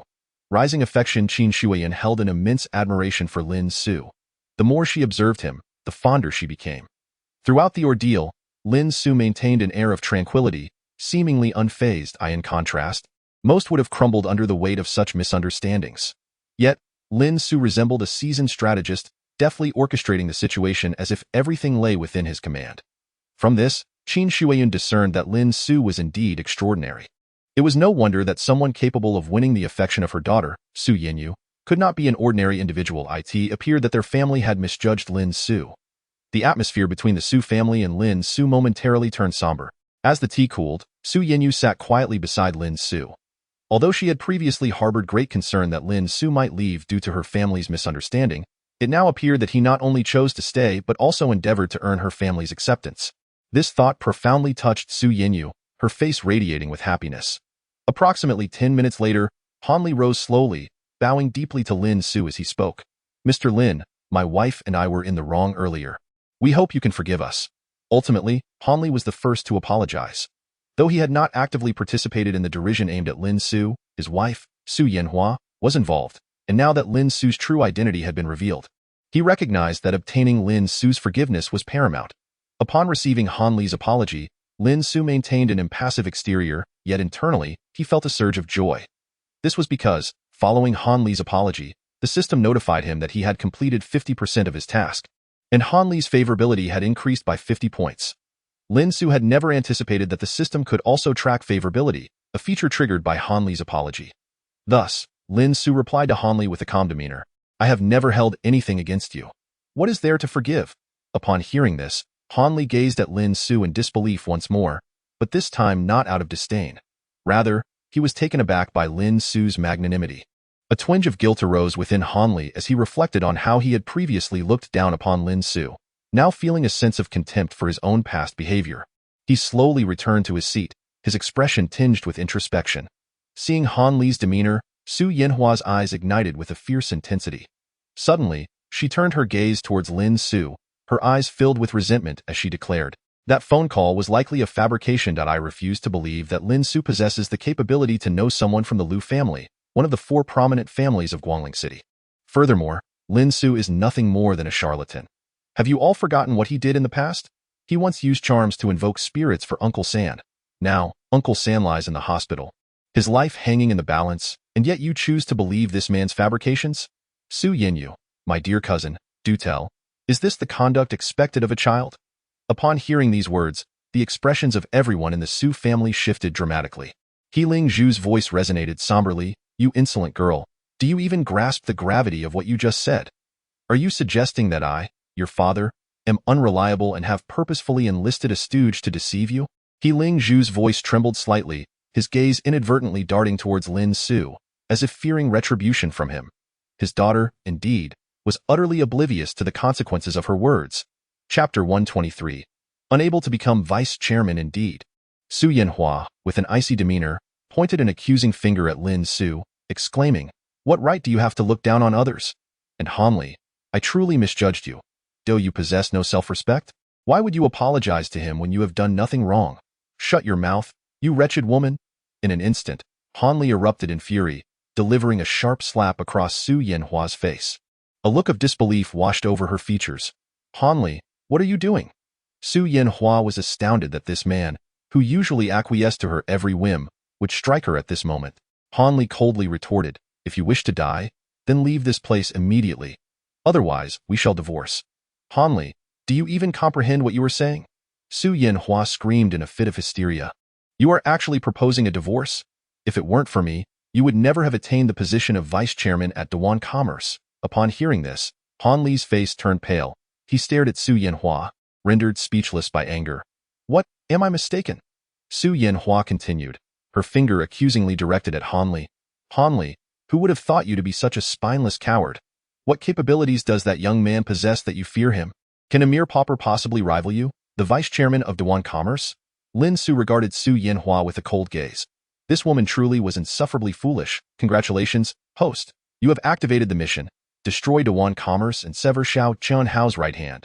Upon hearing the system's notification, a flicker of surprise crossed Lin Su's mind. She had not anticipated the system would issue such a task. Originally, Lin Su had intended to wait until Xiao Qianhao traveled abroad in the near future, to swiftly assist Xiao Xiaoxian in reclaiming the out-of-control enterprises under the Dewan Group. However, it now appeared that Lin Su would have to act sooner than expected. If she intervened prematurely, it would undoubtedly implicate the innocent Han Li. However, upon catching sight of Su Yinyu's brazen demeanor, Lin Su could not help but utter softly, "The vice chairman of Dewan Commerce? Truly impressive. I wonder how long he can maintain this position?" Upon hearing this, Han Li's expression instantly shifted. He deeply bowed to Lin Su once more and said, "Mr. Lin, it is my failure to properly educate my wife. Please forgive me. Han Li, have you been bewitched by him? Do you even realize what you are saying?" Su Yinhua exclaimed loudly. Silence. Han Li's voice thundered like a muffled storm. Su Yinhua's eyes immediately filled with a profound sense of grievance as she cast a pleading glance towards Su Tianshu. Yet, Su Tianshu merely coughed lightly and said, "Yinhua, did you not sleep well last night? Quickly, go rest." But Su Yinhua's feelings of injustice only intensified. "No, Yinhua, this matter is your fault. Today, you must apologize to Lin Su and Su Yinyu." At that moment, Su Tianchuan also spoke up. "Uncle, how could you too?" Su Yinhua was utterly astonished. "Did you not hear what I said? Or have you begun to disregard my words as well?" A dangerous glint flickered in Su Tianchuan's eyes. "Indeed, Yinhua, you should just apologize to Lin Su. He is a good young man. Once you apologize, he will not hold it against you." Seeing the atmosphere become tense, Qin Shuyan promptly urged Su Yinhua. Overwhelmed by despair, Su Yinhua suddenly burst into tears. Observing her in such a state, Lin Su sighed inwardly and said to her, "You need not adopt such a feeble demeanor. Weren't you quite skeptical of me before? If that is the case, I shall reluctantly prove myself once more." Han Li will soon be ousted from his position as vice chairman of Dewan Commerce. Having uttered these words, Lin Su fixed his gaze on the livid Han Li and stated, "If you wish to place blame, direct it towards your vain wife, who delights in undermining others to derive a sense of accomplishment." Hearing Lin Su's words, Han Li let out a bitter laugh as he collapsed into his chair. It was over. Everything had come to an end. All ruined by this woman. Han Li's eyes were filled with hatred as he looked at Su Yinhua. Meanwhile, the other members of the Su family wore expressions of sheer terror. What did Lin Su mean by this? Was he truly contemplating taking action against them? At this moment, Su Tianshu and Su Tianchuan were filled with immense regret for agreeing to partake in this farce of humiliating Lin Su. After all, even if Su Yinyu had indeed married a petty thug, what business was it of theirs? Were it not for Su Tianhai's reputation, they would not have intervened in this matter. Now, they had truly stirred up a hornet's nest. Even Su Yinyu could not help but reach out to touch Lin Su's thigh, her eyes glistening with a plea. Regardless of how reprehensible Su Yinhua may be, she is still her sister. Lin Su genuinely does not wish for her family to endure misfortune. Yet among those present, the only one who truly understands Lin Su is Su Yinyu. Su Yinyu can discern that Lin Su's demeanor does not suggest deceit. Rather, it indicates that Lin Su is earnest in her intentions. Do you truly intend to disregard familial ties and treat us with such callousness? Suddenly, Han Li abruptly rose from his chair, staring at Lin Su with wild eyes. In response, Lin Su firmly declared, "Of course. Since you all doubt my connections, I shall demonstrate my capabilities." With that, Lin Su retrieved her phone from her pocket. Witnessing her actions, Su Yinhua's eyes reignited with the flames of battle. With a cold smirk, she retorted, "It seems you intend to exhaust Lu Shitian's goodwill, don't you?" Unfortunately, Lin Su, are you not aware that Dewan Commerce is also a subsidiary of one of the few prominent conglomerates in Guangling City? It is an enterprise belonging to the Xiao family. How could you expect Lu Shitian, an outsider, to interfere in the internal affairs of another's company? Lin Su, I have come to see you for what you truly are, a boastful fool. Disregarding Su Yinhua's words, Lin Su proceeded to dial Xiao Xiaoshuan's number. The call was swiftly connected. "Hello? Is this Xiao Xiaoxian?" Lin Su inquired politely, on the other end. Upon recognizing Lin Su's number, Xiao Xiaoxian chuckled lightly. "Indeed, this is Xiao Xiaoxian. What can I do for you, Lin Su?" "I would like to ask you for a favor," Lin Su replied calmly. "What is it?" Xiao Xiaoxian asked, somewhat puzzled. Could it be that Lin Su has a matter in which she can assist? "I wish to inquire whether you can directly intervene in the position of a certain vice chairman at Dewan Commerce." Lin Su asked pointedly. Absolutely, Xiao Xiaoxian responded without hesitation. Duan Commerce is merely a subsidiary of Duan Tiandi Commercial Company. While she cannot intervene in the positions of the executives and directors at Duan Tiandi, affecting a small subsidiary is a rather straightforward task. Upon hearing this, Lin Su decisively stated, then please assist me in removing a vice-chairman named Han Li from his position. That's quite simple, Xiao Xiaoxian readily agreed. Although she was unaware of Lin Su's intentions, she remembered Lin Su's words from the previous day. Moreover, Xiao Xiaoxian knew a bit about Han Li, as he was part of the team that served Xiao Qinhao. Though Xiao Xiaoxian did not yet know how Lin Su intended to deal with Xiao Qinhao, it appeared that Lin Su was already beginning to make her strategic moves, with Han Li becoming collateral damage. After hanging up the phone, Xiao Xiaoxian promptly set about addressing the matter at hand, directly dismissing Han Li from his position as deputy director. After all, Han Li was merely a newly appointed young deputy director. A mere footnote compared to the 6 presidents of the Greater Bay Tiandi Commercial Building. His removal would have no impact whatsoever on the Xiao family. Moreover, Xiao Qinhao had already received a warning from Lin Su and had since flown off to Western Europe for a vacation. Indeed, Xiao Qinhao had no desire to be sent on an unwelcome retreat to Nigeria by Lin Su. He had come to fear her. Naturally, some astute senior executives sensed the shift in dynamics. They all expressed their unwavering allegiance to Xiao Xiaoxian, disregarding Xiao Qinhao entirely. Thus, it could be said that Xiao Xiaoxian had effectively regained the majority of control over the Greater Bay Tiandi Commercial Building. Meanwhile, within the Su family, Han Li was utterly astonished. He had not anticipated that Lin Su would truly contact Xiao Xiaoxian. As the deputy director of Greater Bay Commerce, he was well aware of the significance of Lin Su's call. Xiao Xiaoxian, after all, was the chairwoman of the Greater Bay Tiandi Commercial Company, a higher authority in the corporate hierarchy. It could be said that this woman's words dictated his fate. However, Su Yanhua remained oblivious to this reality. With her hands on her hips and a cold smirk on her face, she addressed Lin Su with disdain. I thought you possessed some real prowess. Turns out, all you did was make a phone call. Pfft, who doesn't have a phone these days? But do you really think that just because you called, they would assist you? I suspect they probably cursed you out in their minds 100 times over. Upon hearing Su Yanhua's remarks, Su Tianshu and Su Tianchuan exchanged dubious glances. Indeed, Lin Su's actions seemed exceedingly simplistic. Could the fate of a deputy director truly hinge on a mere phone call? Such a notion appeared implausible, unless it were a family-run enterprise like Tianhai Pharmaceuticals. Yet, sometimes the more improbable a situation seems, the more likely it is to occur to He Lingzhu and the others silently regarded Lin Su. The shrill ring of a mobile phone suddenly pierced the air. This ringtone, akin to a death knell, sent tremors through the hearts of the Su family members, seemingly validating Lin Su's earlier assertions. They all looked at Han Li with expressions of bewilderment. At that moment, Han Li's face bore an incredulous expression. If anyone here wished to avoid this phone call, it was undoubtedly him. However, upon noticing the serious demeanor on Han Li's face, Su Yanhua could not help but urge, "Darling, what's wrong? Answer it quickly.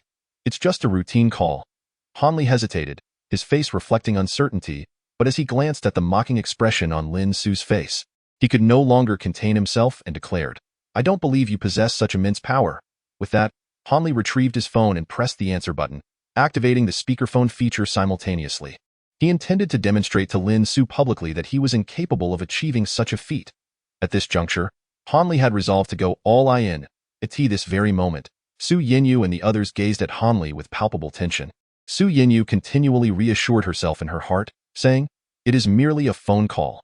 It cannot possibly have such significant consequences." As if to validate Su Yinyu's words, a melodious female voice emanated from the receiver. "Hello? Is this Director Han? I am Secretary Zhang." Upon hearing this, Han Li immediately exhaled in relief, casting a mocking glance at Lin Su. However, Lin Su's expression remained unperturbed, exhibiting a faint tranquility as if nothing could stir the depths of his inner world. Observing Lin Su's unwavering demeanor, an inexplicable anger ignited within Han Li. "Humph, continue your charade. Soon I shall expose your hypocritical facade, and we shall see if Su Yinyu will still hold affection for you." Han Li mused inwardly, then addressed Secretary Zhang on the other end of the line with a dismissive tone. "Hello, Secretary Zhang. What brings you to call? I am quite busy. If it is not urgent, please refrain from disturbing me. If every matter requires my attention, what purpose does your position as a secretary serve? Wouldn't you agree?"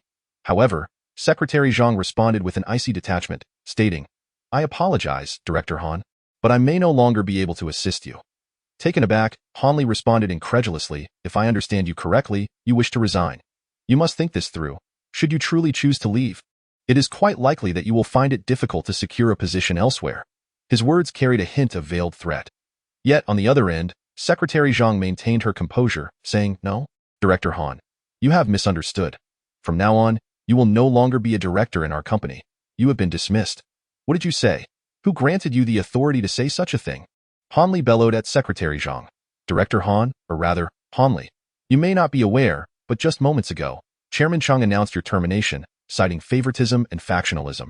True to her years as the chairman's secretary, her tone remained remarkably calm. Yet, her words struck Han Li's heart like a thunderclap.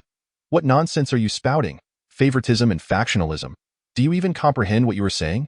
Do you know who stands behind me?" Han Li shouted vehemently at Secretary Zhang, his eyes ablaze with fury. Nevertheless, Secretary Zhang's voice remained steady as she replied, "I am sorry, Han Li. I am merely the messenger. From the day you engaged in favoritism and factionalism, you should have anticipated this outcome. If you disagree with our company's upper management's decision, I invite you to come to the office. I trust Chairman Chang will provide you with a satisfactory explanation." With that, Secretary Zhang abruptly ended the call. As the line went dead with a series of beeps, Han Li's complexion turned an increasingly ashen hue. Everyone's astonishment. He was indeed dismissed. The other members of the Su family wore expressions of disbelief, their faces reflecting shock and stupefaction. In that moment, they gazed at Lin Su with trepidation, as if he were a devil incarnate. A single utterance from him could dictate the fate of an individual. If such a person does not instill fear, then there are few who could evoke such a chilling sensation in the hearts of others. Su Yanhua was already in a state of shock, sitting rigidly in her chair like a statue. She could hardly believe that this was truly happening. Yet, for reasons unknown, a part of her heart remained skeptical that Lin Su was behind it all. "No, that cannot be right. This is impossible. Surely, I refuse to believe that the company would so readily decide my fate. In this brief year, how much profit have I generated for the organization? How could they possibly terminate my employment?" In an instant, Han Li, in a frenzy, redialed Secretary Zhang's number. When the call connected, a deep sigh resonated from the other end. "Han Li, please refrain from calling again. As I mentioned, matters concerning personnel should be handled directly at the company. However, you may be unaware that the reason for such a significant upheaval is due to a major incident at the headquarters. The outcome of this event is that President Xiao has fled abroad, and the young lady has taken control of the entire corporation." With that, Secretary Zhang abruptly hung up. Han Li was left in a state of shock, the last vestiges of hope within him utterly shattered. He never anticipated that he would lose in the power struggle within the company, and now, it seemed there was no chance for revival. "Is this you're doing?" Han Li grasped the table before him tightly, his eyes fixed intently on Lin Su. "Is there even a need to inquire?" "Of course, you may continue to feign ignorance and choose not to believe," Lin Su replied coldly. Han Li's hands fell helplessly to his sides. It was over. After tirelessly striving for over a decade, he had finally attained this position, only to have it obliterated by the words of the man before him.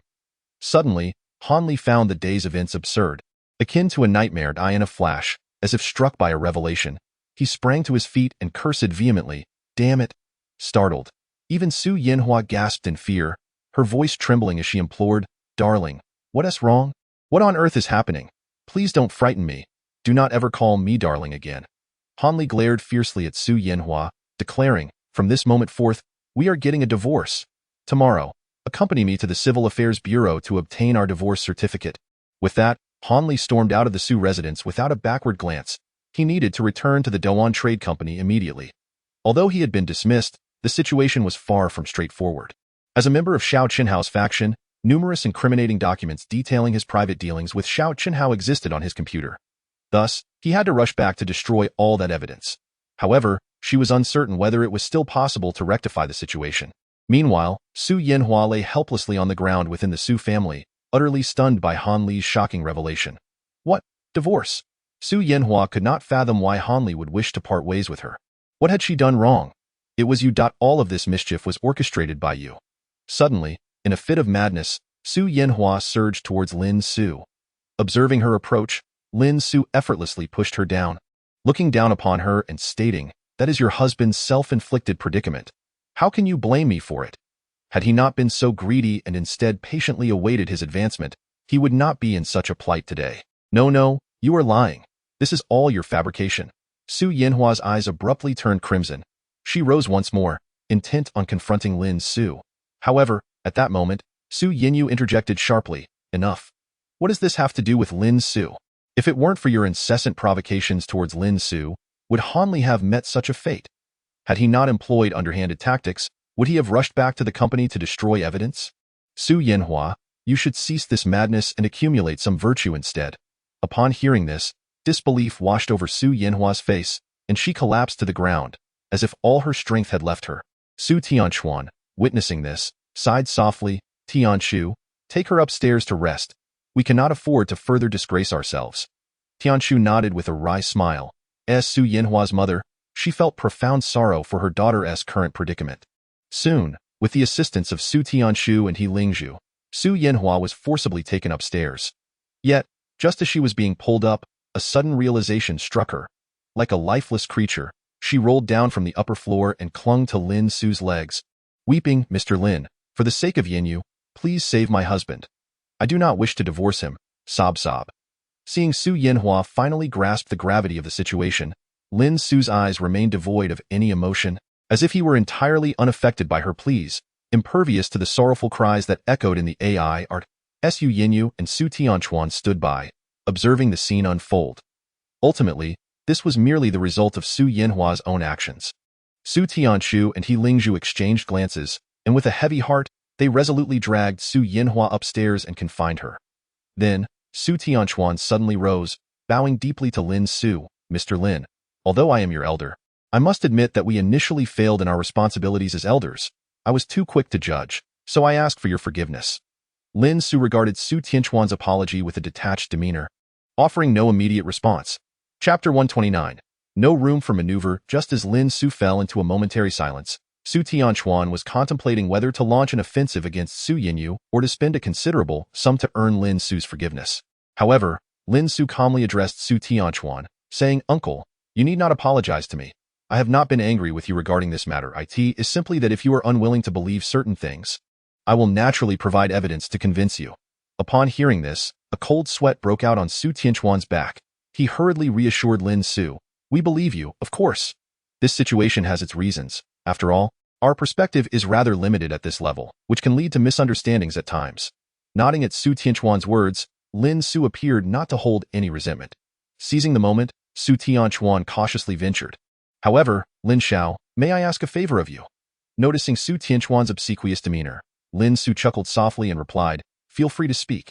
If it is within my capabilities, I will certainly do my utmost to assist." Hesitating slightly, Su Tianchuan continued, "Lin Xiao, could I possibly plead for Hanli? After all, we are relatives to at that moment." Su Tianshu and He Lingzhu descended the stairs, their eyes brimming with hope as they fixed their gaze on Lin Su. They believed that since Lin Su could decisively determine Han Li's future with a mere word, he could equally salvage their daughter's marriage with a single utterance. If Lin Su were to retract his decree, their daughter, Su Yinyu, would be saved. Indeed, if Su Yanhua were to marry Han Li, her life would surely be filled with misery in the years to come. Thus, regardless of the circumstances, they were determined to secure Lin Su's forgiveness. Yet, in the next moment, Lin Su shattered their hopes.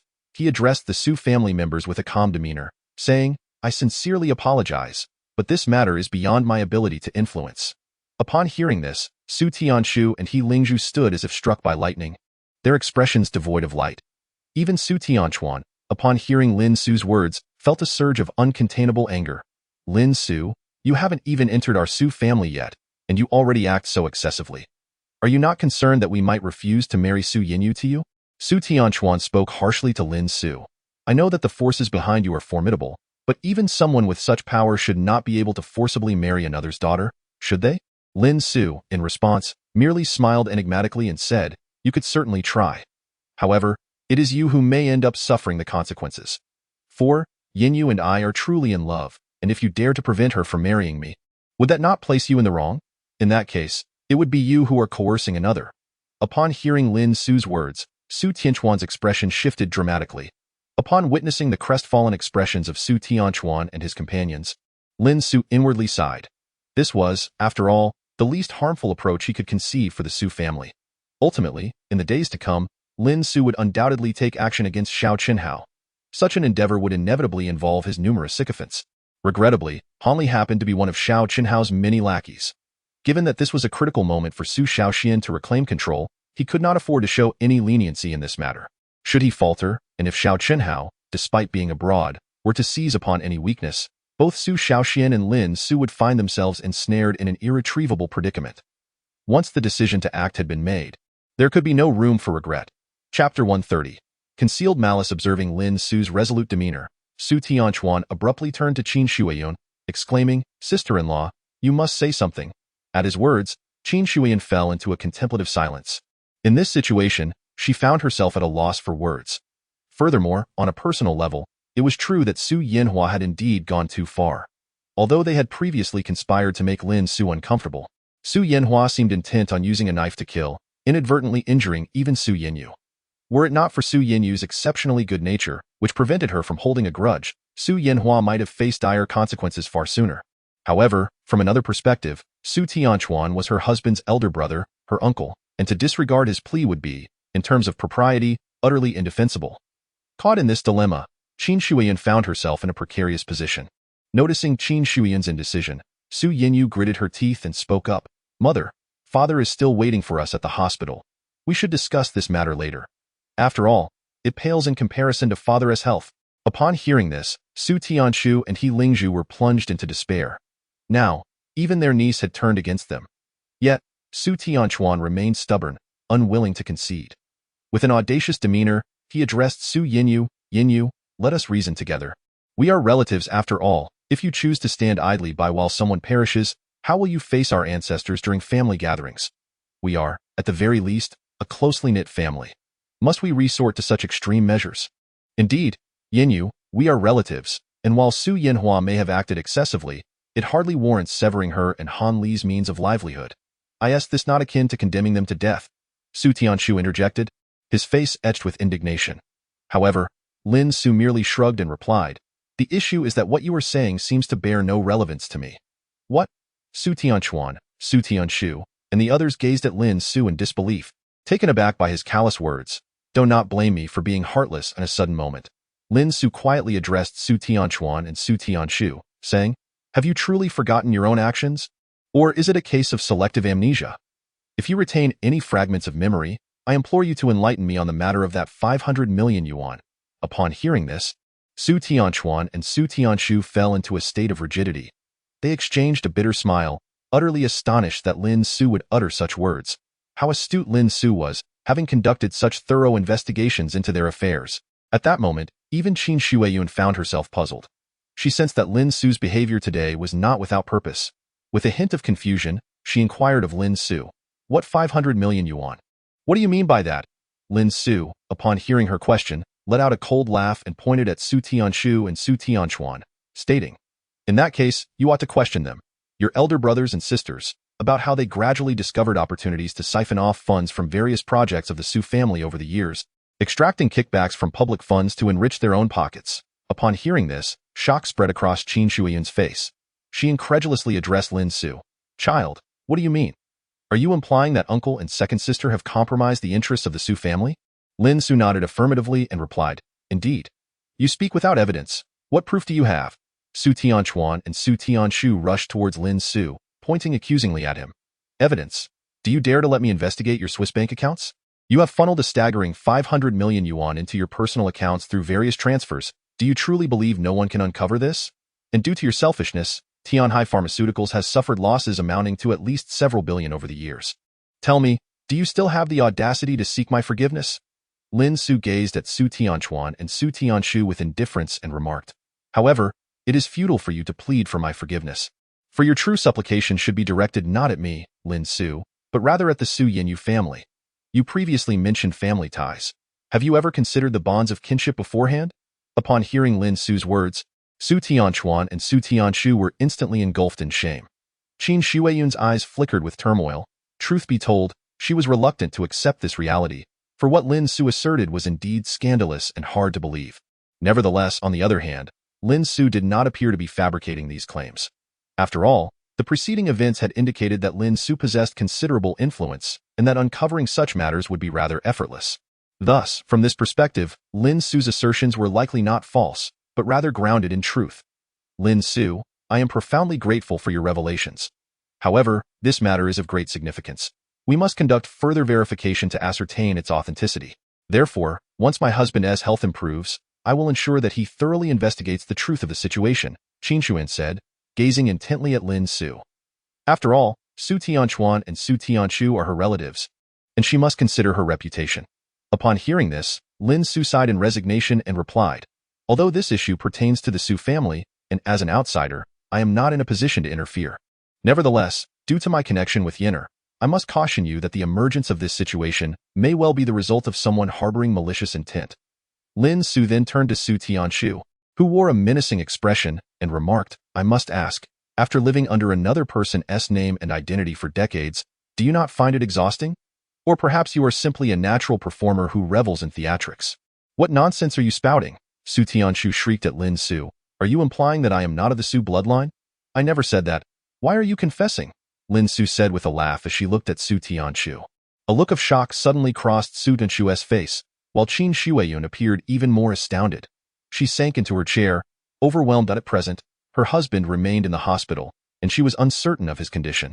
Meanwhile, the Su family was embroiled in such significant turmoil. First, her elder brother and second sister embezzled funds from the Su family enterprise.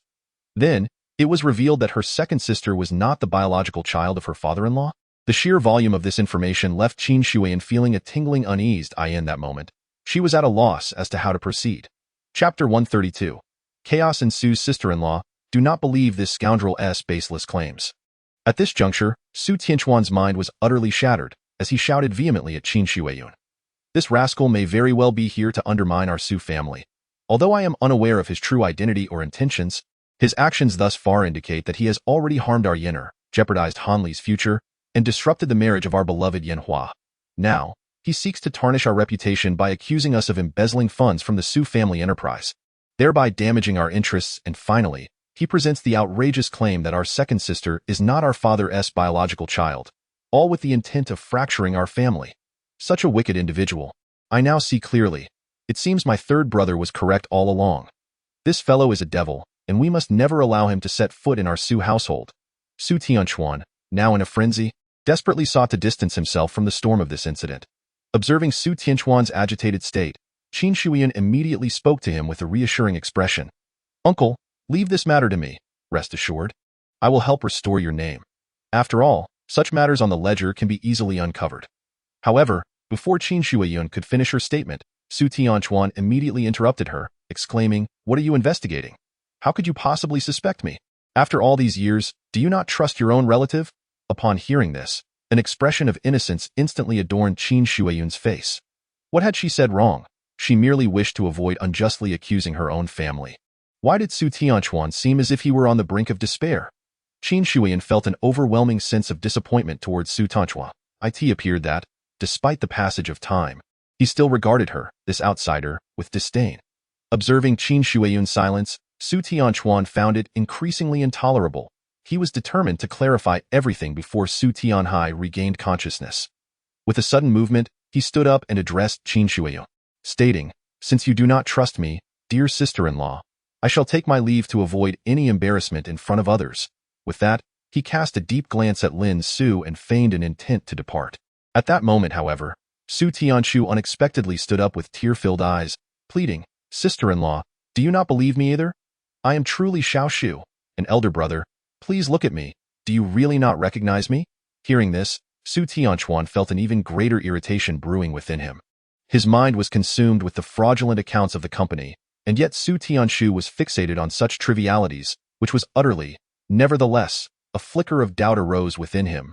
Could it be that for all these years, Su Tianchu was not truly their father's biological child? Otherwise, why did Su Tianchu appear so helpless, as if conceding to Lin Su's assertions? Observing the look of panic on both Su Tianchuan and Su Tianchu's faces, Qin Shuiyun found herself at a loss for what to do. She truly had no idea how to proceed. If her husband, Su Tianhai, were present, how would he handle these peculiar relatives? Chapter 133. Who are you really? Witnessing the impasse between Qin Shuyan, Su Tianchuan, and Su Tianchu, Su Yanyu suddenly rose to her feet and addressed them, saying, Uncle, Aunt, I believe it is necessary for us to remain calm. Therefore, please return for the time being. We will certainly provide you with an explanation. Upon hearing this, Su Tianchu erupted. shouting frantically at Su Yinyu, "An explanation? How can you possibly explain this? If you do not expel this insufferable brat from our presence, I will not let this matter rest. Indeed, Su Yinyu, you are merely a junior. On what grounds do you presume to speak to us as if you were an elder?" Su Tianquan added, his face a mask of fury. "Are you plotting to take advantage of the absence of the Su family's head?" At that moment, Lin Su suddenly interjected, fixing her gaze upon them as she declared, "If you intend to bully them, have you consulted with me, Lin Su?"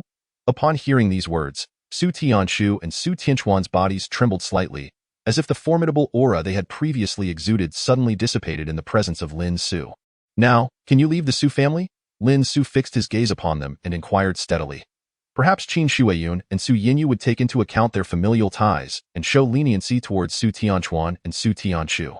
However, Lin Su was acutely aware of their true nature and the underhanded dealings they engaged in behind the scenes. Naturally, he would not extend any mercy to these two individuals before him. After all, showing them clemency would jeopardize the interests of Su Yinyu's family. Su Tianquan, taken aback by Lin Su's assertive demeanor, found himself at a loss for words. "What, do you require me to repeat myself?" Lin Su reiterated his warning. Finally, Su Tianquan took a deep breath, followed by a cold snort, and withdrew with a flourish of his sleeves. Witnessing Su Tianquan's retreat, Su Tianshu stomped his foot in frustration and stormed off alongside He Lingzhu. Once these troublesome relatives had finally departed, Lin Su gently addressed Su Yinyu and Qin Shuiyun, saying, "They have left. It is about time we head to the hospital." "All right," Su Yinyu nodded vigorously, her face alight with joy. Had it not been for Lin Su's intervention, they might never have realized the extent of the issues plaguing their household. Subsequently, Su Yinyu and Qin Shuiyun made the necessary arrangements and, together with Lin Su, drove to the First People's Hospital of Guangling City. Inside the hospital, Su Tianhai lay on the bed, resting with his eyes closed. Upon noticing the arrival of his daughter, future son-in-law, and wife, a displeased expression crossed Su Tianhai's face as he remarked, "So you finally decided to show up. I merely fainted. If I had kicked the bucket, would you have arrived late as well?" Seemingly detecting the underlying frustration in her father's words, Su Yinyu leaned closer to Su Tianhai and said, "Dad, we didn't mean to be honest. After Lin Su administered emergency measures, he wanted to come right away, but some matters arose." She then recounted the events that had transpired at the Su residence. Upon hearing Su Yinyu's account, Su Tianhai's expression darkened significantly. "Humph, outrageous!" he exclaimed vehemently. "They have gone too far. I have long harbored suspicions about them, but I refrained from investigating out of respect for our kinship." After uttering these words, Su Tianhai turned to Su Yinyu and Qin Shuiyun, saying, "Ayun, Yinyu, you two may step outside. I have something to discuss with Lin Su." Once Su Yinyu and Qin Shuiyun had exited, Su Tianhai fixed his penetrating gaze upon Lin Su and asked, "Lin Su, there are no outsiders here. Can you tell me who you truly are?" Chapter 134. The Legend of the Cultivators. Lin Su returned Su Tianhai's intense gaze and replied, "Is this truly of great importance? A joke, indeed, holds significant importance." Su Tianhai's gaze was firmly fixed on Lin Su as he stated, "This matter pertains to the happiness of my daughter's future. After all, if you were to have a daughter, you would certainly not wish for her to marry a man of unknown origin, would you?" Upon hearing this, Lin Su nodded in agreement, responding, "As you wish. In truth, the information you have uncovered is indeed my genuine background." "How could this possibly be?" Su Tianhai's eyes were filled with astonishment, clearly incredulous of this explanation. "There is nothing impossible," Lin Su sighed. "Of course, under ordinary circumstances, my lineage would not suffice to achieve what I have today. This has been my secret all along." Upon hearing Lin Su's words, Su Tianhai's expression softened. He slowly exhaled, uncertainly inquiring, "Could it be that you are a martial practitioner?" Lin Su was taken aback by this question. "Uncle, you are aware of the existence of martial practitioners?" Lin Su asked, intrigued. Su Tianhai nodded, replying, "I have some connections with martial practitioners. No wonder you can command the Shao family, and the Lu family is so obedient to you. It appears that all of this is due to your status as a martial practitioner, and such a young one at that." Gazing at Lin Su's subtly smiling face, he continued to muse, "Perhaps this is fate and why ties with martial practitioners were always destined to be." Upon hearing Su Tianhai's remark, Lin Su gently inquired, "So, does this mean you have encountered a martial practitioner before?" Su Tianhai nodded in affirmation, saying, "Indeed, 30 years ago, I met a living martial practitioner. At that time, it truly frightened me to my core." At this juncture, Su Tianhai paused, taking a deep breath, his eyes drifting to the ceiling as he became lost in heavy reminiscence. I still vividly recall the bone-chilling cold of that snowy day 30 years ago. It was precisely when I had just arrived in Guangling City. I was utterly destitute. Naturally, in such dire circumstances, it was exceedingly difficult for someone like me, lacking skills, to establish myself in the vastness of Guangling City. I toiled at numerous jobs, yet they all looked down upon my foreign accent, underpaying me, and even the rent and utilities were solely my responsibility. I endured such impoverished living conditions for several months. Ultimately, after falling gravely ill, I could no longer bear it in my desperation. I could only quietly gather enough fare for a train ticket to return home, even though I had no words left to face my hometown as elders. However, at that time, I truly had no alternative. I was on the brink of despair. If I didn't leave, I would face demise in a foreign land. However, just as I was about to depart from Guangling City, I encountered an individual. That moment, I was unaware of his identity as a martial artist, nor did I know who he was. I only recognized that he was grievously injured. Our meeting took place in a narrow alleyway beside the restroom at the train station. Upon our initial encounter, he appeared quite peculiar. Despite the frigid weather, he was clad in tattered garments, wearing only a thin shirt that seemed either torn or pierced by some sharp object. What further perplexed me was the intense heat radiating from his body as I approached him. I was genuinely frightened, believing I had encountered a supernatural being. Yet, for reasons unknown, this individual exuded a remarkable allure for me. I found myself reluctant to move away, especially given that he was a living person. I could not simply abandon him to his fate. Thus, disregarding the potential dangers that could arise, I lightly checked for a pulse. It was then that I discovered, although his chest was stained with blood, it still exhibited a faint rise and fall, and his nose showed signs of breath, indicating he was indeed alive. Resolutely, I used the money I had set aside for a train ticket to hail a taxi and took him to a private hospital for treatment. Fortunately, while his injuries were quite severe, they appear to have been inflicted by a cold weapon. Although the doctors were uncertain about the specific type of weapon used, they considered the strict law enforcement in Guangling City, concluding that it was unlikely anyone would carry prohibited blades. Ultimately, the outcome was that he regained consciousness shortly after the doctor had dressed his wounds. I initially assumed that upon awakening, he would cause quite a commotion. However, he remained remarkably calm. After inquiring about his condition in detail, he left me a savings book and an envelope. That time, I was in the midst of settling his medical expenses. Yet, upon returning to the ward, I discovered that he had vanished. Left with no choice, I tucked away the savings book he had left behind, though I did not open it immediately. Instead, I first unsealed the envelope, as my intuition suggested it contained everything I yearned to know. To my dismay, however, the envelope was empty, save for a series of numbers indicating the savings book's password. Adjacent to it was the notation martial artist. That time, I was still quite young and had come from the countryside.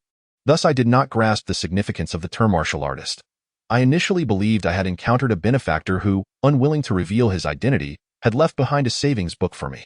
Yet, when I finally opened the savings book, I realized how naive my assumptions had truly been. In that savings book, there astonishingly resided 5 million yuan. 5 million yuan. What a staggering concept.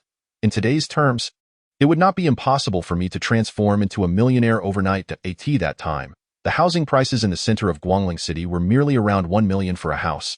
Yet today, they have skyrocketed to above 10 million. Subsequently, I exerted considerable effort in seeking the existence of that individual.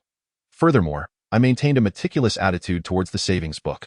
Only after thorough verification did I ascertain that the savings book indeed had a legitimate origin, which alleviated my suspicions. Thus, I utilized this substantial sum of 5 million, which was an enormous amount back then, to embark on my journey of prosperity in Guangling City. It was at this moment that I realized how naive I had been. The experiences and outcomes of starting with 5,000 yuan versus starting with 500,000 yuan are truly worlds apart. When I ventured into Guangling with only 5,000 yuan, I achieved nothing. However, after acquiring 5 million, I merely withdrew a small portion and successfully established a small company, which began to turn a profit in its first year. Chapter 135. I now have a cultivator as my son-in-law. As for the events that followed, I trust you are already aware that I ultimately founded Tianhai Pharmaceutical and successfully transcended social classes.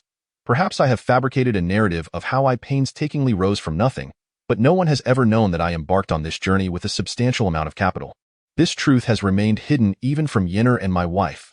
I have concealed this secret for 30 years, yet I never anticipated that I would ultimately be unable to take it with me to the grave, and instead, reveal it to you. Tianhai exhaled deeply. a look of relief washing over his face as he unburdened the secret he had harbored within for so long. For reasons unknown, he felt an overwhelming sense of lightness. After listening to Su Tianhai's tale, Lin Su curiously inquired, "How did Uncle come to know that the person from back then was indeed a cultivator?" Upon hearing this, Su Tianhai nodded and replied, "I had my suspicions at the time. After all, there are countless fantastical depictions of such matters in films, literature, and ancient texts. Initially, I believed that all of it was mere fiction. Little did I know. It was merely the tip of the iceberg. As my social status gradually ascended, I began to uncover secrets that are difficult for ordinary people to comprehend. Moreover, I even discovered that there exists another world within this one, a realm where the inhabitants far surpass the so-called cultivators in power." Lin Su, upon hearing this, was equally astonished and nodded in agreement. In Su Tianhai, he seemed to glimpse a reflection of his former self. In those days, Lin Su too experienced a profound shock when he first learned of the existence of cultivators and practitioners, his worldview collapsing in the process. Observing Lin Su's handsome visage and extraordinary demeanor, Su Tianhai couldn't help but chuckle and say, "I never imagined that one day, I, Su Tianhai, would encounter a cultivator as my son-in-law. Truly, I have no regrets in this life. Lin Su, do you know? In truth, you are the very first cultivator I have ever encountered. Previously, cultivators existed solely in the realm of hearsay for me." Upon hearing Su Tianhai's words, Lin Su could not help but let out a bitter smile. Indeed, as he himself stated, Su Tianhai's past experiences can be deemed as extraordinary. After all, it was Lin Su's own tribulations within the prison that, later on, led him to meet Xiao Xiaoxian, thereby officially embarking upon the path of cultivation and even ascension. However, this journey is destined to be fraught with bloodshed and fire. In relative terms, Su Tianhai is rather fortunate for accumulating wealth in the mundane world, a feat that is exceedingly challenging for most. Is far preferable to striving for dominance in the realm of cultivation. By the way, Lin Su, a thought just struck me. I have something for you. This item was acquired by mere chance. It serves no purpose for me, but it will undoubtedly be beneficial to you." Suddenly, as if recollecting something, Su Tianhai struggled to rise from his sickbed, disregarding the pleas of the doctors, nurses, Qin Shuiyun, and Su Yinyu, insisting on checking out immediately to return home. Ultimately, after Lin Su's repeated assurances, Qin Shuiyun and Su Yinyu consented, feeling assured that nothing untoward would occur with Lin Su keeping watch. Subsequently, Lin Su accompanied Su Tianhai back to the Su residence. Noticing the enigmatic expression on Su Tianhai's face, Lin Su could not help but feel intrigued. What manner of object would Su Tianhai reveal? It is worth noting that, from Lin Su's perspective, ordinary mundane treasures hardly captured his attention. Yet, could the items that Su Tianhai had kept hidden in the basement possibly be valuable artifacts for a cultivator like him? For a moment, Lin Su found it difficult to believe Su Tianhai's claims. Chapter 136. The Xianyang Short Sword. Before long, Su Tianhai carefully extracted a dust-laden brocade box from the cabinet in the basement. Upon seeing this box, Lin Su felt a wave of astonishment. It was impossible to ascertain just how long this box had been stored away. However, Lin Su could sense a faint yet distinct fluctuation of spiritual energy emanating from it. Discovering a treasure. "Please, host, open the brocade box immediately." At that moment, the system's notification echoed in his ears. Curiosity piqued, Lin Su wondered what kind of treasure could elicit such a response from the system. Su Tianhai then spoke to Lin Su, saying, "This treasure, too, was obtained by mere chance. Originally, it appeared at an auction as an antique.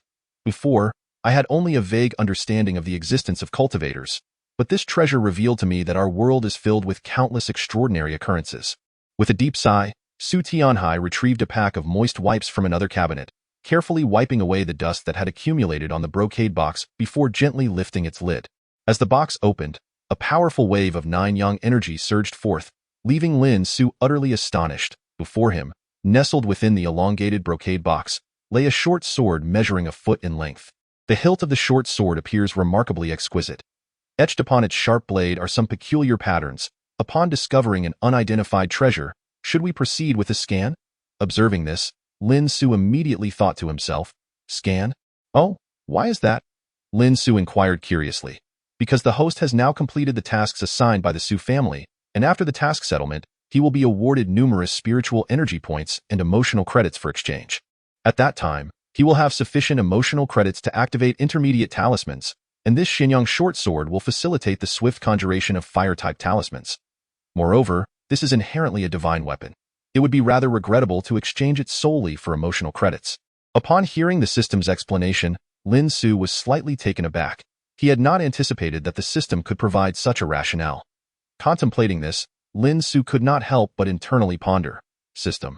Who exactly created you, that you possess such advanced intelligence? However, Lin Su received no response. With a wry smile in his heart, he chose not to dwell on the topic any further at that moment. Su Tianhai, after admiring the Xinyang short sword for a while, placed it into Lin Su's hands and said, "This sword is a gift for you."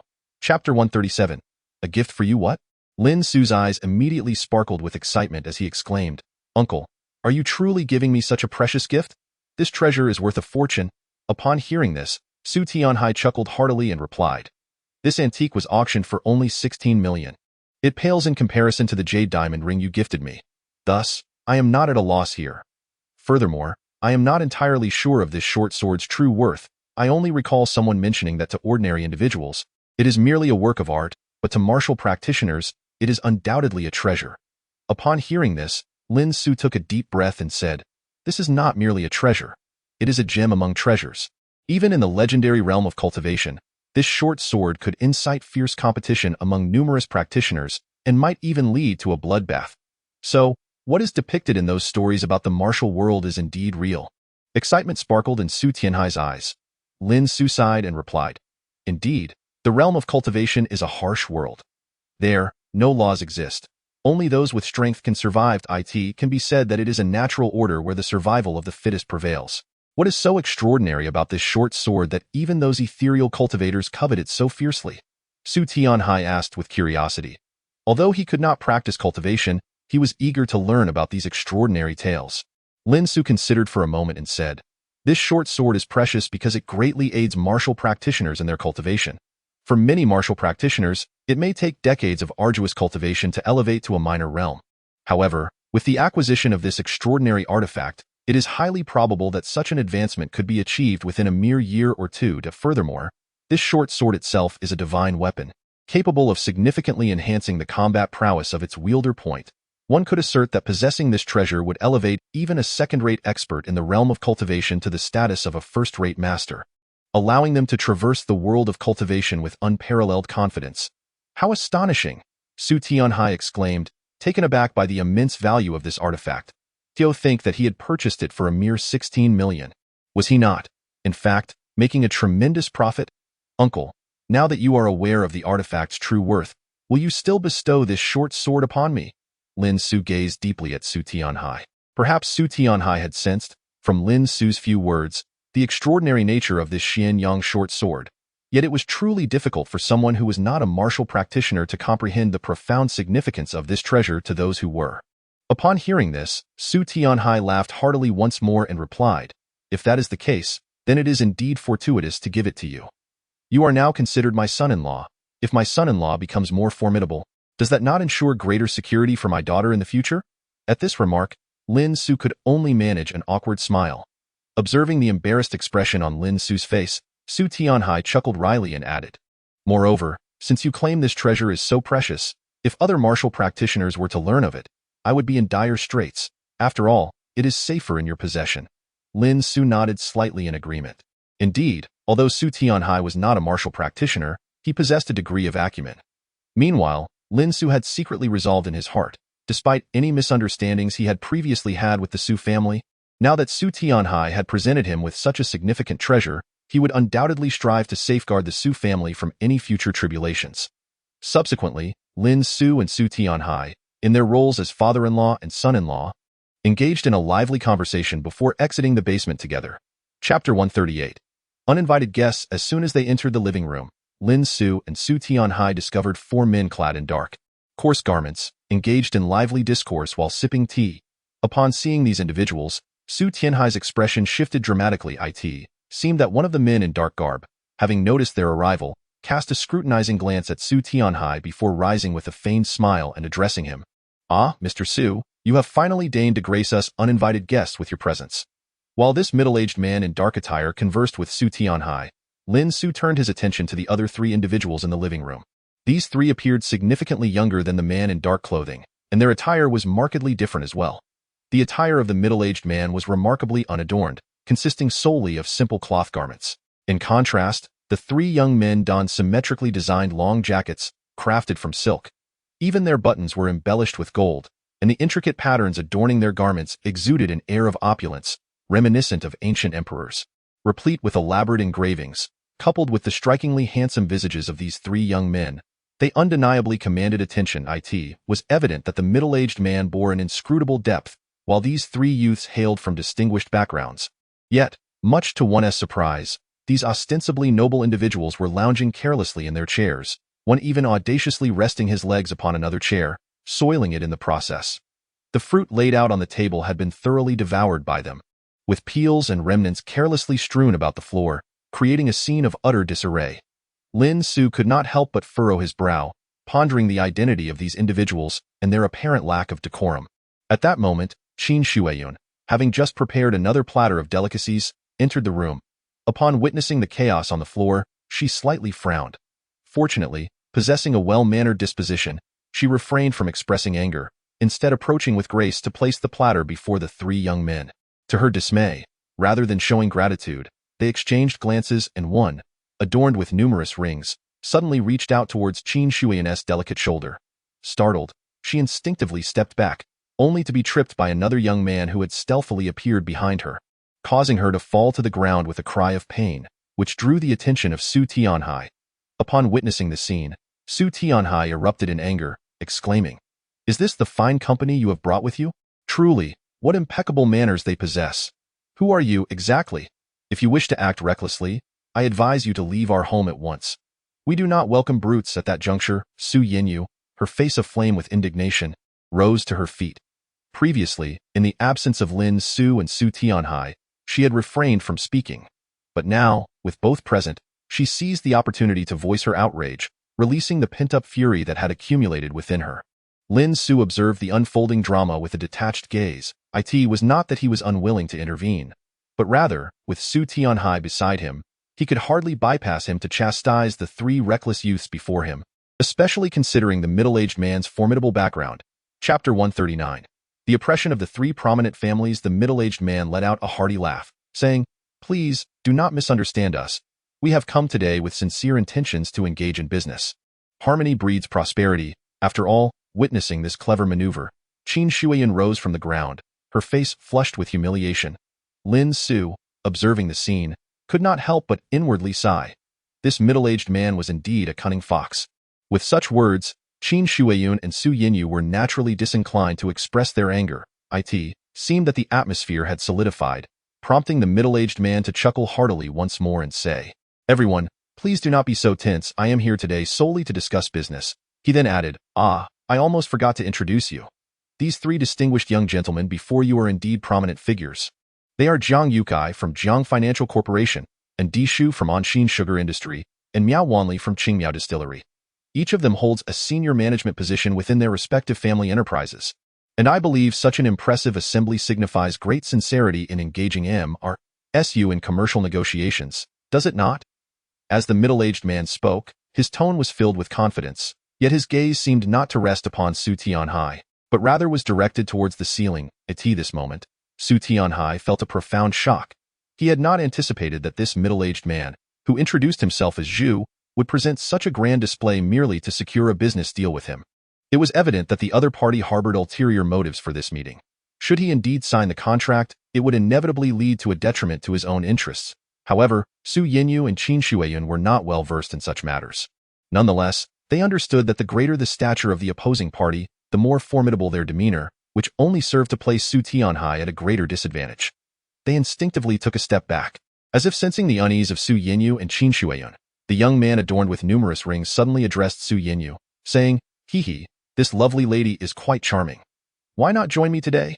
If you attend to me well, this business deal will go smoothly."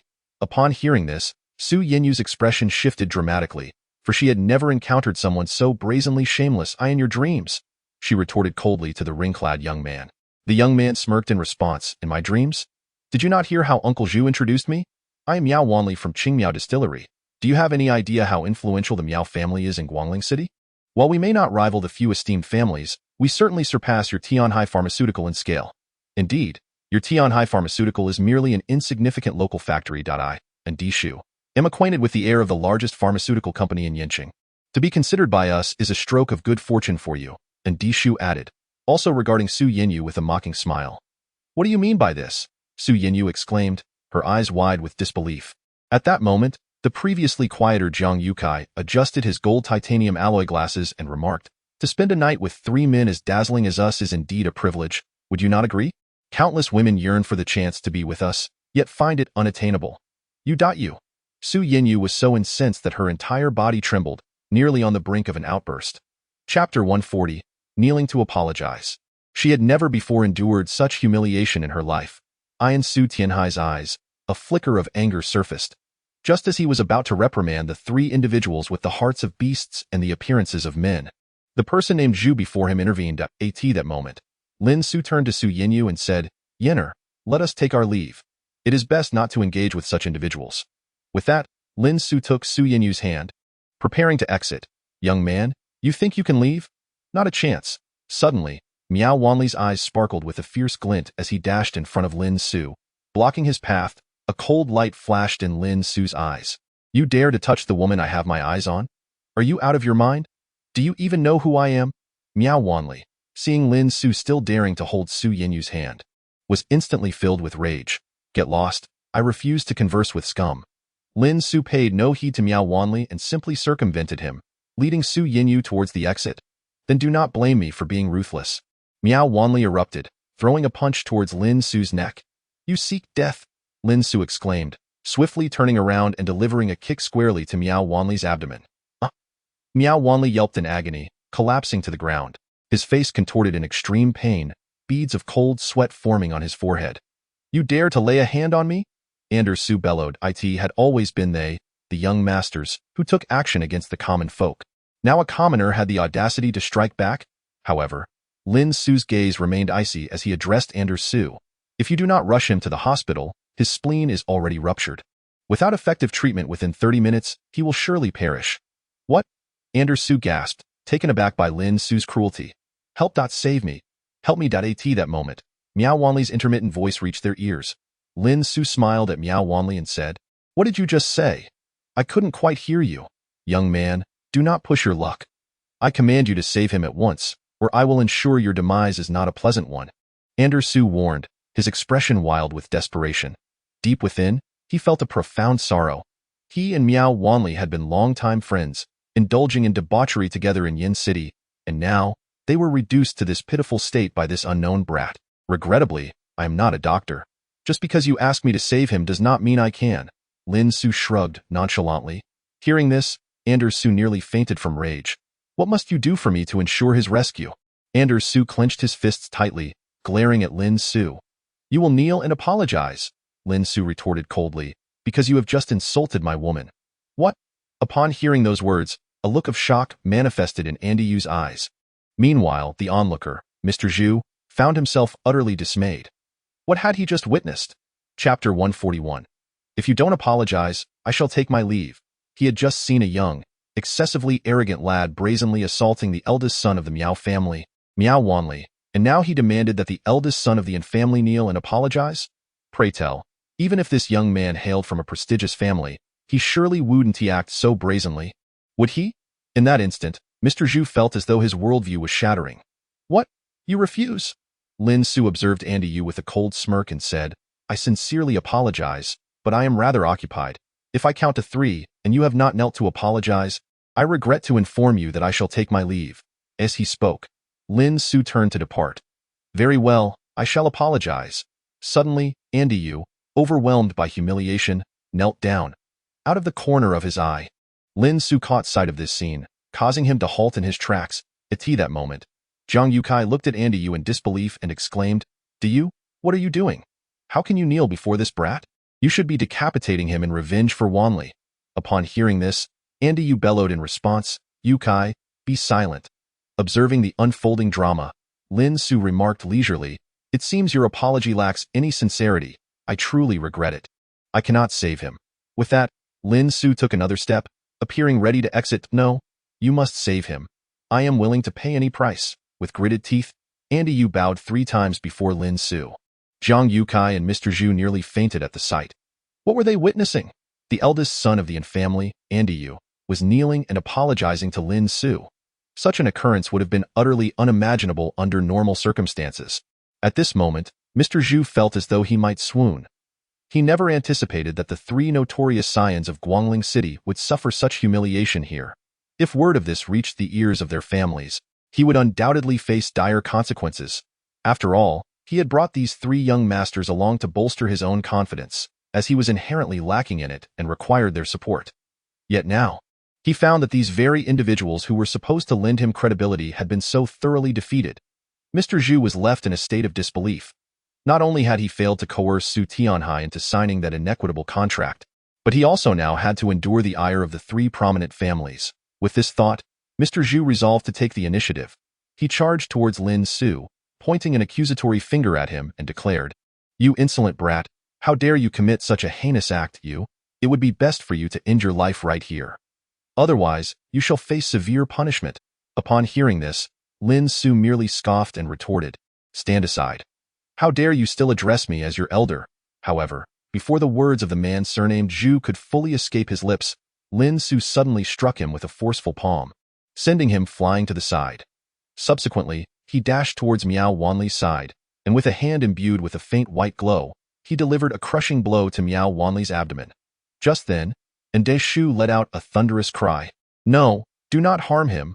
Unfortunately, Deshu was too late to intervene and could only watch helplessly as Lin Su's hand made contact with Miao Wanli's midsection. An immediate silence engulfed the scene. Chapter 142. Making a call for reinforcements, Miao Wanli rolled his eyes back and fainted. Lin Su then stood up, coldly addressing the unconscious Miao Wanli. "This time, I am merely imparting a lesson. Should you continue to act so arrogantly, and if you were to be severely injured, you may not be as fortunate as you are now, with someone to aid in your recovery." However, Deshu glared fiercely at Lin Su and demanded, "What have you done to him?" "Nothing much, just temporarily halted the bleeding from his spleen." Lin Su replied nonchalantly, "Halting the bleeding? Ha! If I believed you, I would indeed be a fool." Deshu retorted as he slowly rose to his feet. Noticing his demeanor, Lin Su remained unfazed and remarked, "What, do you intend to strike me? I advise against such a course of action. However, you may call for reinforcements. I grant you this opportunity." "What audacity!" Deshu shouted. "Very well, since you are so oblivious to the gravity of your situation, do not blame me for being impolite." At the same time, he shot a menacing glare at Su Tianhai, declaring, "And you, Su family? The Su family is nothing. With a mere word, my family can bring about your downfall. Now, I offer you this chance. Kneel and apologize, and perhaps when my family arrives, they may show mercy to the Su family." Yet, Su Tianhai shrugged and replied, "Well, if I were to kneel and apologize, it might very well lead to your demise." Upon hearing this, Lin Su cast a smile in Su Tianhai's direction. "This old fox truly lives up to his reputation as my future father-in-law. Very well. Since you seek your own demise, do not blame me for my lack of courtesy." With that, Deshu pulled out his phone. In his heart, he could hardly contain his eagerness to make this call. From the very beginning, Deshu understood that he could never hope to match the strength of this brutish individual before him. For this young man's prowess was unlike that of an ordinary person. Deshu was not foolish. If he were to continue entangled with such a simpleton, he would surely be the one to suffer in the end. Although he was slightly taken aback that Lin Su permitted him to make a call, the realization only fueled his desperation. Does he not realize the terrifying lineage and background that Andy Shu possesses? However, Andy Shu believes that now is not the time to invoke his family's influence, as this matter is simply too humiliating. In his presence, it is already disgraceful enough that Miao Wanli was assaulted, but now he is being coerced into kneeling and apologizing. Moreover, the very person who forced him to apologize is now asking him to make a phone call for help. The mere thought of this makes Andy Shu wish to cast Lin Su into the depths of hell. After considering the situation, he realizes that there is only one person who can assist him in this endeavor: his elder brother. And Mao Shan, though the elite circles of Guangling City are well aware of Andy Shu's character, he is a wealthy second-generation heir indulging in a life of luxury. No one dares to look down upon him. This is largely due to his elder brother, a remarkable individual endowed with extraordinary talents. At the tender age of 15, and Mao Shan achieved national fame by winning the martial arts championship with exceptional grades, subsequently advancing to become the national boxing champion. Such a formidable figure is rarely bested by anyone. Thus, Andy Shu is convinced that as long as he summons an Mao Shan, he will undoubtedly be able to subdue Lin Su and crush his skull. Without delay, Andy Shu connects the call. D Shu, what is the matter? And Mao Shan immediately senses something amiss upon hearing the unusual breathing on the other end of the line. Given his understanding of Andy Shu, he knows that something must have transpired. With a woeful expression, Andy Shu laments, "Brother, I've been attacked." "What?" And Mao Shan is taken aback, incredulous. Who would dare to lay a hand on his beloved younger brother? Without further inquiry into the details, he firmly addresses Andy Shu. "De Shu, where are you right now?" "I will come to you immediately." Upon hearing this, Andy Shu replies resolutely, "I am at the Su family estate. It's a wild brat from the Su family who has bullied me." "The Su family?" And Mao Shan's face registers a look of astonishment. He has heard of the Su family, but to him, they are merely a small clan. How dare they provoke his brother? They must truly be reckless. "Very well, De Shu, wait for me at the Su family estate. Do not allow them to harm you any further. A mere Su family dares to lay a finger on my brother. Just watch as I make them regret it." After uttering these words, Mao Shan hangs up the phone and swiftly heads toward the Su family estate. Upon noticing that Andy Shu has ended the call, Lin Su reveals a menacing expression. Andy Shu, with a fierce tone, declares, "Just wait. My brother will arrive shortly, and then you shall rue the day. Is that so?" "I eagerly anticipate it." Lin Su responds with keen interest. "You will surely meet a grim fate." Andy Shu fixes his gaze on Lin Su and suggests, "Why don't we make a wager? Wait until my brother arrives. He will undoubtedly smash your dog's head to bits, and your woman will become a mere plaything beneath me."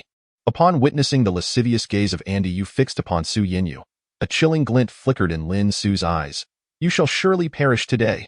This proclamation escaped Lin Su's lips with a fierce conviction. No sooner had the words left his mouth than Andy Yu was horrified to find that Lin Su, who had been at a considerable distance, had suddenly appeared before him in the next instant. He felt his breath constricting painfully, his feet lifted off the ground, and a tremendous force yanked his neck upwards. Instantly, Andy Yu began to struggle in agony, never before having been so close to the clutches of death. "What are you doing? Hurry and release Mr. N. Do you comprehend the consequences of your actions?" The man with the surname Zhu cried out desperately. He had not anticipated that even after Andy Yu had summoned reinforcements, Lin Su would dare to take action. "Consequences? Are you implying that my actions will lead to my demise?" Lin Su replied with an air of amusement, fixing his gaze on the man named Zhu. Upon hearing this, Zhu was momentarily taken aback, struggling to grasp the meaning behind Lin Su's words. "Not understanding? Allow me to elucidate." Lin Su retorted with a cold smile directed at Zhu. "The outcome of my actions will be your demise. Not mine." With that, Lin Su forcefully hurled Andy Yu against the wall. The resounding crash reverberated as Andy Yu felt his body collide violently with the wall, before sliding down to the ground. In an instant, dizziness enveloped him, and he found himself on the floor, retching in agony. Andy Yu was utterly miserable, feeling as if he might burst into tears from the overwhelming discomfort. At that moment, he sensed that his internal organs had suffered severe damage, every inch of his body aflame with pain, as if a colossal mountain had descended upon him, suffocating his breath. Witnessing Andy Yu's wretched state, Miao Wanli, who had just regained consciousness, gazed at Lin Su in terror and uttered, "Are you a devil?" Lin Su, however, paid no heed to the man's words, instead casting a predatory glare at the man named Zhu. Zhu felt as if he were being stalked by a ferocious tiger, a primal sense of danger surging from within. What do you intend to do?" Zhu shouted in panic, convinced that Lin Su was targeting him. "Su Tianhai, do something to stop him, you fool." In a moment of chaos, Zhu bellowed frantically at Su Tianhai. "I'm afraid I have no authority over him." Su Tianhai replied with a resigned shrug. "By the way, this is my son-in-law. I forgot to introduce him." Upon hearing these words, the man with the surname Zhu was on the brink of a nervous breakdown.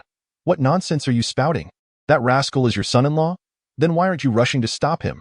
the man shouted frantically. In response, Su Tianhai let out a hearty laugh and said, "I'm afraid I cannot facilitate that. You must be doing this on purpose." The man's eyes burned with fury, as the exchange unfolded between Zhu and Su Tianhai. Lin Su had already approached the man. "You stay away from me." Instantly, an overwhelming fear engulfed Zhu's eyes, and as he attempted to retreat, his legs unexpectedly gave way, causing him to collapse to the ground, unable to rise again. Observing Zhu's pitiful demeanor, Lin Su chuckled lightly and remarked, "Look at you, so cowardly. How could you ever hope to engage in business negotiations with anyone?" Hearing this, Zhu swallowed hard and replied, I thought I brought these three gentlemen along precisely because I lack the courage. Now look, you've ruined everything. Lin Su, upon hearing this, could only chuckle in disbelief. What business were you hoping to discuss with my future father-in-law? Lin Su then fixed his gaze intently on Zhu. Upon hearing this, Zhu glanced at Su Tianhai. Noticing the look, Su Tianhai casually remarked, actually, it's not a significant deal. It's merely that the Zhu family's chemical plant wishes to sell us a batch of chemical raw materials. Oh? These chemical raw materials are intended for pharmaceutical production, I presume? What about their quality? This matter cannot be treated lightly, Lin Su replied, his eyes narrowing dangerously as he looked at Zhu. The latter instantly broke into a cold sweat. Chapter 145. Honesty in business. Herein lies the issue, Su Tianhai said with amusement, gazing at Zhu. Zhu Rongfa, this marks your 7th visit here, does it not? I have turned you down 7 times, yet you, rather than feeling disheartened, have sought out even more formidable individuals to pressure me into signing a contract? However, Zhu Rongfa, you must not have anticipated that even if you truly brought someone powerful, I would still refuse to sign such a contract. Your chemical raw materials are simply substandard and unsuitable for pharmaceutical use. Upon hearing this, Lin Su suddenly understood. This Zhu Rongfa truly possessed audacity. Did he not realize that the quality standards for pharmaceutical raw materials are exceedingly stringent? A moment's negligence could result in grave consequences for the medications produced. It is crucial to note that all pharmaceuticals in circulation are subject to scrutiny by the Food and Drug Administration. Should any issues arise during inspections, it would implicate the entire pharmaceutical factory. Although no system is perfect, there may indeed exist some smaller factories that specialize in producing inferior, low-cost medications. However, since its inception, Tianhai Pharmaceutical has firmly established its mission to forego profits rather than compromise on the integrity of its products or produce substandard medications. Su Tianhai has dedicated many years to this industry. Although he is aware of the myriad of unsavory practices that exist within it, he has consistently adhered to his ethical principles, striving to ensure that he never contravenes moral or legal standards. This steadfast commitment is precisely why Tianhai Pharmaceutical has rapidly ascended to become one of the pivotal pharmaceutical companies in Guangling City within such a short span of time. Since you are aware that the raw materials from your chemical factory fail to meet the requisite standards, why do you insist on signing a contract with Tianhai Pharmaceutical? Do you harbor a grudge against them? Lin Su inquired. Fixing a steady gaze upon Zhu Rongfa, he felt that this matter could not simply be dismissed. In response, Zhu Rongfa tremulously replied, our chemical factory was established only in the past couple of years, and as a small enterprise, our room for survival is significantly constrained. If we do not strive relentlessly to secure orders, we may face closure very soon. Yet, I am unwilling to accept this fate, which is why I set my sights on Tianhai Pharmaceutical. I believe that, being a newly emerging pharmaceutical company as well, they would understand the predicaments faced by smaller factories like ours. Upon hearing this, Su Tianhai coldly remarked, engaging in business inevitably entails losses. If you cannot bear the risks of failure, you would be better off returning home to farm. If you wish to increase your business volume, you must first consider whether your chemical factory possesses the requisite professionalism. Until you have sufficient capability, your factory lacks the strength to venture into the pharmaceutical industry. Instead of this, why not concentrate on ensuring the quality of your products? Even if equipment limitations currently hinder product quality, you should not resort to dubious practices. You ought to explore alternative business avenues, such as supplying chemical raw materials to cement factories. In summary, if you aspire to establish yourself in the business world, you must adopt a grounded approach rather than seek shortcuts.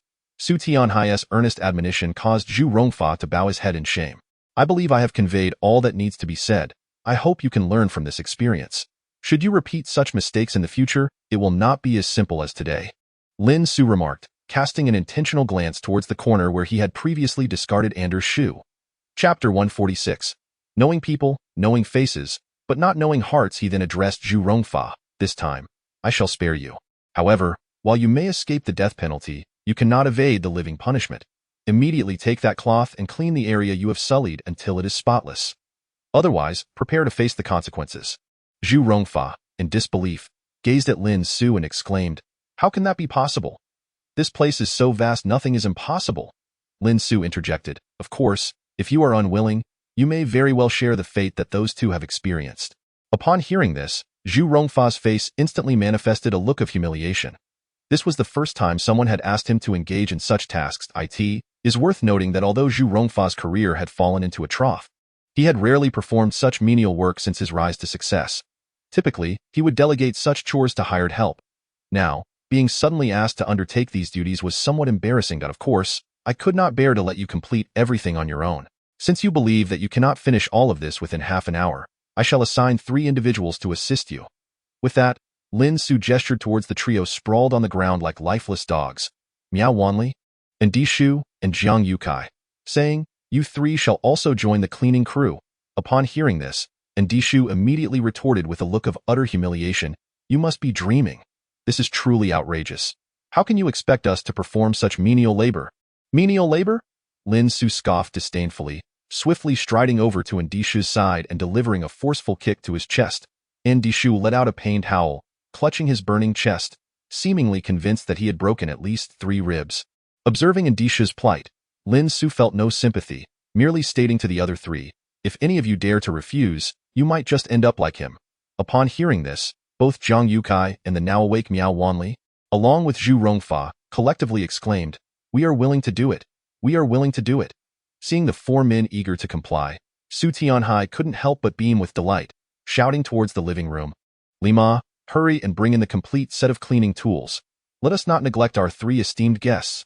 Responding to his call, an elderly woman outside promptly acknowledged him. Shortly thereafter, several workers entered, bringing a mop, cleaning bucket, and cloth, which they tossed at the feet of Zhu Rongfa and the others. They exchanged glances, and with a sense of resignation, picked up their respective cleaning tools, commencing a thorough cleanup of the mess they had created.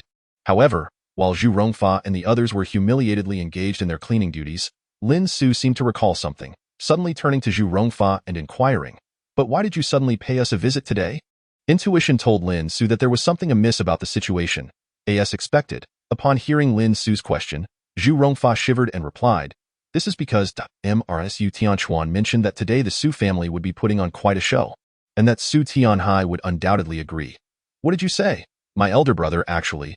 Upon hearing this, Su Tianhai's eyes sparkled with an intense light. He had not anticipated that his elder brother could truly be such a person. His elder brother, Su Tianchuan, clearly aware that he was to target Lin Su today, still had the audacity to invite outsiders to discuss business. Was he not blatantly attempting to coerce him into submission? Su Tianhai could only listen as he directed his ire towards Zhu Rongfa, inquiring, "What kind of incentive have you offered Su Tianchuan that he would acquiesce to such a request?" Su Tianhai's heart brimmed with uncontainable rage. It appeared that Lin Su's earlier revelations regarding Su Tianchuan's misdeeds were indeed true. He could scarcely believe that after all these years of brotherhood, Su Tianchuan would betray him in such a manner. This was truly an unforgivable act. Fortunately, Su Tianchuan's scheme had not succeeded today. Otherwise, once that contract was signed, Su Tianhai would be compelled to import substandard materials from Zhu Rongfa's chemical plant, resulting in the production of inferior pharmaceuticals. For Tianhai Pharmaceuticals, this would spell disaster, potentially tarnishing their reputation and inviting scrutiny from regulatory authorities. Just the thought of it sent a shiver down Su Tianhai's spine. This Su Tianchuan truly regarded him as no brother at all. Observing the fury etched across Su Tianhai's face, Zhu Rongfa trembled as he confessed, "I offered him 1 million, hoping he would do me a favor. I initially thought he would refuse. It was merely a bargaining chip." Yet unexpectedly, this arrangement materialized. Su Tianchuan had previously assisted me by covertly passing off some inferior materials as compliant. This revelation, Su Tianhai was struck with profound shock. "What? He sold me, and the entire Tianhai Pharmaceuticals, for a mere 1 million? Zhao, the steward, investigate. Where is Su Tianchuan?" In an instant, Su Tianhai dialed a number, issuing a series of commands before hanging up, his expression a mask of dread as he glared at Zhu Rongfa. Sensing the gravity of the situation, Zhu Rongfa shook his head frantically, stammering, I have no idea where Su Tianchuan is now. I did not inquire about that." Su Tianhai snapped, his patience wearing thin as he waved his hand dismissively. "Nephew, my questions are concluded. It is now your turn to handle him." These words, Zhu Rongfa felt a chill run down his spine. He cast a fearful glance at the composed Lin Su, whose tranquil expression belied the menace he embodied. Lin Su, with an air of indifference, addressed Zhu Rongfa, "The one who should deal with him is not me, but the Jiang family, the Yin family, and the Miao family. I trust their methods are far more ruthless than mine. Wouldn't you agree?"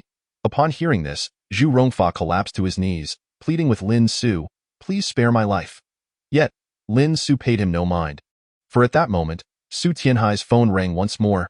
The instant he answered, his countenance shifted dramatically. What is it? Lin Su inquired, instinctively sensing that a significant upheaval had occurred, for such an expression could not arise without grave cause. Su Tianhai exhaled heavily and declared, Su Tianchuan has fled. Lin Su, you were right. It seems Su Tianchuan has absconded in fear of his crimes. It turns out he has truly harmed the interests of the Lin family to such an extent. I have utterly misjudged him. Upon seeing the remorse etched on Su Tianhai's face, Lin Su could not help but furrow her brows and inquire, how did he manage to escape? After a moment of contemplation, Su Tianhai replied, he fled aboard a yacht. I suspect he had been plotting this for quite some time. It is absurd. With Guangling City adjacent to the sea, he can effortlessly evade capture once he sets sail. A yacht, I would never dream of purchasing one myself. Yet this so-called elder brother has deceived me from behind, engaging in such nefarious activities. Su Tianhai was truly infuriated. The brother he had once regarded as a confidant, a trustworthy relative, had ultimately betrayed him in this manner. Upon hearing Su Tianhai's words, Lin Su revealed a cold, sardonic smile. This Su Tianhai was not without wit. He had the audacity to play tricks on the Su family before his departure. Truly a cunning old fox. Chapter 148. I will retrieve Su Tianchuan. What shall we do? What can we possibly do now? Su Tianhai's face suddenly reflected an anxiousness akin to ants scurrying on a hot pan. Observing his distress, Lin Su promptly approached him from behind, channeling her spiritual energy to regulate his blood flow, lest he succumb to another bout of fury and faint. She reassured him, Uncle, do not fret. There remains room for maneuver in this matter. Upon hearing this, Su Tianhai's eyes brightened. I wonder what method you have in mind, esteemed nephew? Lin Su replied with a calm demeanor. It is not as complicated as it may seem. Since he departed on a yacht, it is unlikely that it could venture far beyond the territorial waters. Given the geographical layout of Guangling City, I believe his most probable destination would be Lingshui City, approximately 100 nautical miles away in a straight line from here. Su Tianhai pondered for a moment, then remarked, your reasoning is sound. However, even if we ascertain his whereabouts, we have no means to pursue him. Lingshui City is simply too distant from Guangling City, and our Su family does not wield significant power here. Searching for an individual in such a vast city without an extensive and intricate network is nearly impossible. Lin Su, with a composed smile, responded, there is no need for concern, Uncle. This situation is not insurmountable. Leave this matter to me. Within 3 days, Su Tianchuan will stand before you. Su Tianhai gazed at Lin Su with a mix of awe and respect, saying, in that case, I must rely on your esteemed assistance. Despite his words, a bitter smile curled within Su Tianhai's heart. He never imagined he would find himself imploring a younger generation for aid. Yet, upon reflection, he deemed it not disgraceful. Given Lin Su's remarkable capabilities and his status as a martial artist, it was entirely reasonable for him to achieve feats beyond Su Tianhai's reach. Meanwhile, Lin Su began to contemplate her own strategy. Truth be told, she did not possess unwavering confidence. Although her previous incarnation had encountered numerous influential factions during her flight, that was in a past life. At this present moment, he finds himself lacking the time to invest effort in rekindling connections with old friends from his past life. Nevertheless, this very circumstance serves as an advantage when compared to Su Tianhai. Based on Lin Su's past experiences, it is relatively effortless to uncover a person's family background within Lingshui City. Although numerous families exist, only one maintains a connection with Lin Su, the Wu family from Guangling City. The Wu family is a rather unique lineage. Rooted in Guangling City, the current head of the Wu family has taken a bride from a family that flourished in Lingshui City. Lin Su aspires to leverage this connection to seek assistance from the Wu family. However, garnering the Wu family's favor in Guangling City is no simple task. This family has always been remarkably discreet. Despite having little interaction with other families, they still rank among the top 10 in Guangling City. The Wu family, having emerged from the realm of cultivation, primarily operates martial arts schools and traditional Chinese medicine clinics in Guangling City. Thus, their interests do not conflict with those of other families, and they even maintain some ties with Tianhai Pharmaceutical. Yet, if Su Tianhai were to approach the Wu family for negotiations, requesting their assistance, the outcome would undoubtedly be a disheartening failure. After all, the Su family had expended considerable effort, investing in equipment and researching new pharmaceutical formulas, to earn the Wu family's approval, securing a monthly supply of traditional Chinese medicine from them. However, it must be acknowledged that there are numerous pharmaceutical companies, large and small, in Guangling City, and the Wu family is not obligated to procure from a local firm. Should the Wu family sever ties with the Su family, it would have little impact. They could easily find another supplier. In other words, the Wu family is a client that the Su family is eager to appease. The task of soliciting assistance from such a client is inherently challenging. Just as Lin Su was contemplating the swiftest means to approach the Wu family and request their aid, and Dezhun and others approached him, their faces drawn and weary, and with a tone of servility. They said, "Young master, we have tidied this place thoroughly. May we take our leave now?" Upon hearing this, Lin Su regarded them coolly and replied, "Indeed, I am quite satisfied." The moment these words escaped Lin Su's lips, both Shu Rongfa and Dezhun displayed expressions of sheer delight. Just as they believed they could finally depart, Lin Su unexpectedly added, "However, there is still one matter, this." The four men turned around, wearing expressions of wry amusement, and inquired, "What else does the young master require?" "Within 3 days, ensure that you compensate the Su family with 20 million, and that is 20 million each," Lin Su stated with an air of indifference. Gasp! The four men collectively inhaled sharply, their hearts racing as they simultaneously thought, "This Lin Su truly demands an exorbitant sum, 20 million. What does that even signify?" While Zhang Yukai and Dezhun and Miao Wanli might find this manageable, Zhu Rongfa's heart was filled with profound despair at this moment. 20 million. Initially, he gathered his family's savings, bribing here and there, and the total amounted to just over 20 million, yet this sum has already vanished into thin air. Now, he finds himself in a state of utter destitution. The sudden demand to relinquish another 20 million to Lin Su feels more unbearable than death itself. The faces of Shu and the other 3 young masters also displayed a hint of discontent. To be frank, 20 million is no trivial amount, even for them. Does Lin Su truly comprehend the significance of 20 million? It is worth noting that when they sought their elders to purchase a luxury sports car worth several million, they had to plead incessantly. Yet now, Lin Su audaciously requests 20 million at once, a sum sufficient to sustain them frugally for several months. The 4 of them wore expressions of distress. A resounding roar echoed from outside. Zhu Rongfa, Zhang Yukai, and Deshu, Miao Wanli, along with Lin Su and Su Tianhai, were all stunned as they turned their gazes toward the entrance. Outside, a military green off-road vehicle was smashing through wall after wall, thunderously barreling in. What does this signify? It meant that someone was driving recklessly, displaying utter disregard for both the vehicle and the people within the house, charging directly toward them. It was as if the individual in the vehicle held a deep-seated grudge against the owner of the villa. Chapter 149. A direct charge to drive a vehicle straight through walls is no small feat. It requires an extraordinary machine, as ordinary cars would find such a task insurmountable. The vehicle that crashed through, however, was no ordinary car.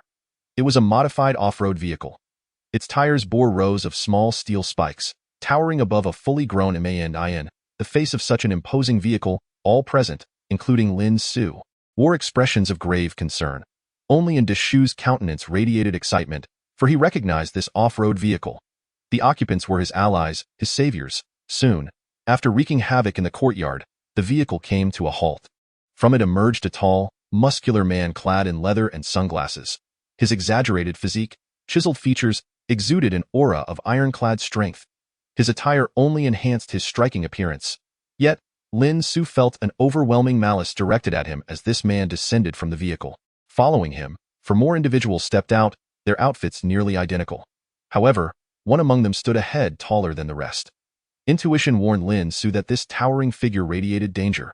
Upon seeing the 5 descend together, Deshu could no longer contain his excitement. He shouted, "Brother, you finally arrived.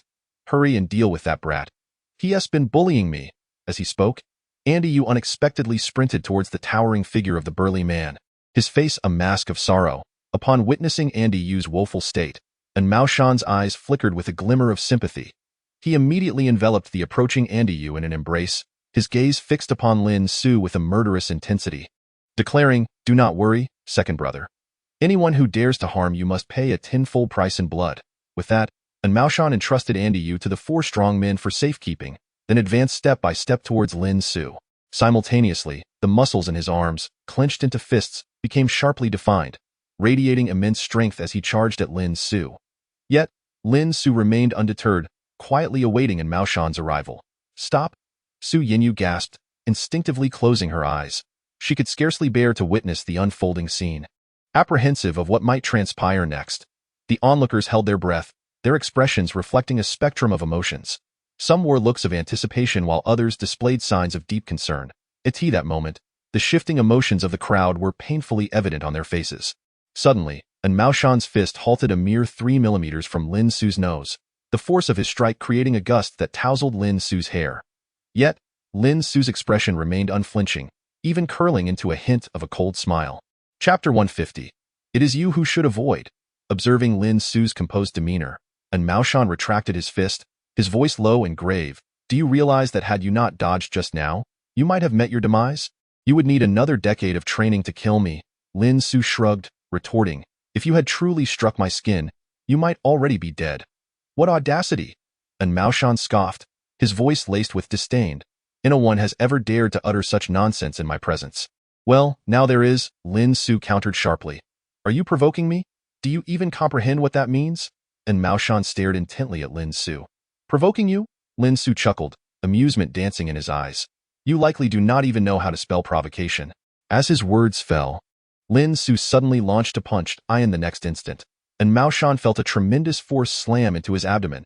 A searing pain surged through him, and a pained howl escaped his lips, and Mao Shan gasped.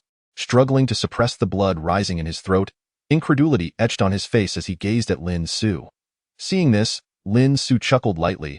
Had I not retracted 90% of my strength just now, you might very well have perished, and Mao Shan's heart swelled with shock. How can you be this powerful? An astonishing shock truly enveloped in Mao Shan's heart. So, you only brought yourself? Lin Su remarked once more, smiling as he shrugged his shoulders at Mao Shan. What right do you have to make me retreat? It is you who should vanish immediately. Upon hearing Lin Su's words, Mao Shan burst into laughter, his mirth laced with boundless fury. Am I the one who ought to flee? How utterly absurd. He fixed his wide eyes intently on Lin Su and declared, You, my boy, are quite amusing. You are the first to dare speak to me in such a manner. That is simply because you have yet to encounter someone like me? Lin Su replied nonchalantly, his expression unperturbed, and Mao Shan's countenance shifted once more. Very well, you insolent brat. Since you wish for death, do not blame me with that, and Mao Shan swiftly retrieved an object from his waist. It was a finger sleeve. Lin Su gazed at the blue metallic item Mao Shan had produced, a smile emerging in his eyes. The so-called finger sleeve is designed to protect the joints of the fingers. However, those with nefarious intentions might manipulate the form of the sleeve. For instance, they could sharpen the bends into deadly points or even affix a diamond blade. Such finger sleeves often strike with the force of 1,000 pounds upon a person's flesh.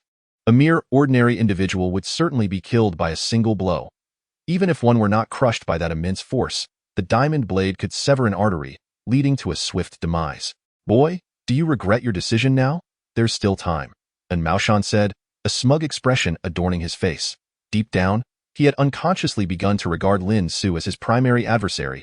I never regret, Lin Su replied resolutely. Very well, then you shall die.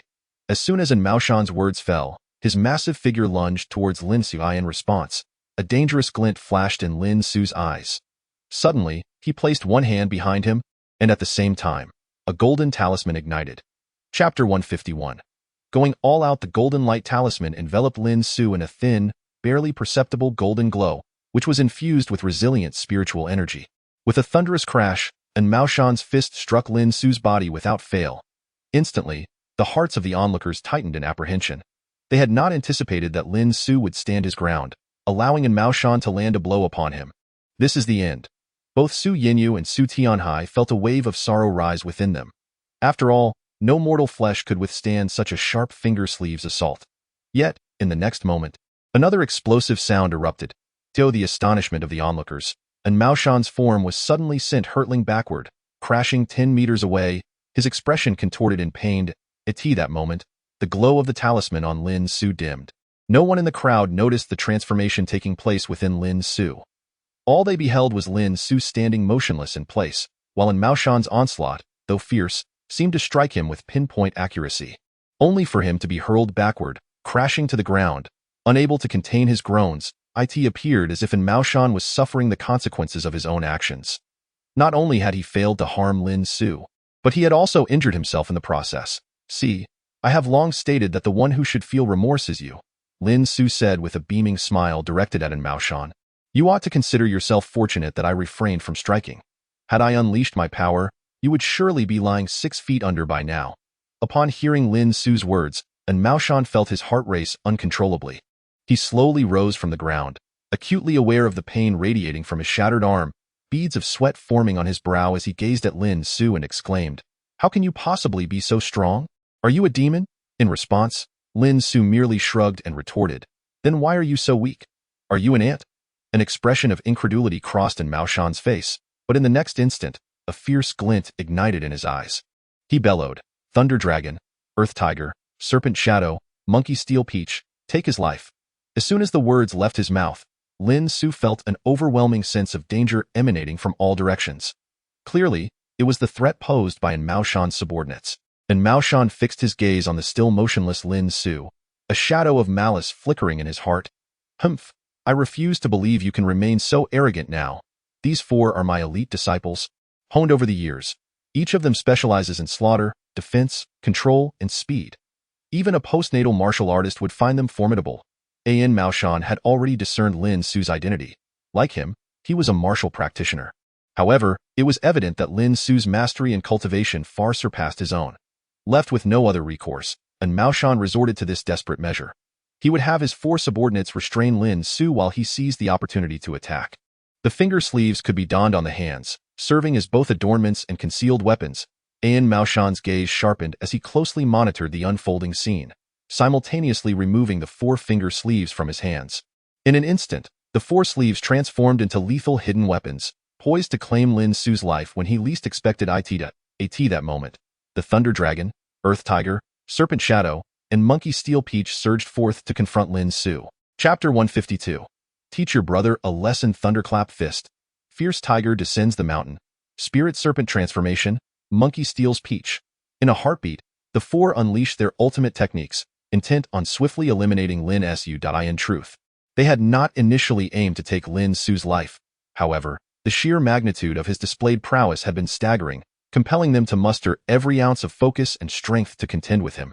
They were acutely aware that even the slightest lapse in concentration could lead to their downfall at Lin Su's hands. At this moment, Lin Su stood before the four individuals, their fists akin to thunder, yet his heart remained unperturbed.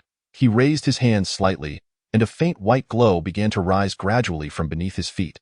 Simultaneously, the figures of the four men appeared suspended in midair, frozen in place. Scatter.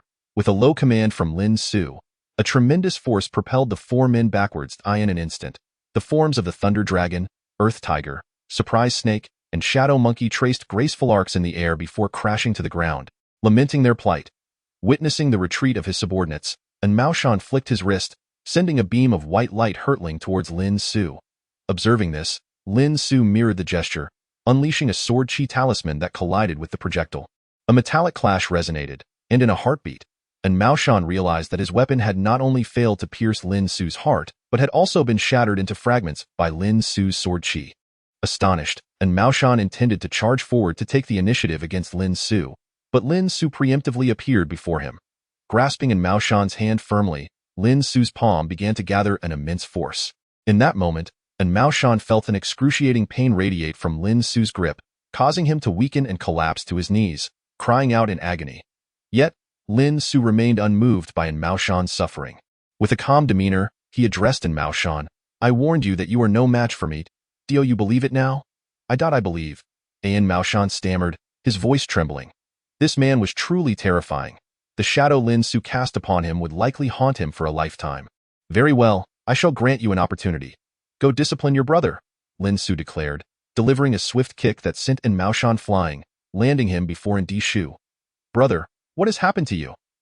Shu exclaimed upon witnessing Mao Shan's crumpled form, a complex expression crossing his face. Enraged by Shu's feeble demeanor, Mao Shan lashed out, striking him hard across the face. "Brother, you." Shu's eyes widened in shock. Throughout their lives, Mao Shan had never laid a hand on him. Yet now he struck him for Lin Su's sake? "What's wrong? Are you dissatisfied? Look at the foolishness you've committed." Mao Shan scolded Shu in a low voice. "If it weren't for your stupidity, would we have attracted such a formidable opponent? You fool, it is truly a mercy that you were not killed just now." Upon hearing Mao Shan's words, despair washed over Shu's face. "Brother, what has happened to you? Please, do not frighten me. You were supposed to subdue that wretched child." Ru, with a mournful expression, immediately exclaimed, "Silence." Mao Shan felt a surge of anger within him, and without hesitation, delivered another resounding slap to Ru's face. Instantly, the other side of Andy Ru's face swelled considerably, clearly indicating that this strike was far more severe than the previous one. Andy Ru clutched his injured visage, disappointment etched across his features. He implored, "Brother, have you lost your mind? When has our family ever bowed to others? From this moment forth, we have." And Mao Shan, gritting his teeth, retorted, "You still show no remorse. Do you wish for me to end your life? Brother, what are you saying?" A chill gripped Andy Ru's heart, taken aback that his own flesh and blood could utter such chilling words, and Mao Shan, upon hearing this, bellowed, "Be silent. I am fully aware of my actions. You deserve this punishment. I aim to awaken you, for you are a disgrace to the family." With that, and Mao Shan raised his hand once more, striking Andy Ru's face repeatedly. The force of Mao Shan's blows left Andy Ru's skin torn and swollen, with blood seeping from the corner of his mouth. Andy Ru, for the first time, found himself subjected to his brother's violent hand, howling in agony. Enough! Just as Mao Shan delivered a few more harsh slaps, Lin Su's cold voice rang out. He addressed Mao Shan with a nonchalant demeanor, "It seems you are quite obedient. Those slaps were rather well executed. You must have considerable experience in striking others. However, let me issue a stern warning. Instruct your brother to cease provoking me, or I cannot guarantee he will survive another encounter with me for even 3 minutes." Upon hearing this, Mao Shan felt a shiver run down his spine and responded to Lin Su, "I assure you, there will absolutely not be a next time." With that, Mao Shan grasped the visibly aggrieved Andy Ru and began to lead him toward the SUV. Observing Mao Shan's intent to escape, Lin Su remarked coolly, "Wait, have I permitted you to leave? Do you not believe there are still matters left unresolved?" And Mao Shan, feeling awkward, turned back to face Lin Su. He surveyed the surrounding chaos and solemnly proposed, "I will transfer 500 million to your account as my compensation. How does that sound?" Lin Su, upon hearing this, nodded in satisfaction, stating, "You are quite perceptive.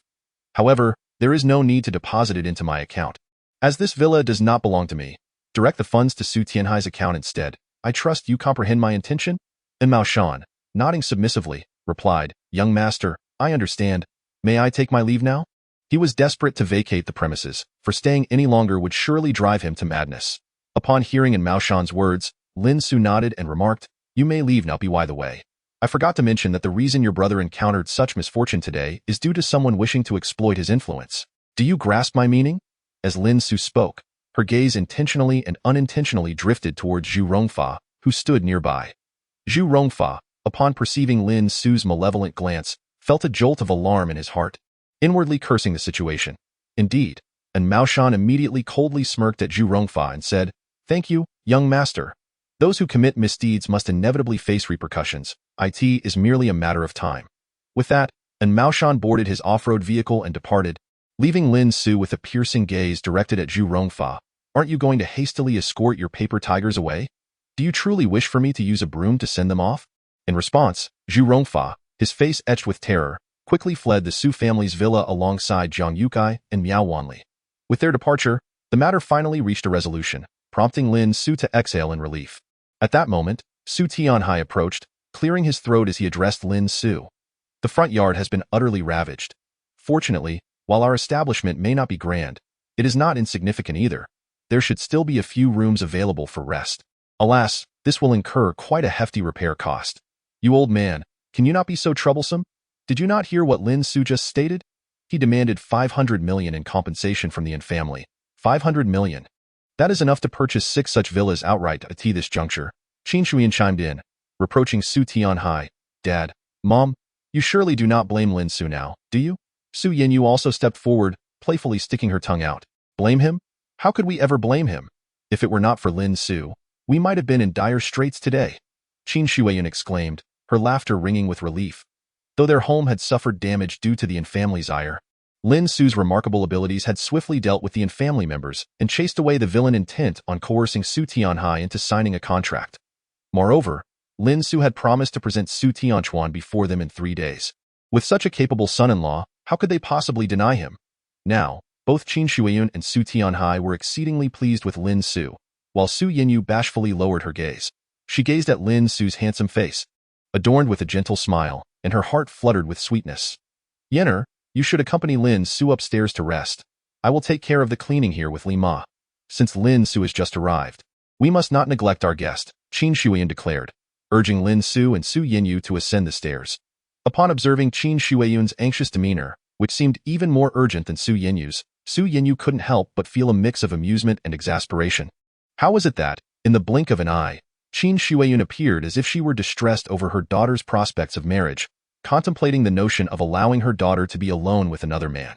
At that moment, however, Lin Su seized the opportunity to wrap his arms around Su Yinyu, leaning down to whisper enticingly in her ear, "May I have the pleasure of visiting your room?" At these words, Su Yinyu's delicate frame shivered. She glanced into Lin Su's clear, earnest eyes and, after a moment of dazed contemplation, nodded in acquiescence. Observing her reaction, a mischievous smile crept across Lin Su's lips. Without hesitation, he scooped Su Yinyu into his arms and swiftly ascended the stairs. "Come, let me see what your boudoir looks like," he murmured softly, causing Su Yinyu's cheeks to flush a deeper shade of crimson. Chapter 155. The happiness of Su Yinyu. Before long, guided by Su Yinyu's directions, Lin Su arrived at her bedroom on the 3rd floor, the final room at the end of the corridor. As he opened the door, a subtle fragrance enveloped him. The room's entrance faced a balcony, and stepping onto it revealed a view of the villa's backyard and the distant rolling green mountains, which evoked a sense of tranquility. The decor within the room leaned towards a Nordic style, predominantly white. Lin Su had initially assumed that a goddess from Guangling University, such as Su Yinyu, would favor vibrant colors, yet he was pleasantly surprised to find her room adorned in elegant shades of white, perfectly mirroring her personality. After gently placing Su Yinyu on the bed, Lin Su, with a playful grin, pressed her beneath him. A flustered expression instantly crossed Su Yinyu's face as she exclaimed, "What are you doing?" "My parents are still downstairs," in response. Lin Su couldn't resist teasingly poking her petite nose, replying, "What, are you worried they'll discover our mischief?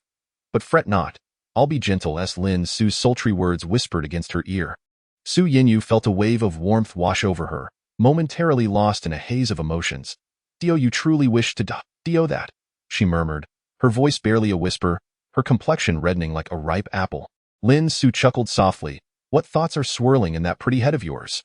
"You mischievous scoundrel," pretending to be oblivious, Su Yinyu retorted, gazing into Lin Su's starry eyes, her head tilting slightly back as she closed her own eyes. Lin Su understood the unspoken connection between them, and they held each other's gaze until an hour later, when a gentle knock at the door roused them from their blissful reverie. "Lin Su." "Yinyu, it's time for dinner," came Qin Shuiyun's voice from outside. Just as Lin Su and Su Yinyu were sitting up and attempting to adjust their disheveled attire, Qin Shuiyun unexpectedly entered the room. As anticipated, this sudden intrusion left both Lin Su and Su Yinyu blushing furiously. Su Yinyu had entirely concealed her head behind Lin Su's back, wearing a playful expression of reproach as she addressed Qin Shuiyun. "Mother, how could you just barge in like that? Do we not deserve a modicum of privacy?" Upon hearing Su Yinyu's chiding, the smile on Qin Shuiyun's face only grew more pronounced. All right, my daughter has grown up and formed her own opinions," she said, covering her mouth with a sly grin. "Come down quickly for dinner." With that, she took the lead and descended the staircase. Lin Su and Su Yinyu exchanged glances, and soon they composed themselves and followed downstairs to join Qin Shuiyun and Su Tianhai for dinner. After the meal, Lin Su bid farewell to Su Yinyu. Although she wished fervently for him to stay overnight, Lin Su could only express his regret. He had promised Xiao Xiaoxian the day before that he would attend to the elder of the Xiao family today. Lin Su had never been one to break promises lightly, so he left the Su family with a sense of lingering sorrow. Before long, Lin Su arrived at the villa of the Xiao family. Upon seeing the familiar architecture, he couldn't help but feel a wave of nostalgia in his previous life. He had resided in the Xiao family's house for over half a year, and he had grown quite accustomed to everything here. Just as Lin Su was lost in contemplative reminiscence before the entrance of the villa, the distant sound of an engine suddenly pierced the air. The headlights illuminated the surroundings, prompting Lin Su to squint slightly. Yet, he could still discern, through the power of his talismans, who was approaching. Chapter 156. The Audi owner. Who are you? At that moment, a black Audi A4 came to a halt before Lin Su, and a coarse voice emanated from the vehicle. Lin Su lifted his gaze and recognized the young man inside the car, whose arrogant and familiar features elicited a peculiar smirk from his lips. Noticing Lin Su's apparent indifference, a dangerous glint flickered in the young man's eyes. "Didn't you hear me tell you to move? Do you realize that if I hadn't stopped in time, you might have been dead?" The young man scoffed. Upon hearing this, a smile broke on Lin Su's face as he replied, "If you hadn't stopped in time, your car might have been totaled." "What did you say?" The young man looked at Lin Su incredulously. Are you drunk or something? Lin Su did not respond but instead walked up to the front of the Audi A4, fixing his gaze on the young man who sat dazed in the driver's seat. Whether I'm drunk or not, you'll find out soon enough, he stated. Then it seems you're determined to seek your own demise. The young man's eyes gleamed with mockery. Do you know who I am? My identity might just frighten you to death. I don't care who you are. Even if the master of the Shao family were here, I would not be intimidated, Lin Su replied nonchalantly. Having experienced the world of cultivation in his past life, he naturally held little regard for these mundane individuals from the secular realm. Well, are you attempting to challenge the authority of the Shao family? The young man hissed through clenched teeth, exhaling a breath of cold air. If you do not move aside, do not blame me for my lack of courtesy. Your words are rather excessive. Lin Su maintained a subtle smile as she replied. Yet what significance do your numerous words hold? You lack the courage to take my life. To put it bluntly, you are merely the lament of a coward. Upon hearing this, the young man's hands gripping the steering wheel became taut with visible veins. He cautiously glanced through the rearview mirror at the dashing young man seated behind him, who was currently resting with his eyes closed. Indeed, he was merely a driver, while the true owner of the two Audi A4s was a different individual, the handsome young man sitting in the back seat. After casting a glance at his boss, the young driver returned to his senses, his eyes filled with hatred directed towards Lin Su. His boss had long instructed him to adopt a domineering attitude towards those impoverished souls. Consequently, the young driver resolved to start the engine and run over this insufferable nuisance. However, just as the young driver was poised to act, the handsome young man in the back seat spoke a single phrase that halted the driver's intentions. In a low voice, the handsome young man addressed his driver, Byron. Do you find that fellow exceedingly detestable? Upon hearing this, Byron nodded in agreement. That guy is truly infuriating. How dare he block our path? So you wish to run him down? The handsome young man suddenly opened his eyes, looking at Byron with keen interest. Byron nodded, responding, You once told me, boss, that one must adopt a more assertive stance towards the weak. Chapter 157. Do you have an appointment? The handsome young man, upon hearing this, nodded with satisfaction. It seems my teachings have not gone in vain. However, this is the Shao family villa, and shedding blood here is always unwise. Then what shall we do? Byron inquired gravely. We cannot simply sit here and do nothing. Indeed, given that we are at the Shao family villa, it is not our turn to act, the young handsome man replied, gesturing for Byron to look out the window. Upon doing so, Byron noticed that Lin Su was already entangled with the Shao family security personnel. As a mid-sized family in Guangling City. The Shao family naturally possessed the financial resources to maintain a robust security presence, ensuring their estate was perpetually under vigilant protection. In other words, unless one could bypass modern security measures, attempting to infiltrate the Shao family estate would prove to be quite a troublesome endeavor. At this moment, the security guard patrolling the entrance, upon noticing Lin Su engaged in a standoff with a luxury vehicle, approached him with an air of utmost politeness and said, Sir, may I kindly request that you leave? Without an appointment, we cannot permit any outsiders to enter. Hearing this, Lin Su smiled faintly and replied to the security guard, I sincerely apologize, but I do have an appointment and my name is Lin Su.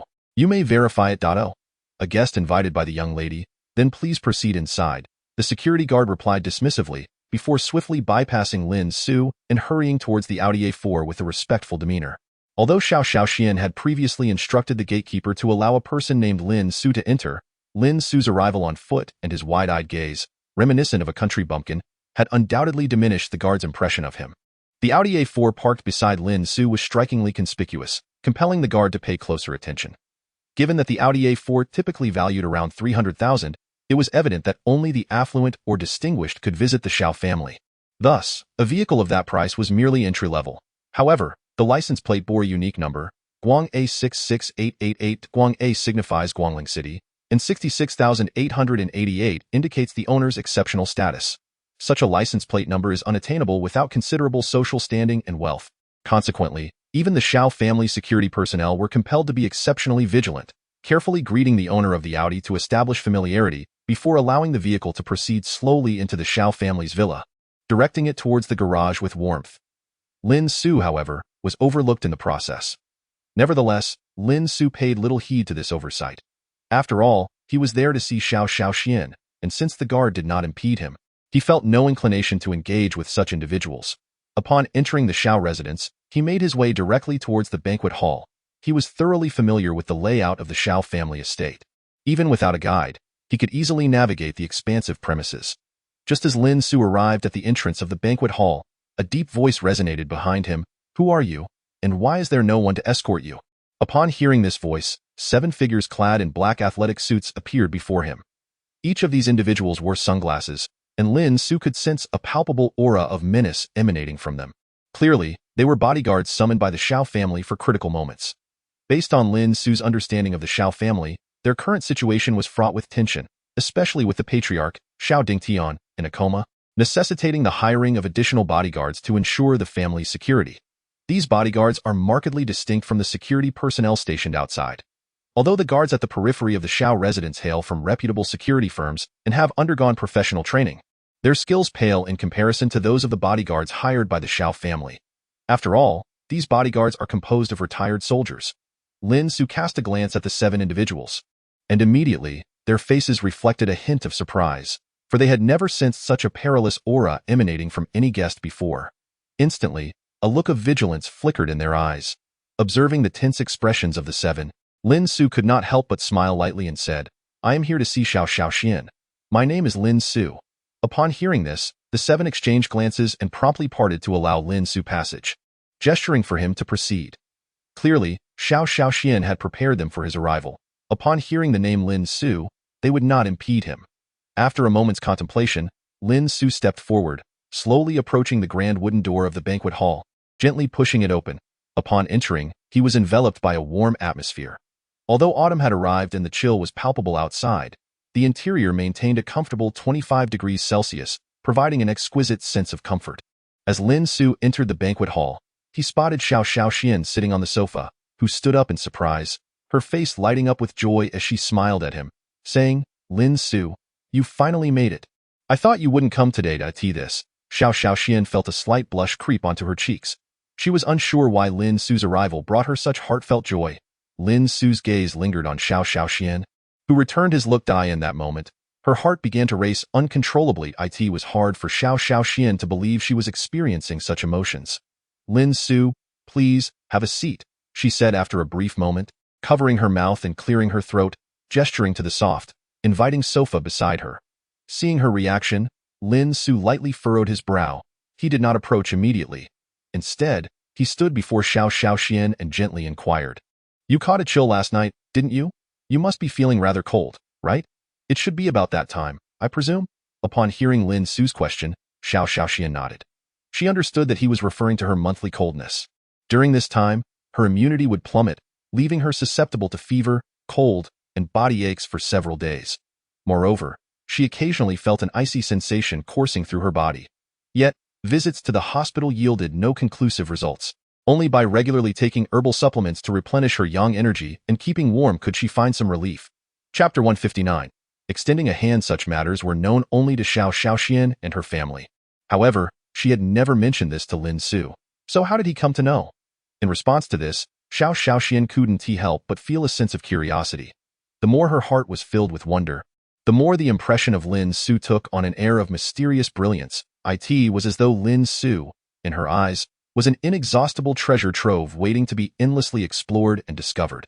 This peculiar sensation was something Xiao Xiaoxian found rather strange. After all, no man had ever evoked such a disordered emotion in her. Therefore, when Lin Su subtly leaned closer to her, she experienced none of the intense resistance she had felt previously. In the past, Xiao Xiaoxian, who had always maintained a distant demeanor toward any young gentleman in high society, was known for her aloofness towards men. Consequently, many whispered about her supposed lack of sexual interest. However, unbeknownst to most, Xiao Xiaoxian was not sexually indifferent. Rather, a congenital condition and her family environment had made it exceedingly difficult for her to develop feelings for men. Yet today, Lin Su seemed to be an exception. Observing Xiao Xiaoxian's flustered expression, Lin Su suddenly said to her, "May I take a look at your temperature?" How do I do that?" Xiao Xiaoxian stammered at that moment. She found it hard to meet Lin Su's gaze. "Extend your hand," he gently urged. His soothing words wafted into Xiao Xiaoxian's heart like a gentle spring breeze, prompting her to slowly extend her delicate, pale hand. However, Lin Su paid little mind to Xiao Xiaoxian's thoughts. He simply placed his broad palm atop her soft hand. In an instant, Xiao Xiaoxian felt a warm current flow from Lin Su's hand into her own body. Overwhelmed by this sensation, she nearly withdrew her hand in surprise. "Do not move," Lin Su instructed firmly, His expression focused as he channeled the power of the flame talisman into Xiao Xiaoxian's being. This, of course, necessitated a firm grip on her alabaster hand. Xiao Xiaoxuan's emotions were a tumultuous blend at that moment. Throughout her life, no man had ever held her hand so intimately, save for her father and grandfather. Yet now, Lin Su held her hand in such a natural manner that it stirred a complex whirlwind of feelings within her. She gazed intently into Lin Su's focused eyes, as if he were truly concentrating on examining something vital. Xiao Xiaoxian was unaware of Lin Su's true intentions. She merely felt that being held by him like this was quite a pleasant experience. What she did not realize, however, was that while Lin Su was infusing her body with the power of the flame talisman, he was also investigating the source of the cold affliction within her. His intuition suggested that the chill in Xiao Xiaoxian's body had not appeared without reason. Indeed, as the fiery energy coursed through her meridians, it was soon consumed by a coldness that slithered like a serpent, vanishing almost entirely. Observing the ethereal energy slithering within Xiao Xiaoxuan's body, akin to a small serpent, and even resisting Lin Su's fiery powers, a profound shock enveloped Lin Su's heart. Chapter 160. Is there hope for me? Content missing. Please retry later. Chapter 161. Initial treatment. Lin Su had not anticipated that Xiao Xiaoxian would launch such a covert attack. Noticing the dazed expression in Lin Su's eyes, a gentle smile graced Xiao Xiaoxuan's face. She softly murmured to Lin Su, "How annoying."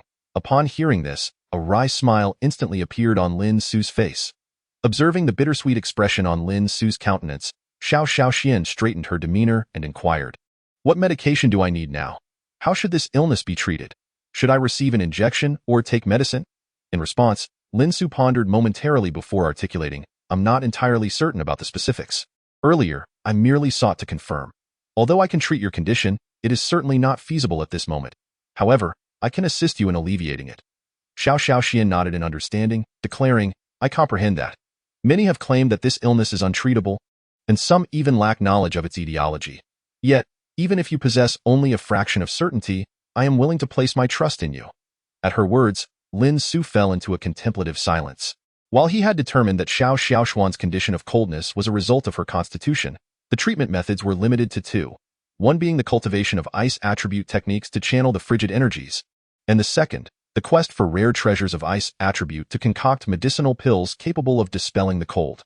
However, he could not simply transcribe the techniques for Xiao Xiaoxian to practice immediately, as this matter was of great significance. He needed to deliberate carefully on the prospect of her martial training. Moreover, without the protection of ice attribute treasures, her endeavor to cultivate would undoubtedly be fraught with challenges. As for the ice attribute treasures, they were not something he could procure at present. Thus, the only viable course of action was to seek alternative methods to alleviate the coldness plaguing Xiao Xiaoxian. With this realization, Lin Su spoke in a low voice, "Xiaoxian, please extend your hand for me to examine once more, so I can contemplate the appropriate treatment." Though feeling somewhat perplexed by his request, Xiao Xiaoxian inexplicably harbored immense trust in Lin Su. Therefore, she obediently laid her hand before him, quietly awaiting his next move. Lin Su then enveloped her delicate hand with his palms. Simultaneously, he summoned the spiritual energy within him, attempting to inscribe a symbol onto the center of Xiao Xiaoxuan's palm.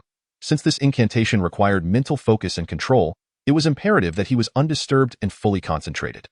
Thus, Lin Su and Xiao Xiaoxian maintained this posture, and as time ticked by, fine beads of cold sweat gradually formed on Lin Su's forehead.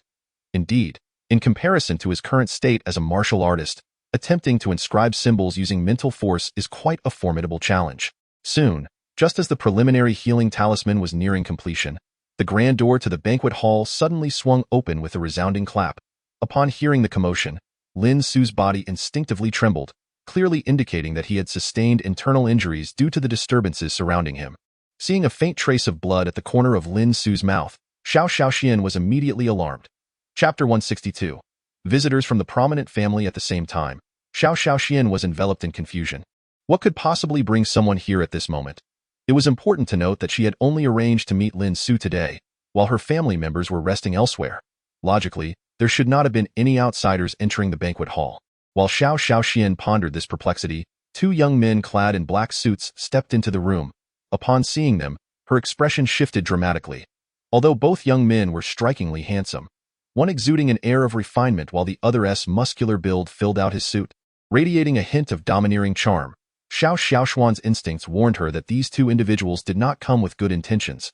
As anticipated, the elegant young man approached Xiao Xiaoxian, a mocking smile curling at the corner of his lips, as he looked down at her and proclaimed, "I have seen your photograph, Miss Xiao of the Xiao family. Humph, merely a useless waste. How is your grandfather's health? Is he still unable to rise from his bed?" In response, Xiao Xiaoxian coldly retorted, "What concern is it of yours how my grandfather is faring? And who are you? I do not recall having made an appointment with you. How did you gain entry?" The refined young man burst into laughter, as if he had just heard the most amusing joke in the world, a joke indeed. "Servant, do you know who I am? My name is Nangong Lin, and today, I have come to collect debts from your decrepit grandfather. I hear he is bedridden. Perfect, just in time to reclaim the money he owes me before he departs this world." Upon hearing Nangong Lin's words, Xiao Xiaoshuan's expression darkened. She fell into a profound silence. Observing her immobile demeanor, Nangong Lin raised his voice. "Did you not hear what I said, servant? Your grandfather owes our Nangong family 5 years' worth of taxes, and it remains unpaid. A debt owed by the grandfather must be repaid by the granddaughter. Today, you must return the dues, or you will pay with your life. Surely your grandfather has mentioned this to you." Xiao Xiaoshuan's complexion grew increasingly grim. Indeed, her grandfather had once spoken of such matters, but her heart wrestled with turmoil. In that moment, she found herself at a loss regarding what actions to take, especially with Lin Su, who still held her hand, seemingly oblivious to the unfolding drama. As the two young individuals entered, Xiao Xiaoxian immediately discerned that Lin Su, who had been disturbed, was evidently suffering from some form of harm. If she were to abruptly sever ties and walk away, the repercussions remained uncertain and potentially dire.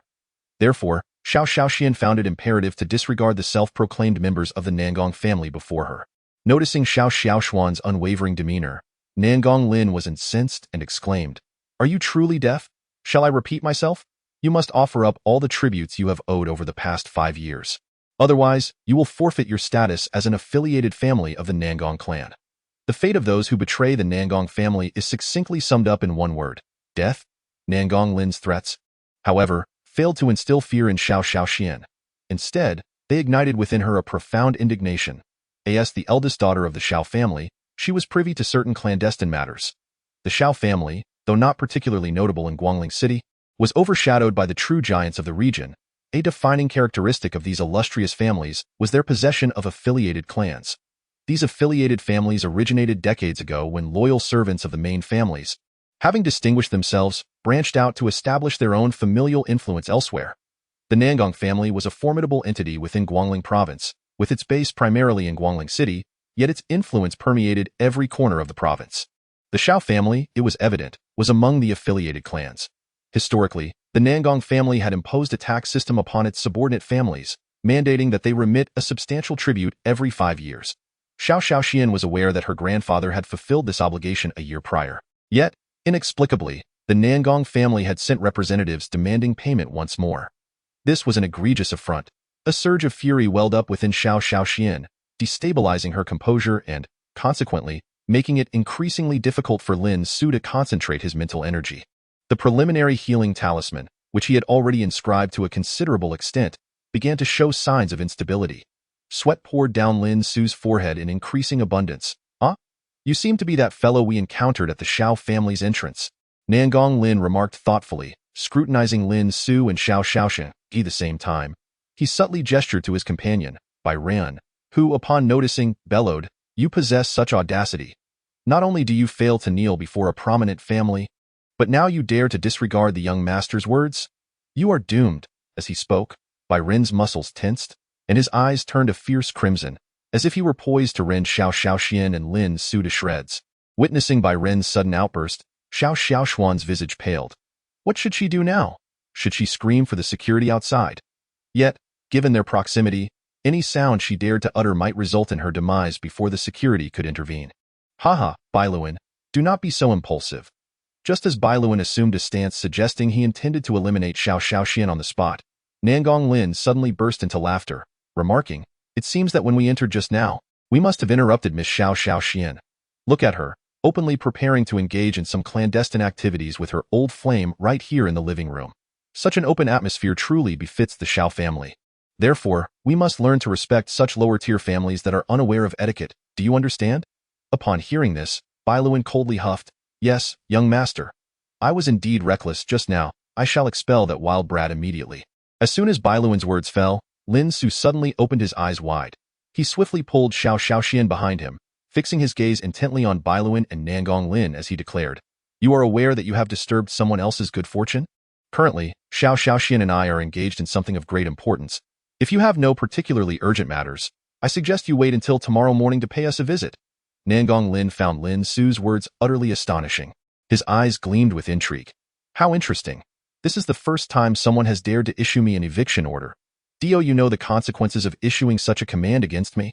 Nangong Lin's expression grew increasingly frosty. In his 27 years of life, it was the first time someone had the audacity to provoke his authority in such a manner. Indeed, upon entering this despicable secular world, one encounters such contemptible individuals in matters. Bailuan, with eyes ablaze with fury, retorted to Lin Su, You are truly outrageous. Previously, you obstructed our path, and now you wish to assert yourself. Are you not aware of the repercussions of your actions? Bailuan could no longer contain himself, his entire being brimming with combativeness. Having spent considerable time by Nangong Lin's side, he naturally understood that his master relished in bullying those who dared challenge his authority. However, today, Nangong Lin appeared resolute in his intention to contend with Lin Su to the very end. A refined smile graced Nangong Lin's face as he addressed Lin Su. In truth, if you wish to avoid physical suffering, merely offering me an apology will suffice, I assure you. Once you apologize, your demise will be swift and painless, rather than prolonged and agonizing. I give you 3 minutes to vacate the Shao residence. Otherwise, you may leave your life here. Lin Su's words were laced with an ominous chill. Moments ago, he had failed in his attempt to cast a spell, the disruption caused by Nangong Lin preventing him from focusing his spiritual energy to form the spell. This failure had severely damaged the spiritual energy within him. It was truly incredible that, in this realm of thin spiritual energy, he could still suffer a backlash from it. Thus, Lin Su harbors a profound disdain for Nangong Lin. Were it not for his current endeavor to regulate his internal energies, he would have longed to subdue Nangong Lin with force, in his previous life. Nangong Lin had once visited the Shao family during a time when the Nangong clan commenced imposing heavy taxes upon their subordinate families. Although Lin Su remains unclear as to why this taxation matter has arisen so swiftly, he is acutely aware that Nangong Lin is far from virtuous. Under the pretext of the Nangong family's tax imposition, he shamelessly sought to profit from the situation. When the scandal was uncovered, rather than reprimanding Nangong Lin, the Nangong family chose to shield him, neglecting to restore the tax obligations of the subordinate clans. Were it merely a matter of taxation, perhaps Lin Su would not harbor such animosity towards Nangong Lin. His hatred stems from the fact that this individual embodies far more than mere superficial elegance and a faade of propriety. His character is profoundly distasteful. For instance, when dealing with Xiao Ding Tian, the patriarch of the Shao family, Nangong Lin adopted a demeanor wholly befitting one who seeks to belittle those beneath him. Although the Shao family is indeed a subordinate clan of the Nangong family, the latter's grip on their vassals has significantly waned over the years. Had it not been for the benevolence the Nangong family once extended to the ancestors of their subordinate clans, those clans might well have united to overthrow the Nangong family long ago. Lin Su possesses an intimate understanding of the ties between the Nangong and Shao families. Chapter 165. You dare threaten me in the past. Xiao Ding Tian once intervened to save the head of the Nangong family. It was precisely at that critical juncture that Xiao Ding Tian, as a bodyguard, disregarded his own safety and courageously shielded the head of the Nangong family from a bullet, emerging unscathed.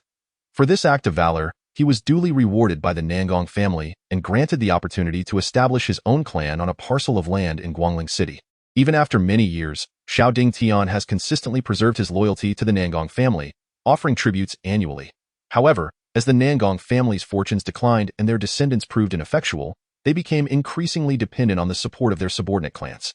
For a decade, the Nangong family concealed their plight from these clans, only for the truth to eventually surface. Throughout those tumultuous 10 years, Nangong Lin was dispatched annually to collect tributes meant to cover 5 years' worth of offerings. Fortunately, the tributes demanded by the Nangong family had originally been symbolic. Even with yearly collections, they did not raise the alarm among the subordinate clans. Yet, in the final year, the Nangong family escalated their demands, insisting that the Shao family relinquish all their assets. Despite the fact that Xiao Ding Tian had once saved the life of the head of the Nangong family, decades later, that act of kindness was all but forgotten. Even Nangong Lin, who was sent to collect, resorted to derogatory remarks, referring to the elder as old and useless. This is precisely why Lin Su feels a profound aversion towards Nangong Lin, such a despicable person. Taking advantage of Xiao Ding Tian's deteriorating health and the elder's reluctance to confront them, resorts to exploiting familial pressures to extort money. Such behavior is utterly disgraceful. Since the moment Xiao Ding Tian fell into a coma, the Xiao family's condition has been gradually declining. Although they still possess some foundational strength, it ultimately pales in comparison to the relentless passage of time. Even though Xiao Ding Tian's health has improved somewhat, allowing him to rise from his bed and make certain decisions, the Xiao family, despite having freed themselves from the grasp of the Nangong family, has paid a heavy price for it in the final year of the previous life. The Nangong family abruptly turned against all its subordinate families, demanding that each contribute 20 billion. Even though several of these subordinate families were renowned in their respective prefecture-level cities, it was an exceedingly difficult task to amass such a vast sum on short notice. Ultimately, Xiao Ding Tian exhausted all his resources and finally scraped together the 20 billion. Yet he did not personally hand it over to the Nangong family. Instead, he declared a complete severance from them, simultaneously allying with other families to engage in a clandestine struggle against the Nangong clan. All of the Nangong family's enterprises were subsequently boycotted by the coalition of several prominent families. In the end, the Nangong family lost its economic foundation and brought about its own demise. However, the Xiao family and the other subordinate families paid a staggering price for this victory. They essentially depleted all their available cash reserves, rendering them unable to recover for several years. Having experienced such events in his previous life, Lin Su naturally harbors no good feelings towards the members of the Nangong family. Now, upon encountering them once more, he finds that they still regard others with the same disdain as in his past. Such arrogance cannot go unpunished. Lin Su feels compelled to teach them a lesson. Observing the stormy expression on Lin Su's face, Nangong Lin is filled with rage. Chapter 166. Daring to cause a ruckus in my house. To his astonishment, this Lin Su actually dares to threaten him. Never before has anyone had the audacity to do so. Instantly, Nangong Lin's sharp voice erupted as he furiously addressed Lin Su. "You little brat, how dare you disregard me like this? I will ensure your demise. Do you understand the consequences of my anger? The repercussions are indeed severe." Seeing the seriousness etched on Nangong Lin's face, Lin Su remained unfazed, even suppressing a laugh. "I'm quite curious to witness what you deem to be such severe consequences." Although Lin Su's expression remained utterly calm, his concealed hand had already begun to prepare a frost symbol. Should Nangong Lin dare to make a move, Lin Su would not hesitate to impart a profound lesson upon him. "By Rin, eliminate this brat. This is the Xiao family. There is no need to concern ourselves with the laws of the mundane world." Nangong Lin had already developed a murderous intent towards Lin Su, even going so far as to instruct Bai Ren to kill him. "Yes, young master. I shall have this brat chopped into 8 pieces to avenge you." Bai Ren revealed a sinister grin, and simultaneously, 2 sharp blades appeared in his hands. He toyed with the knives as he gradually advanced toward Lin Su, as if preparing to sever Lin Su's hands, offering them to his young master Nangong Lin as a macabre delicacy. Upon witnessing the unfolding scene, Lin Su was poised to intervene when suddenly, the voice of Xiao Xiaoxian rang out, commanding, "Stop right there. This is the Xiao family, and you shall not act recklessly." At that moment, Xiao Xiaoxian summoned the bodyguards outside, who rushed in with urgency. Although Xiao Dingtian would consider the past dignity of the Nangong family, who was Xiao Xiaoxian, she was none other than Xiao Xiaoxian herself. Were it not for the respect she held for her grandfather, she would have eagerly expelled the audacious Nangong Lin Long Agio. Bai Ren perceived Xiao Xiaoxian's intent to engage. He was immediately incensed. "You overestimate yourselves?" he bellowed, charging toward the 8 bodyguards who had burst through the door in an instant. Bai Ren brandished 2 small blades, wielding them with the grace of a dancer, as he engaged in a fierce skirmish with the well-coordinated bodyguards. The clash of blades against rubber batons resonated with a poignant sound, revealing that despite being alone, Bai Ren was evenly matched against the agile bodyguards.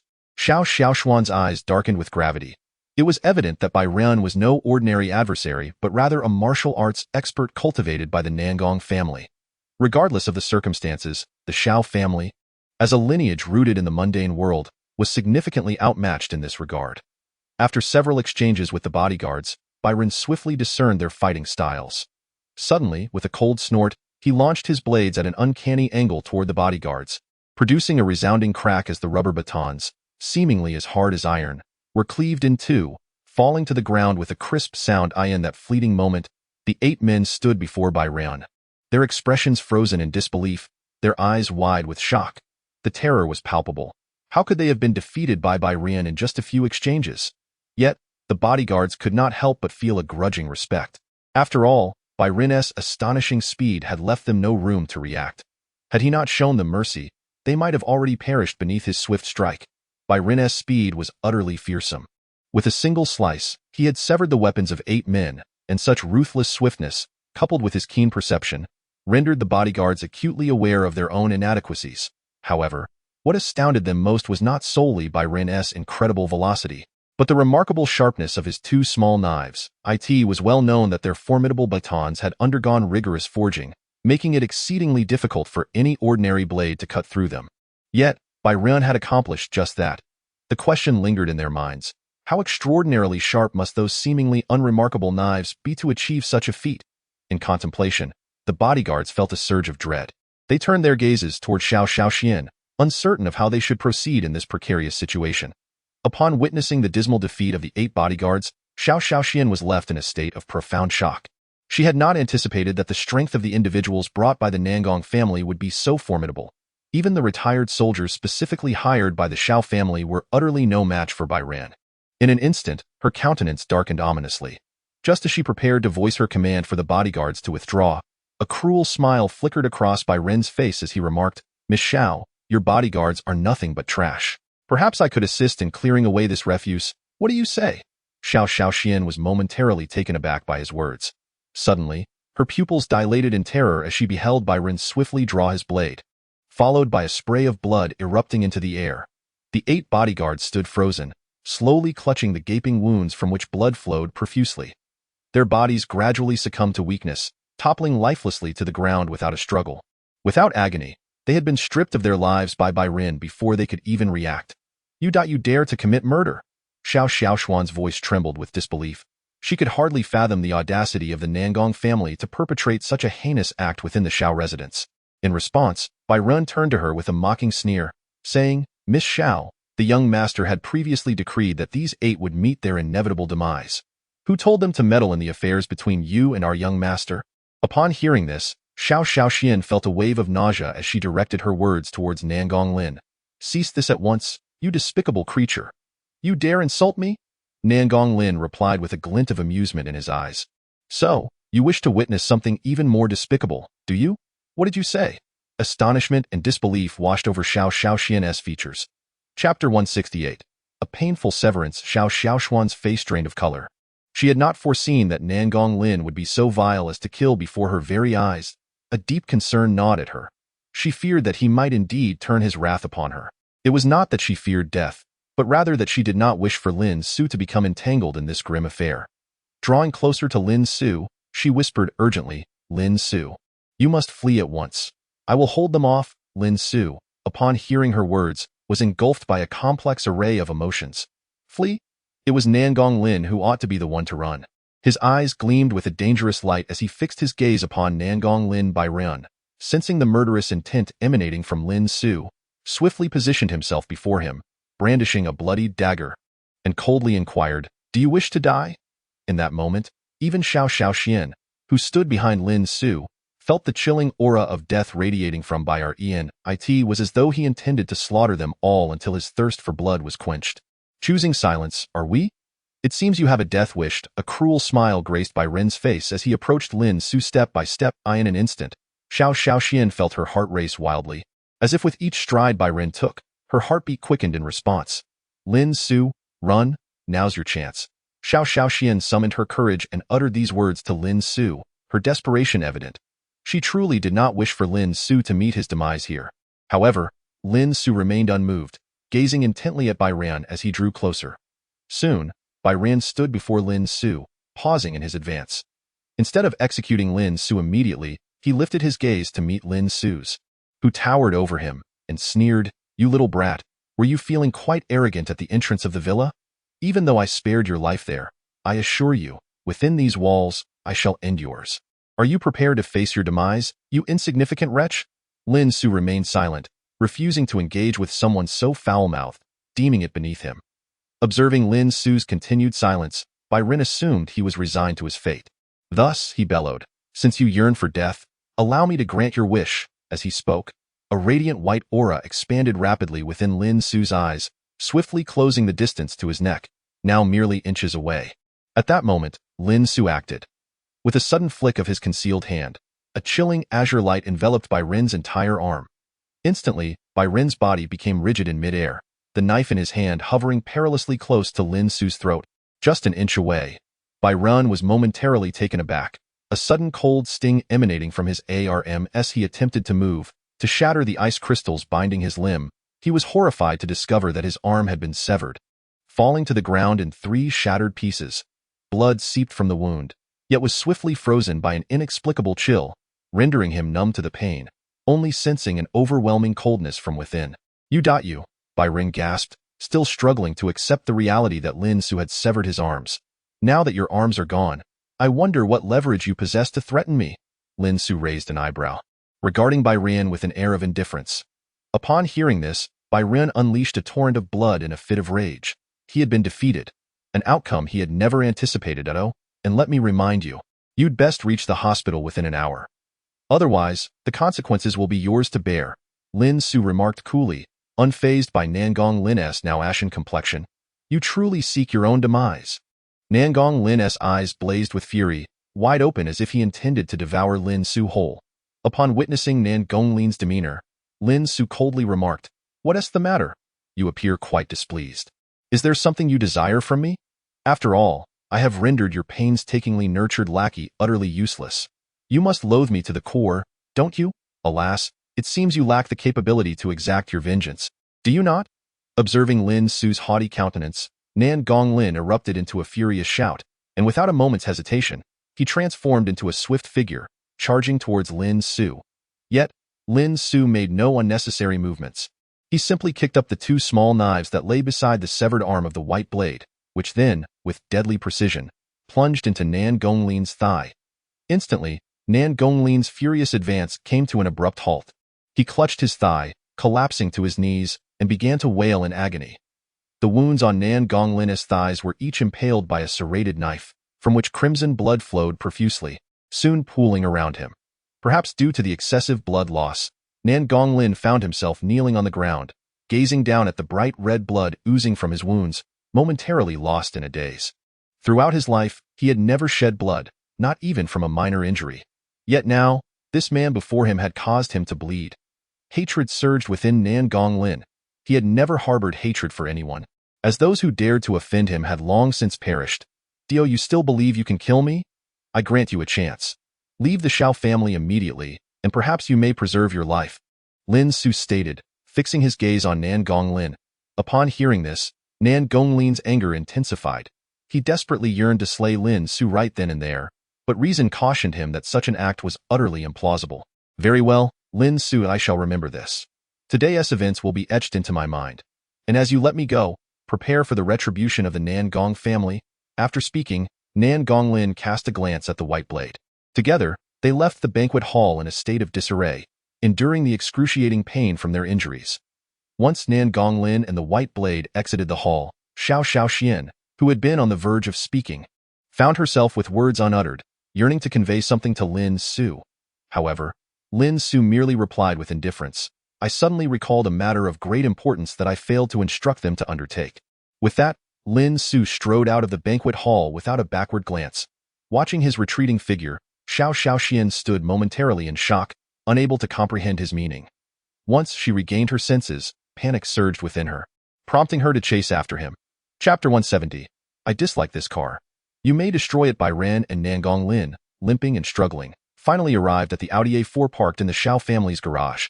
Just as they were about to get in and make a hasty escape from this terrifying place, Lin Su appeared before them like a specter. Upon seeing Lin Su's sudden arrival, Nangong Lin glared at him with palpable hatred and exclaimed, "Are you intending to silence me? Afraid I might report this incident to the Nangong family, are you?" Upon hearing such nonsensical words, Lin Su let out a cold laugh and replied, "What a joke. Am I supposed to fear the Nangong family? However, there are some words I wish to convey to the old man Nangong." Nangong Lin's eyes narrowed at this remark, and he fixed his gaze on Lin Su, saying, "What do you wish to say to my grandfather?" "To wish him longevity like the East Sea and blessings as vast as the South Mountain. But his birthday is still far off." You truly overestimate yourself. Lin Su coldly regarded Nangong Lin and retorted, return and inform that old fossil that I, Lin Su, will one day set foot on Nangong territory and raise the Nangong family to the ground. What audacity! Nangong Lin was immediately incensed, feeling a surge of blood rising within him. He wanted to retort fiercely with Lin Su, but suddenly realized that this was not the time for such exchanges. The excruciating pain coursing through his legs served as a stark reminder that he needed immediate medical attention. Otherwise, even with his martial prowess, he would succumb to death once his blood was drained. Just as Nangong Lin contemplated bypassing Lin Su and heading straight to the car with Bai Run, Lin Su intercepted them, saying, "Wait, did I say you could leave?" Hearing this, Nangong Lin snapped, "Spit it out quickly. I, Nangong Lin, have no time to indulge you." Lin Su gestured toward the Audi A4 before Nangong Lin and said, "Since you're so impatient, I'll make it brief. Destroy this car." "What did you say?" Shock filled Nangong Lin's eyes. Surely he had misheard. Lin Su was actually asking him to demolish the car that symbolized the Nangong family. Nangong Lin couldn't help but wonder if Lin Su had lost his mind. Seeing the puzzled expression on Nangong Lin's face, Lin Su smiled faintly and remarked, "Difficult to comprehend, isn't it? But alas, I am quite an emotional person. I find this car displeasing to the eye. Thus you must personally destroy it." "Are you mocking me?" Nangong Lin bellowed. Incredulous, he had never encountered someone so brazenly shameless before. Noticing Nangong Lin's refusal to cooperate, Lin Su merely sneered, choosing silence before suddenly dashing forward. He raised his leg high and brought it down towards Nangong Lin's head. In an instant, a pained cry escaped Nangong Lin's lips, and to the astonishment of Bai Ran and the newly arrived Xiao Xiaoxian, Lin Su had indeed forced Nangong Lin to kneel. Moreover, his head came crashing down upon the ground, producing a sound that evoked astonishment. Had it not been for the continued wails of Nangong Lin, both Bai Ran and Xiao Xiaoxian might have believed that Lin Su had already dispatched Nangong Lin. Those who do not align with my will often meet a dismal fate. Just as I harbor disdain for this Audi A4, I also find myself greatly displeased with you. Should you fail to personally demolish this wretched vehicle, I would not hesitate to reduce your head to fragments, as one would with this broken car. Lin Su's voice, haunting and spectral, instilled a profound shudder in the prostrate Nangong Lin. Chapter 171. Shattering the prestige of the Nangong family. I shall smash. At this moment, Nangong Lin was utterly subdued. He had initially believed his own actions to be sufficiently ruthless, only to discover that he was now confronted by a wretched youth whose methods were even more merciless than his own. At this juncture, Nangong Lin felt as though he had swallowed a multitude of flies. Lin Su's strategy of responding to violence with violence, of returning evil for evil, was truly remarkable. He even began to think that, should this young man indulge in wrongdoing, he would undoubtedly excel beyond his own efforts. Bai Run, witnessing his own master capitulate, fell into a contemplative silence. He had been by Nangong Lin's side for several years. From the moment the Xiao family extricated him from military prison, Bai Ran had resolved to be a loyal hound, ready to traverse fire and mountain for Nangong Lin, to repay the debt of gratitude owed to the old master of the Nangong family for rescuing him from incarceration. Yet now, with his arms severed and his master so grievously mistreated, he feared that upon returning to the Nangong family, he too would face a harrowing fate of abandonment. Nevertheless, even though Bai Ran was acutely aware of his impending doom, he remained steadfast in his determination to take action for his master. "Bai Ran, what are you waiting for? Quickly smash that car. Upon our return to the Nangong family, you shall certainly pay for this insolence." Nangong Lin bellowed, his eyes reddening, filled with a seething hatred for Lin Su. Receiving his master's endorsement, Bai Ran's eyes glimmered with a hint of reluctance. He then approached the white Audi, leaping onto its roof. With a series of resounding thuds, he proceeded to crush the vehicle into scrap metal. That moment, Xiao Xiaoxian, who had been observing the scene in astonishment, covered her mouth in disbelief as she watched Bai Ran reduce her Audi, which she had driven for several years, to a mere heap of junk. Although the Audi A4 was not among the most extravagant models, it still bore a significant value of several $100,000. However, for a wealthy family like the Nangongs, such an amount was trivial. Yet, the car held immense symbolic significance, representing the dignity of the Nangong family. This was a birthday gift personally bestowed upon Nangong Lin by the venerable elder of the Nangong family, who even went so far as to specially request the distinguished license plate number Guangas 66888 for him. This clearly illustrates just how much importance the elder placed on Nangong Lin. Yet now, the vehicle that symbolizes the Nangong family's prestige was declared ruined without hesitation. leaving Byron utterly incredulous, despite having been the one to cause its destruction. Observing Byron reduced the car to a mere shell. With only the engine and chassis remaining intact, Nangong Lin coldly addressed Lin Su, saying, "Are you satisfied now? Can we be allowed to leave?" Lin Su, appearing quite pleased, nodded and looked down at Nangong Lin with an air of superiority, stating, "Very well, you may depart. Upon returning to the Nangong family, remember to tend to your injuries. I am looking forward to the next opportunity to torment you once again." Upon hearing this, Nangong Lin wisely chose not to engage in a confrontation with Lin Su. Instead, he silently rose from the ground, dragging his battered form alongside by Rian as they slowly exited the Xiao family residence. It was only after their figures had vanished that Xiao Xiaoxian exhaled a long breath and expressed her gratitude to Lin Su, saying, "Lin Su, thank you." Chapter 172.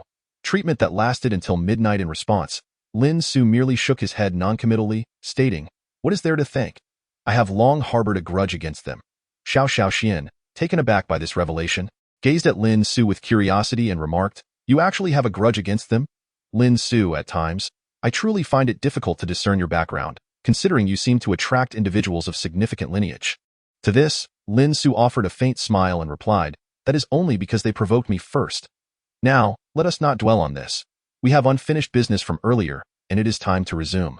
Upon hearing Lin Su's somewhat ambiguous words, Xiao Xiaoxian blushed and exclaimed, "Huh?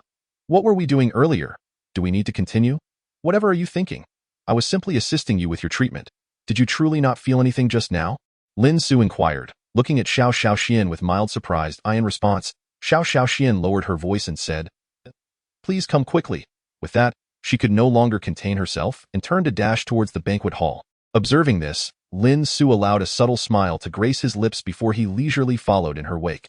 Subsequently, Lin Su and Xiao Xiaoxian entered a state of undisturbed focus, in the serene quietude of their surroundings. Lin Su devoted a full half-hour to successfully inscribing a basic healing talisman within Xiao Xiaoxuan's body. Although Lin Su could have simply utilized the talisman directly for her treatment, something Xiao Xiaoxian would likely have trusted and willingly accepted, such an approach would only provide a temporary remedy. The next time Lin Su visited the Xiao family was uncertain. With determination, Lin Su implanted a rudimentary healing talisman within Xiao Xiaoxuan's body, as long as she continued to consume certain herbs daily to nourish her vital energy and blood. This talisman would remain effective for several months. During this time, the cold energy within her would be suppressed, preventing any further episodes, and even her severely weakened body would gradually regain its vitality. After arduously completing the treatment for Xiao Xiaoxian, Lin Su was in the midst of wiping the beads of sweat from his forehead when his phone suddenly vibrated. It was already 11 o'clock at night. Curiosity piqued, Lin Su wondered who could possibly be calling him at such a late hour. He picked up his phone, and upon seeing the name displayed on the screen, a flicker of surprise crossed his eyes. It was, unexpectedly, a call from Jia Hanid. A thought immediately flashed through Lin Su's mind. Logically, Jia Hanid would not call him without reason. Since he was reaching out at this hour, it must indicate that something was amiss. With that realization, Lin Su promptly answered the call. "Hani, how are things on your end?" Lin Su inquired, his tone steady and composed. Upon hearing Lin Su finally answer, an unusual voice echoed from the other end of the line. "Hello. May I ask if this is Lin Su?" A girl's voice emerged, causing Lin Su to feel a slight sense of bewilderment. "Who are you?" he asked, his tone measured. This was an unfamiliar situation for him. After all, Jia Hanid was typically inseparable from his phone. The fact that a girl answered it suggested something was indeed amiss. Simultaneously, Lin Su found himself pondering in confusion. He thought to himself, had that rascal perhaps started dating someone new? Just as Lin Su was lost in speculation, the girl's gentle voice chimed in once more. "Mr. Lin Su, please, you must help my brother." "What did you say? Help your brother? Are you his sister?" Lin Su responded, perplexed, trying to grasp the situation. When had Jia Hanid acquired a sister? The girl on the other end quickly replied in a hushed tone, "Mr. Lin Su, I truly am Jia Hanid's sister, Jia Hanbing. Here is what happened. Ever since my brother returned home that day, he has been mysteriously holed up in his room, refusing to come out. Even our parents believe he is on the verge of a breakdown. How could a normal person hide away every day, reciting incomprehensible scriptures, speaking of fasting and cultivating immortality? He even attempted to experiment with various herbs, turning our home into a makeshift laboratory. There were several instances when he nearly caused an explosion. After much deliberation, my parents have come to the conclusion that my elder brother must have been influenced by some external stimuli. likely due to his excessive consumption of fantastical novels. Consequently, they have devised a plan to take him to a mental health facility for treatment. However, at that very moment, my brother, as if forewarned, regained the semblance of a normal person and engaged my parents in heartfelt conversation for an entire afternoon, convincing them of the existence of celestial beings. That very night, he returned home with a strikingly beautiful woman, claiming her to be his wife, named Gusu Zixing. It was precisely for this reason that my parents allowed him to indulge in his whims. Yet, this bliss was short-lived. Just a few days of tranquility had passed when, although my brother appeared increasingly spirited after cohabiting with Zixing, a group of nefarious individuals arrived at our home 2 hours ago. They alleged that my brother had violated certain regulations of the cultivation realm and insisted that Zixing should not be in our household, demanding her removal. My brother, seemingly quite fond of her, desperately fought to prevent them from taking her away, even sustaining injuries in the process. Ultimately, he was no match for this gang of villains who brazenly threatened to take his life. They nearly fulfilled their grim promise, but fortunately, Zixing managed to revive him. However, she warned that without further medical intervention, my brother's life remained at risk. Those men were unwilling to leave, and Zixing refused to accompany them. Now, my brother lies in a pool of his own blood. While Zixing stands defiantly against them, Mr. Lin Su, I implore you, please save my brother. Listening to Jia Hanbing's account, Lin Su felt his spirits plummet. The unfolding events were somewhat beyond his expectations.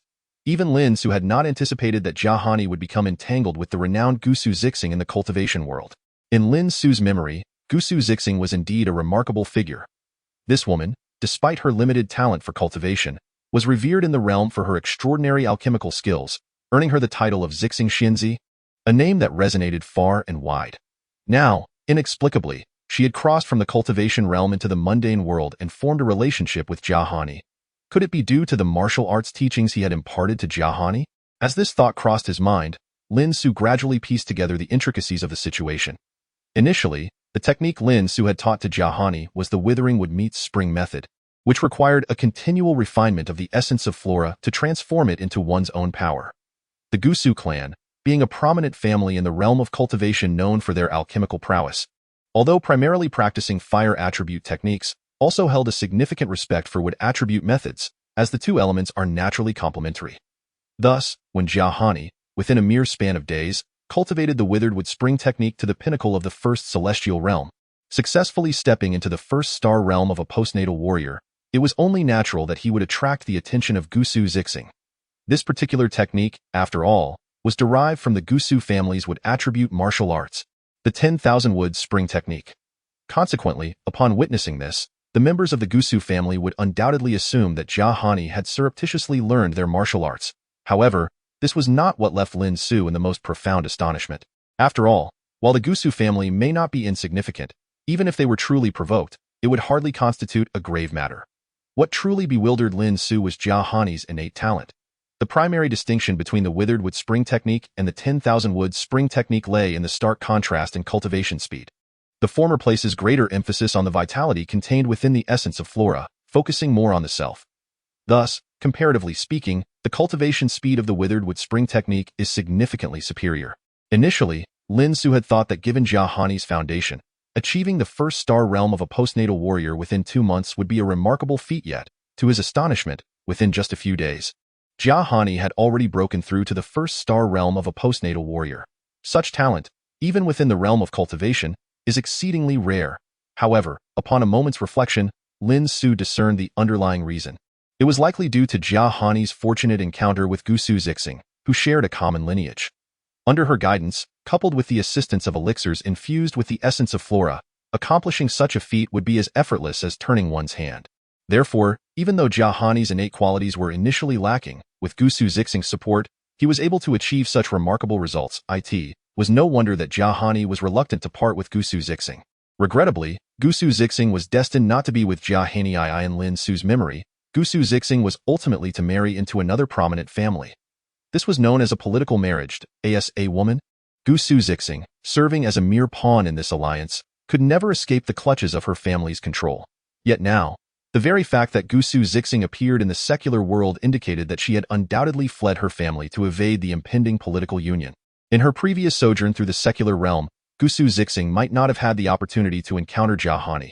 Even if they crossed paths, It would merely be a fleeting moment, for a woman of Gusu Zixing's stature would hold no interest in an ordinary man. However, Lin Su had previously imparted martial arts to Jiahani, signifying that this alone had altered Jiahani's fate. Perhaps in a past life, Jiahani and Gusu Zixing were destined to merely brush past one another. Yet due to Lin Su's intervention, Jiahani's destiny was reshaped, leading him onto the path of cultivation, where he fortuitously encountered Gusu Zixing, who, in turn, noticed the aura of his martial arts. Thus, a bond was naturally forged between them. Fate, indeed, is a marvel. Lin Su could not help but feel a wave of introspection. Chapter 175. The tragedy of the Jia family regardless of the circumstances. Although Jiahani's encounter with Gusu Zixing marked a significant fortune in his life, it simultaneously bore the weight of misfortune. The cultivation families within the realm of immortality are notoriously conservative in their ideologies and rigid in their actions. They would never permit any leakage of their techniques. While it is true that, in a strict sense, the techniques of Kumu Fengchun Gong and Wanku Jechuanju are fundamentally distinct, one focused on life preservation and the other on igniting vitality, their attributes may align, yet their applications diverge. Nonetheless, the operational pathways of these techniques are remarkably similar.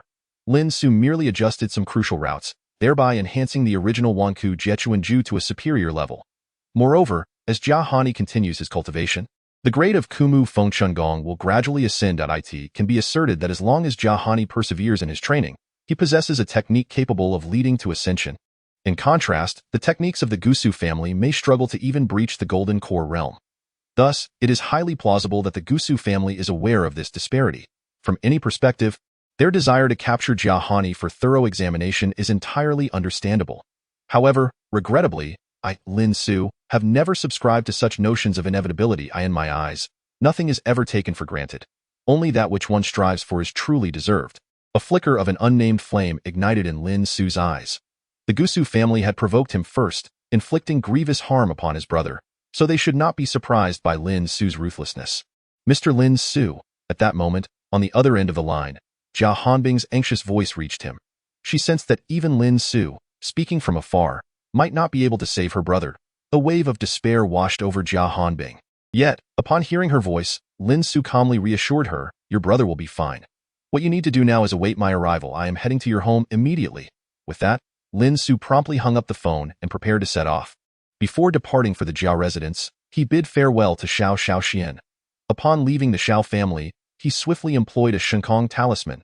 In an instant, a pale azure glow enveloped him, transforming him into a wisp of gentle breeze, propelling him towards the Xiao family at a speed of 100 meters per second.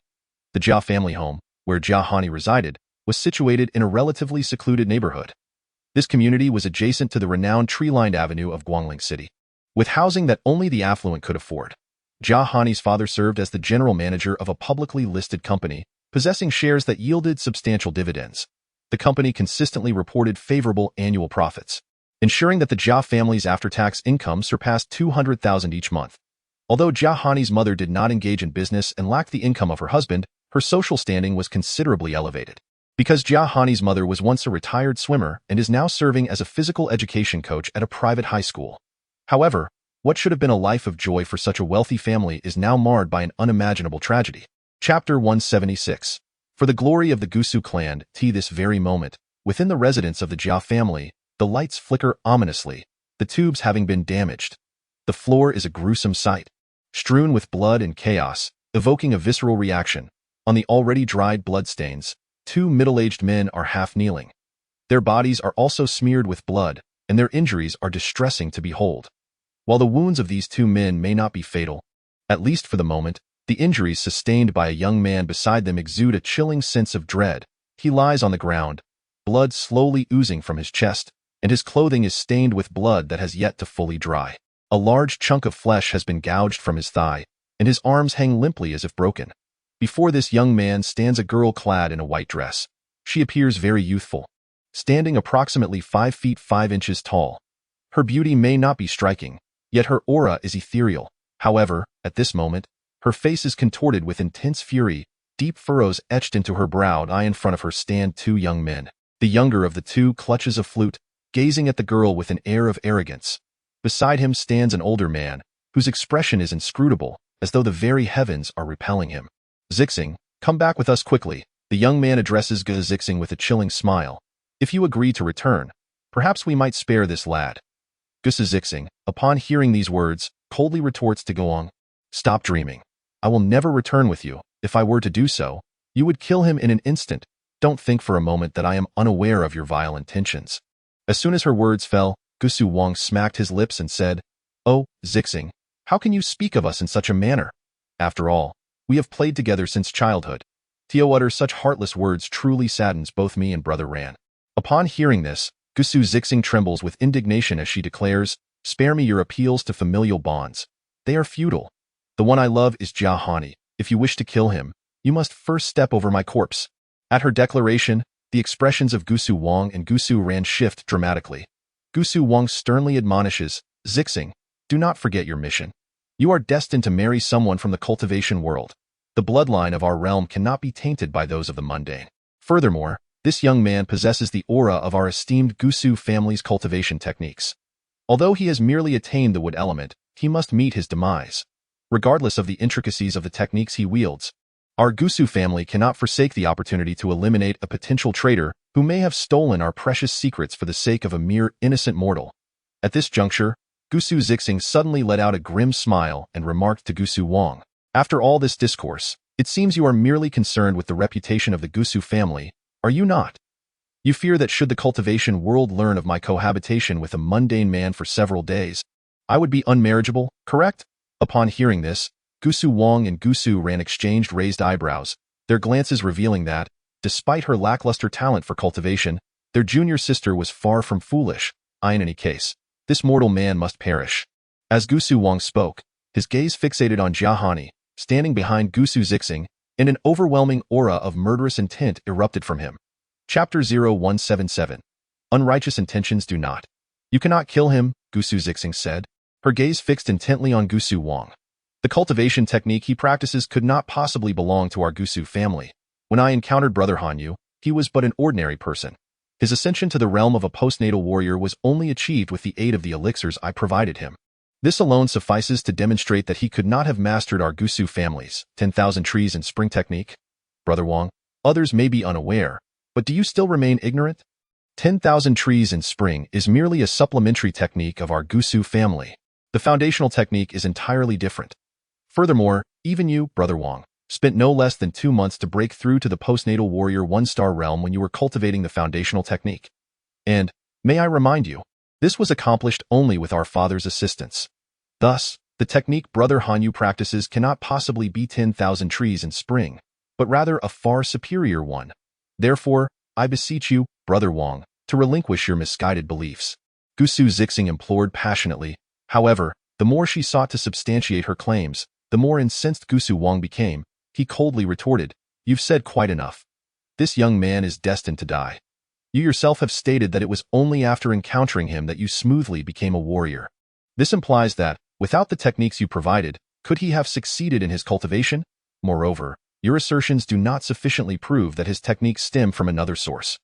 Gusu Wang, do not overstep your bounds." At that moment, Jia Hani interjected, "Your relentless pursuit of the origins of my technique is merely an indication of your covetousness for it, is it not? Let me make it clear. The technique I possess will never be disclosed to you. I have little regard for the inferior techniques of the Gusu family. After all, my technique was imparted to me by a master of exceptional caliber." Truth be told, Jia Hani felt an overwhelming sense of frustration within. Although he had never doubted that his master would impart techniques from the family to harm him, it seemed that the individual before him, who claimed to hail from the esteemed realm of cultivation, did not share this belief. Moreover, Jia Hani had never sought to prove this point, for he was confident that the techniques he possessed could not possibly belong to the Gusu family. If that were truly the case, not only Gusu Wang, but even Gusu Zixing would never forgive him, especially considering the burgeoning affection between Gusu Zixing and himself. Furthermore, Gusu Zixing had consistently clarified her stance, presenting her argument with remarkable clarity and logic, substantiating that the techniques she wielded were unequivocally not those of the Gusu lineage. Yet, despite her assertions, Gusu Wang remained unconvinced, which was telling of his questionable character. Jia Hani found himself perplexed, unable to comprehend why the seemingly benevolent Gusu Zixing could differ so drastically from her dubious brother. Gusu Wang. Far from embodying the fundamental virtues of a person, Gusu Wang exhibited paranoia, greed, and depravity, truly unworthy of a martial artist. At that moment, the expression on Gusu Wang's face shifted dramatically. Indeed, Jia Hani had accurately pierced through his thoughts. It appeared that this young man was not as foolish as he seemed. However, this only intensified Gusu Wang's desire to eliminate Jia Hani. Suddenly, Gusu Wang launched another attack. Instantly, a wave of spiritual pressure surged towards Jia Hani. Chapter 178. You are unworthy of calling me brother. Gusu Zixing could hardly believe that Gusu Wang had actually struck. In an instant, she waved her hands, conjuring a luminous shield formed from condensed spiritual energy before her. In that fleeting moment, Gusu Wang's flute struck against Gusu Zixing's defenses, causing her to spit out a mouthful of blood. She had always been inferior in cultivation compared to her brother. Gusu Zixing forced a bitter smile, her eyes betraying a deep sense of despair. Brother, can you truly not spare Hanyu? The sorrowful expression on Gusu Zixing's face was palpable. If you genuinely desire me to accompany you, I shall do so. There is no need to harm innocent mortals. As she uttered these words, although the shield trembled precariously, as if on the verge of shattering, Gusu Zixing continued to hold her ground. Jia Hani, crouched behind Gusu Zixing, was acutely aware of how unstable her aura had become. Having reached the stage of a postnatal warrior himself, he felt powerless against Gusu Wang's overwhelming strength, yet he could discern that Gusu Zixing was nearing her limit. If this continued for a few more minutes, she might not be able to endure any longer.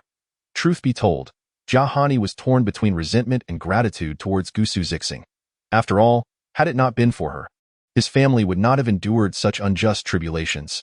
Yet, without Gusu Zixing, he would not have encountered such a wonderful girl, gentle, virtuous, and kind, who had even aided him in concocting pills to break through his realm. Although their time together had been brief, for reasons he could not quite articulate, Jia Hani's fondness for Gusu Zixing had risen to remarkable heights. However, Gusu Wang's expression remained impervious. He coldly mocked Gusu Zixing, saying, "What is this? Have you finally come to address me as brother? When you fled from home, did you ever consider that I am your brother? And now, you find yourself standing alongside outsiders, truly a treacherous wretch, eating the bread of one hand while biting the other. How dare you call me brother?" Upon witnessing the ruthless demeanor etched upon Gusu Wang's face, Gusu Zixing was engulfed by an even deeper despair. She had not anticipated that her brother could be so unreasonable and shameless. "Enough. You'd best step aside quickly, otherwise, you shall accompany this wretch to his grave." Gusu Wang showed no regard for the fact that Gusu Zixing was his sister. After all, his father had sired numerous sisters. He was indifferent to the existence of this unremarkable one. Abruptly, he amplified his spiritual power, unleashing a burst of purplish-red flames from the flute. Instantly, Gusu Zixing's complexion turned even more ashen. Meanwhile, Jia Hani was consumed by an overwhelming hatred. Although he harbored a profound loathing for Gusu Wang, he despised himself even more. He resented his lack of formidable strength. Had he possessed such power, he could have protected those he wished to safeguard. Suddenly, Gusu Zixing could no longer withstand the assault. She was violently propelled against the wall by Gusu Wang's flute, resulting in a painful collision. The impact left a noticeable wound upon her head. No. In that fleeting moment, Jia Hani's eyes turned crimson. He unleashed an unparalleled potential, rushing to Gusu Zixing's side and cradling her in his arms, weeping uncontrollably. Chapter 179. Ruthless torment useless. In an instant, Gusu Wang spat the words venomously before charging toward Jia Hanyu. Observing this, Jia Hanyu immediately cried out, "Do not come any closer. You have no right to approach her." His voice grew hoarse, taking on a tragically heroic tone. Nevertheless, Gusu Wang continued to regard him with merciless cruelty, retorting, "I have no right? Very well, allow me to demonstrate whether I possess that right." No sooner had Gusu Wang spoken than he abruptly raised the flute to his lips, producing a cascade of melodious notes that resonated from the instrument. In that moment, Jia Hanyu felt as though his entire head was on the verge of exploding. The notes, like phantoms, invaded his mind, distorting his thoughts and impairing his actions. "Humph, after hearing my melody, you shall surely meet your demise." Gusu Wang's voice penetrated Jia Hanyu's consciousness. Jia Hanyu could not fathom how Gusu Wang managed to play the flute while simultaneously transmitting his voice into his mind. Yet before he could contemplate this perplexity, he was suddenly enveloped by an excruciating pain that consumed his entire being. Jia Hanyu cried out in agony, writhing on the ground as if he were enduring an immense torment. "Speak, surrender your martial arts, and I might grant you a swift death. Otherwise, you shall perish in suffering, just as you are now." The voice of Gusu Wang echoed once more in Jia Hanyu's mind. In that instant, Jia Hanyu felt as though this Gusu Wang was mocking him. What? Are you still unwilling to speak? Gusu Wang's chilling gaze fixated on Jia Hanyu as he continued, very well, if you refuse to divulge, then I shall be compelled to treat you with even greater cruelty. Excellent, since you wish for it this way, let me inform you that if you insist on taking this secret to your grave, your parents shall accompany you in death. And your sister, she is currently hiding in the bathroom, trembling in fear, I presume? Worry not, the bathroom is often the most comforting of places. Your sister is quite lovely. To receive my favor would be worth her demise. The devilish voice of Gusu Wang seeped into Jia Hanyu's ears, instantly enveloping him in a profound chill. That moment, Jia Hanyu longed to strangle this wretched fiend. But alas, he found himself powerless to do so. He truly despised himself for lacking the ability to resist. Do you hate me? Gusu Wang seemed to pierce through Jia Hanyu's thoughts as his voice once again penetrated his consciousness. In an instant, it felt as though Jia Hanyu's very soul was on the brink of collapse. Gusu Wang observed the scene with cold detachment, fully aware that Jia Hanyu was teetering on the edge of breakdown. Yet, the more precarious the situation became, the more exhilarated he felt. After all, how many had succumbed to his flute's melody and his torment in a similar manner? Jia Hanyu would be no exception. Chapter 180. The Slow Torment. Wretch, are you still unwilling to surrender? Must you witness your loved ones perish before you understand the meaning of regret? Gusu Wang glared at Jia Hanyu, whose indifference only fueled his wrath. In a fit of anger, he amplified the volume of his flute's notes, which were specifically designed to target Jia Hanyu, rendering the others oblivious to the sound. Naturally, if Jia Hanyu's parents were to hear it, they would likely descend into despair even more swiftly than he. For Gusu Wang's flute notes were imbued with spiritual energy, a form of mental assault. Yet, Jia Hanyu remained silent, not out of a desire to withhold his response, but because he was straining every nerve to resist Gusu Wang's insidious attack, leaving him no room to address the trivial inquiries posed by Gusu Wang. Seeing Jia Hanyu's silence, a cold smirk curled at the corners of Gusu Wang's mouth. This was precisely the reaction he sought. Very well, since you do not respond to me, it seems you have tacitly agreed that you wish for your family to suffer in your stead? A merciless smirk appeared on Gusu Wang's face. The reason he refrained from immediately executing Jia Hanyu and his family was that he had no such intention in the first place. His true objective was to acquire the martial arts techniques possessed by Jia Hanyu. Thus, he sought to torment Jia Hanyu slowly. But where to commence this torment? I see that your parents are quite elderly and have had their share of hardships, so I shall begin with your adorable little sister. As Gusu Wang spoke these words, he let out a hearty laugh. Simultaneously, he strode purposefully towards the neglected restroom. With a creak, the door of the restroom swung open. At that moment, Jia Hanbing, who was hiding behind the shower curtain, tightly covered her mouth with her small hand. She had not anticipated that this villain would come looking for her so swiftly. Could it be that Sister Zixing could no longer endure? As thoughts raced through her clever little mind, she pondered how to deal with that despicable villain's schemes. Little sister, I'm coming. Are you ready? Are you hiding behind the bathtub? From the looks of you, it seems you are also eager to spend a romantic evening with me. A look of chaotic delight spread across Gusu Wang's face. He advanced step by step towards the bathtub, where the shower curtain had fallen. Meanwhile, Jia Hanbing's heart raced uncontrollably, as if it were leading Gusu Wang closer to her. In the span of 3 seconds, Gusu Wang had arrived before the shower curtain. His eyes gleamed with an inexplicable light. With excitement, he rubbed his hands together and slowly began to draw back the curtain. However, at the moment he unveiled it, Jia Hanbing was nowhere to be seen. Where did she go? Gusu Wang was immediately taken aback. Never before had a mortal escaped from under his very nose. It seems this little sister wishes to play hide and seek with me. Do not worry, I shall find you very soon. With a cold smile curling at the corners of his mouth, Gusu Wang expanded his spiritual awareness, searching for the presence of Jia Hanbing. Meanwhile, Lin Su had already arrived at the neighborhood, undetected by any onlookers. Chapter 181. The eyes of despair. At this moment, Lin Su's speed had reached its utmost limit. Enhanced by the divine wind talisman, he had surpassed the boundaries of human capability. His swiftness rivaled that of a level 10 gale. Were it not for the magical enhancement, Lin Su had merely controlled the wind's force within his immediate vicinity, causing minimal disturbance to the surrounding air, akin to a gust of wind at 5 or 6 on the scale. Upon reaching the neighborhood where the Jia family resided, Lin Su did not pause but continued to ascend the stairs without a moment's rest. For him, this distance could be traversed in mere seconds. Meanwhile, within the confines of the Jia residence, in the bathroom, Gusu Wang had already uncovered the whereabouts of Jia Hanbing. It turned out that Jia Hanbing possessed no extraordinary abilities. She merely managed to leap onto the rod adorned with the shower curtain. However, at that moment, Jia Hanbing was trembling uncontrollably, as if she might plummet from her precarious perch at any moment. She was engulfed by an overwhelming fear. Despite her quick wit in hiding, she had not anticipated that Gusu Wang would effortlessly locate her. This person was a devil. Jia Hanbing lamented inwardly, questioning why such a fiend had crossed her path in life. Gusu Wang raised his head, a playful smirk dancing on his lips as he regarded Jia Hanbing. Why, dear, don't you find this exhausting? Would you like your big brother to assist you in easing those tense muscles? Upon hearing Gusu Wang's words, laced with a seductive undertone, Jia Hanbing nearly lost her grip and fell from the rod. Come here, little sister, Gusu Wang taunted with a cold chuckle.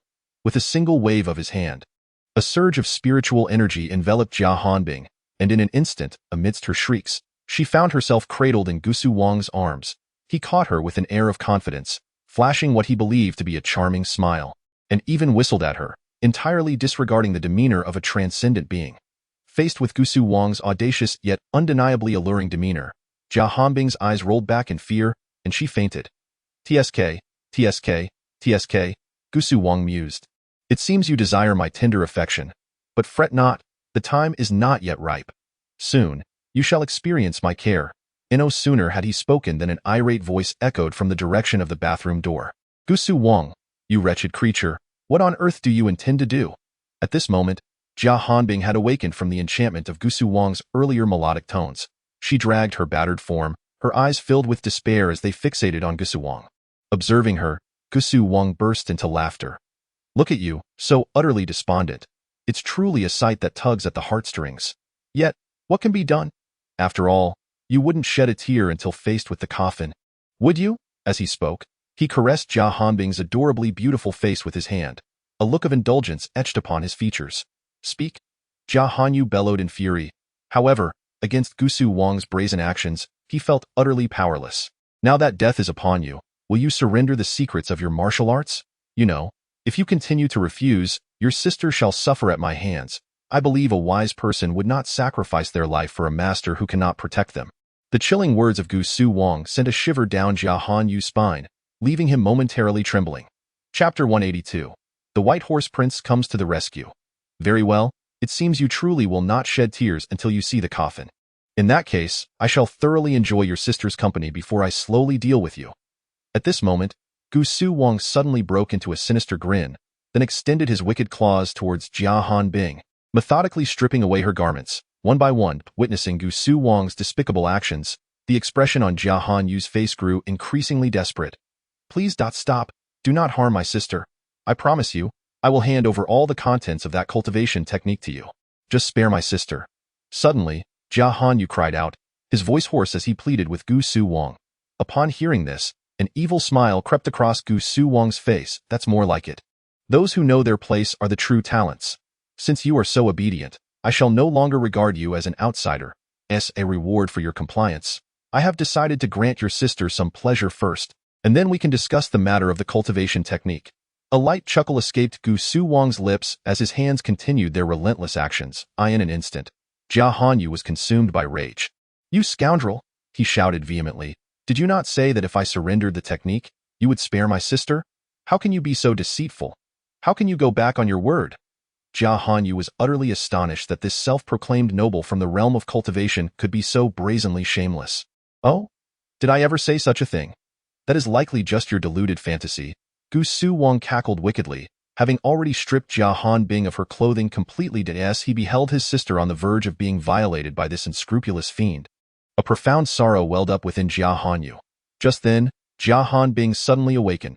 As she opened her eyes, she caught sight of Gusu Wang's grotesque face drawing near, prompting her to scream loudly and instinctively attempt to push this shameless villain away. Yet, instead of repelling him, she found herself forcefully pinned beneath him. Do not move. Gusu Wang growled menacingly. You would do well to comply. It will be less painful that way. This is something you cannot resist. Upon hearing this, Jia Hanbing screamed at the top of her lungs, Mr. Lin Su, come save me. Mr. Lin Su? Initially, Gusu Wang's face registered surprise, but he soon continued to sneer at her. Ha! No one else will come. Before arriving at your home, I had already encircled this area with a barrier. No one will hear any sounds from here at all. Otherwise, if we attracted someone who dares not intervene, it would be disastrous. As Gu Suwang finished his words, he once again pouted his lips and gradually moved closer to Jia Hanbing. Jia Hanbing was instantly thrown into a state of panic. She yearned to free herself from this villain, yet her strength was woefully inadequate, rendering her completely immobile under Gu Suwang's restraint. Meanwhile, Jia Hanyu was consumed with a desire to eliminate Gu Suwang. But alas, he was gravely injured, having barely managed to crawl to the entrance of the restroom. How could he possibly rescue his sister? Stop! Just as Gu Suwang was about to kiss Jia Hanbing, a grave voice suddenly pierced the air. Chapter 183. Lin Su's arrival. Lin Su appeared, unbeknownst to anyone, at the Jia residence. His cold, unfeeling gaze fixed intently on Gu Suwang, as if the latter had already been marked for execution in his eyes. The arrival of Lin Su left not only Jia Hanyu but also Jia Hanbing in utter astonishment. Jia Hanbing immediately called out to Lin Su, "Mr. Lin Su, you have finally arrived. Please, save my parents and my brother. Drive away this wicked man. He is inhuman and terrifying." Jia Hanyu was overwhelmed with emotion, tears of joy streaming down his face. Though he did not voice his thoughts to Lin Su, he felt an immense relief at the latter's arrival. Simultaneously, a wave of guilt washed over him. Just a minute ago, he had contemplated revealing Lin Su's secret, thereby betraying his trust. Yet now, with Lin Su's presence, he realized he had been spared from making such a grievous mistake. As Lin Su observed the gleam of joy in the siblings' eyes upon his arrival, a complex sentiment stirred within him. Truth be told, these two siblings were indeed kind-hearted. One upheld his promise even amidst peril, while the other, undaunted, sought assistance in a time of danger. Notably, upon Lin Su's arrival, she did not immediately ask for her own salvation but instead prioritized the safety of her parents. Such noble qualities left even Lin Su feeling a sense of inadequacy. Nevertheless, amidst his reflections, the pressing matters at hand demanded resolution. At that moment, the grave-faced Gu Suwang was the first to address Lin Su. "You are the esteemed Mr. Lin Su. You appear so youthful, yet dare to claim such a title. Do you understand that Mr. is a term of respect, both in modern times and in antiquity? Ask yourself, what qualifications do you possess to be addressed as such?" Upon hearing Gu Suwang's lengthy tirade, Lin Su could not help but respond with a cold smile. "I certainly possess that qualification. You are currently bullying my brother, and the martial arts he wields are those I have taught him. So, do you truly believe I lack the right to be called Mr.?" Upon hearing Lin Su's retort, Gu Suwang's eyes narrowed in realization. "Ah, so it is you who has stolen the techniques of the Gu Su clan? Very well, you shall soon taste the bitterness of despair." As he spoke, Gu Suwang casually tossed the item he held, Jia Hanbing, to the ground. Simultaneously, he pondered and addressed the slightly older man standing by, saying, "Third uncle, it is now your turn to take action, is it not?" In response, third uncle Gu Sugawi offered a faint smile and replied, "Very well, since my nephew has spoken, it is only natural that I, as your uncle, shall oblige." Once he uttered these words, Gu Sugawi cast a menacing gaze towards Lin Su. Previously, he had refrained from intervening because he believed that Gu Suwang was more than capable of handling the situation. Should he have rashly intervened, it would have rendered the encounter rather dull for Gu Suwang. After all, their purpose for this excursion was to thoroughly torment these mortals. However, they had not anticipated the sudden emergence of a wild card. Nevertheless, if Gu Suwang still felt he could manage, Gu Sugawi was more than willing to remain a passive observer. Ultimately, if his dear nephew wished to engage in a game, it sufficed for him, as the uncle, to maintain order without disrupting his nephew's amusement. However, now that a wild card had unexpectedly entered the fray and his nephew required his assistance, Gu Sugawi had no qualms about confronting Lin Su. At that moment, Gu Suwang wore a smug expression as he looked at Jia Hanbing and Jia Hanyu, stating, "Mr. Lin Su, how intriguing. Judging by your demeanor, your capabilities are quite commendable. I did not expect you to be a martial practitioner as well. It is no wonder you managed to pilfer our Gu Su family's martial arts manual. Looking at you, one would not suspect that you engage in such underhanded deeds. Do you not feel a twinge of shame?" Upon hearing this, Lin Su responded with a cold smirk. "You accuse me of stealing your Gu Su family's martial arts manual, yet you fail to produce any evidence. Is this truly the manner of conduct exhibited by your Gu Su family? To speak without substantiation? What a silver-tongued lad!" A glimmer of malice flickered in Gu Suwang's eyes. "It seems you are seeking death," he remarked. Gu Sugawi, too, bore a dangerous glint in his eyes as he said, You dare to smile in the face of peril? In response, Lin Su's face broke into a faint smile. You still dare to laugh? Gusu Wang exclaimed incredulously. You are in grave danger, and yet you retain such audacity? It appears you are resolutely intent on courting death. Whether I seek death is uncertain, but what I do know is that if you do not take your own lives within a minute, I shall be compelled to assist you in that regard, Lin Su stated calmly to Gusu Wang. What do you mean? Gusu Wang retorted, his face flushed with anger. You wish for us to commit suicide? Have you lost your senses? Lin Su merely smiled faintly at this, remaining silent. Humph, you foolish boy, do not underestimate the gravity of your situation. Do you not realize that, should I choose to, you could perish here at any moment? Gusu Gaoi said arrogantly to Lin Su. Although he could not be considered exceptionally gifted among the third generation of the Gusu family, in Lin Su's eyes, he was even less than that. Despite being able to discern at a glance that Lin Su, like them, was also a martial practitioner, neither Gusu Wang nor Gusu Gaoi could detect Lin Su's cultivation level. This was because the energy within Lin Su was of a higher caliber than theirs. Thus, while they could sense the presence of Lin Su's energy, they were unable to accurately identify the state of his spiritual essence. However, at this moment, Lin Su paid no heed to Gusu Gaoi, as he had already sensed that Jia Hanyu's aura was growing increasingly faint. Consequently, Lin Su swiftly moved to stand before Jia Hanyu, concern etched on his face as he inquired, Hanyu, how are you feeling now? How much longer do you think you can hold on? Upon hearing Lin Su's words, Jia Hanyu immediately expressed his guilt, saying, Boss, I'm sorry for holding you back, I feel unworthy of you. As Jia Hanyu spoke, his voice trembled with emotion, and due to his physical condition, his sobbing turned into persistent coughing. Witnessing Jia Hanyu's distress, Lin Su felt a pang of sympathy and said, Come now, don't speak. Let me tend to your injuries first. With that, Lin Su placed his hands on Jia Hanyu's back, pushing forward to accurately channel his spiritual energy into him. Chapter 185. Let me heal you first. Seeing Lin Su disregard them to heal Jia Hanyu, Gusu Wang and Gusu Gaoi were instantly struck with disbelief. Gusu Wang, with a fierce tone, admonished Lin Su, You audacious lad, how dare you ignore us? And stop pretending.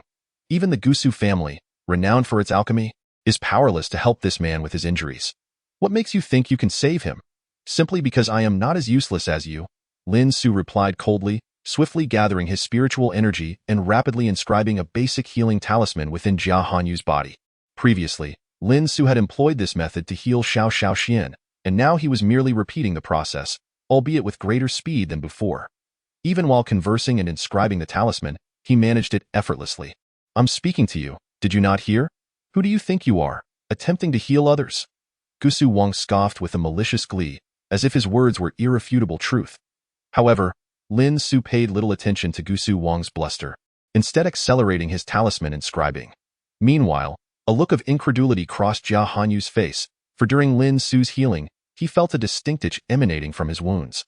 The blood that had been slowly flowing from his injuries was now gradually congealing.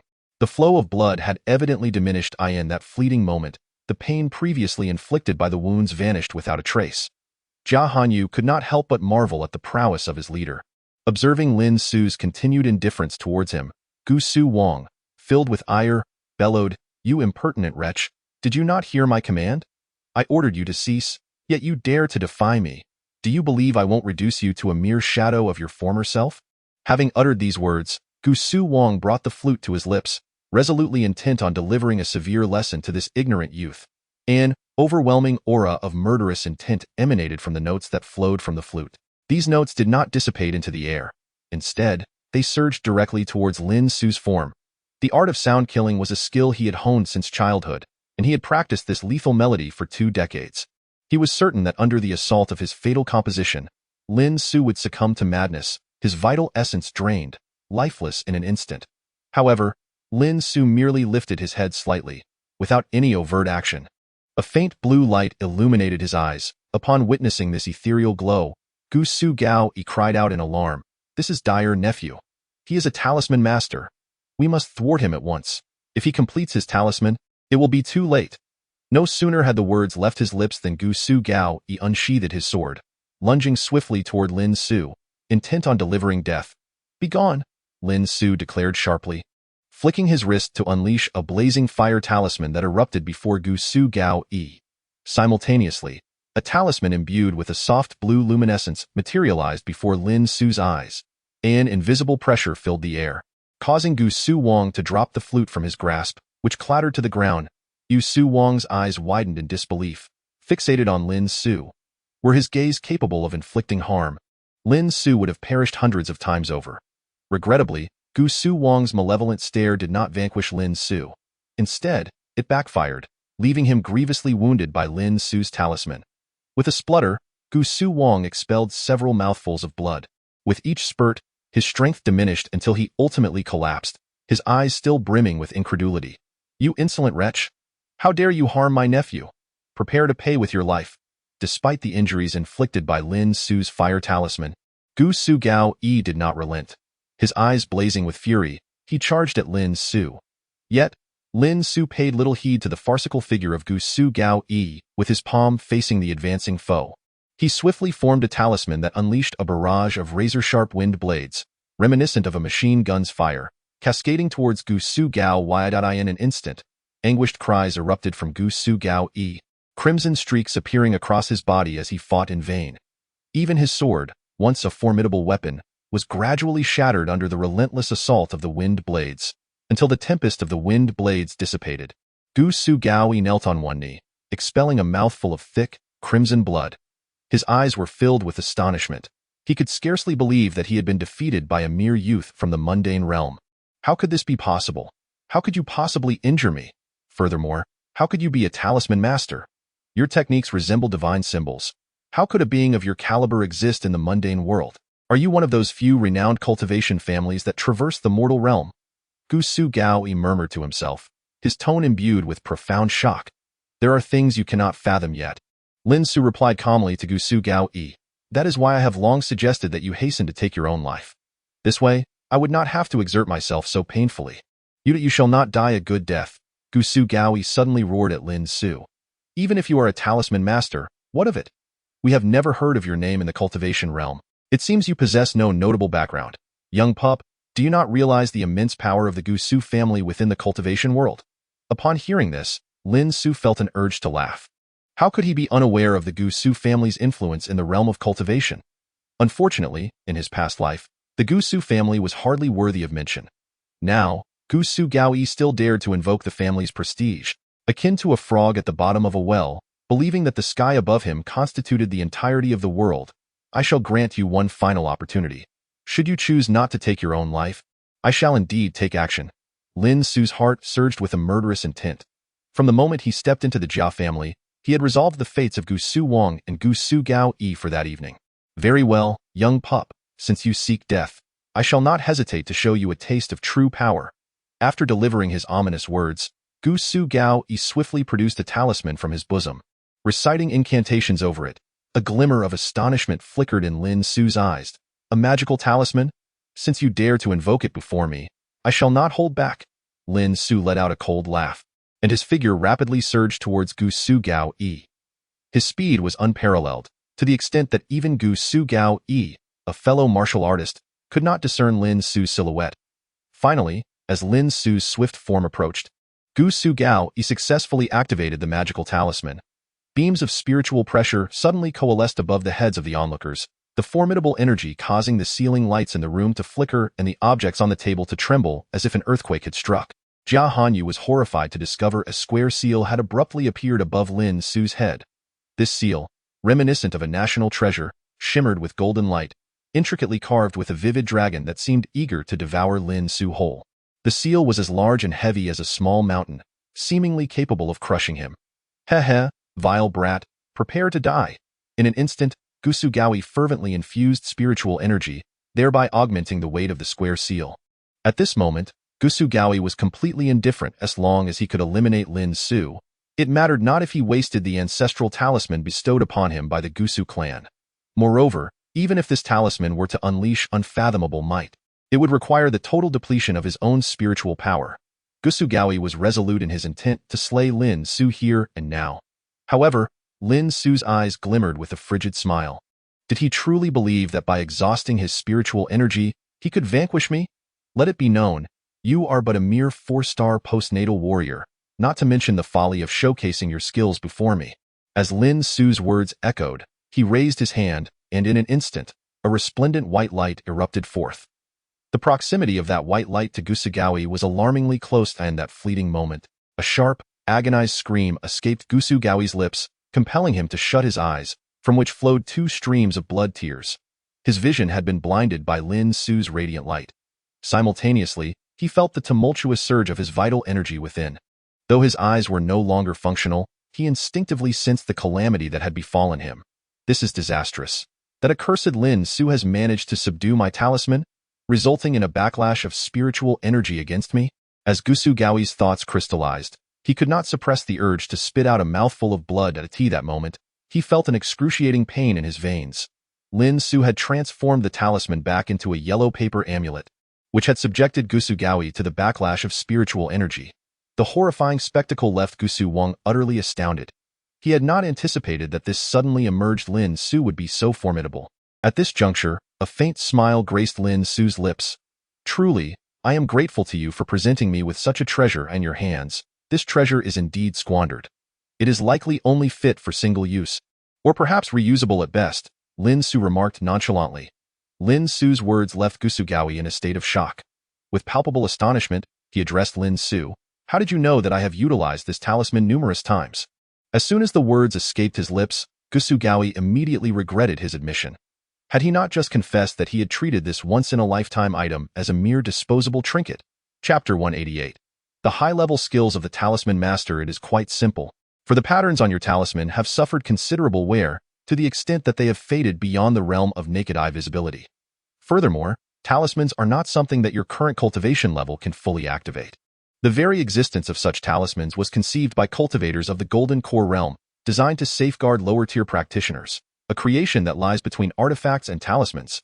The advantage of this talisman is that it allows lower-tier cultivators to unleash unimaginable offensive power. However, the drawback lies in its excessive consumption, rendering it generally suitable only as a means of survival. If I am not mistaken, resources on Earth are indeed exceedingly scarce. Even the hidden realms within the depths of Kunlun Mountain are no exception. In such circumstances, acquiring a talisman of magical power is no simple task. Naturally, one would devise ways to prolong the talisman's lifespan and usage. The method, in fact, is quite straightforward. By repeatedly channeling spiritual energy at certain intervals, the talisman will not fully unleash the replicated artifact's formidable power. The only downside is its insufficient offensive capability. Nonetheless, it must be noted that this talisman was crafted by a formidable individual of at least the third transformation of the Golden Core. Thus, its potency is not to be underestimated. It is entirely plausible that an ordinary postnatal warrior could be effortlessly vanquished by it. Alas, I am no ordinary postnatal warrior. At this juncture, Lin Su fixed his gaze intently upon the astonished Gusugawi, proclaiming, "For I am a master of divine talismans." As the final syllable resonated, Gusugawi was left utterly astounded. A master of divine talismans. Good heavens, even if these three words signify extraordinary abilities, such reverence seems unwarranted. Lin Su indeed harbored many astonishing qualities that left him in awe. Initially, Lin Su's rapid talisman creation speed baffled Gusugawi, and subsequently, the continuous condensation of spiritual energy into symbols. The manifestation of spiritual consciousness into symbols, culminating in the sealing talisman. Each skill was a coveted dream of every master of divine talismans. Yet, here was Lin Su, who had only just attained the postnatal warrior stage, effortlessly employing techniques reserved for advanced masters of divine talismans. This was truly beyond comprehension. Little did Gusugawi know that Lin Su's ability to wield such advanced techniques at the postnatal level stemmed from the profound intricacies of his cultivation method. Myriad talisman arts, along with the system's rewards, constitutes a transcendent cultivation technique, one that is undoubtedly the finest in existence. The spiritual energy cultivated through it surpasses that of other practitioners, both in quantity and quality. Moreover, the effects of myriad talisman arts entail mastery over all skills of a master of divine talismans. This implies that even if Lin Su can presently only employ the most rudimentary of talismans, the sheer accumulation of advanced skills would suffice to overwhelm his opponents. Of course, Gusugawi would be unable to perceive these subtleties. At this moment, Lin Su had already donned a veil of terror and mystery in his eyes. After securing the talisman seized from Gusugawi, Lin Su smiled at the now-recovered Jia Hanyu, who had been healed by his basic healing talisman, and said, "Hanyu, these two inept individuals are now under my control. How would you like to deal with them?" Upon hearing this, both Gusu Wang and Gusugawi displayed expressions of shock. Chapter 189. Let us settle this once and for all. All right, boss. Upon hearing Lin Su's words, Jia Hanyu instantly felt a surge of excitement as he rubbed his hands together. Earlier, these two scoundrels had inflicted tremendous suffering upon him and his family. Now that they had fallen into his grasp, if he did not repay them with tenfold retribution, he might as well abandon the Jia surname. Observing the malevolent glint in Jia Hanyu's eyes, Gu Su Wang, filled with terror, exclaimed to him and Lin Su, "If you dare to mistreat us, the Gu Su clan will undoubtedly not spare you. If you release us now, perhaps we can forget the past transgressions." Forget the past? Upon hearing Gu Su Wang's words, Lin Su let out a cold laugh and retorted, "How naive do you think you are? If I had not arrived in time, my brother would have been cruelly slain by you, and that adorable little sister would have suffered a similarly grim fate.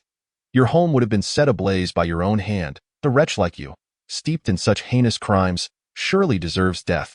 "You are slandering us," Gu Su Gaoi declared, pointing an accusatory finger at Lin Su. "We have not committed the acts you describe. Truly, how convenient it is to fabricate charges. Must I wait until you have committed those deeds before I intervene? That would be rather too late, would it not?" Lin Su replied, gesturing to the chaos strewn about. "Or perhaps you have suffered amnesia and forgotten your past misdeeds. Should I assist you in recalling them?" "A complimentary service." As he spoke, Lin Su stepped closer to Gu Su Wang. Alarmed by Lin Su's approach, Gu Su Wang screamed, What do you intend to do?" Just as the words left his lips, terror seized his heart, and in a fit of panic, he fainted. "What have you done to him?" Gu Su Gaoi shouted at Lin Su. "You have blinded my brother, and now you have killed Gu Su Wang. The Gu Su clan will not let you go unpunished." At this proclamation, Lin Su regarded Gu Su Gaoi with keen interest, saying, "Oh, the illustrious Gu Su clan is so well informed that they know it was I who dispatched your kin?" As he spoke, a murderous intent ignited in his eyes. Initially, he had intended to spare the two, as they were already gravely injured. One blinded by his own hand, the other fainted from fear, and had thus received their due lesson. However, now that Gu Su Gaoi dared to threaten him, Lin Su felt compelled to send them to the depths of hell. Upon hearing Lin Su's words, Gu Su Gaoi erupted into laughter. "What's this? Are you feeling fearful? Our Gu Su clan is well connected. There is nothing we do not know. This includes the events transpiring here, as our actions have the tacit approval of the Gu Su clan. They are aware that our mission is to track down Gu Su Zixing. If we were to perish outside, it is likely that the members of the Gu Su family would swiftly seek vengeance on your behalf." Upon hearing the words of Gu Su Gaoi, Lin Su could not help but let out a cold laugh and retorted, "Do spare me your theatrics. Do you genuinely believe that the Gu Su family possesses such extraordinary powers? That butterfly, though seemingly inconspicuous, might escape the notice of the average person, but alas, it is likely to have been extinguished by the gust of wind that accompanied my arrival." At these words, a grim smile spread across Gu Su Gaoi's face. "What have you done to our rainbow spirit butterfly?" Gu Su Gaoi nearly choked on his own blood, astonished that the Gu Su family's greatest secret of communication had been so effortlessly unveiled by an outsider. "You must be curious as to how I am privy to the secrets of your Gu Su family, aren't you?" Lin Su said with an amused expression. "The answer is rather simple. In my presence, your Gu Su family has no secrets whatsoever. To me, you are nothing more than refuse, easily discarded into the trash bin. Do you have any objections to that?" Upon hearing this, a bitter smile appeared on Gu Su Gaoi's face. What objections could he possibly raise? Even if he had any, should Lin Su, in a fit of rage, decide to end his life, and if the Gu Su family remained oblivious to the truth behind his demise, he would find himself in an utterly unjust situation. It is worth noting that the rainbow spirit butterfly served as a recorder for all occurrences involving the disciples of the Gu Su family in the outside world. Through the rainbow spirit butterfly, the Gu Su family could gather all information regarding their kin traversing the mundane realm, functioning both as a means of oversight and a prompt response mechanism to assist their members in times of crisis. Unfortunately, the last shred of confidence that Gu Su Gaoi and Gu Su Wang had was ruthlessly shattered by Lin Su. Observing the disappointment etched on Gu Su Gaoi's face, Lin Su coldly remarked, "Of course, there is no need for you to despair too greatly. In fact, it is highly likely that the Gu Su family has already been apprised of the events transpiring here. As soon as the rainbow spirit butterfly met its untimely end at my hands, I ensured that the Gu Su family was informed of the impending fate that awaited you." Upon hearing this, an expression of disbelief washed over Gu Su Gaoi's face. "What did you say? Do you comprehend the gravity of your words? Why would you take such actions? Are you unaware of the consequences of provoking the Gu Su family?" In response, a scornful smile graced Lin Su's lips. "I am indeed fully aware. But what of it? Even if your Gusu family were to learn of this matter, what could they possibly do? If every member of the Gusu family were as foolish as the two of you, then it would be only fitting for them to meet their demise. Upon hearing Lin Su's audacious remarks and witnessing the unwavering confidence etched upon his countenance, Gusu Gao widened his eyes in astonishment and inquired, "You? Who exactly are you?" Lin Su, with an air of superiority, replied, "Curious about my identity, are you? I fear you lack the requisite qualifications to inquire. However, if you desire to know my name, I shall oblige, allowing you to depart this world with your eyes closed. Listen closely, for I am Lin Su." With that, Lin Su gestured towards the utterly stunned Gu Su Gao Yi, who had collapsed to the ground, and the unconscious Gu Su Wang, addressing Jia Hanyu. "Very well, these two miscreants are now in your hands. I must attend to my uncle, aunt, and your sister's injuries." Jia Hanyu nodded emphatically, responding, "Understood, boss." Subsequently, Lin Su turned and approached the side of Jia Hanyu's parents, who had long been in a state of unconsciousness. He proceeded to channel a basic healing talisman into each of their bodies. Although these talismans would not restore them to perfect health, they were sufficient to heal their wounds and preserve their lives. Having completed this task, Lin Su approached Jia Hanbing, who was curled up in a corner. He bent down, a gentle smile gracing his face as he inquired, "Was it you who called me just now?" "Brother Lin Su, indeed. It was I who called you," exclaimed the little girl, her face lighting up with innocence at the sight of Lin Su's warm smile. In her excitement, she leapt from the ground and embraced Lin Su tightly around the neck. Taken aback by the sudden affection from this naive child, Lin Su gently supported Jia Hanbing's frame while softly whispering in her ear, "Why have you suddenly taken to calling me Brother Lin Su? Just a moment ago on the phone, you referred to me as Mr. Lin Su, did you not?" Upon hearing this, Jia Hanbing's cheeks flushed with a rosy hue as she bashfully replied, "My brother often speaks of you. In his descriptions, you are all-powerful, a remarkable figure, and also my brother's elder. Naturally, I would think of you as Mr. Lin Su rather than Brother Lin Su." Lin Su couldn't help but chuckle at the child's candid response. "Binger, you displayed remarkable bravery today, seeking my assistance even amidst such chaos. It seems you are indeed quite courageous," he remarked with a gentle smile. Receiving Lin Su's praise, Jia Hanbing beamed with innocent delight. "Yes, Brother Lin Su, I am truly grateful to you today. Without your help, who knows what might have transpired?" Observing the genuine smile on Jia Hanbing's face, a warm sensation blossomed within Lin Su's heart. At merely 16 years of age, she was well-developed, tall, and possessed a charming demeanor. Her lively personality suggested she would undoubtedly blossom into an admirable young woman in the future. To speak candidly, the moment Lin Su laid eyes on Jia Hanbing, he couldn't help but feel a pang of envy towards Jia Hanyu, for he too longed for a sister as delightful as her. Observing the admiration reflected in Lin Su's gaze, Jia Hanbing suddenly felt a wave of shyness wash over her. Lowering her head and softly addressing Lin Su, "Brother Lin Su, may I ask you for a favor in the future?"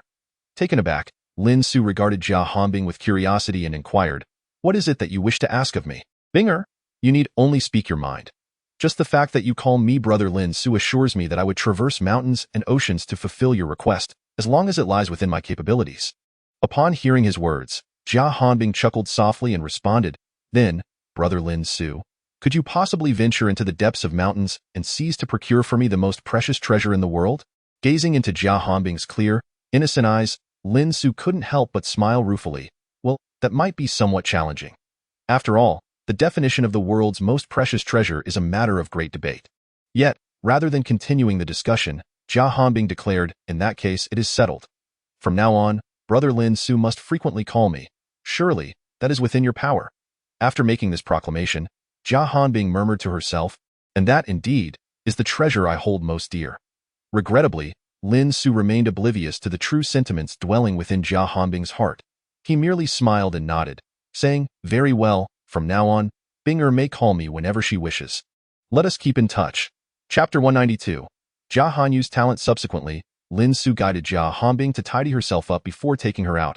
Firstly, he wished to stroll through the night market with her, to soothe her recently wounded spirit. Secondly, there were matters that required Jia Hanyu's intervention, which might involve some sensitive issues that needed to be avoided in the presence of a child. Approximately 2 hours later, as the clock approached midnight and Jia Hanbing began to feel fatigued, Lin Su escorted her back to the Jia residence. That moment, Jia Hanyu had already dealt with Gu Su Wang and Gu Su Gaoyi, handing them over to the police on charges of trespassing and robbery. As for the remaining matters, They were no longer Lin Su's or Jia Hanyu's concern. Jia Hanyu's parents and Gu Su Zixing had been meticulously taken care of, and at this moment, they were peacefully slumbering in their dreams. This was, of course, Lin Su's deliberate choice. After all, it was preferable for them to remain unaware of certain events. Thus, he had employed a slumbering charm early on, ensuring they would sleep soundly. Their well-being was also not a burden for Jia Hanyu to worry about, for Lin Su had cast a basic healing spell that would continuously release restorative energy within them, guaranteeing that any injuries would naturally mend in a few days' time. After Jia Hanying returned to his room to sleep, Lin Su sat down with Jia Hanyu in the neatly arranged living room.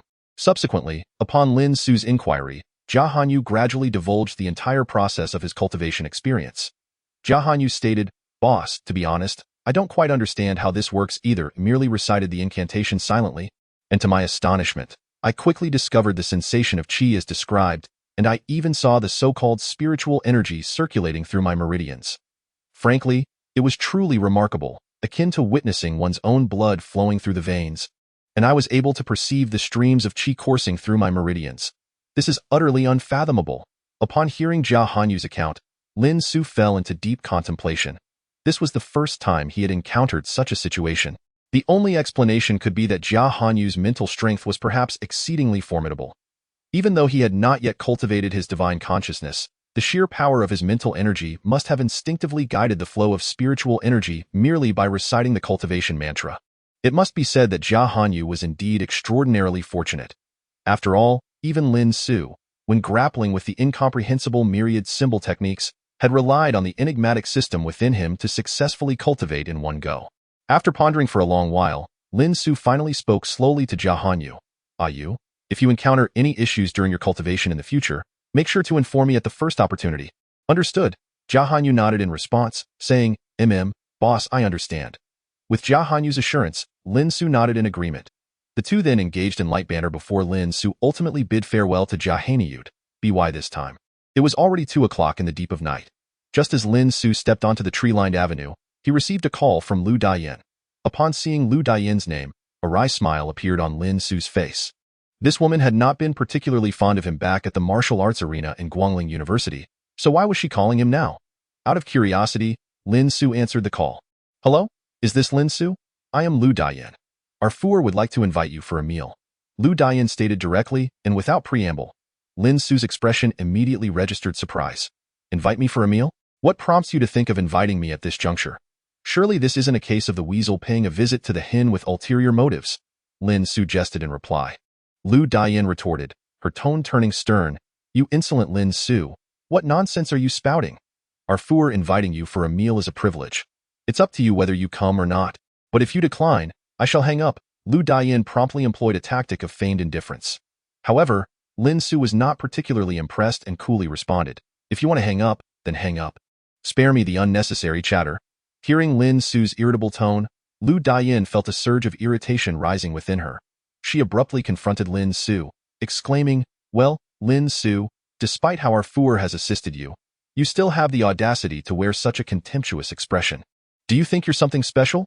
Upon hearing this, Lin Su calmly replied, "Not particularly special, but having the opportunity to wager with 2 stunning beauties, Nia Hongfu and Lu Dayan, and actually winning, is indeed a tremendous honor." The mention of the wager only served to infuriate Lu Dayan further. "You dare bring that up? Do you realize that at this point?" Lu Dayan fell silent, unable to continue. Observing this, Lin Su teasingly remarked, "What's wrong? Are you yearning for that wager? Receiving a kiss from me would surely be a profoundly delightful experience." "Bah, you shameless Lin Su," Lu Dayan retorted, hurling insults at him. Meanwhile, Lin Su distanced his phone slightly, patiently awaiting the conclusion of Lu Dayan's outburst. Simultaneously, he found himself lost in reverie in his previous life. Nia Hongfu was indeed a shrewd and capable woman, the sole female to establish a martial arts society at Guangling University. With a bevy of beautiful companions, she carved out a name for herself amidst the throngs of martial artists, an achievement that many men would find exceedingly challenging. Yet, Nia Hongfu accomplished this feat, driven by her immense passion for martial arts. Furthermore, she was a resilient woman, unwavering in her pursuits until the very end. This unwavering spirit was undoubtedly the reason for her eventual success. Her admirable qualities were truly remarkable. The reason this astute woman was now inclined to persuade Lu Diyin to invite him to dinner was abundantly clear. After all, the prowess he showcased on the martial arts arena at Guangling University 3 days prior was enough to impress any martial arts society within its walls.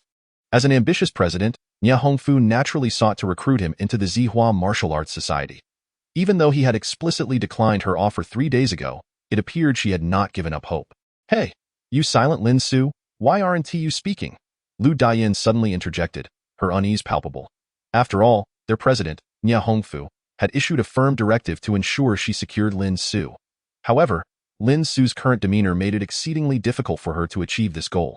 Was she truly expected to substitute for Nie Hongfu and surrender her first kiss to that mischievous scoundrel? No, Lu Diyin. What absurd thoughts are you entertaining? Your first kiss is reserved for the man you cherish most in the future. Certainly not for that insufferable rogue.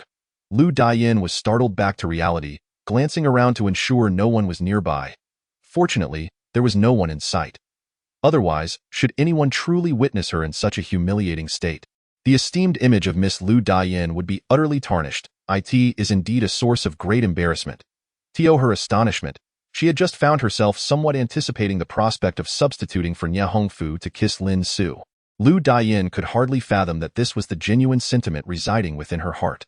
Meanwhile, on the other end of the line, Lin Su, jolted awake by Lu Diyin's voice, playfully remarked, "If I remain silent, do you find yourself missing me? You rascal, indeed a rogue."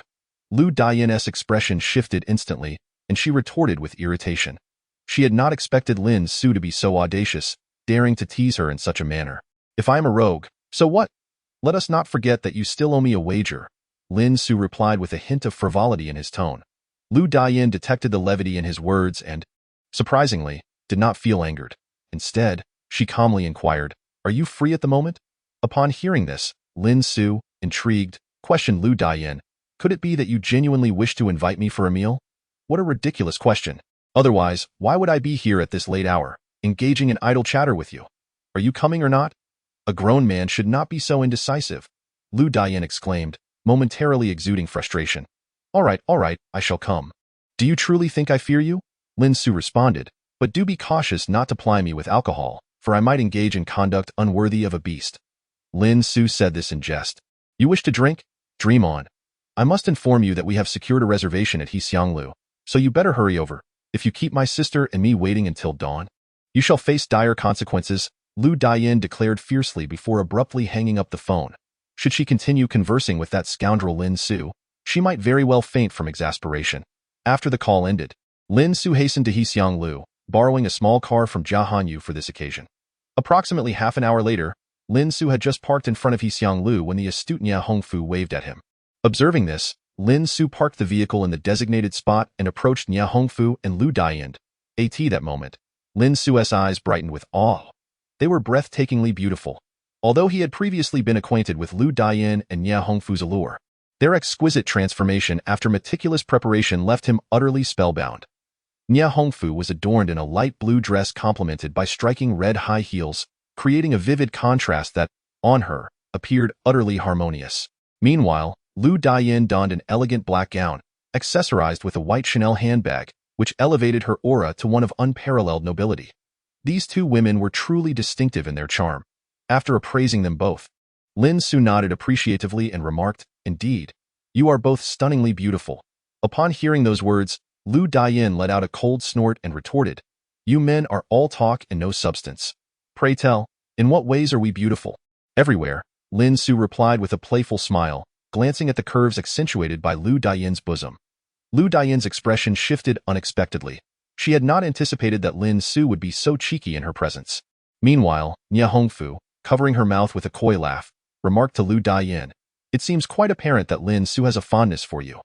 Upon hearing this, Lu Diyin promptly covered her mouth and exclaimed, "You little minx, what nonsense are you spouting?" Nie Hongfu, unyielding, joined in the playful banter, and the two women began to tease one another, reminiscent of their usual practice sessions. Lin Su watched with great interest as the two stunning beauties engaged in their friendly duel, not inclined to intervene. After all, their playful antics were all in good fun. Why not relish the delightful spectacle of their spirited exchanges and the fragrant breezes they stirred? A few minutes later, as the two beauties realized that their antics had attracted the attention of onlookers, they reverted to their usual demeanor, casting awkward glances at Lin Su. Observing this, Lin Su smiled faintly and said, "Ladies, why have you ceased your delightful performance? Ah, so we are to engage in combat while you merely gaze at the scenery. Is it not a splendid sight?" Lu Dian retorted with a haughty snort. Lin Su, in response, chuckled lightly and replied, "Indeed, it is quite the spectacle. If only we could add a wager to the mix, it would be even more perfect." "The wager?" Lu Dian and Ye Hongfu exchanged glances, surprised that Lin Su was still contemplating the idea of a bet. "Is it merely a trifling wager? I shall grant you one," Lu Dian declared, biting her lip tightly. In a sudden rush, she dashed toward Lin Su, wrapping her arms around his neck and planting a forceful kiss upon his lips. However, Lin Su did not experience the expected warmth. Instead, he felt a slight pain from Lu Dian's sharp teeth. Fortunately, Lu Dian had only intended to tease him and quickly released her hold. Lin Su, somewhat bemused, rubbed his sore lips and remarked, "Was that not a bit violent? You did not specify the extent." Lu Dian retorted defiantly, "In any case, the wager has now been settled, and we are even." She shot Lin Su a fierce glare. Lin Su, in response, wore an even more pronounced wry smile. "All right, let us not linger in this chilly breeze. The night snacks at Xianglo are renowned. It is always bustling here at dawn. We should seize this splendid opportunity and indulge ourselves. After all, securing a table at Xianglo is no easy feat." Upon finishing her statement, Nye Hongfu took hold of Lu Dian's hand and proceeded directly into the Hexiang Tower. Meanwhile, Lin Su gingerly touched his slightly aching mouth corner and leisurely followed behind the two stunning women. As soon as Lin Su stepped inside, he was immediately enveloped by the rumored elegant decor and the bustling atmosphere of the Hexiang Tower. It was indeed a curious phenomenon. Logically speaking, even the most gluttonous of diners would not venture out in the dead of night solely for a taste of exquisite cuisine. Yet, the dishes offered by Hexiang Tower possessed an undeniable allure. Were it not for the undeniable quality of the culinary creations, one might suspect that this establishment had illicitly infused their offerings with some forbidden chemical substances. Lin Su found himself intrigued, pondering what enchantment lay within the dishes that could entice so many patrons to linger endlessly. The reservation made by Nye Hongfu was located on the 3rd floor. Throughout the ascent, Lin Su assumed the role of a gallant protector, escorting Nye Hongfu and Lu Dian up the stairs. Countless envious glances were cast their way, for the ethereal grace and beauty of Nye Hongfu and Lu Dian were simply otherworldly. This evening, having taken great care in their appearance, they naturally drew many eyes. In stark contrast, Lin Su, trailing behind the two beauties, became the target of unwarranted animosity. It was evident that many wished to displace him and assume the role of their gallant escort. However, had they known that the goddesses they admired had come to the Hexiang Tower solely to invite Lin Su for a meal, it was likely that the sheer intensity of their gazes and drool would have been enough to slay him. Regardless, Lin Su had long grown accustomed to such hostile scrutiny. He paid it no mind as he followed Nye Hongfu and Lu Dian, finally arriving at their private room on the 3rd floor. Upon entering, to Lin Su's surprise, Nye Hongfu and Lu Dian insisted that he sit between them, which left him feeling somewhat awkward. Yet, adhering to their wishes, he settled into his seat, while they took their places on either side of him. Subsequently, Nye Hongfu cleared her throat lightly, picked up the menu from the table, and pushed it toward Lin Su, stating, "Gentlemen first. Why not let you order?" Hearing this, Lin Su chuckled softly and replied, "Oh, are you truly disinclined to order? It's not that I don't wish to order. Rather, I aim to respect your dining preferences. Therefore, you must order this time."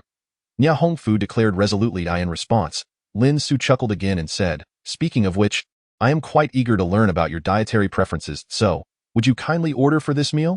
Observing the playful banter between the two, Lu Dian could no longer contain herself. She swiftly snatched the menu and boldly declared, "You two are being utterly indecisive. Since neither of you is willing to order, allow me to take charge." Chapter 196. The purpose of the banquet. Soon after, Nye Hongfu proceeded to order a lavish selection of 8 dishes and a soup before finally pausing. Lin Su couldn't help but inwardly marvel. It seems that these two enchanting beauties, true to their identities as cultivators, possess quite an impressive appetite, having ordered such an abundance of dishes. Once the 8 dishes and a soup were all served, Lin Su noticed a sumptuous spread before him. Crab vermicelli pot, white cloud pig trotters, broth-soaked pea shoots, salt-baked chicken, white sauce pomfret, char siu, oyster sauce stir-fried beef, steamed abalone, and jade soup. To top it off, Nye Hongfu even ordered a roasted meat fried rice as the main course. Gazing at the table brimming with steaming delicacies, Lin Su found himself quite astonished. He turned to Nie Hongfu and remarked nonchalantly, "With so much food, do you truly believe you can finish it all?" Upon hearing this, Nie Hongfu let out a light snort and replied, "Is this considered excessive? There is hardly enough here to satisfy my cravings." "You're not suggesting that you can only manage a single bowl of rice, are you?" She regarded Lin Su with a hint of curiosity, believing that someone as formidable as him should possess a considerable appetite. However, Lin Su merely wore a faint smile as he said, "Surely your invitation to dine here extends beyond mere sustenance, does it not? You're quite astute to realize my ulterior motives for coming here. Why don't you take a guess as to what my true intentions are?"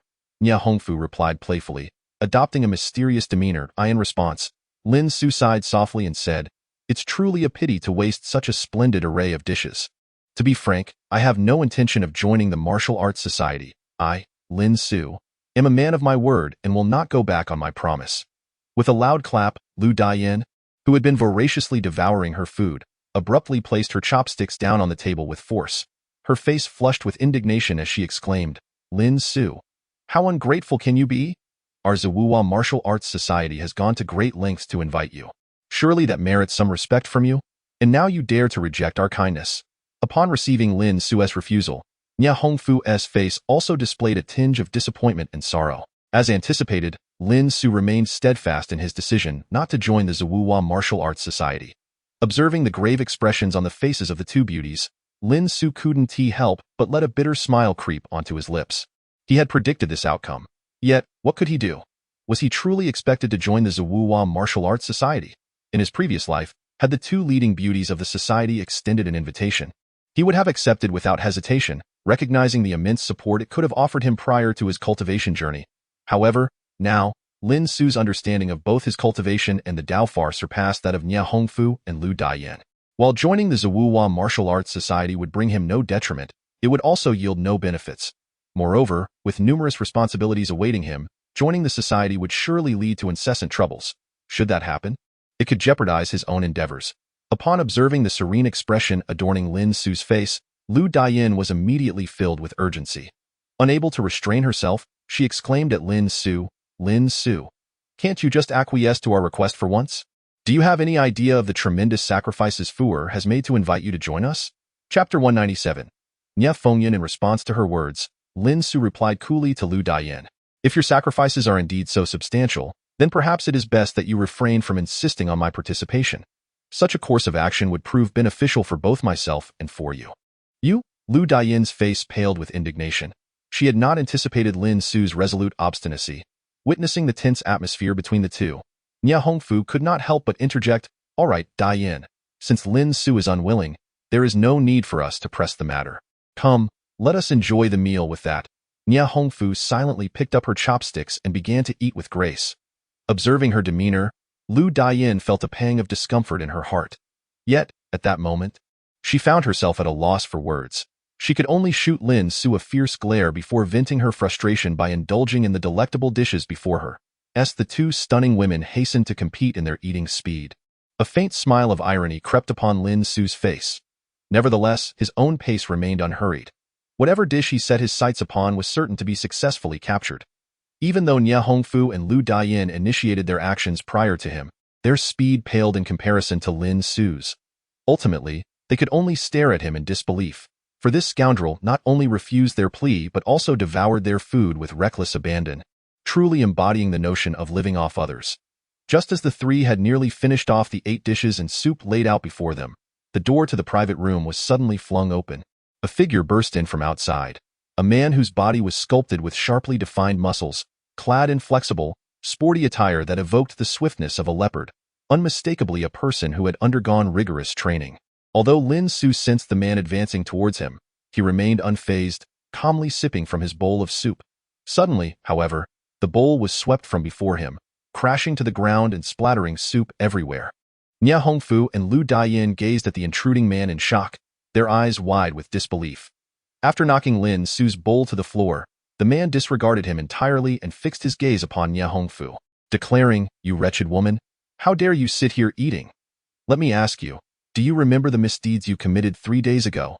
Upon hearing this, Nie Hongfu bit her lip tightly, clenching her delicate fist as she replied, "Brother, Can we discuss this at home?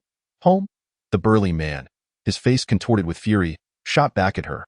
Whatever you have to say, you will say it here. If you cannot clarify, do not expect to return home. Upon hearing Nie Fengyun's words, Nie Hongfu's face immediately contorted into a bitter smile. She had never anticipated that her brother would come seeking her at such a moment. Could it be that she had truly erred in some way? What? Look at you. Are you too cowardly to admit it? Nie Hongfu, I have long warned you that there is no relationship between us. Therefore, you must never declare our connection to outsiders. Yet, what have you done? How dare you use my name to exert pressure on other martial arts societies? You worthless woman, if you cannot manage your affairs, you should promptly announce a dissolution. Why must you invoke my name? Are we so intimately acquainted? The expression on Nie Fengyun's face was filled with fury, as though Nie Hongfu had committed some heinous crime. Chapter 198. I voluntarily joined the Jiwei Flower Martial Arts Society, brother. I did not use your name, I approached them in my capacity as the president of the Jiwei Flower Martial Arts Society. Nie Hongfu rose to her feet, her fists clenched tightly, her eyes shimmering with a glimmer of clarity. Observing Nie Hongfu's pitiful demeanor, Nie Fengyun's ire intensified. How could I possibly have such a shameful sister? With that, he turned away, preparing to leave. The bitter smile on Nie Hongfu's face deepened. However, just as Nie Fengyun was about to exit the elegant room, a voice, calm and unperturbed, suddenly rang out.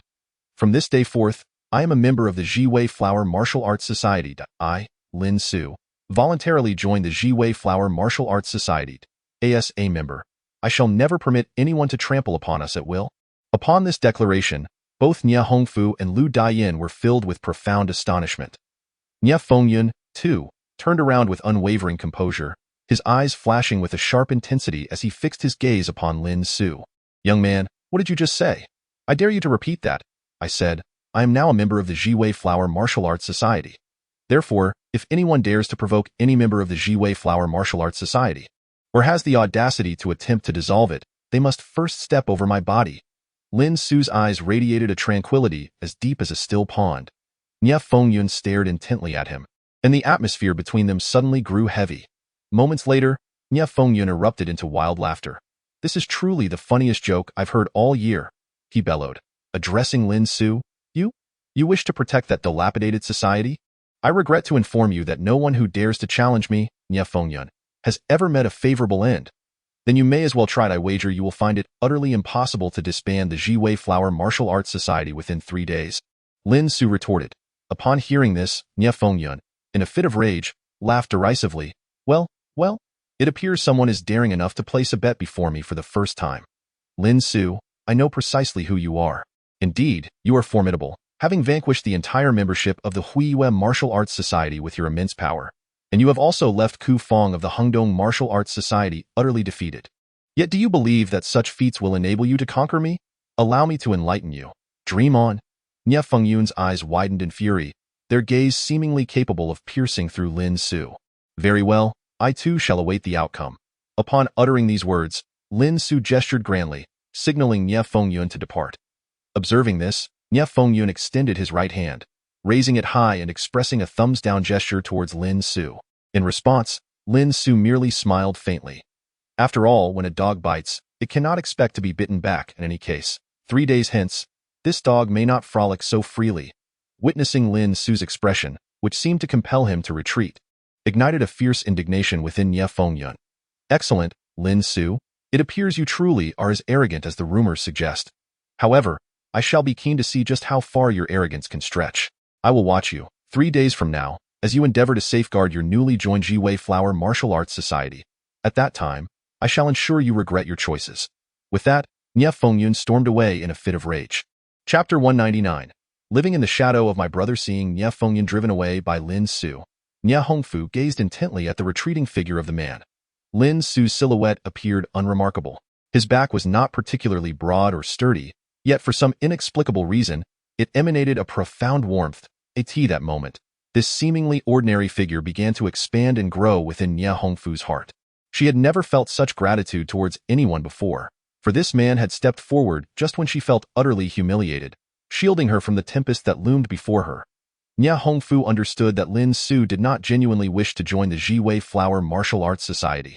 His earlier words were likely influenced by her brother, Nie Fengyun's demand to dissolve the society.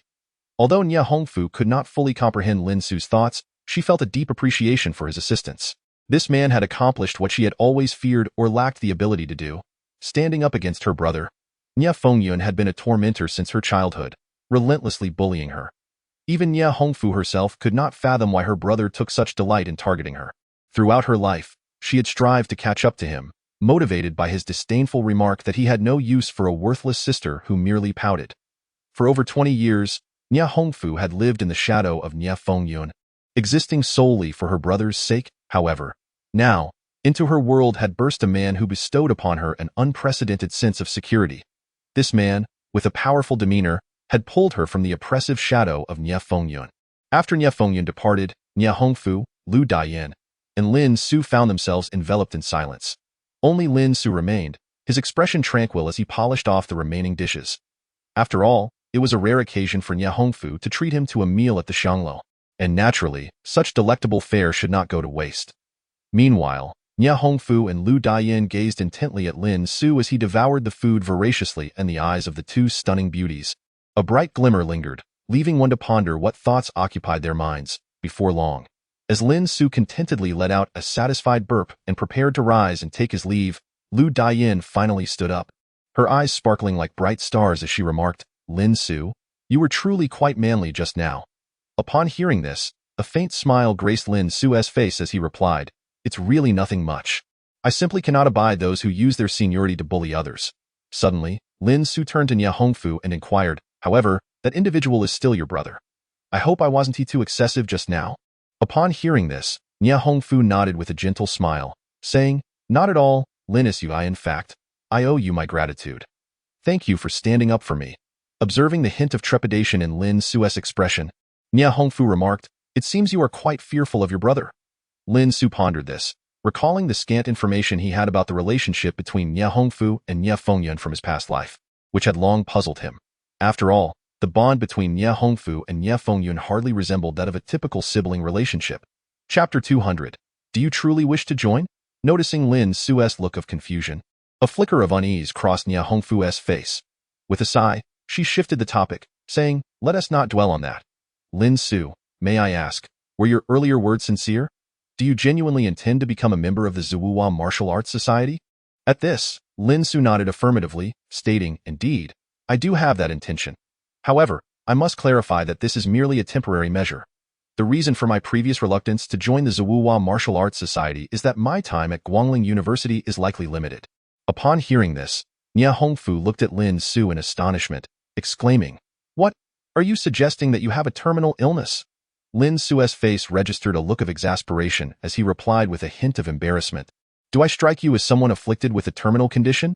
Nia Hongfu, upon hearing this, flashed a charming smile and replied, "You certainly do not seem like one. I was merely teasing you. Nevertheless, Lin Su, I genuinely appreciate your willingness to join our Zuwuwa Martial Arts Society.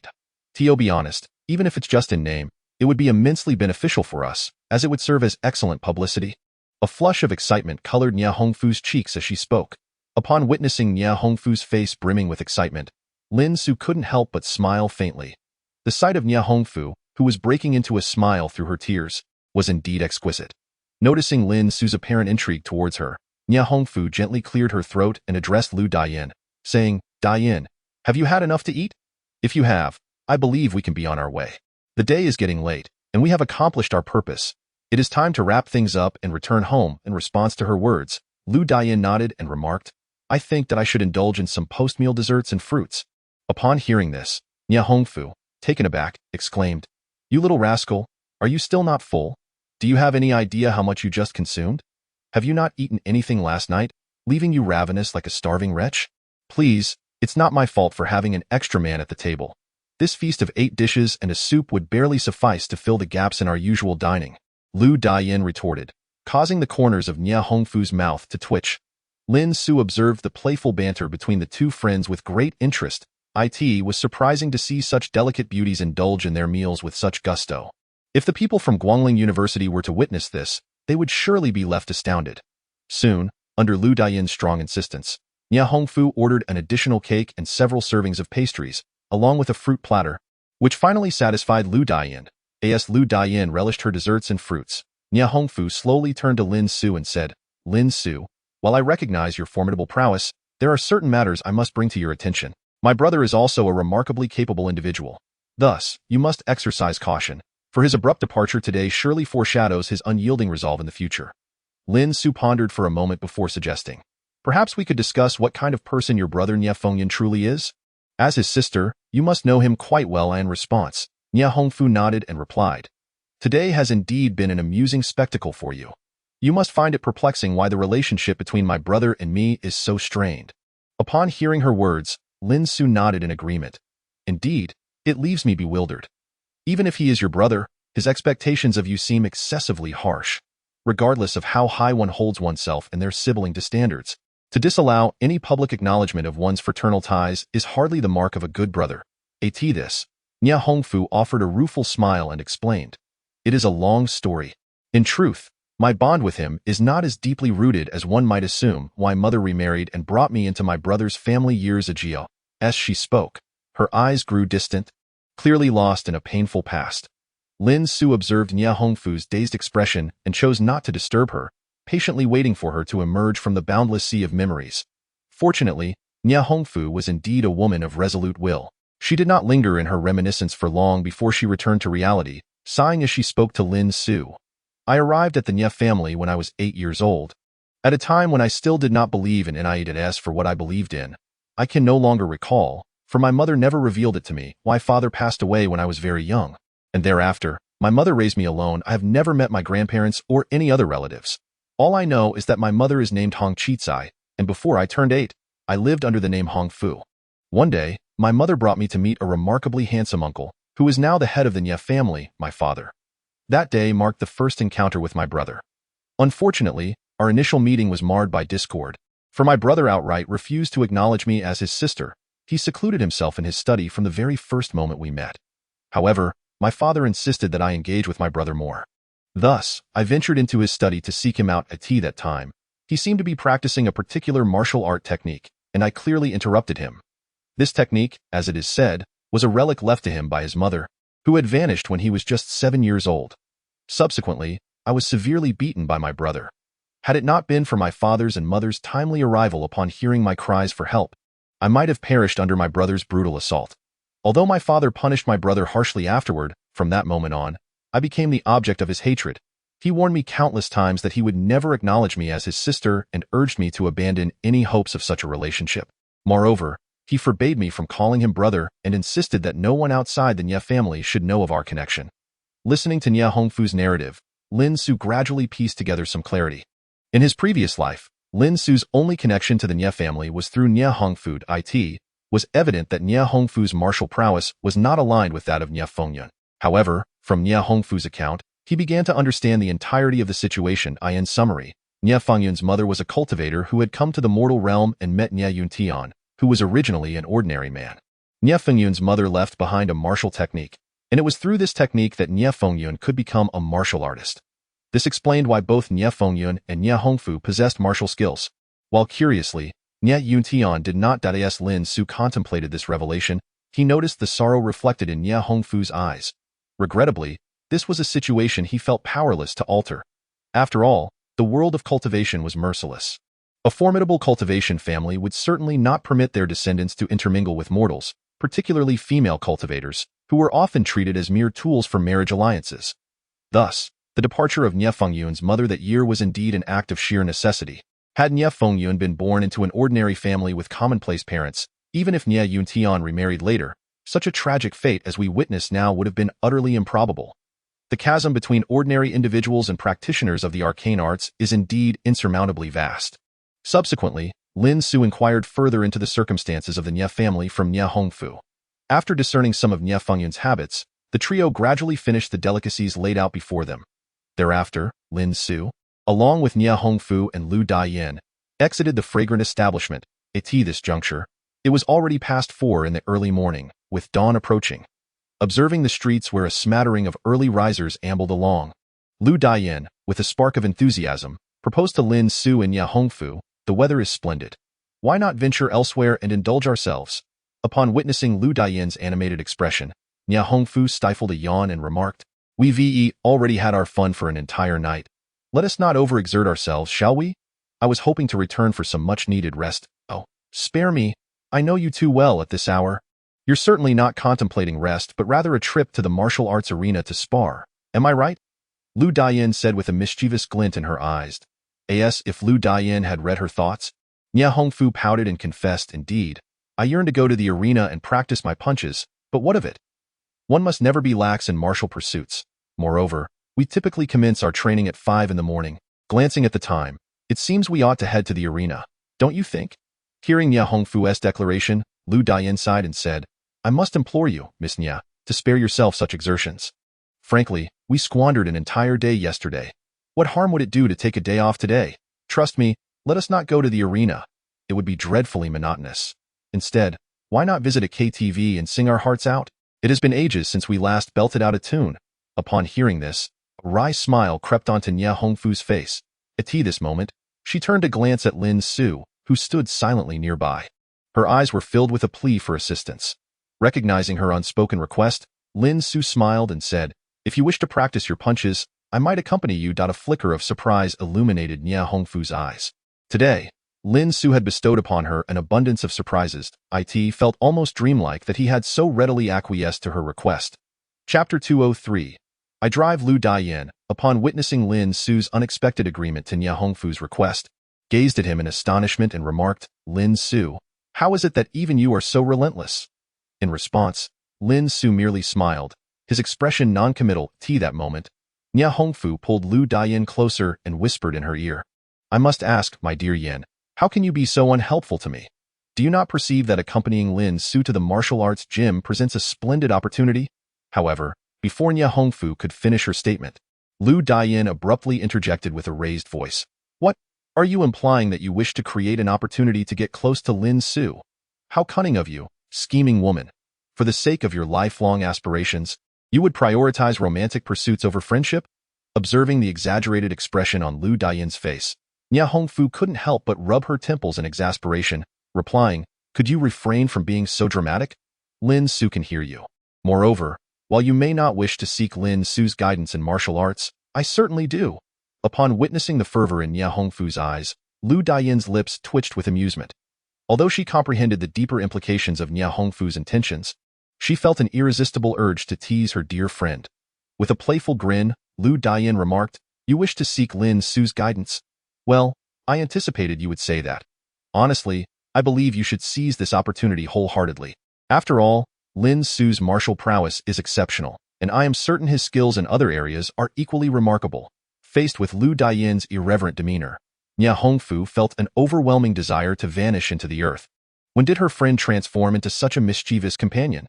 Noticing Nia Hongfu's embarrassed expression, Lu Dian's teasing intentions only intensified. All right then, let us heed Lady Nia's wishes and head to the martial arts gym.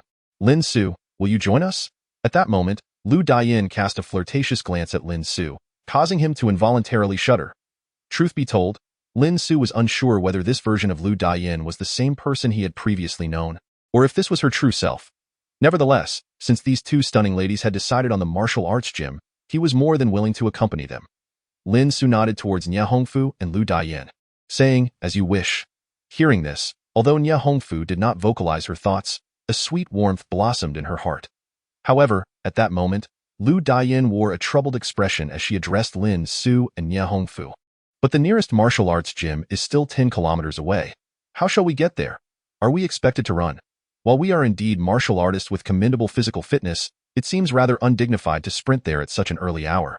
As she spoke, Lu Dian cast sly glances at Lin Su, as if hinting at something. Observing this, Lin Su chuckled lightly and replied, That is quite simple. I happen to drive here, so we can all go together. With that, Lin Su turned and brought over Jia Hanyu's business SUV.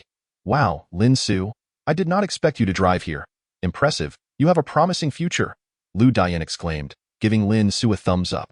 Meanwhile, a hint of surprise flickered across Nia Hongfu's face.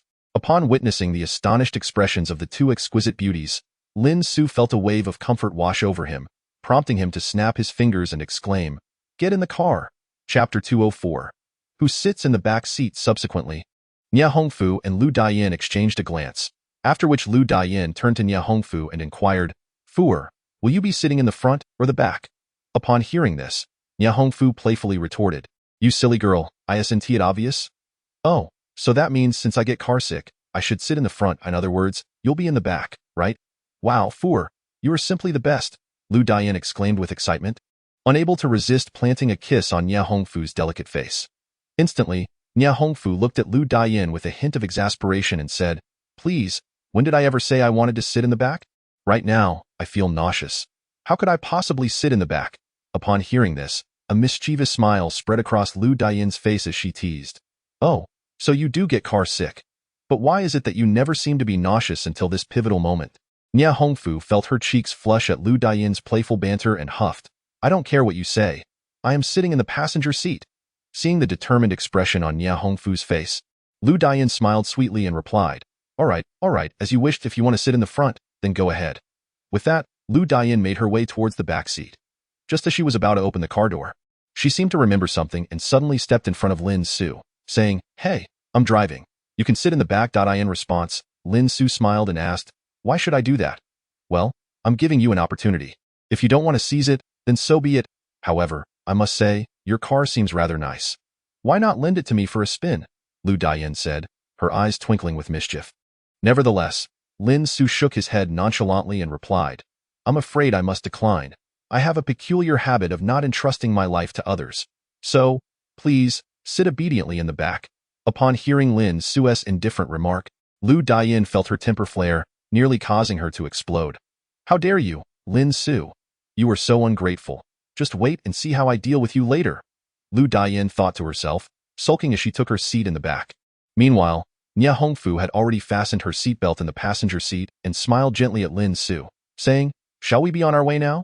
To which Lin Su replied calmly, of course, let us go. With that, Lin Su swiftly started the car, and amidst Lu Dian's startled exclamations, they sped forward. At that moment, Lin Su cast a casual glance at Nya Hongfu beside him. Before her, a vibrant flush of excitement illuminated her delicate face, while in stark contrast, the girl in the back seat, Lu Dian, was fixated on the scenery whizzing by outside the window, her small lips unleashing a torrent of exuberant shrieks.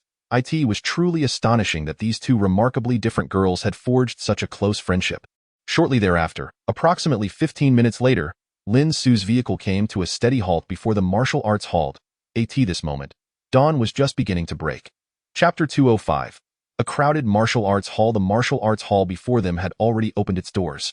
The ancient lights cast a warm glow, illuminating the sign that boldly displayed the four grand characters. Fengheng Martial Arts Hall. Lin Su gazed at the three-story building, steeped in antiquity, and couldn't help but let out a sigh of admiration.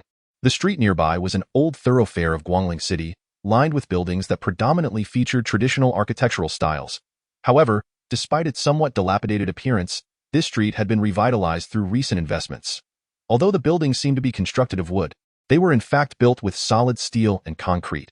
This gave the area a quaint charm, evoking a sense of timelessness, as if one had stepped back into ancient times upon entering this historic street. Fengheng Martial Arts Hall was named after its proprietor. While it may not possess the grandeur of other martial arts establishments, its owner was a genuine practitioner of martial arts, and the hall was equipped with comprehensive facilities. The owner had a profound understanding of martial arts, making it a place Lin Su frequented with great enthusiasm. Nya Hongfu smiled as she observed Lin Su, saying, "This is indeed a wonderful place." In response, Lin Su nodded. He had only begun to scratch the surface of what Fengheng Martial Arts Hall had to offer, and thus refrained from making extensive judgments. After all, his primary purpose for coming here was to exchange martial skills with Nya Hongfu. A secluded spot sufficed, and lavish surroundings were unnecessary for such exchanges. Before long, the trio stepped into Fengheng Martial Arts Hall. After traversing the foyer, Nya Hongfu led Lin Su to the second floor, which housed the true training area of the hall, sprawling across nearly 500 square meters. To Lin Su's surprise, despite it being only 5 o'clock in the morning, a considerable number of individuals had already gathered there. Even with the hall's ample space, the presence of thousands made the venue feel somewhat cramped. What a remarkable day it must be. Why are there so many people gathered here? Lin Su inquired with curiosity. Directing his question towards Nya Hongfu, she too appeared puzzled and replied, "Indeed, I am not quite sure why there are so many people today. It is only 5 o'clock. Could there be some event happening?" At that moment, Lu Dian, brimming with impatience, pulled over a handsome young man and feigned a coy demeanor. asking, "Excuse me, could I ask you a question? Is there some event taking place here today?" Initially, the young man, abruptly yanked by someone, wore an expression of displeasure upon his face. However, upon turning around and discovering that it was a beautiful woman, he broke into a foolish grin and remarked to Lu Dian, "My dear, are you not aware? Today marks the arrival of Mr. Feng Chun." Mr. Feng Chun. At this moment, even Nie Hongfu displayed a look of confusion. Observing this, Lin Su inquired of the young man, "Who is Mr. Feng Chun? Is he quite renowned? How could you not know Mr. Feng Chun? He is indeed very famous." The young man shot Lin Su a look of disdain. "Speaking of Mr. Feng Chun, his tale is nothing short of legendary. Do you have any idea how formidable he is? He is a martial arts master who once grappled with a lion bare-handed." His exaggerated expression elicited suppressed laughter from both Nie Hongfu and Lu Dian. Chapter 206. Who is Mr. Feng Chun? A martial arts master who battled a lion? In that instant, Lin Su's eyes sparkled with a keen interest in this Mr. Feng Chun. Yet, the young man seemed oblivious to the glimmer of eagerness in Lin Su's gaze and continued to narrate his story with great enthusiasm. Indeed, Mr. Feng Chun is exceptionally powerful. His ability to engage in hand-to-hand combat with a lion is a testament to his strength. How fearsome is a lion, you might ask? Those of you who have watched the animal world should be well aware. The explosive power of felines far surpasses that of canines of similar size. In ancient times, felines demonstrated an extraordinary survival capacity, ultimately leading to the extinction of larger canids, resulting in today's world where felines are significantly larger than canines. When considering humans in comparison to felines, our physical advantages pale in comparison to those of canines of similar stature. And when juxtaposed with felines, ordinary humans stand no chance at all. It is essential to recognize that a lion's size is already considerably greater than ours. Even if a lion were to be scaled down to our size, its ferocity would remain undiminished. Take, for instance, the strongest man in the world, boxer Mike Tyson. Although he has raised big cats, even he would not dare to provoke his pet. While lions may be slightly weaker than Bengal tigers, Mr. Feng Chun managed to engage a lion in combat and ultimately slay it. Would you not agree that this is terrifying? Moreover, his exploits extend beyond this singular event. Legend has it that he possesses a notoriously volatile temperament and erratic behavior. In an underground championship 5 years ago, Mr. Feng Chun brutally killed the reigning underground champion who was vying for the title against him. Although he was sentenced to 15 years in prison, for reasons unknown, he was released after just 5 years. Now, he strides into the Fengheng Martial Arts Hall like a hero, truly exuding an air of coolness. The young man's eyes brim with an unrestrained adoration. Observing this young man's fervent admiration for Mr. Feng Chun, even Lin Su cannot help but feel a flicker of curiosity. Meanwhile, the two enchanting beauties, Nie Hongfu and Lu Dian, upon hearing the young man's account, expressed their astonishment, exclaiming, "How can such a ruthless individual not be locked away in prison for life? It seems that Mr. Feng Chun is far from being as simple as he appears." However, the young man is rather unfazed by this and his eyes. Mr. Feng Chun is the most magnificent figure in the martial arts realm, and it is apparent that these two beauties do not share the same sentiment, indicating they are not of the same ilk. Thus, the young man can only shake his head and sigh as he watches Lin Su depart the grand hall with Nie Hongfu and Lu Dian. "Let it be, Lin Su. We should disregard Mr. Feng Chun. I do not believe he is a good person. Let us proceed to the Jingwu room for practice." Nie Hongfu's eyes glimmer with excitement as she speaks to Lin Su. Upon hearing this, Lin Su nods in agreement, saying, "All right." Subsequently, Nie Hongfu leads Lin Su to the Jingwu room she had reserved. Here, she is poised to share a joyful day with Lin Su. Chapter 207. A grand affair. The so-called Jingwu room is a secluded chamber filled with an array of martial arts equipment. Within this private space, one can find both traditional apparatus and a complete set of fitness equipment commonly used for physical training, alongside some newly developed, high-priced training gear tailored specifically for martial artists. In essence, the Jingwu room offers a plethora of services and equipment that cannot be experienced elsewhere. Nie Hongfu is indeed a regular patron here. She has long since acquired an annual membership card, generously contributing tens of thousands of yuan to this martial arts hall each year. Although the membership fee is substantial, for Nie Hongfu, it is but a trifle. After all, spending a few tens of thousands each year for the most luxurious experiences at the martial arts hall is truly worthwhile. Upon entering the Jingwu room, Lin Su quickly understands why Nie Hongfu holds this establishment in such high regard. The room is not only replete with a variety of training equipment, but it also features spaces for rest and offers various medicinal herbs to aid in recovery. It is evident that this martial arts hall has meticulously considered every aspect of a martial artist's training journey. And no wonder, then, that such establishments primarily sell services. Providing excellent service is essential for garnering a good reputation. Before long, time slips away. Lin Su and Nie Hongfu engage in a profound discussion regarding martial arts, during which Lin Su elucidates many of the confusions Nie Hongfu has encountered in her training, enlightening her greatly. Certainly, Lu Dian was listening attentively from the side, feeling that this trip was indeed worthwhile, while also acknowledging that her own gains were substantial. Just as the three individuals were immersed in the ocean of martial arts, a momentous change was unfolding outside the Jingwu room within the Fengheng Martial Arts Hall. The crowd was swelling, more and more people flocking to the hall, all eager to catch a glimpse of the legendary Mr. Feng Chun. After all, such a mythical figure piqued the curiosity of many who wished to ascertain whether he truly possessed extraordinary abilities. Otherwise, how could he have forged such a remarkable life? By around 8 in the morning, the number of attendees had reached its zenith. Indeed, the phrase "a sea of people" was hardly an exaggeration. The throng had become so dense that it was almost terrifying. At that moment, a procession finally arrived from outside the Fengheng Martial Arts Hall. It consisted of 3 luxurious black vans. The leading vehicle served merely as a guide, while the one at the rear acted as protection for the middle car. Such an extravagant display could only be likened to that of a celebrity's entourage. Soon, the convoy of black vans came to a halt in front of the Martial Arts Hall. From the foremost vehicle, 2 individuals swiftly emerged, each carrying a rolled-up carpet. They promptly unfurled the carpet between the rear seat of the luxurious black van and the entrance of the Fengheng Martial Arts Hall. This spectacle was truly reminiscent of celebrities attending an awards ceremony. Chapter 208. An impudent act. The crowd that had long been waiting around could not contain their excitement. Although they refrained from shouting or welcoming this distinguished guest with plaques as one might for a genuine star, the admiration for Mr. Feng Chun was unmistakably evident in their eyes at that moment. Meanwhile, within the martial arts hall, the atmosphere was akin to a boiling pot. While those outside had agreed to merely observe in silence, the fervor inside was palpable, filled with more zealous admirers. In that instant, they unfurled the welcome banners they had prepared, clearing a pathway for Mr. Feng Chun to pass, leading directly to the spacious venue on the second floor that had already been set up. Lin Su and Nie Hongfu, who had been training in the Jingwu room, sensed the enthusiasm of the crowd outside. They exchanged glances and, in unison, stepped out of the Jingwu room and made their way to the expansive second-floor venue, their eyes intently fixed on the stairway, curious about the appearance of the approaching Mr. Feng Chun, who had captivated so many. Before long, approximately half an hour later, a middle-aged man clad in a formal black suit suddenly descended from the black vehicle that had lingered in front of the Fengheng Martial Arts Hall for nearly half an hour.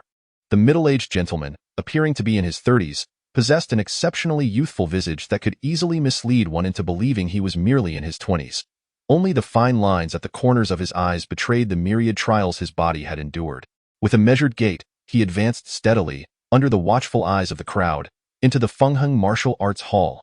Inside the hall, a hushed yet fervent assembly of fans fixated upon him. Lin Su, Nie Hongfu, and Lu Dian navigated through the throng. To be frank, upon their first encounter with Mr. Feng Chun, they found him rather unremarkable, lacking any distinguishing features that might capture their attention. Even Nie Hongfu and Lu Dian, who were accustomed to handsome men, regarded Mr. Feng's appearance as merely average. I left them puzzled as to why the crowd seemed so fervently enamored, resembling infatuated fans of youthful idols. Was it possible that he wielded an enchanting power over them, ensnaring their hearts and minds? Just as Lin Su and the others were engulfed in confusion, a singular action from Mr. Feng Chun drew Lin Su's attention. Despite their unfamiliarity with him, as he passed before them, his gaze, originally directed ahead, unexpectedly settled upon Nie Hongfu and Lu Dian, scrutinizing them with an intensity reminiscent of a lion that had not feasted in ages suddenly spotting a delectable prey. Had they not been cultivators of martial arts, possessing minds far beyond the ordinary, they might have been paralyzed by the predatory glint in his eyes. Nevertheless, Mr. Feng's impudent behavior was fleeting.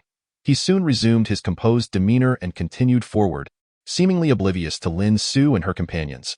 Only Lin Su, Nie Hongfu, and Lu Dian were privy to the disrespectful scrutiny they had just endured. Chapter 209. The ultimate philosophical question. Mr. Feng Chun's admirers remained blissfully unaware of his earlier indiscretion. Their attention was wholly captivated by his striking looks, physique, and charisma, rendering them oblivious to the subtlety of his gaze. At that moment, Mr. Feng had already ascended to the center of the spacious second-floor platform, which had been erected without their notice. With measured steps, he approached the elevated stage, surveying the sea of eager faces below. Their eyes sparkled with excitement, and hushed whispers began to ripple through the crowd. While a single murmur may be insignificant, the collective murmurs of many can crescendo to a formidable din. Mr. Fong stood regally upon the platform, allowing 30 seconds to pass in silence. Finally, at the 30th second, he inhaled deeply and, addressing the audience below, intoned with authority, "Silence." In this sentence, there seems to be an underlying power infused with the essence of martial arts, compelling those who were previously engaged in hushed whispers to fall into silence. Such an intimidating call to order caused Lin Su, Nia Hongfu, and Lu Daiyin, who were observing from the side, to shake their heads in disbelief. Naturally, Fang Chun, standing upon the high platform, remained oblivious to the peculiar behavior of Lin Su and the others in the distance. After a moment of contemplation, he slowly addressed the assembly below, saying, "To the friends who have traveled from far and wide, your efforts are commendable. I understand that the reason for your journey today must be a pursuit of a more profound martial artistry and a quest for a nobler martial spirit, is it not? I believe that everyone present harbors a vague understanding of what martial arts entails. So, what exactly is martial arts? Why do we seek self-cultivation, and why do we practice martial arts? In this contemporary society, is there still a necessity for self-cultivation and martial practice?" At this juncture, a smile graced Fang Chen's face. He surveyed the crowd, raised his hand, and proclaimed loudly, "Regarding this inquiry, I wish to invite a representative among you to provide an answer. So now, is there any capable individual who can elucidate what martial arts truly is, why we should practice it, and how we ought to conduct ourselves during this journey of martial cultivation? I wonder if anyone possesses the answer to this question." Upon finishing his words, Fang Chen's gaze swept across the assembly, his eyes brimming with anticipation, for he too yearned to uncover the answer to this enigma that had perplexed him for many years. However, as time elapsed, a shadow of disappointment began to cloud his expression. Indeed, the ultimate philosophical question he held in esteem was met with silence, leaving him disheartened. Just as half a minute had passed and Fang Chen contemplated bypassing this segment, Lin Su unexpectedly rose to his feet. Instantly, all eyes converged upon him, including Fang Chen. Yet, Lin Su could distinctly sense a hint of mockery and disdain reflected in Fang Chen's gaze. "I wonder what insight this friend might offer," Fang Chen remarked blandly, looking at Lin Su. Chapter 210. Considered a rival in love. Fang Chen was willing to wager that Lin Su was utterly unaware of the answer to this question. After all, even after years of martial cultivation, he himself remained unclear about its resolution. He could not believe that Lin Su, appearing so unremarkable, could possess the knowledge of this ultimate philosophical dilemma faced by martial artists. "Humph! How dare you stand alongside my two goddesses? Now, I shall ensure you make a spectacle of yourself before them, unable to hold your head high." Fang Chen fixed his gaze upon Lin Su, a mysterious smile curling at the corners of his mouth, as he deliberately sought to embarrass him. In Fang Chen's mind, Lin Su had already been relegated to the status of an adversary, and he relished the prospect of preemptively thwarting any potential threat. Since Lin Su has appeared beside the two goddesses he admires, it seems that Lin Su must meet his demise. However, the Lin Su standing beneath the stage feels a twinge of surprise. He merely stands up, not intending to respond to the question. Yet this Fang Chen dares to pose such an inquiry?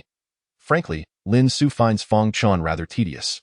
After all, some questions, even if he were to elucidate them for Fang Chen, would likely remain incomprehensible to him. In other words, even if Lin Su were to offer guidance, Fang Chen would probably regard him as a madman, which would only lead to further trouble. Although the enlightened are often regarded as teachers, Lin Su has no interest in assuming the role of mentor to Fang Chen. Ultimately, Fang Chen merely traverses the martial realm with the peak two-star prowess of a postnatal warrior, bolstered by a fierce determination. In Lin Su's eyes, Fang Chen is still far from mastering the martial arts. Yet, having harnessed the power of martial arts, he repeatedly loses control, inadvertently causing death. As for the means by which Fang Chen has managed to survive until now, that is of no concern to Lin Su. Thus, he naturally chooses silence in response to Fang Chen's inquiry. 3 full minutes pass, and Lin Su shows no inclination to answer his question. At that moment, Fang Chen's expression reveals a mixture of indignation and rage. This Lin Su is truly insufferably arrogant. How dare he disregard his question? If this individual refuses to respond, why then did he rise to his feet? Is he toying with him like a monkey? In that instant, Fang Chen feels an overwhelming urge to slay Lin Su. Meanwhile, the onlookers can no longer bear the scene. After all, everyone present is an ardent admirer of Fang Chen. Seeing Lin Su delay in answering Mr. Fang Chen's question, thereby wasting their time, a chorus of discontent resonates throughout the venue. Boy, if you refuse to answer or do not know the answer, either get lost or sit down. Don't waste everyone's time. Indeed, considering your age, how can you be so clueless? I said it before, this kid looks young. How could he possibly know the answers to such profound questions? I suspect he is merely trying to show off in front of the beauties, only to find himself at a loss for words, and now he has truly made a fool of himself. The crowd buzzes with unkind remarks, yet Lin Su remains impervious to their taunts, his expression one of serene indifference, as if he were untouched by their disdain. Chapter 211. Are you ignoring me? Lin Su indeed pays little heed to the individuals before him. After all, they are merely speaking out of turn. A group of pitiful souls unaware of the truth. With nearly a century of life experience accumulated from both his past and present, how could he possibly care about such trifling rumors? Thus, even amidst the cacophony of harsh voices surrounding him, he remains utterly unfazed. Sometimes, silence proves to be the most potent weapon. A few minutes later, as these individuals observed Lin Su's complete disregard for their presence, a gradual silence ensued once more. However, their faces bore traces of indignation, their gazes fixed upon Lin Su as though he had committed an unforgivable crime. Yet Lin Su remained unfazed. At this moment, Fang Chen finally displayed a flicker of emotion. He had not anticipated that Lin Su would prove to be such a formidable adversary. Typically, a person subjected to such humiliation would undoubtedly feel overwhelmed by shame. Yet, this Lin Su not only exhibited no hint of embarrassment, but instead stood there with an air of calm detachment. This realization left Fang Chen feeling exceedingly uncomfortable. With a grim expression, she addressed Lin Su. Brother, if you know the answer to the question, please share it truthfully. If you truly do not know, kindly refrain from wasting everyone's time and sit down willingly. Upon hearing these words, Lin Su finally spoke. He replied to Fang Chen, "What gives you the authority to command me to sit down? What did you say?" Fang Chen's complexion immediately shifted to one of astonishment. She had not expected that after all this time, Lin Su would utter a statement that provoked her utmost ire, and it was akin to someone who had waited in anticipation for a sumptuous feast, only to be met with a mouthful of refuse. Fang Chen was instantly filled with a surge of anger. She exchanged a knowing glance with the two bodyguards standing below. Upon receiving the cue, the bodyguards promptly procured several large, sturdy bricks from an unknown source. "Do you believe that I could shatter these bricks with a single kick?" Fang Chen remarked with a smirk, her eyes radiating an air of superiority. Lin Su, upon hearing this, offered no response and merely gazed at her indifferently, observing how Fang Chen would attempt to manipulate the situation. When Fang Chen noticed Lin Su's continued disregard, she mimicked his silence and suddenly shouted, launching a kick at the bricks held by the bodyguards. In an instant, amidst the gasps of the onlookers, the seemingly large and solid bricks were reduced to rubble. Perhaps, a street performer could break a single brick with one foot, but never had there been a performer capable of obliterating multiple bricks in such a manner. This illustrated the immense force required to shatter objects significantly larger than the sole of one's foot. It was precisely this extraordinary strength that allowed Fang Chen to wrestle with lions single-handedly. His power was indeed beyond the reach of the average person. Even a well-trained boxer would find it challenging to possess the explosive strength exhibited by Mr. Fang Chen. This is why he had recently gained such popularity. Now, if the force of that kick were to land upon you, what kind of effect would it produce? Fang Chen said with a half-smile, causing the assembled crowd to collectively gasp in astonishment. Chapter 212. Provocation. Was this a provocation directed at Lin Su? In that instant, all eyes turned to Lin Su with keen interest. If within the realm of their own fantasies, Lin Su appeared to have been reduced to mere minced meat by Mr. Fang Chen's kick. Yet, Lin Su maintained a serene smile upon his face, paying no heed to the man before him. Fang Chen, feeling slighted, thought to himself that Lin Su was truly lacking in courtesy. Thus, he resolved to show no mercy. With a cold smirk, Fang Chen addressed Lin Su. "It seems that this gentleman harbors quite the grievances against me. In truth, there is no need for such animosity between us. Though we are practitioners of martial arts, the essence of our discipline is self-cultivation and personal growth. Should I allow envy to fester in my heart towards you, it would indeed reflect my own shortcomings. If I have unknowingly offended you in any way, I kindly ask you to articulate it clearly. This way, we can communicate effectively. Feigning ignorance or madness is hardly a wise strategy." Upon hearing Mr. Fang Chen's words, the fervent admirers surrounding them displayed expressions of indignation. Our Mr. Fang Chen, indeed, is magnanimous. Yet, this insolent brat, seemingly emerging from nowhere, shows not a shred of decorum. Mr. Fong Qian had previously offered him amicable counsel, only to be met with such blatant arrogance. It appears he must be struggling in life. Seeking validation in this arena, a chorus of murmurs rippled through the crowd, casting disparaging remarks towards Lin Su. Observing Fong Qian's provocative stance atop the platform, Lin Su finally spoke with a calm demeanor. Ultimately, are you not yearning for a confrontation with me? Earlier, you inquired about the essence of martial arts. Let my fists elucidate what martial arts truly entails. With that declaration, Lin Su gestured towards the nearby Jingwu room, suggesting, this place is teeming with onlookers. Why not retreat to the Jingwu room for a proper spar? Upon hearing this, Mr. Fong Qian burst into laughter, exclaiming, I thought you were foolish. It turns out you are merely naive. Do you truly seek to challenge me without understanding the peril? Very well, I shall grant you this opportunity to witness what genuine martial arts entails. With that, Fong Qian leaped down from the platform and, with a lightness in his step, made his way towards the Jingwu room.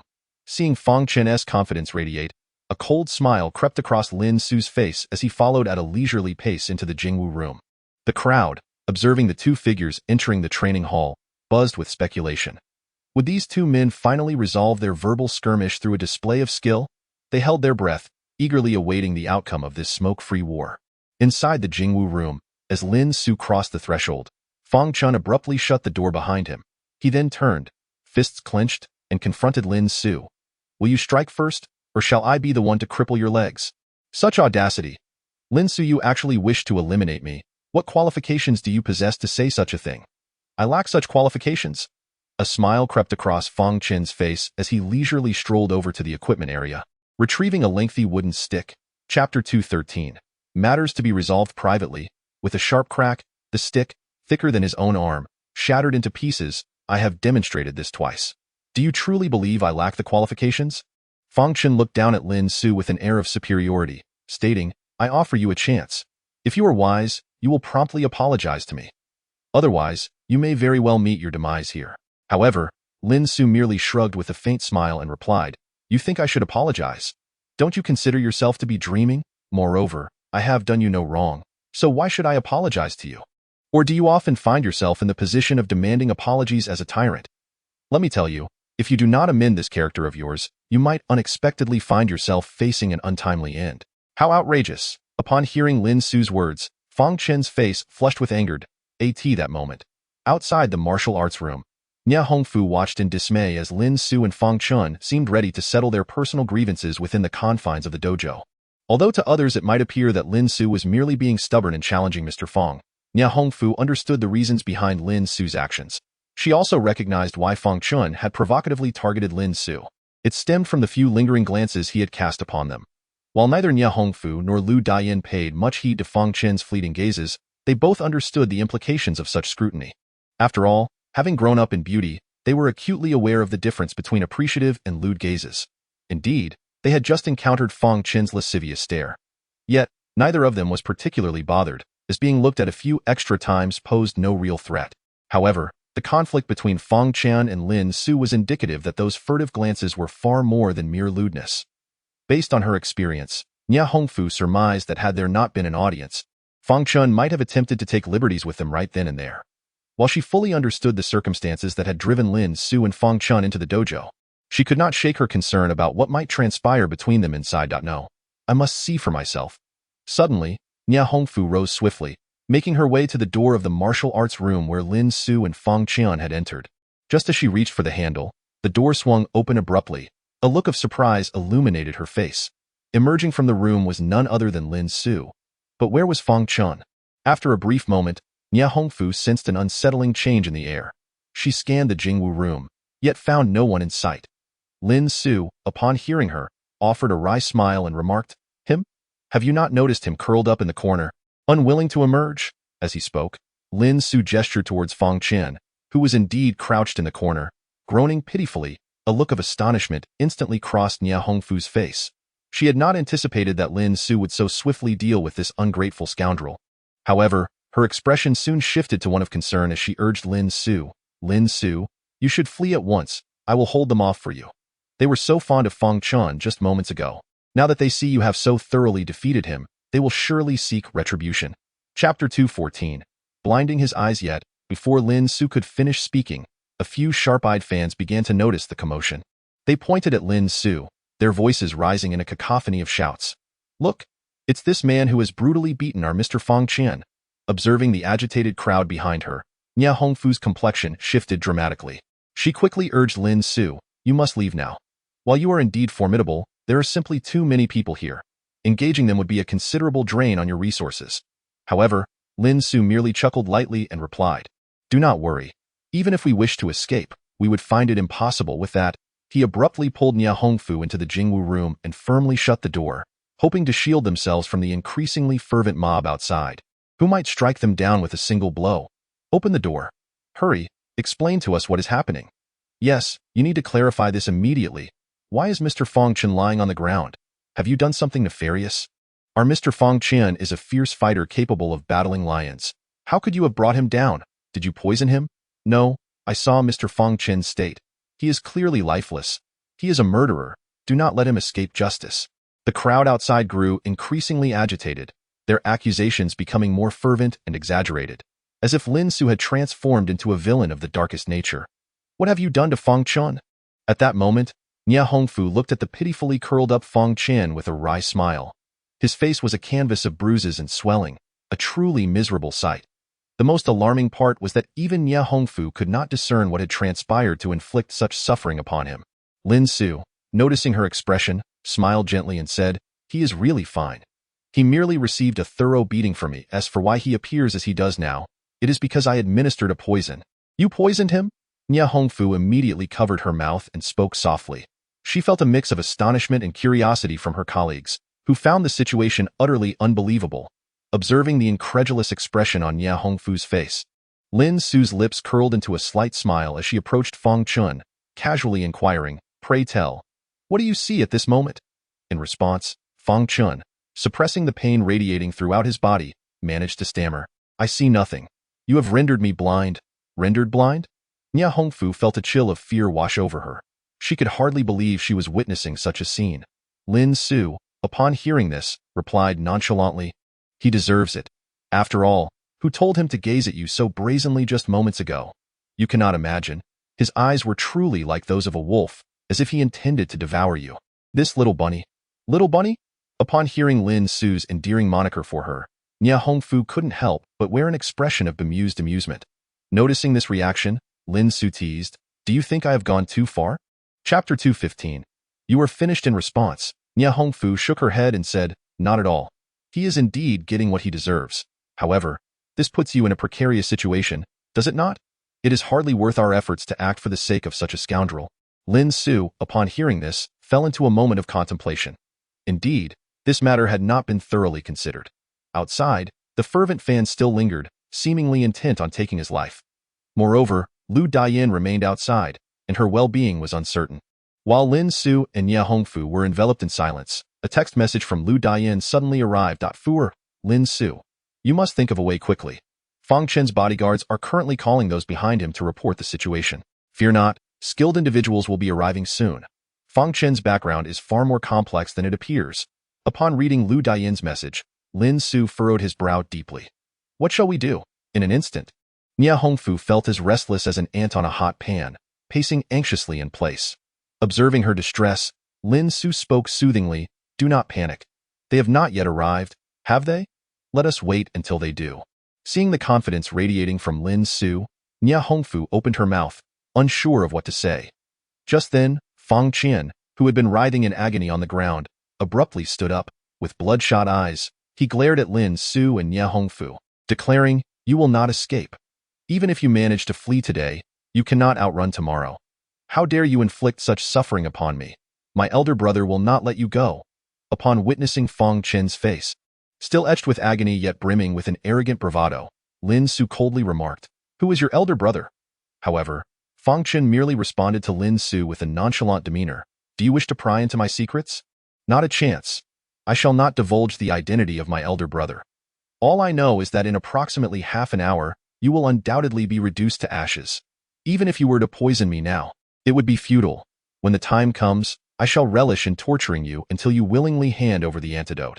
Before Fang Qian could finish his words, Lin Su suddenly vanished from view, reappearing before Fang Qian in an instant.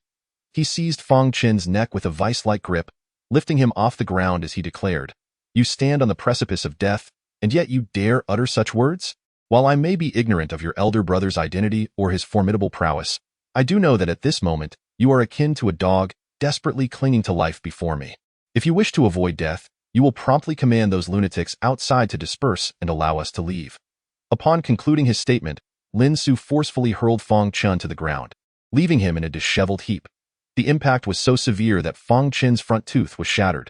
Despite the agony coursing through his body from both old and new injuries, Fang Chen fixed a fierce gaze upon Lin Su and proclaimed, "You would do well to refrain from any further actions and instead beseech my forgiveness.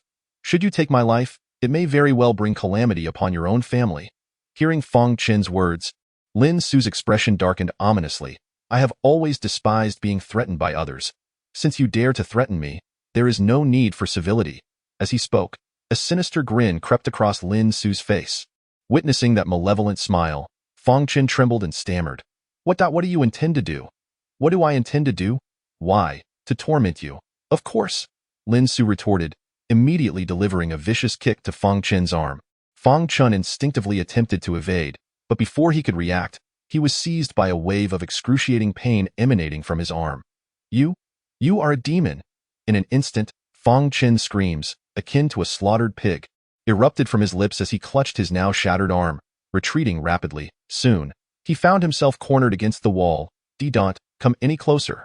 Cold sweat poured down Fang Chen's forehead, a flicker of fear creeping into his heart at the sight of Lin Su. This man was indeed terrifying. In that moment, all Fang Chen could think of was escaping from this dreadful individual. "And yet, do you still threaten my family?" Lin Su inquired, a sardonic smile playing on his lips, wielding a wooden sword as though prepared to pierce Fang Chen's body should he find the answer unsatisfactory. Fang Chen had every reason to believe that Lin Su could accomplish this feat. After all, Lin Su had previously demonstrated his formidable strength to him. If Fang Chen still failed to grasp the vast disparity between himself and Lin Su, then he had truly wasted his time training for so long. Fang Chen swallowed hard as he addressed Lin Su, saying, I dare not, I beseech you, spare me." As he spoke, Fang Chen even knelt on one knee, seemingly pleading for Lin Su's forgiveness. Upon witnessing Fang Chen's subservient demeanor, a sneer of disdain appeared on Lin Su's face. "Very well, since you are so perceptive, I shall grant you an opportunity. Go outside and disperse that crowd, allowing us to depart."